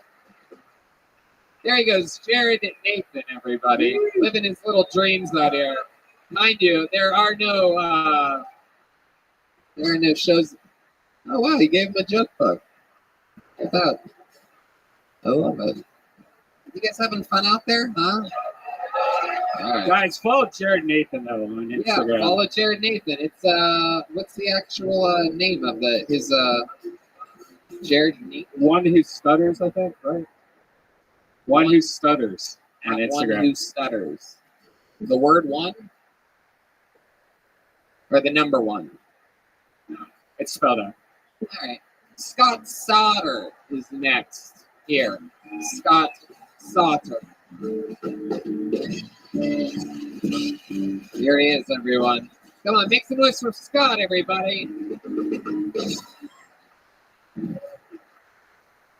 I didn't believe toxic masculinity was a real thing until I started dating guys. I feel like the only thing harder than coming out to your family as gay is coming out as bi. Because now I have to tell my dad. I have to say, Dad, it is a choice. And I've chosen to suck dick. At least 50% of the time. Coming out as a kid can be scary. Lots of labels to learn. Top or bottom. Twink or bear. Bruising or closeted. Me personally, I identify as a JV faggot. Gay enough to have sex with men, not gay enough to get a gold star. For those of you who don't know, a gold star gay is a man who's only had sex with other men. And they look down on us bisexuals. They call my people names like Sampler or half-breeder. My only response to that is, hey, at least you're not gay, you fucking holo. Hold on, Scott. You went over the allotted time. That's what happens. If we let people go all the way, then they'll just always do a longer set. How are you, Scott? Are you okay? Yes, sir. How's it going? Welcome, welcome. Thank you. This is your first time on the show. How long have you been doing stand-up? 5 or 6 months. 5 or 6 months. Okay, absolutely. And does it usually go better than that, Scott? It's going better than that. Yeah, Yeah. it has. Okay. What made you want to start stand-up? The pandemic, Uh-huh. I got really bored. I work from home. What do you do from home? I'm a paralegal. Oh, wow. Okay. Okay. Wow. And so what have you been doing for fun up until this point in your life? When not. I play guitar and sing. Oh, really? Yeah. Wow. Interesting. So you're the musical theater background that I was picking up on earlier. It's coming from you. Have you ever been a member in a band? I have. I used to be a singer-songwriter, believe it or not. Oh, yeah. Okay. This is good. I've always wanted to interview gay Elon Musk. This is very exciting.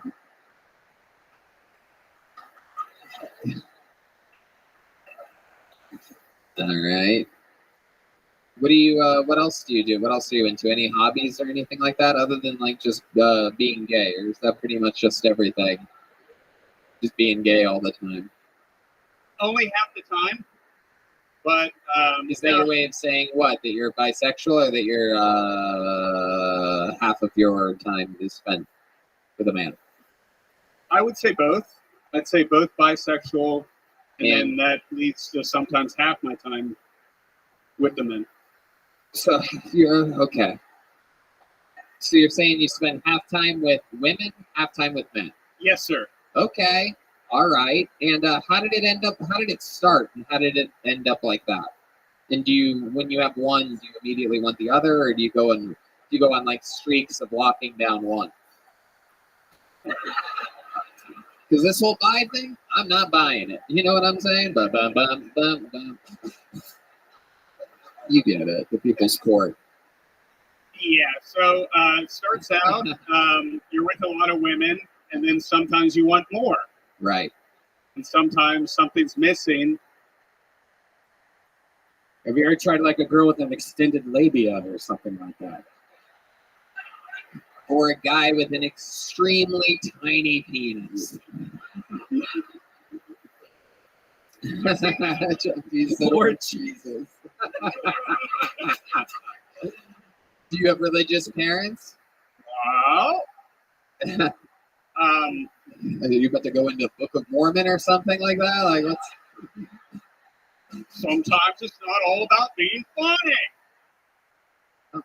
Oh, okay, is that a Tommy impression? That's a Tommy impression, right? How do you know Tommy? It's so interesting. Are you Tommy? I listen to Rick Ingram. Oh, I love it. Yeah, absolutely. Yeah, Rick is a fun fact about Rick. Guest from episode 1 of this show, the first ever episode of it. Rick Ingram. Anyway, Scott, I love it. So what else? You're a big comedy fan. You from here, born and raised in Austin? I lived here for 6 years now. Okay. So I'm from Pittsburgh originally. All right. Okay. And now you live here. Yes, sir. You stay at home doing paralegal stuff. Most of the time. All right. Are you very sexually active? You pretty much just talked about being gay up here. But so now I'm trying to figure out like if the set, how much you devoted to your set is also part of your life. Because if you're working at home and you're as gay as you sound from your set, I'd imagine your apartment smells like shit, Scott. It sucks.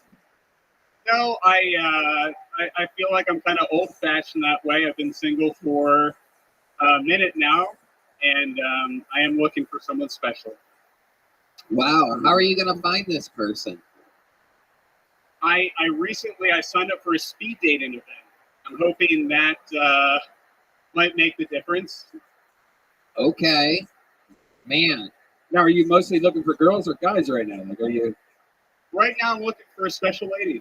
Oh, nice. Oh, wow. Hell yeah. Someone's in the mood for fish tonight. Okay.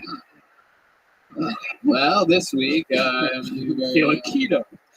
A new 32-ounce special lady cut available.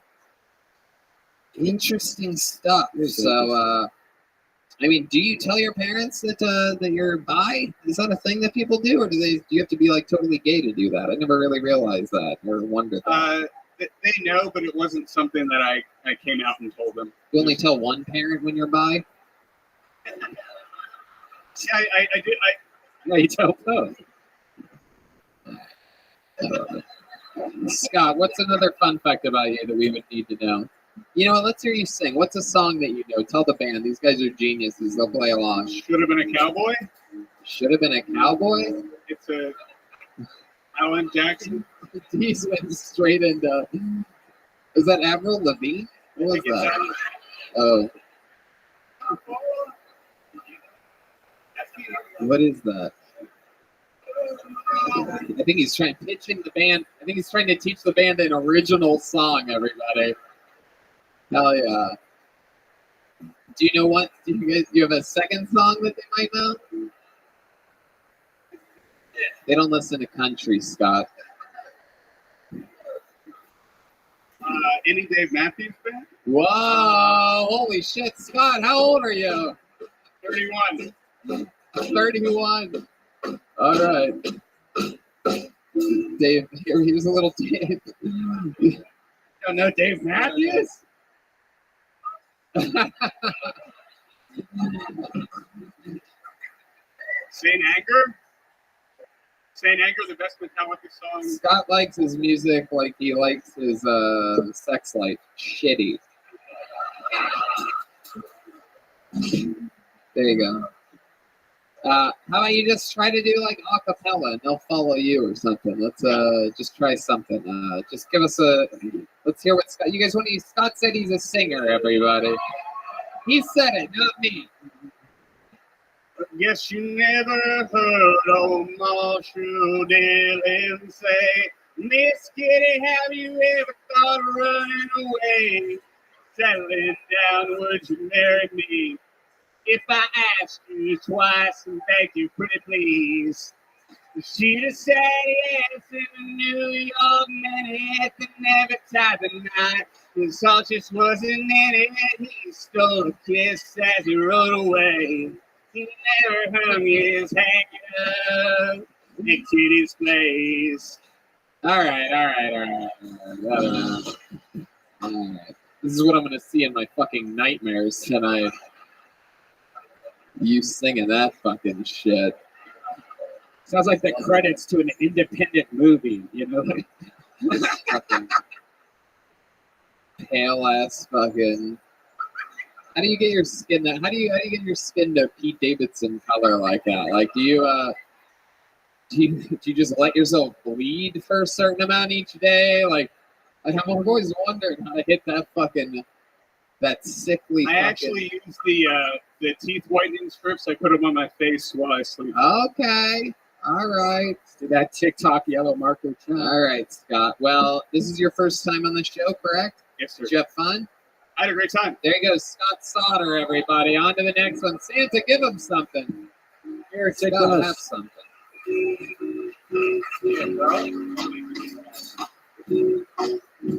Yeah, we will eventually. Chad J, ladies and gentlemen. Chad J is next.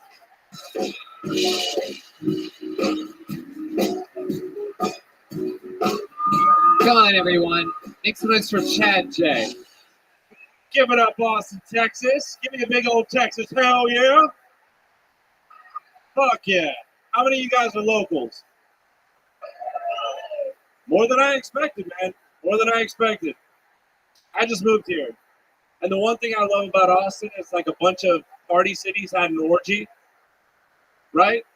It's like Vegas, fucking old Western movie set. And then San Francisco showed up halfway through the fucking and was like, you guys are doing it all wrong. Gay bar, dog bar, gay dog bar, coffee shops, neon. Come on. I'm getting older, man. I don't know if you can tell, but there's gray hair in my fucking beard. It's tough too. Like, it's not the worst, but like my dick still works. It just has a bedtime now. Like, if there's Coke or tequila involved, you better have a Pulp Fiction size adrenaline shot, or we better be role playing, and you're a cop, and my dick's on PCP, and that stun gun ain't working, Daddy. You know what I mean? Bring it. All right. Thank you, guys. Chad J. Welcome, Chad. This is your Thank first you. time on the show, right? Yes, sir. Absolutely. How long have you been doing stand-up? 6 months. Okay. And where are you from? I grew up in Oakland, but I've been in Brooklyn for the last 10 years. And what made you move to Austin? You said 6 months ago? Yeah, I broke up with my crazy-ass girlfriend. How long were you with her for? 6 years. Wow. Yeah. What was so crazy about her? What are some crazy things? What made her crazy? For instance, we couldn't leave the house unless it was an odd number. Get Yeah. the fuck out of here. I mean, that's kind of your fault for getting into that, right? Like, the odd number, the date you mean? She was really hot, right, man? Like, Hold on, really hot. Hold on. When you say odd number, you mean for the whole day or the time of the day? That minute. That minute. Yes. Oh, okay. That's acceptable. So if it was 12, we were hanging. But if it was 12:01, boom, you're okay. Yep. It had to be an odd number that she walked out? Yes. Oh my God. So I when you actually left walked her, out when on you an odd left her, number. did you leave on an even number just to really fuck with her head? What did she think about your move to Austin, Texas? I don't give a fuck. Wow. Actually, she hit me up a week ago and was like, "Hey, just a heads up, I'm moving to Austin with my new boyfriend because we both got jobs there." Wow. So that just happened. That's how life works out. It's weird that way. And my response was, "You went to school for research psychology. Apparently, you don't know that this is an open carry state." What the fuck does that mean? Might as well have had Jared Nathan say that. I had no idea what any of that meant. What does that mean? Is she afraid of guns? Are you threatening her? No. All right. Well, we're just gonna go on a hike, like Abby Petito. Oh shit, dude. All right. What the Chad fuck? J making jokes about killing his ex-girlfriend. So it's been 6 No, months. she's- Have you been with another girl since then? Yeah. Oh shit. Yeah. You're a pretty good-looking, what seems to be a charismatic guy. There's a little bit serial killer in you, but I'll take it. yeah, you look like you own a bar on Rainy Street or something like that. You know what I mean? Did you inherit some money from your grandparents in the past couple of years? No, man. That's the vibe I'm getting. You have rich parents? No. I mean, my grandmother came over here with nothing from Poland. She's like a millionaire, but they don't share. Oh, You know what I mean? okay. All right. She sewed it all into a jacket. Do you have any good Polish jokes? Oh, man. He doesn't. He doesn't have any good normal jokes. How could he possibly? Damn. I'm kidding, Chad. I'm kidding. You're 6 months in. You're doing fantastic. Thank You're you. holding your own up. Thank you. How old are you? 35. 35. So Yeah. these girls that you met in Austin that you've hooked up with, where do you meet them at? Are you just out and about? Like you approach girls old school, or are you on these dating sites? I'm on Bumble, but I actually prefer to meet people out. You know what I mean? And that works for you? Like Yeah. Like the last girl you hooked up with. Explain to us how that went down. You're at a bar, and what happens? I like playing pool because you get other people involved. It's not necessarily creepy. You're just playing pool. Oh, you're banging dudes. Okay, I forgot. Or I didn't girls realize. that like to hang out at pool halls. I'm taking on all comers. Oh Tony. shit! Look out! I love it.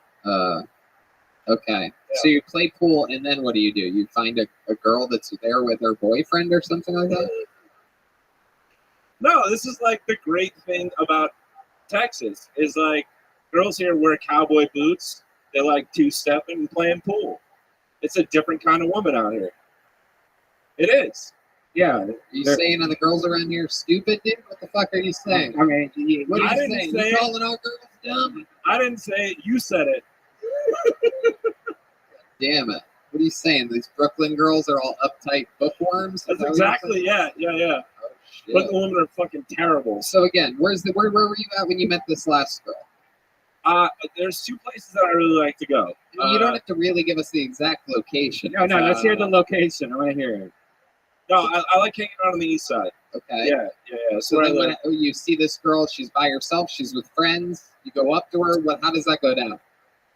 Yeah, I mean, it's very organic. I know that sounds gay, but like it does. Okay, so you see her, and what's your opening line? Give these people an idea of what your opening line to this girl would be. I mean, how organic are we talking here? You want to bring Jared Nathan up here, and he'll tell you? Definitely not. No, that dude's a serial killer for sure. Who wears khakis in December? How dare you, first of all, you son of a bitch. Wow. Don't you dare talk about our friend Jared Nathan that way. So what do you say to this girl? You seem to have locked up here. I mean, you kind of just go, how many quarters do you have on you? You know, it's quarter pool tables. Come on now. I don't carry change on me, and women have purses. So, you know. What the fuck? I know. Fuck. Are you sure you got laid? Chad, what do you eat? You cook for yourself a lot? You have like a fucking, you seem like the kind of guy that has one of those crock pots or something like that? Man, actually, I'm doing comedy most of the time throughout the night, and I do construction during the day, so I buy all of the pre-prep shit from HEB. HEB is the shit. Yeah, absolutely. You don't have that up in Brooklyn. We know that. Salad bags and fucking pre-cooked chicken. That's my life. What are you building? What kind of construction are we talking about? I do custom homes. Wow. Most of the time during the day, yeah. Okay. Yeah. Okay. There's nothing funny about that. You never made any kids or anything like that? Thank God, no. I couldn't handle kids. Any close calls? Santa Claus, you know Chad J. You know who's naughty or nice. Tell us about Yeah, Chad. no, I've been watching him for a couple of years now. He is a really sweet guy. What do you want for Christmas this year? I would really like, man. Like a little pool cue. Whatever meds you can find that make my mom less crazy now that she has a Facebook profile, like I'll take all of them. What's your mom doing on Facebook? What's she saying? All the same shit that everyone else is doing. Like, what do you mean?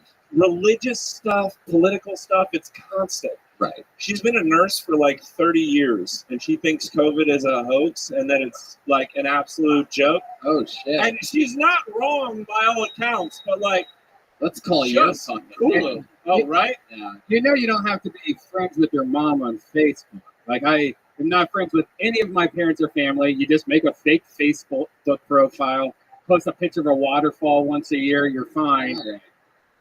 I want to block her, but it's kind of the only thing we have left. Why don't you ever communicate with your mom? I mean, it's been a long time. Yeah. Why? She's a fucking nutball. But why? Why is she a nutball? You said that she's a COVID denier and the crowd likes her more than they like you. These are all people out at a comedy show during a lot of these people come often. Dude, she goes on these fucking rants, and is it because you're from Brooklyn? Did Brooklyn make you very, very liberal? No. I'm definitely not. Your mom might not be crazy at all. Tell us more about your crazy mom. What else do you think's crazy about her? Her haircut, for sure. Like, all right, you're gonna have to try again. No, man. She does these things like she's in a fight with my sister right now. Uh-huh. They've been battling hard for a while, right? Yeah. About what? She wouldn't wear a mask to come over and visit her own grandkids. And she's ready to like die on the hill for it. And I'm like, okay. So you're mad at your mom for not wanting to wear a mask to see? No, I'm not mad. I don't care. No, but the sister is? Yeah. Because grandma didn't want to wear a mask to see the grandkids? Exactly. That could get her sick? But sure. She's not afraid of it, so why would you guys be? I mean, listen. You're telling an old lady that she has to wear a mask to see her grandkids, even though... Exactly. And she literally... Yeah, you guys are on the wrong side of history. That's what I thought. This is what Brooklyn's like, everybody. You're wondering, that's what it's like. Fucking weird. Grandma, sorry. Thanks for the life. Stay at home, me, Mom. Goodbye. Thanks for the chance of existing, Grandma. You stay there by yourself. That's horrible. And you're on your sister's side in this? I'm not on anyone's side. That's the thing. I just want everyone to shut the fuck up about it. Nah, I don't believe I just you. want to hang out How and many have of you a think he's cocktail. on his sister's side about it? Stupid. I'm aware. The shit I had to do to try to make this interview interesting, Chad, was unbelievable. Yeah, you tried to really just scrambling quarterback. spark up controversy, divide way outside of my pocket, way outside of my comfort zone. All right, Chad, there he goes. A little family drama from Chad J. Everybody. Thank you guys very much. I appreciate You guys it. think we should get one more person up here? We have not had a female comedian tonight. We're gonna pull until we get a girl out of here. Sorry to Will. Sorry to Jason. Rob. Oh, there's Ellis. We haven't gotten to see him in a while. All right, here's a female. Ladies and gentlemen, make some noise for Anastasia Lawless. Anastasia Lawless. Here on Kill Tony, live in Austin, Texas.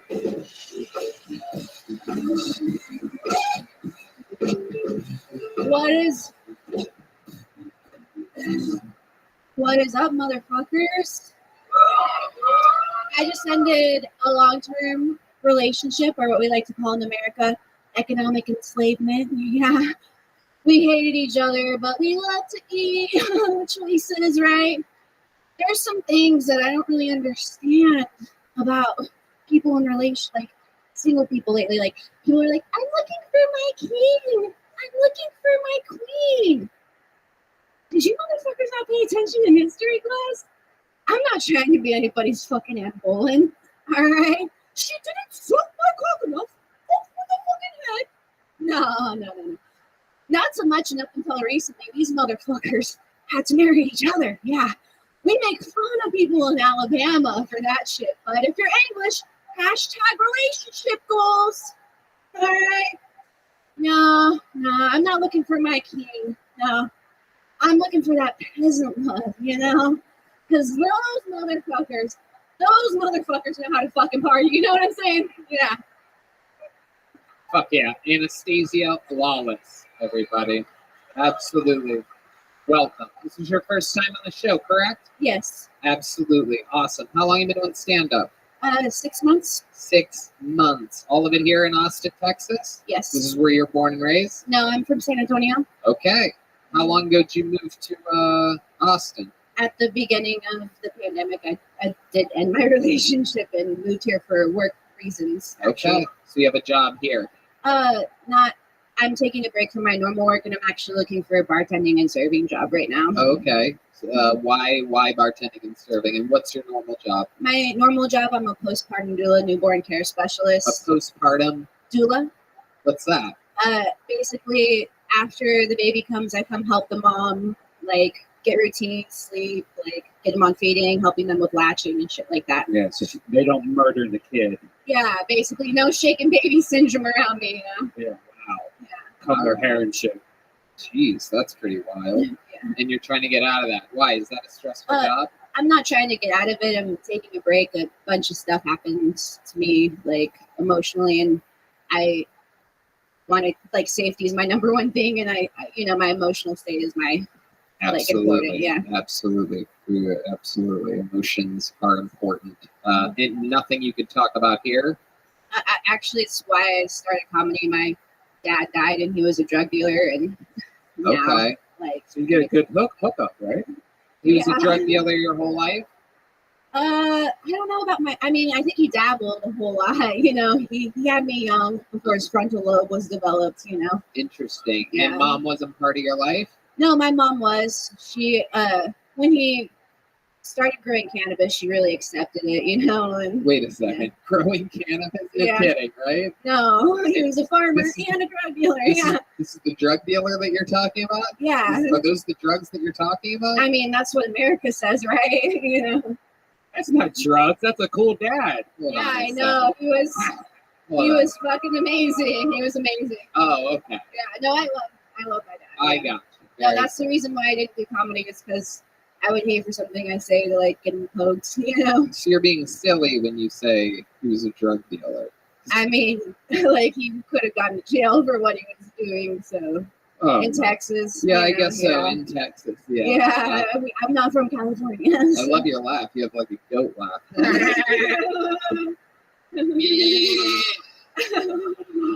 Anastasia. So what do you do for fun? What are you into? I like to draw, do pastels, and I like to write poetry. Shit Okay. like that, yeah. All right. And smoke weed. How many cats do you have? None. None? No. 0 cats? Well, my cat died like 2 weeks before my dad. Oh, So, shit. Your cat's selling catnip? What was this cat doing? What? I'm pretty sure she got poisoned by a neighbor because she was a fucking gangster. Yeah. Really? Your cat was Yeah. a gangster? Yeah, she was. Right. A lot of gangsters die from getting poisoned by their neighbors. So. Wow. What was your cat's name? Tolstoy. What's that? It's an author. Okay. Yeah. All right. So you're pretty nerdy too, huh? Yeah. I like to Alright. read, What, yeah. what else about you? What else? So what's like a wild thing about you? Like you always see those rom-coms where the nerd like you like takes off her glasses in the end, and she's like, turns out she's like, I don't know what I'm asking you actually. What's something wild about you that's not nerdy that would surprise us about you? I rode dirt bikes a lot with my brothers and my dad. Oh, yeah. shit. Nice. Okay. Yeah. All right. Rode a dirt bike. Gotcha. What's your love life like? You I'm single, yeah. right. And are you on any of the dating sites or anything? No, I just do like meet people in real life, and I'm not trying to be in a relationship for 2 years. I'm trying to just do Just my own fucking thing. get out I'm of on there? a fuckboy diet. Say that again? A fuckboy diet. You're on a fuckboy diet? Yeah, yeah. Okay. I really That's good. recommend it. It's fucking amazing. All right. Yeah. Do you find a lot of these guys in your pool of open micers? Fuck over no, there? no comics. No comics. No Yeah, comments. no. Where do you find your innocent victims? Craigslist. Like the open F4M. mics, the bartenders, you know, Okay. like if I see a non-comic person, I'm like, yo, what's up? You know, Okay. yeah. What's your opening line with a guy that you want to hook up with? The last guy was such a pussy, he never answered. I actually try to start a conversation. I always feel like that's the best way. Is there a specific conversation you usually start? Well, if I like something that they're wearing, or I'll ask them like, oh, you play basketball? What's that like? You know, something like that, Hell yeah. You play basketball? What's that like? And I know how guys' minds work. They're like, well, it's pretty awesome, actually. I do play basketball, basically a professional at this point. I mean, I just play with the boys in the afternoon because, I could go pro if I wanted to, but anyway. Yeah, they don't make it hard not being on the diet. You know, I'm never like, oh no, my heart. I love it. Anastasia. That sounds like what an alien would ask you. Like, do you play basketball? I love that. So you're looking for like a bartending job right now? Do you have history bartending? Yes, before I did early childhood development, I was a server and licensed massage therapist. Are there any bar managers here tonight that need a new bartender by any chance? Yeah. Let's test her out. What's in a Jack and Diet Coke? Very Jack good, and right Diet Coke. Awesome. You're hired. Yeah. Wow. That was the dumbest part of this ultra dumb show. Is there an actual barman? Usually there are. There's at lunch.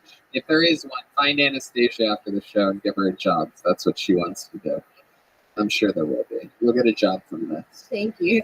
All right. There she goes. Anastasia Lawless. Good job. Everybody.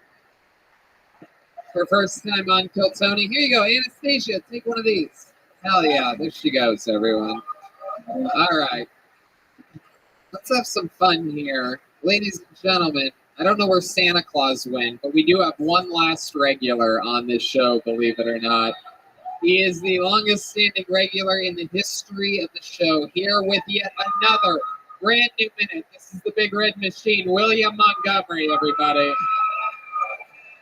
Oh my goodness, it really is him. Oh shit. Ladies and gentlemen, it really is the great William Montgomery, everybody. God, this is uncomfortable. Beast of No Nation makes Hotel Rwanda look like Cool Runnings. Beast of No Nation makes the Last King of Scotland look like Operation Dumbo Drop. Beast of No Nation makes Blood Diamond look like Big Mama's House 2. Do y'all not know what that fucking movie is? That would have been so much better. If the South had had access to blockchain technology, would the war have gone differently? Work with me here. 3D NFTs, but they're slaves. That's the best joke I've come up with in a long time. I got that fucking... You got that kind of fucking reaction. This was out of my control. That's an impression of my buddy who got caught having sex with the kiosk at Disney World. More like Neil Old. That's all I do. William Montgomery, I absolutely like Neil Young. The balls on this man. I like Neil Young. I don't know why that one didn't work out either. Wow, very unorthodox, taking chances that nobody else takes. What the fuck was that movie you were talking Beast about? of No Nation. I believe this was like a Netflix original film that came out about 3 or 4 years ago. Am I correct? Did you randomly see a movie and then assume that everyone also watched that movie at the same time? I saw it this past week. A very, very, very random movie. I was thinking that was going to be a lot more popular. I was thinking people were going to cheer after each one of those. We are talking about, it came out, what, 3 years ago? Is that right? 3 or 4 years ago. Just a perfectly random amount of time long ago. And a Netflix movie. It didn't even come out in the theaters, just Netflix. Yeah, Redman, you dumbass. Yeah, that's the fucking... I got the one that said it. Shut up, dude. Don't start this off like this. To do one Beast of No Nation joke is an incredible accomplishment. To do 3 of them back to back to back like that. Yeah, I was thinking after the first one it was going to be uproarious laughter. When it was not, I was a little horrified because I had 2 more. God, I was like, holy shit, there's 2 more of these fucking jokes.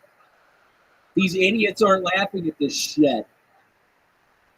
And what makes you, when you're making a set list, like, what do you look for? How does that end up at the tippity top? Like that Neil Young, Neil Old joke at the beginning seemed like it could have maybe done some extreme impact.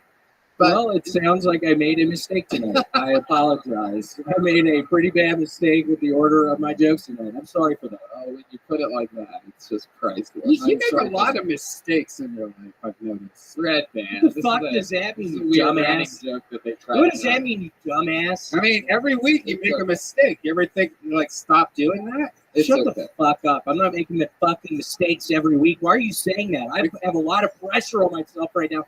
I don't need this shit talk from you. Well, I'm putting a bunch of pressure on myself right now, and then you have to fuck it up. William, ignore him. What's the extra pressure that you put on yourself this week? It was extra pressure to beat San Andreas. I beat it yesterday. Wow. After 42 hours of gameplay. Wow. 42 hours of gameplay. I was taking over Las Vegas. It was so exciting. I was chopping off people's fucking heads. I was working out with my character. I got him so buff. He was so strong. He had tattoos all over the place. He was hardcore. We did talk about this. He literally goes to the gym with his Grand Theft Auto character and does not go to the gym in real life. That's correct. That's correct. Why do you think that is? Why do you think that in your fantasy life you would do the boring work of working out?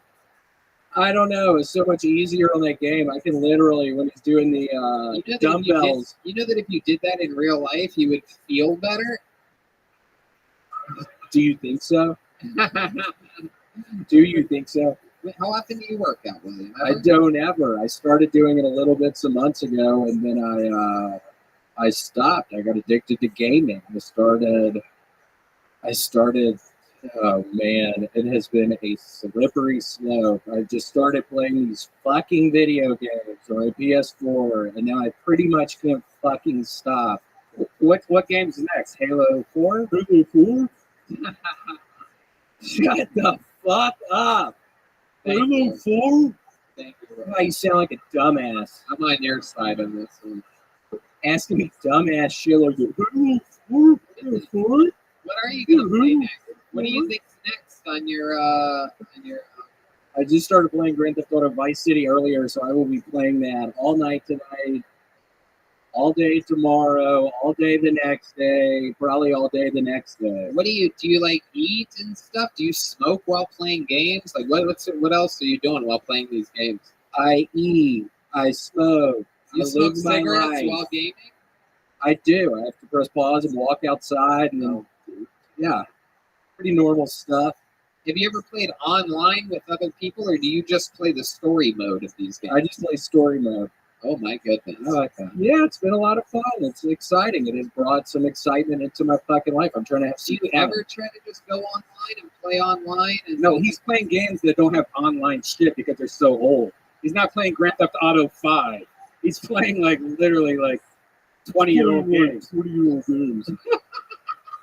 He's playing like 20-year-old games.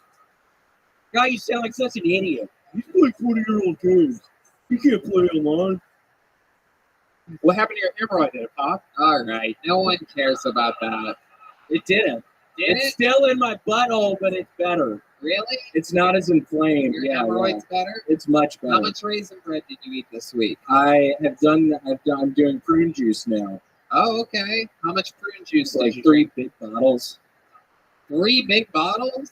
3 really big bottles. I just drink the shit out of it. I'm shitting all over the place. My shit looks like prune juice now.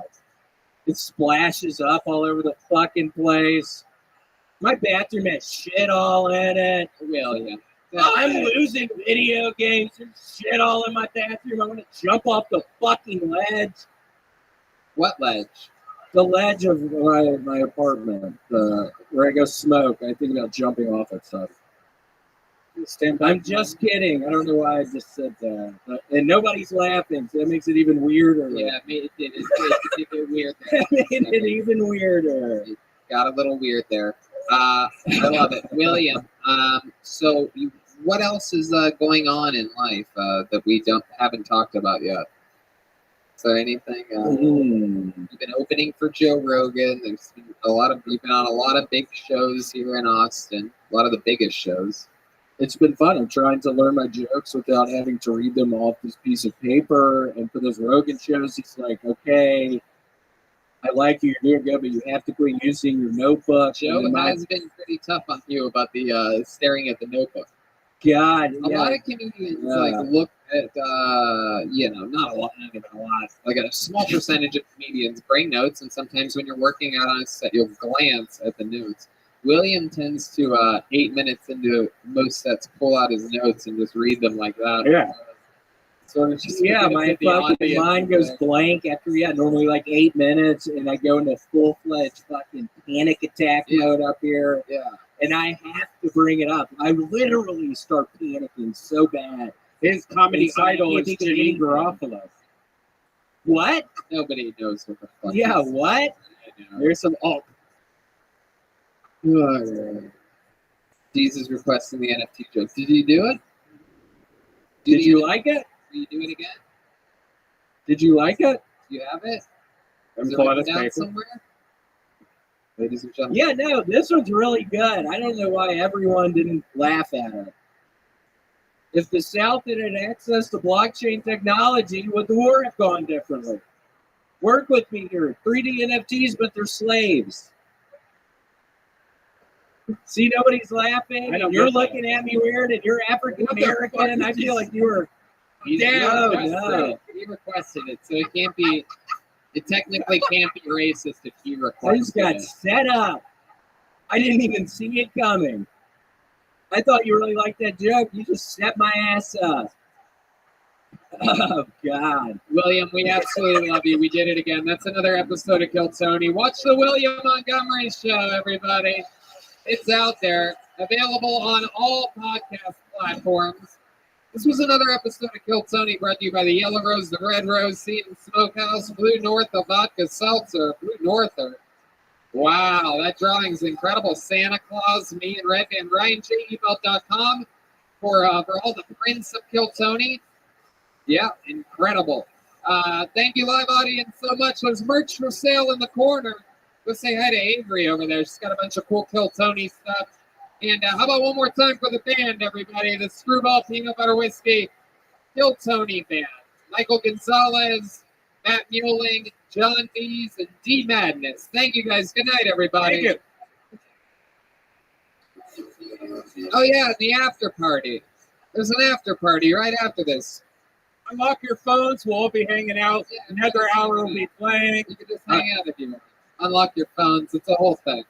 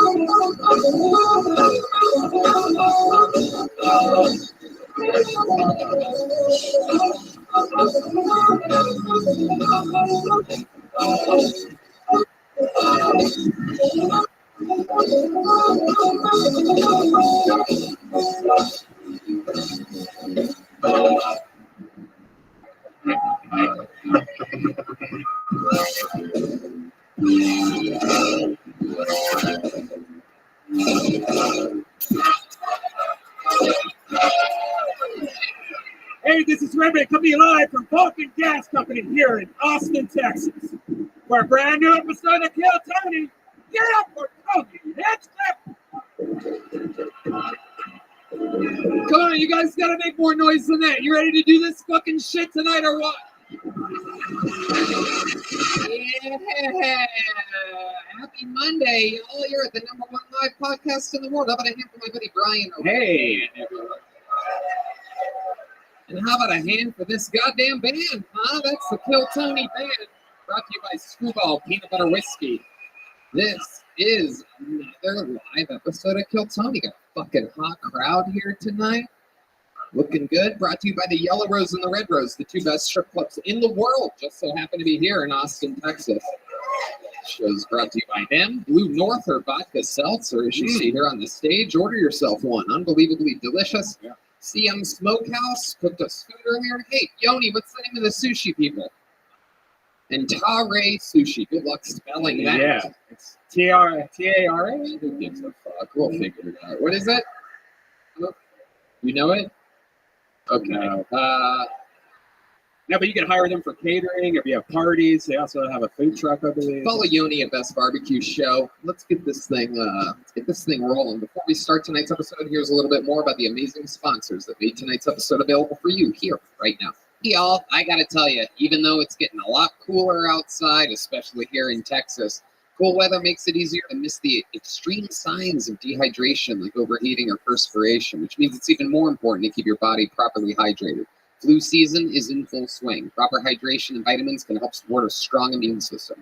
Making hydration a priority helps us feel healthier on a day-to-day basis and fuels us to be our highest potential. One stick of liquid IV in 16 ounces of water hydrates faster and more efficiently than water alone. We absolutely love it. We drink it every day. This is a product we really believe in. In fact, the record would show that we have been saying this since before this was an official sponsor of the show. Red Band, tell about your side of the story. All right, I got great news. Cherry flavor is back. So is all the other delicious flavors. They have some of the best tasting flavors ever, like watermelon, strawberry, lemon, lime. And you're going to be enjoying a few extra drinks now that the holidays are approaching. So this is exactly what you need. Liquid IV hydrates faster and more efficiently than water alone. It contains 5 essential vitamins, more vitamin C than an orange, and more potassium than a banana.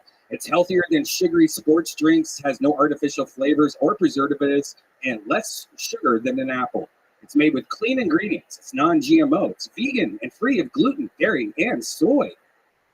What makes Liquid IV so effective is their cellular transport technology, CTT. It's the optimal ratio of glucose, sodium, and potassium that delivers water and nutrients into the bloodstream fast.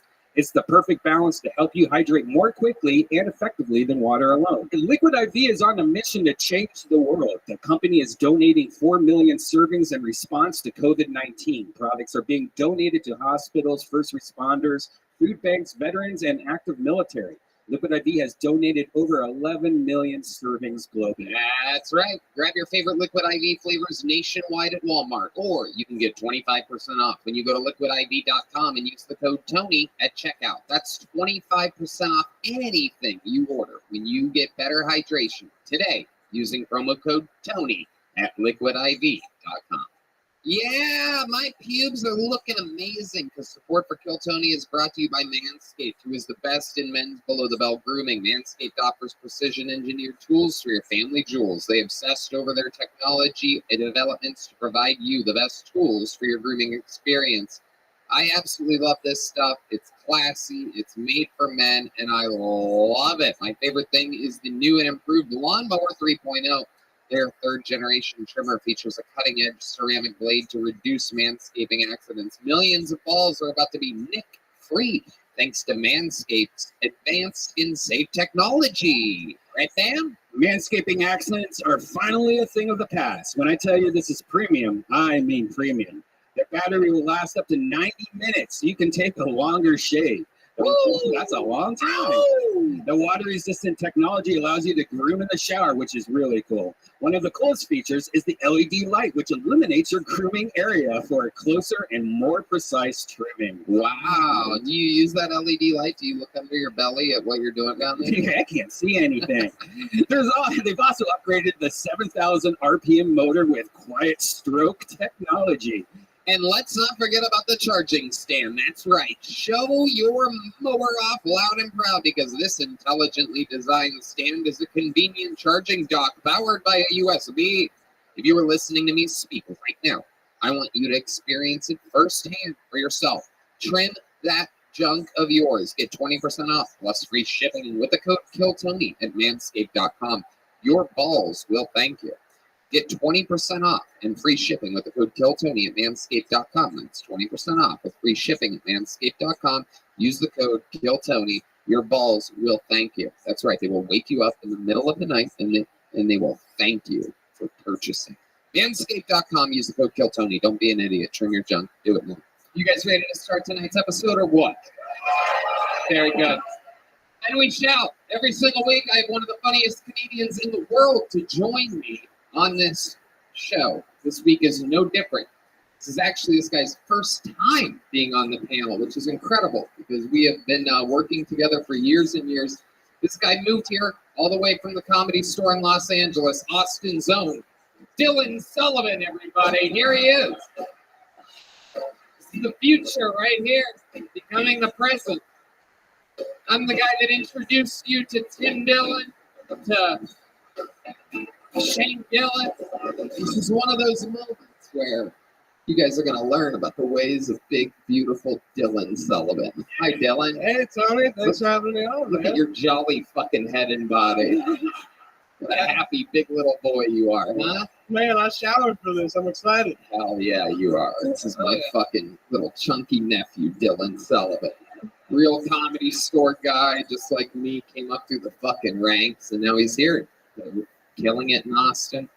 There's a real fucking scene here. You can follow him on Instagram at Dylan Ray, SULL, all one word, Dylan, DYLAN, Ray. So, Are you liking the move here, Dylan? Oh hell yeah! It's being alive again.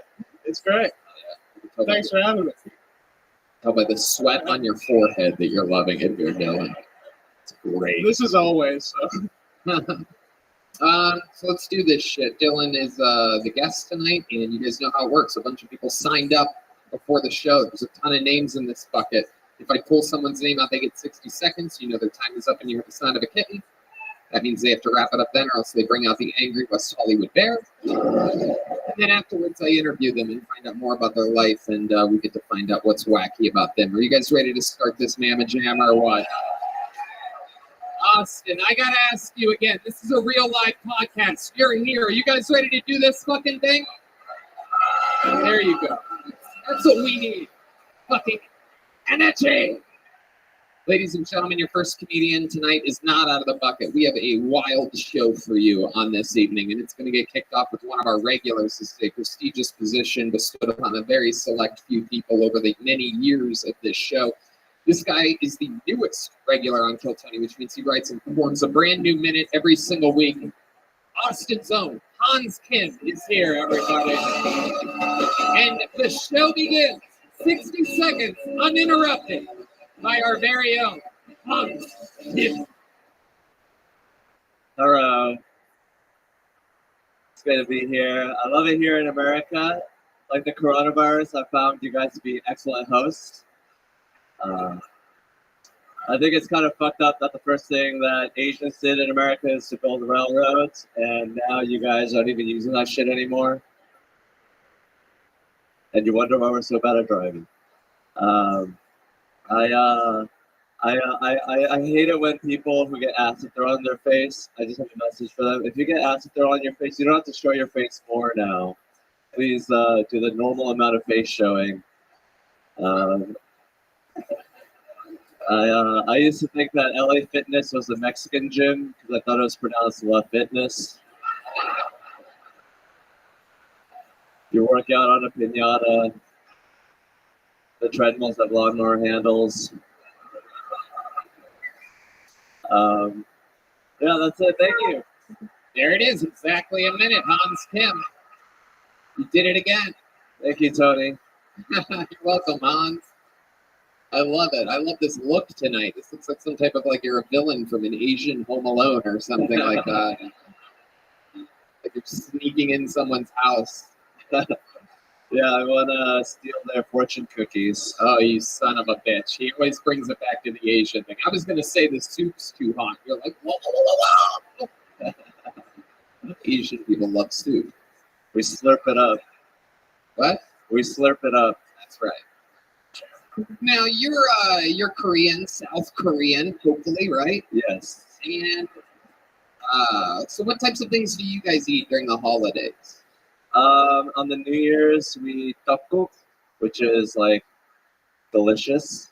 It's hard to describe. It's like white. What animal is that? Is that a bat? What is that exactly? It's sort of like breaded, but it's sort of like soft and like slimy bread. I don't know how to describe it. Right. It's like this big, and it's like white, and it's slimy. And Are you describing your penis right now? That's what's happening. You eat your own penis for the holidays. Do South Koreans have Christmas, or is it like a Hanukkah setup? What exactly do you guys do? You guys light off fireworks or something wacky? We pretend to be American, and we're like, we love America. Christmas, we're doing the Christmas thing too. Look at us. Do you do that like only when people are walking by and stuff, or do you do it all the time? I think it's now like a thing because it's like, oh look, it's the cool new thing. Like we're doing what the movies do. We're doing Christmas. Like I've done my last 2 Christmases have been Korean Christmas. That's right. You do have a little Korean Christmas. It's a lot of what's that? Soku or a lot of drink. It's like the soju. Soju. A lot of soju and a lot of kimchi and just a lot of vegetables and weird little plates. Millions of plates. Soju is what I call the people that buy me cheap presents during that is Soju. All right. Not that Jewish, but just so Jewish. Hans, what's been going on this week in your normal life? Tell us something good. I moved into a house. Yeah, look at that.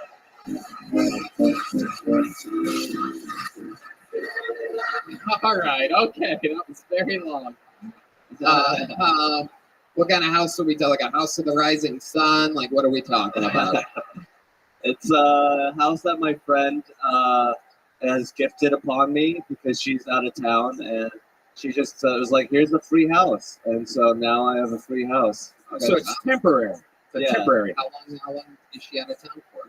Till February 6th. Whoa, that's pretty fucking good, dude. Yeah. So what are you doing? What are you doing differently that you can't do living in a van? You kicking your feet up? You lighting the fireplace? What are we talking about here? I'm taking shits whenever I want. Wow. Shits. All right, Red Band. You got a little too excited there. Disgusting. I'm recording podcasts. I'm sleeping. I watched The Last Duel yesterday. It's just like indoor activities. I'm masturbating whenever I want. Okay, Red Band. Jesus Christ. What are you masturbating to? What are you looking up? What are you searching? Mostly a lot of Japanese massage porn. Really? Yeah!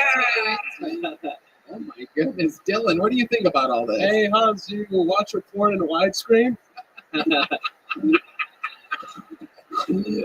So stupid. When they stand up, stupid. Do you watch your porn in widescreen? Now I want to know. It's actually a better question than I thought it was. Now that I think about it. I watch the world in widescreen. Everything. There it is. That's comedy. That's just set up, knock 'em down, fucking home run derby right there. I love it. And when you watch porn, do your eyes automatically scramble the image back to what it actually looks like? Because you guys like to blur out private parts in the Asian porn world. I'm wondering if that's with those glasses that you're wearing too or something. Yeah, I see everything. I can see right through clothes. I'm looking at a lot of you ladies right now. No, massage porn, by the way, it's one of my favorites. I don't understand. What does that even mean? It's hidden cameras and massage parlors where girls fuck guys. It's great in Japan. It's like they go in for You guys watching the same video? Yeah. Jesus. I'm never drinking soju. This is the road that it leads me down. They call me Yellow Band. Okay, all right. This is out of control. Hans, you're amazing. You're a fucking murder. Every single week, a brand new minute. Thank you for getting tonight's show started. There goes Hans Kim, everybody. I'm going to go to this bucket now. Anything can happen. I mean, just a couple weeks ago, we met literally a mentally challenged guy from Canada who absolutely fucking destroyed. Could be a homeless person. Could be someone that had a perfect life and just comes up here and bombs for their first time ever. Anything can happen. And it's going to start. Well, actually, this guy's been on the show before. He's wild as fuck. Make some noise for Sturm Worm, everybody. This is the return of a wild character of the show's past. It'll be interesting to see what frame of mind he's in tonight. Sturm Worm. Here he comes.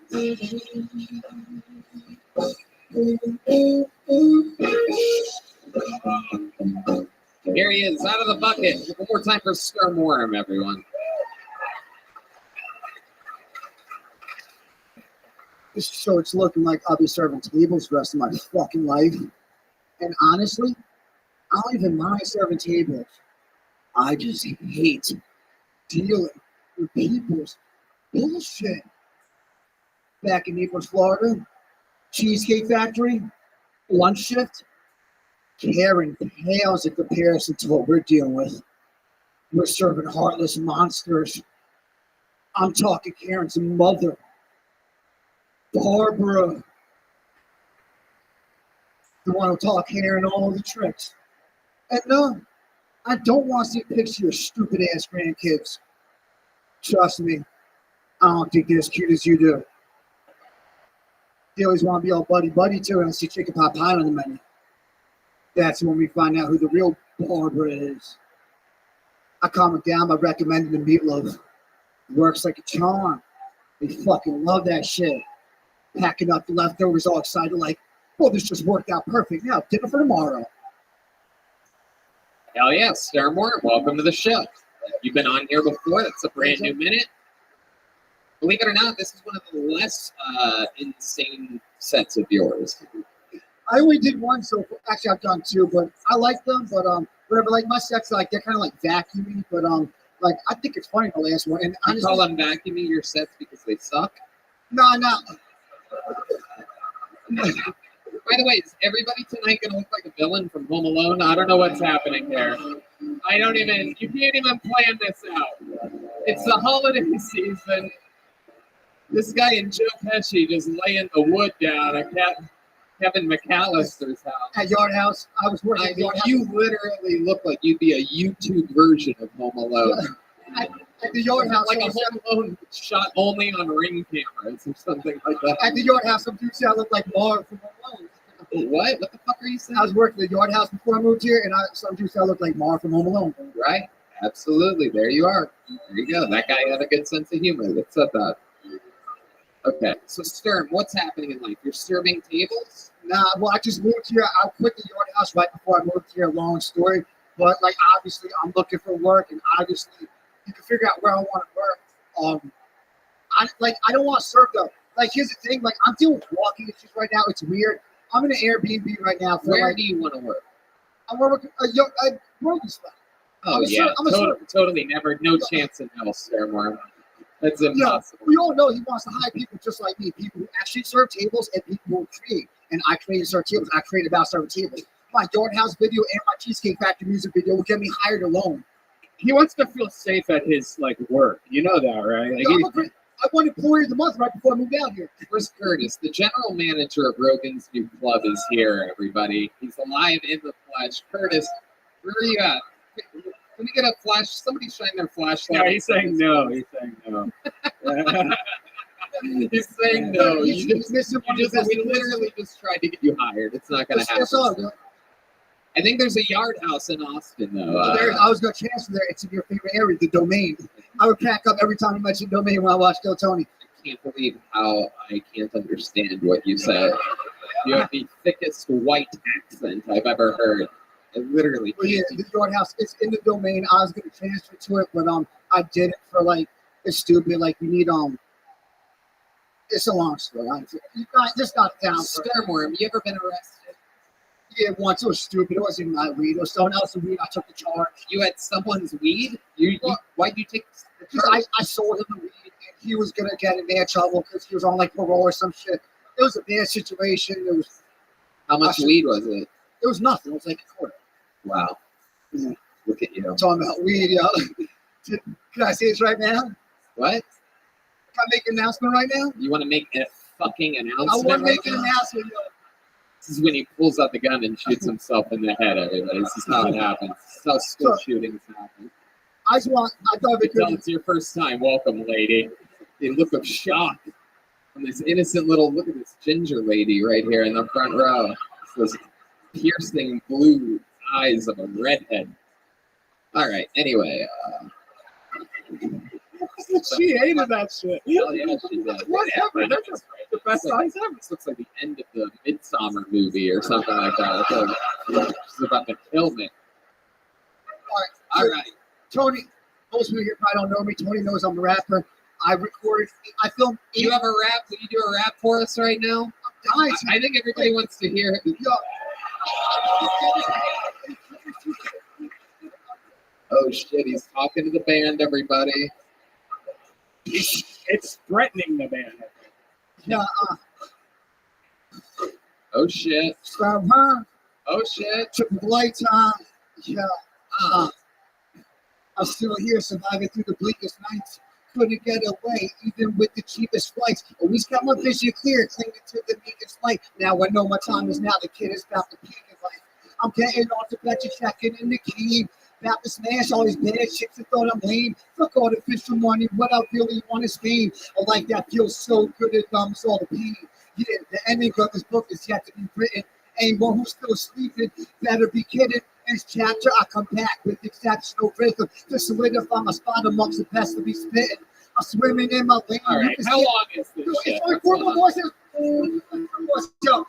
I'm swimming in my lane. You can see I'm out here coasting, but the water's freezing. I'm lost in the ocean. All right. Okay.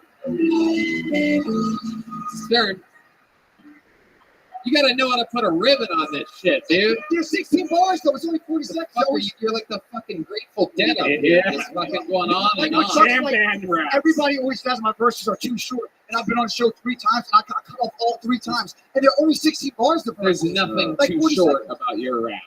Yo, you're crazy. You should never get to use the words too I'm short like in a sentence rapping like that, Sternworm. You're like, this guy might own a Machine Gun Kelly. Could I make this announcement though? It's about to kill Tony Bubble. How many? You're like, this guy needs to see a Dr. Dre. Look, I'm sure after this. Do you even hear the jokes that I make on you? Like, you're always ready with your next response. There's no reaction whatsoever. I got like 100 things You're on just my mind. always thinking of the next thing you're gonna say. Well, I mean, this is like, it sucks. Like, you only have 10 minutes up here, like, man, pressure, man, show wants to Show us what I your made me wanna say cocaine. is the last time I've been on. Red Man thinks you're on cocaine. Are you on any? Dylan, what's going on? Is this still the freestyle part of you?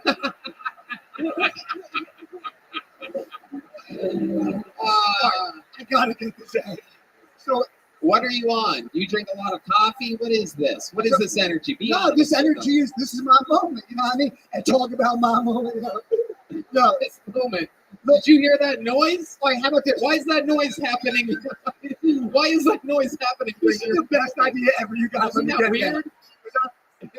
Nothing. All right, Stern. Congratulations. What? I have to get this out. What do you have to get out? After last time I was on, I filmed 8 music videos. Put 4 of them out. I stashed 4 of them. I'm dropping one of them after this episode. 2 weeks first moment. Okay. Stern Worm, Waiting on My Moment, official music video. Okay. And then tonight, I'm dropping Cannabis Commandments. Okay. Stern Worm, Cannabis Commandments.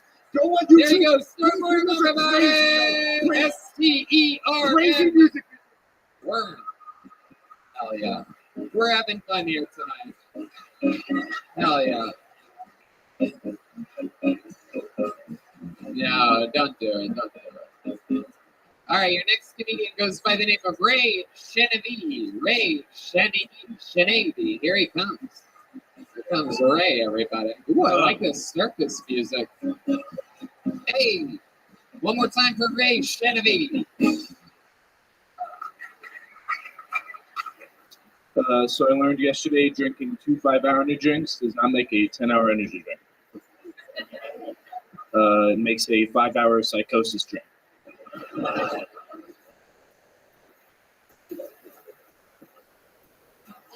If Plan B is a form of contraception, then is Plan C shooting the bitch and yourself?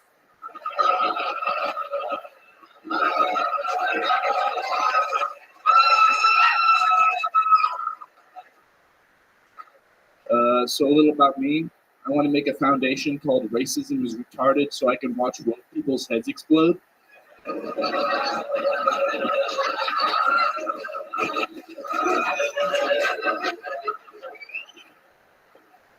I like how Charles Darwin preached evolution but married his cousin.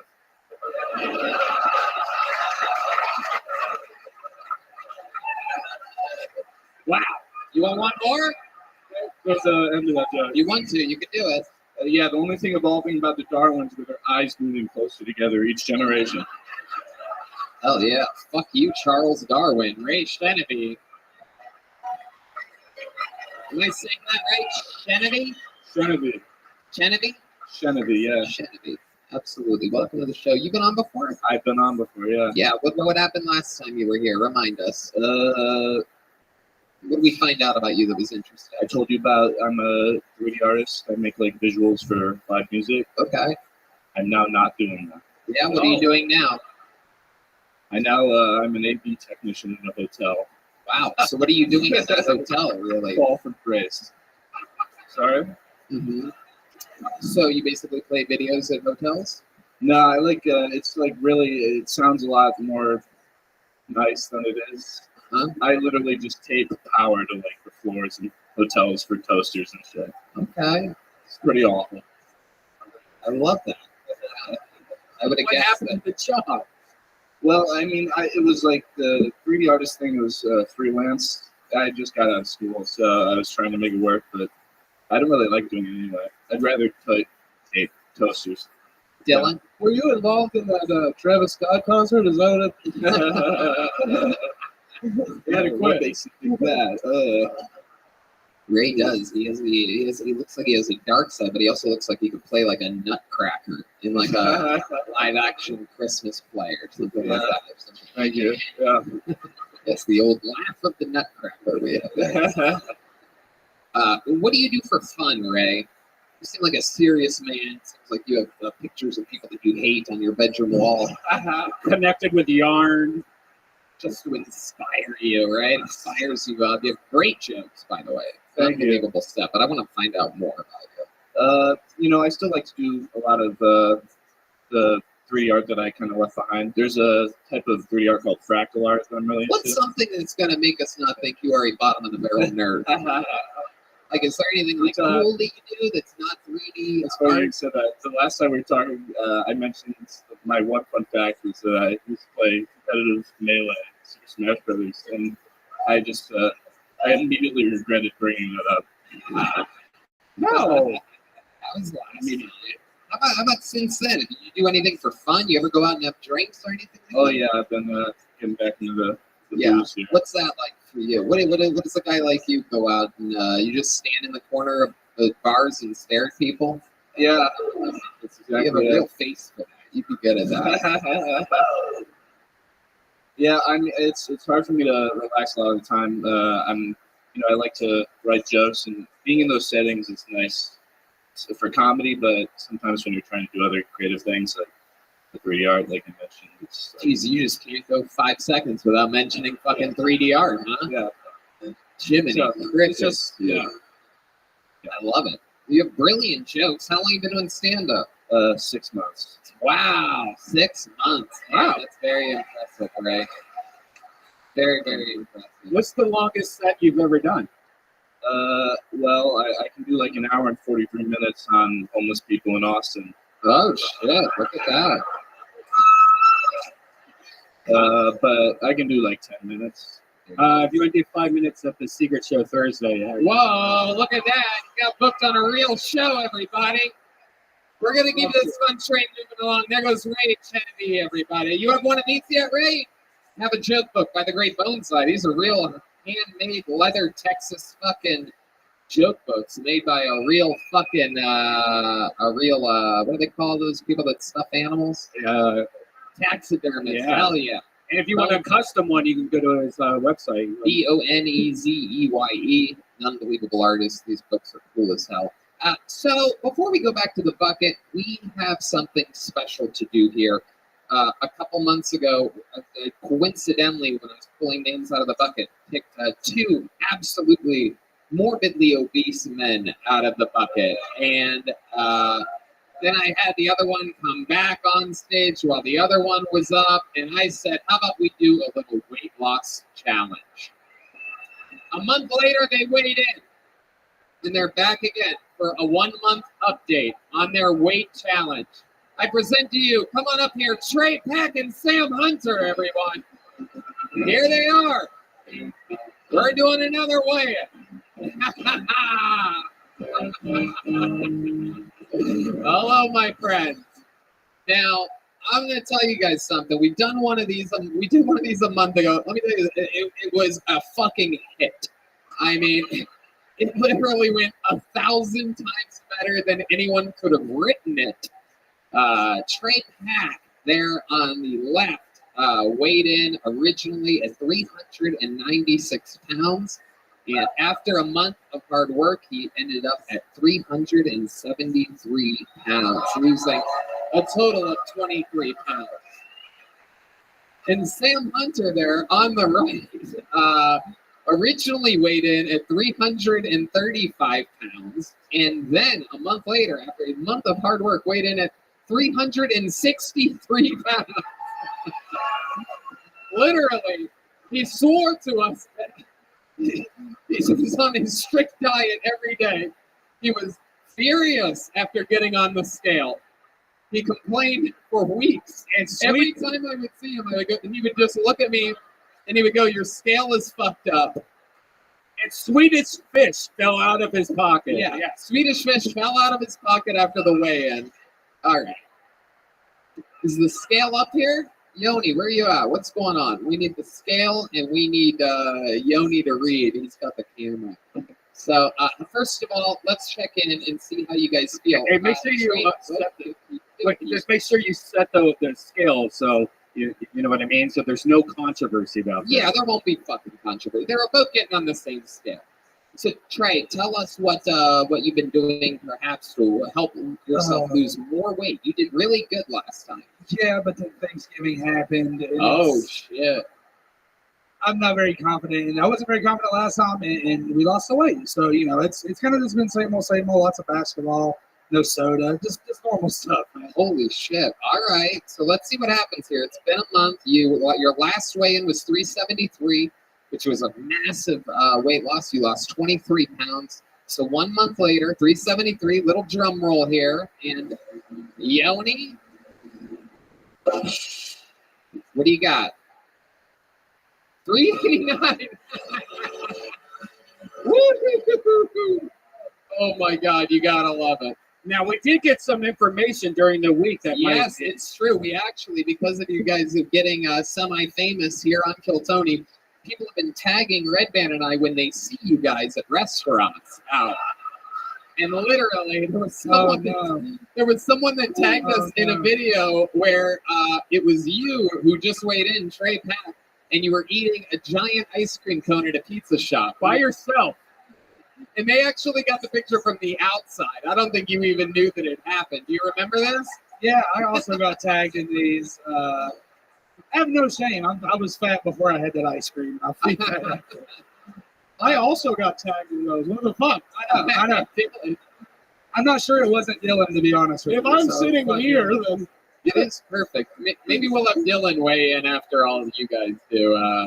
Might as well. You guys look like you're all here to audition for the same part. All right, now let's talk to the great Sam Hunter, who absolutely stole the show the last weigh-in by gaining an unprecedented almost 30 pounds in 30 days during a weight loss challenge. Sam, have you been doing anything differently this last month? I put in about a third of the effort this month. Okay. So I'm expecting to gain anywhere between 70 and 90 pounds. Well, the last time I came up here, I was eating kale and I was in the gym and eating once a day. I completely changed my regimen. What's your regimen now? The world needs to know. We just saw you eat about 12 Swedish fish up here. Yeah. I ate about 8 meals a day, and every single one of them was a bag of Swedish fish. Are you serious? Yeah, bro. Wow. All right. Well, brought to you by Swedish Fish. Little drum roll. This is the weigh-in. Is this motherfucker taking his shoes off? Sam Hunter. Is he taking his shoes off? Hey, Tony, what was his weight last time? Sam, those shoes are not going to make a fucking difference, dude. You gotta be kidding me. What was his weight last time? His weight last time was 363 pounds. He swore that the scale was broken. It was. Wait a second. Is that 313? Wow, look at that. Oh my God. Oh my God. That can't be right. That can't be right. Something's going on with that scale. Yeah. Wait, did it say 313 or via 313? It's a local pizza place for those of you listening around the world, and that was what we call a good one. It literally had to be you had to pick the weight named after a famous pizza place in town. Nice. I love it. You are still fat. How does it feel? It's pretty good, dude. 8 bags of Swedish fish a day keeps a young man's tits supple and strong. So this actually is incredible. 335, 363, and 313. I mean, clearly maybe something was wrong on our end. No, everything's been completely accurate, and I would like my money in cash. Well, actually funny you mentioned that. Did we get that box from Shay Z? No? We have a special gift for you for winning from our friends over at Shazy, which is amazing. And I do believe this is going to be too long of a walk for us to present it to you on stage, but it is indeed a box of delicious cookies. It's a massive box of cookies from our friends at Shazy. How many of you know about Shazy? I didn't get fucking cookies last time. What the hell? You guys can split the cookies. No. Split the cookie. You have to give Dylan one too, though. You have to share with your brother. Whoa, dude. There it is, a box of cookies. I want that by the real Shazy. Can we watch them eat a couple cookies? This whole thing is so incredibly confusing. How much weight, perhaps, did you lose that last time? Because now I'm thinking the scale was broken. Oh, now you're thinking the scale was fucked up. That's awesome. After I lived a literal fat kid's nightmare, you know what? There is a 12-year-old fat kid waking up in cold sweats right now, being like, "Oh, it was just a dream. I didn't have to weigh myself on a public platform on stage with a roasting comedian on a fucking live audience in the internet." And now the scale might be fucked up. After all that, ooh, isn't that interesting? It was just a dream. I used to read Word Up magazine. Another morbidly obese artist, notorious Biggie Smalls. Unlike you guys, if you guys were a rapper, your name would be Biggie Biggs. All right, stupid. All right. That's a grandfather That was joke. awesome. The grandpa's listening around the world. I love you guys. Should we meet up again in a month? Should we keep doing this? Can we push it to January? Okay. Can we get a month of peace during the holidays? Please. So on Christmas Eve, I'm not getting hammered and counting calories. Like, ooh, I don't hope I gained 28 pounds in 28. So you're not seeing the positive at all, even though you lost all this weight. You're not feeling better. You're not feeling great that you've lost all this. You want to go right back in there and take a month off. It seems crazy to me that. Yeah, that's what I'm saying. Shoes.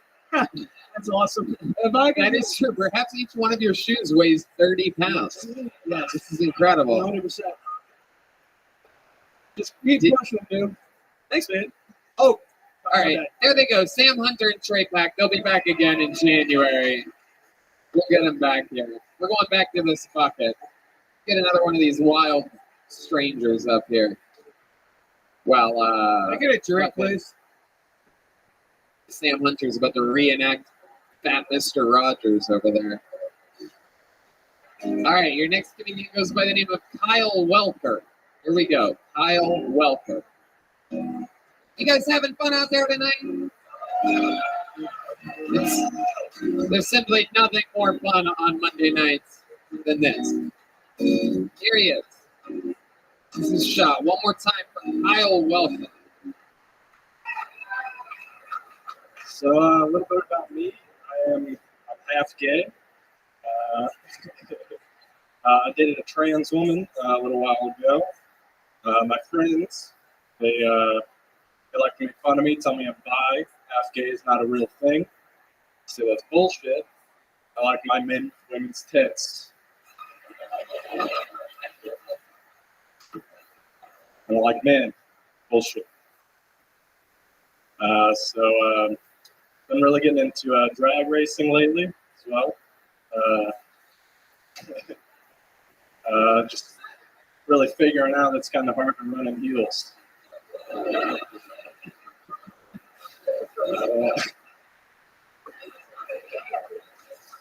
Yeah, thank you. That's my time. That's all I got.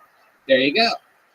Just under a minute from Kyle Welker. I'm excited to talk with you. I have a lot of questions about this. Is that all true? Not into drag racing, but I did date a trans woman. I love it. Let's talk about how long did you date for? Probably a couple months. Okay. Where'd you meet? On Tinder. All right. Okay. And you go on a first date. Where do you go? Buffalo Wild Wings. Whoa. Okay. Okay. Very fancy. Very fancy. We love Buffalo Wild Wings. BW Freeze. That's an incredible first date. I guess that's a real fucking. That's real trans shit right there. You end up with a little fucking. Go to B-dubs, end up with a little buffalo shrimp in your mouth at the end of the night.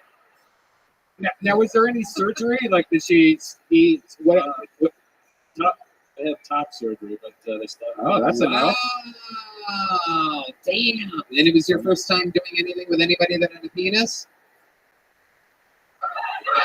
Yeah. Okay. All right. Okay, so you go to Buffalo Wild Wings. What do you order exactly? Wings.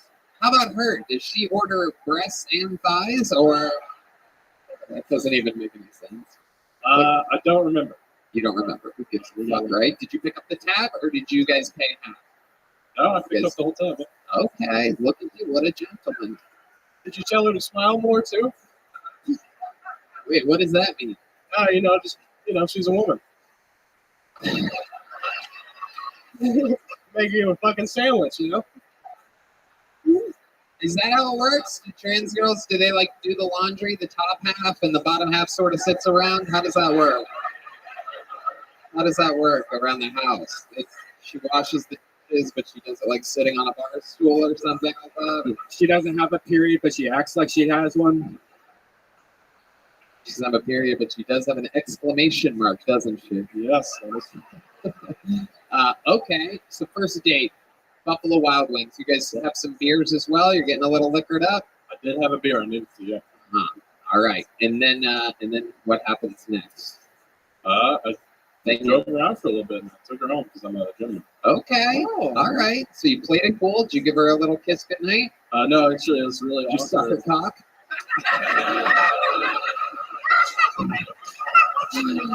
Well, you didn't think I was going to ask?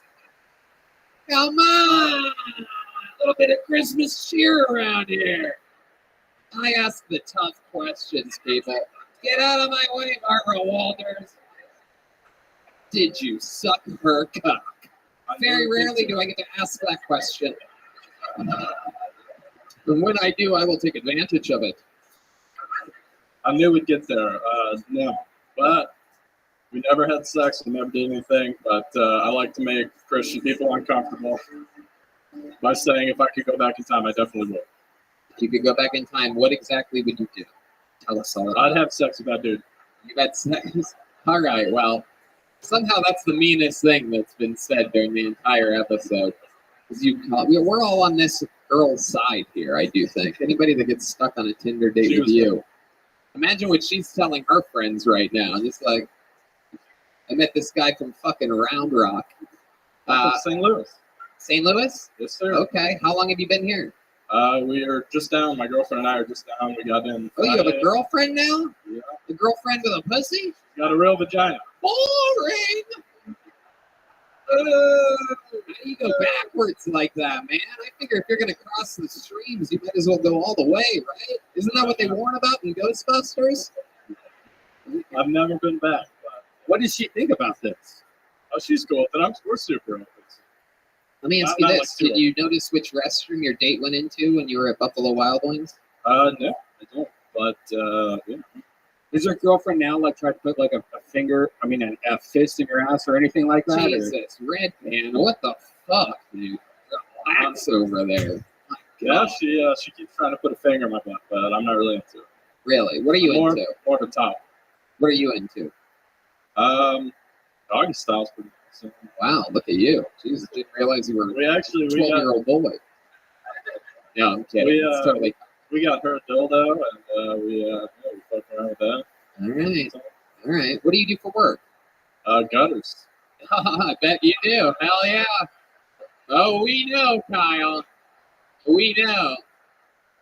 The rats of the gutter, perhaps one could say. Hell yeah, you've unplugged some typage in your day for sure.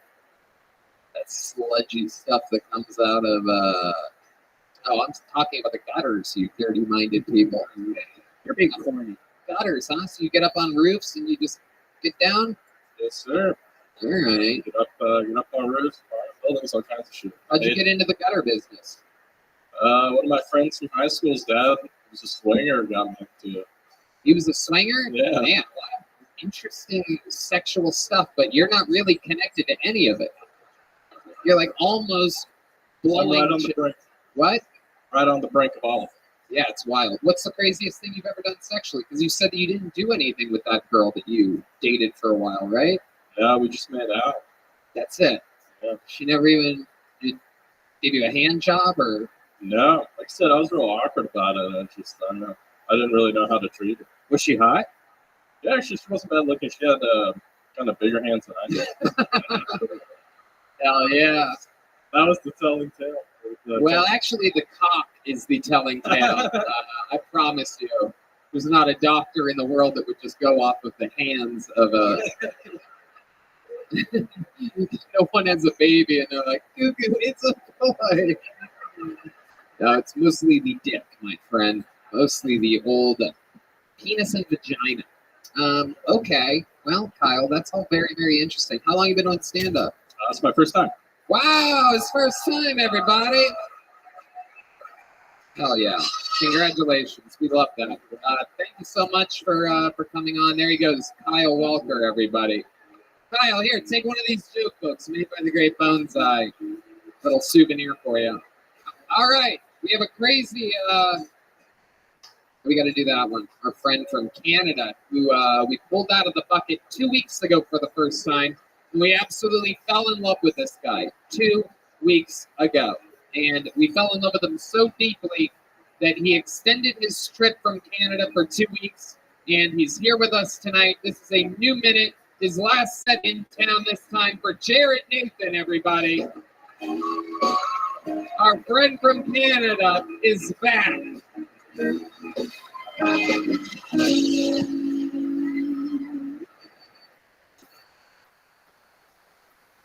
I love Austin. It's so clean and people are so friendly. I saw a dog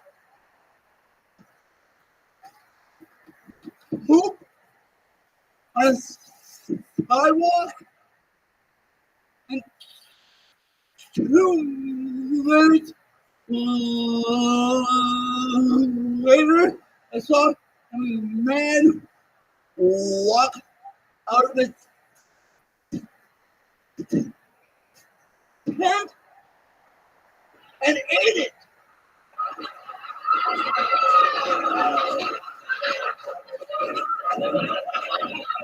I gave him a $5 bill, Canadian. He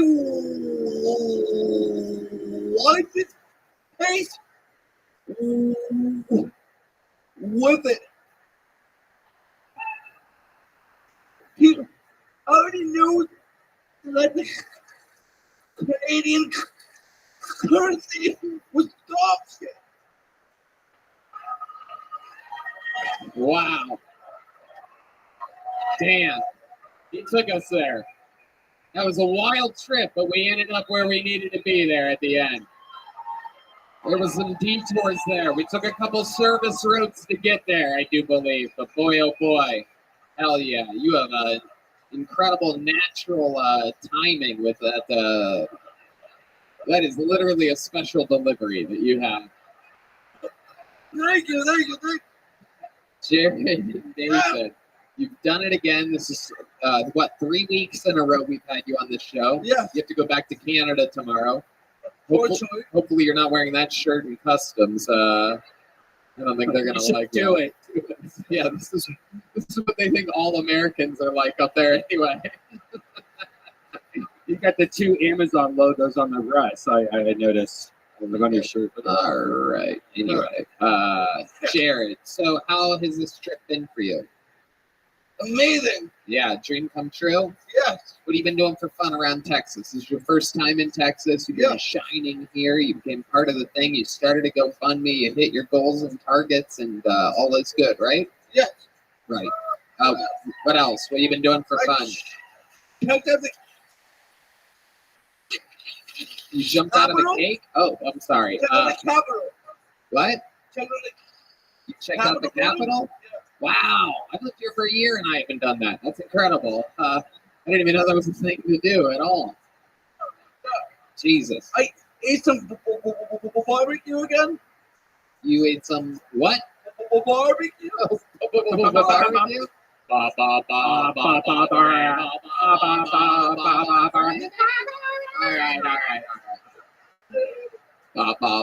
Barbecue.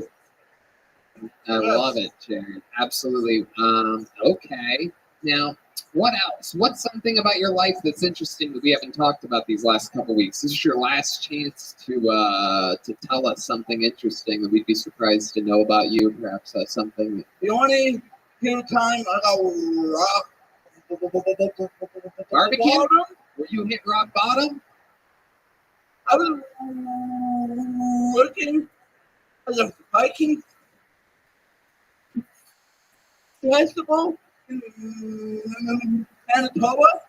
You were working. Hold on. Yeah. You were working as a Viking. I was working at the Viking festival. A Viking festival. Festival. Gotcha. Yeah. Absolutely. The Ren Fest. Like a Yeah, Renaissance like festival. medieval times. Yeah. Okay. Yeah, What were you doing there? Were you testing out the turkey leg? I was a bar the back, and my friends,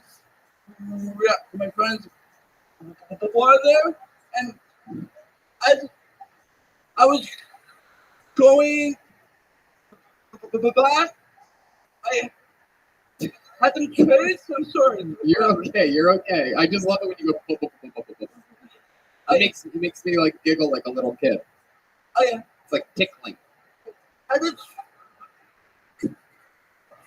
play in my hand, and I needed to go with some ice, and people were in my way. Yeah, they were in your way. You have a bunch of ice here at the medieval festival. I said, excuse me, that did not work.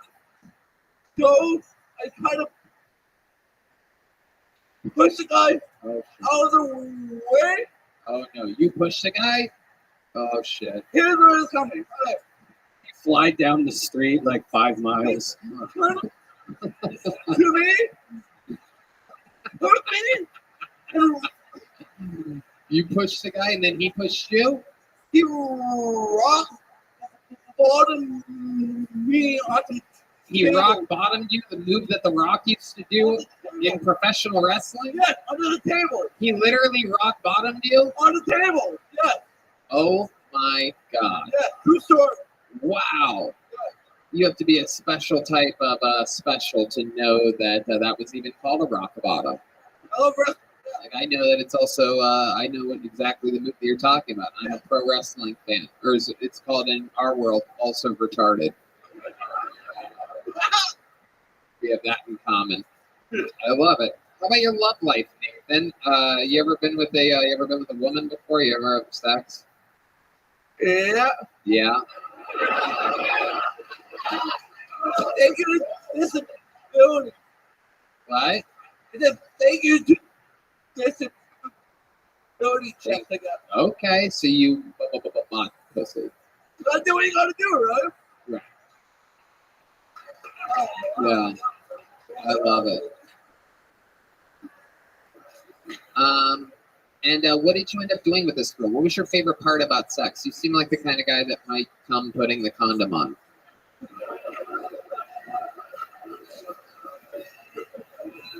Do you have a big dick? Yeah. That is true. Can you show us with your hands how big your penis is? All right. Would you rather show us in Canadian units? It's 16 feet. That he's got a Canadian fucking hog leg. I just say like eating pussy is very good speech therapy. Wow, I bet. Why do you dude. say that? Just put your mouth against it. Go.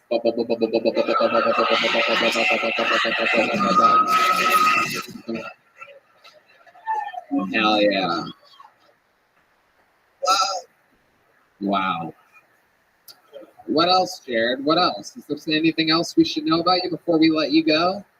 You have to go to Canada tomorrow. Do you think you will come back soon? Like, what? Like, have you thought about it? Have you talked to your mom about it? Or? I'm coming back closer to February. Oh, that's very Yeah, soon. I'm definitely coming back. Okay, definitely. Well, when you come back, you got secret shows every Thursday when you're back. And Wow, look at that. This guy's got a whole fucking career waiting for him in Texas. All right, there he goes, Jared Nathan, everybody. Come on, it's his last time in America. He doesn't know they're not going to let him back in February yet. Don't tell him. Oh, yeah. Jared Nathan, everybody. We're having fun here. See, the show sometimes is filled with hope. It's filled with good energies. Sometimes we help the right people. And then other times we pull out of this bucket. Oh, we know this guy. Cool guy. Very funny. Make some noise for British John, everyone. British John is next. On Hilton. Hi from us. Hell yeah. Come on. Well, good evening. I have my full voice back. Good to be back. Oh, my wife loves Austin. I'm really sorry you're getting another Californian.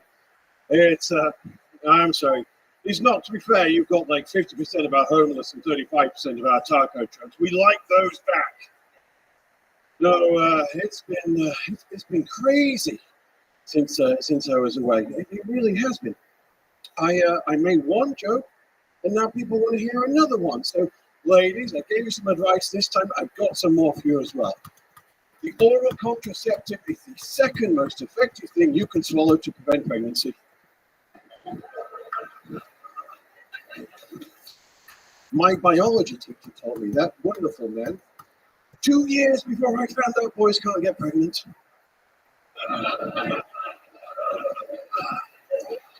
Britain loves abortion. It's like a sport. We have a season for it. Soccer, cricket, rugby, abortion. If Meghan and Prince Harry have another one, hunting accident. Taxpayers are picking up the tab. We're only having 2. That's it. Harry was meant to be an abortion as well, the little red-haired bastard. There you go, British John. You got any more? You think we sent to Afghanistan? We did. We sent him to Afghanistan 6 times by mistake.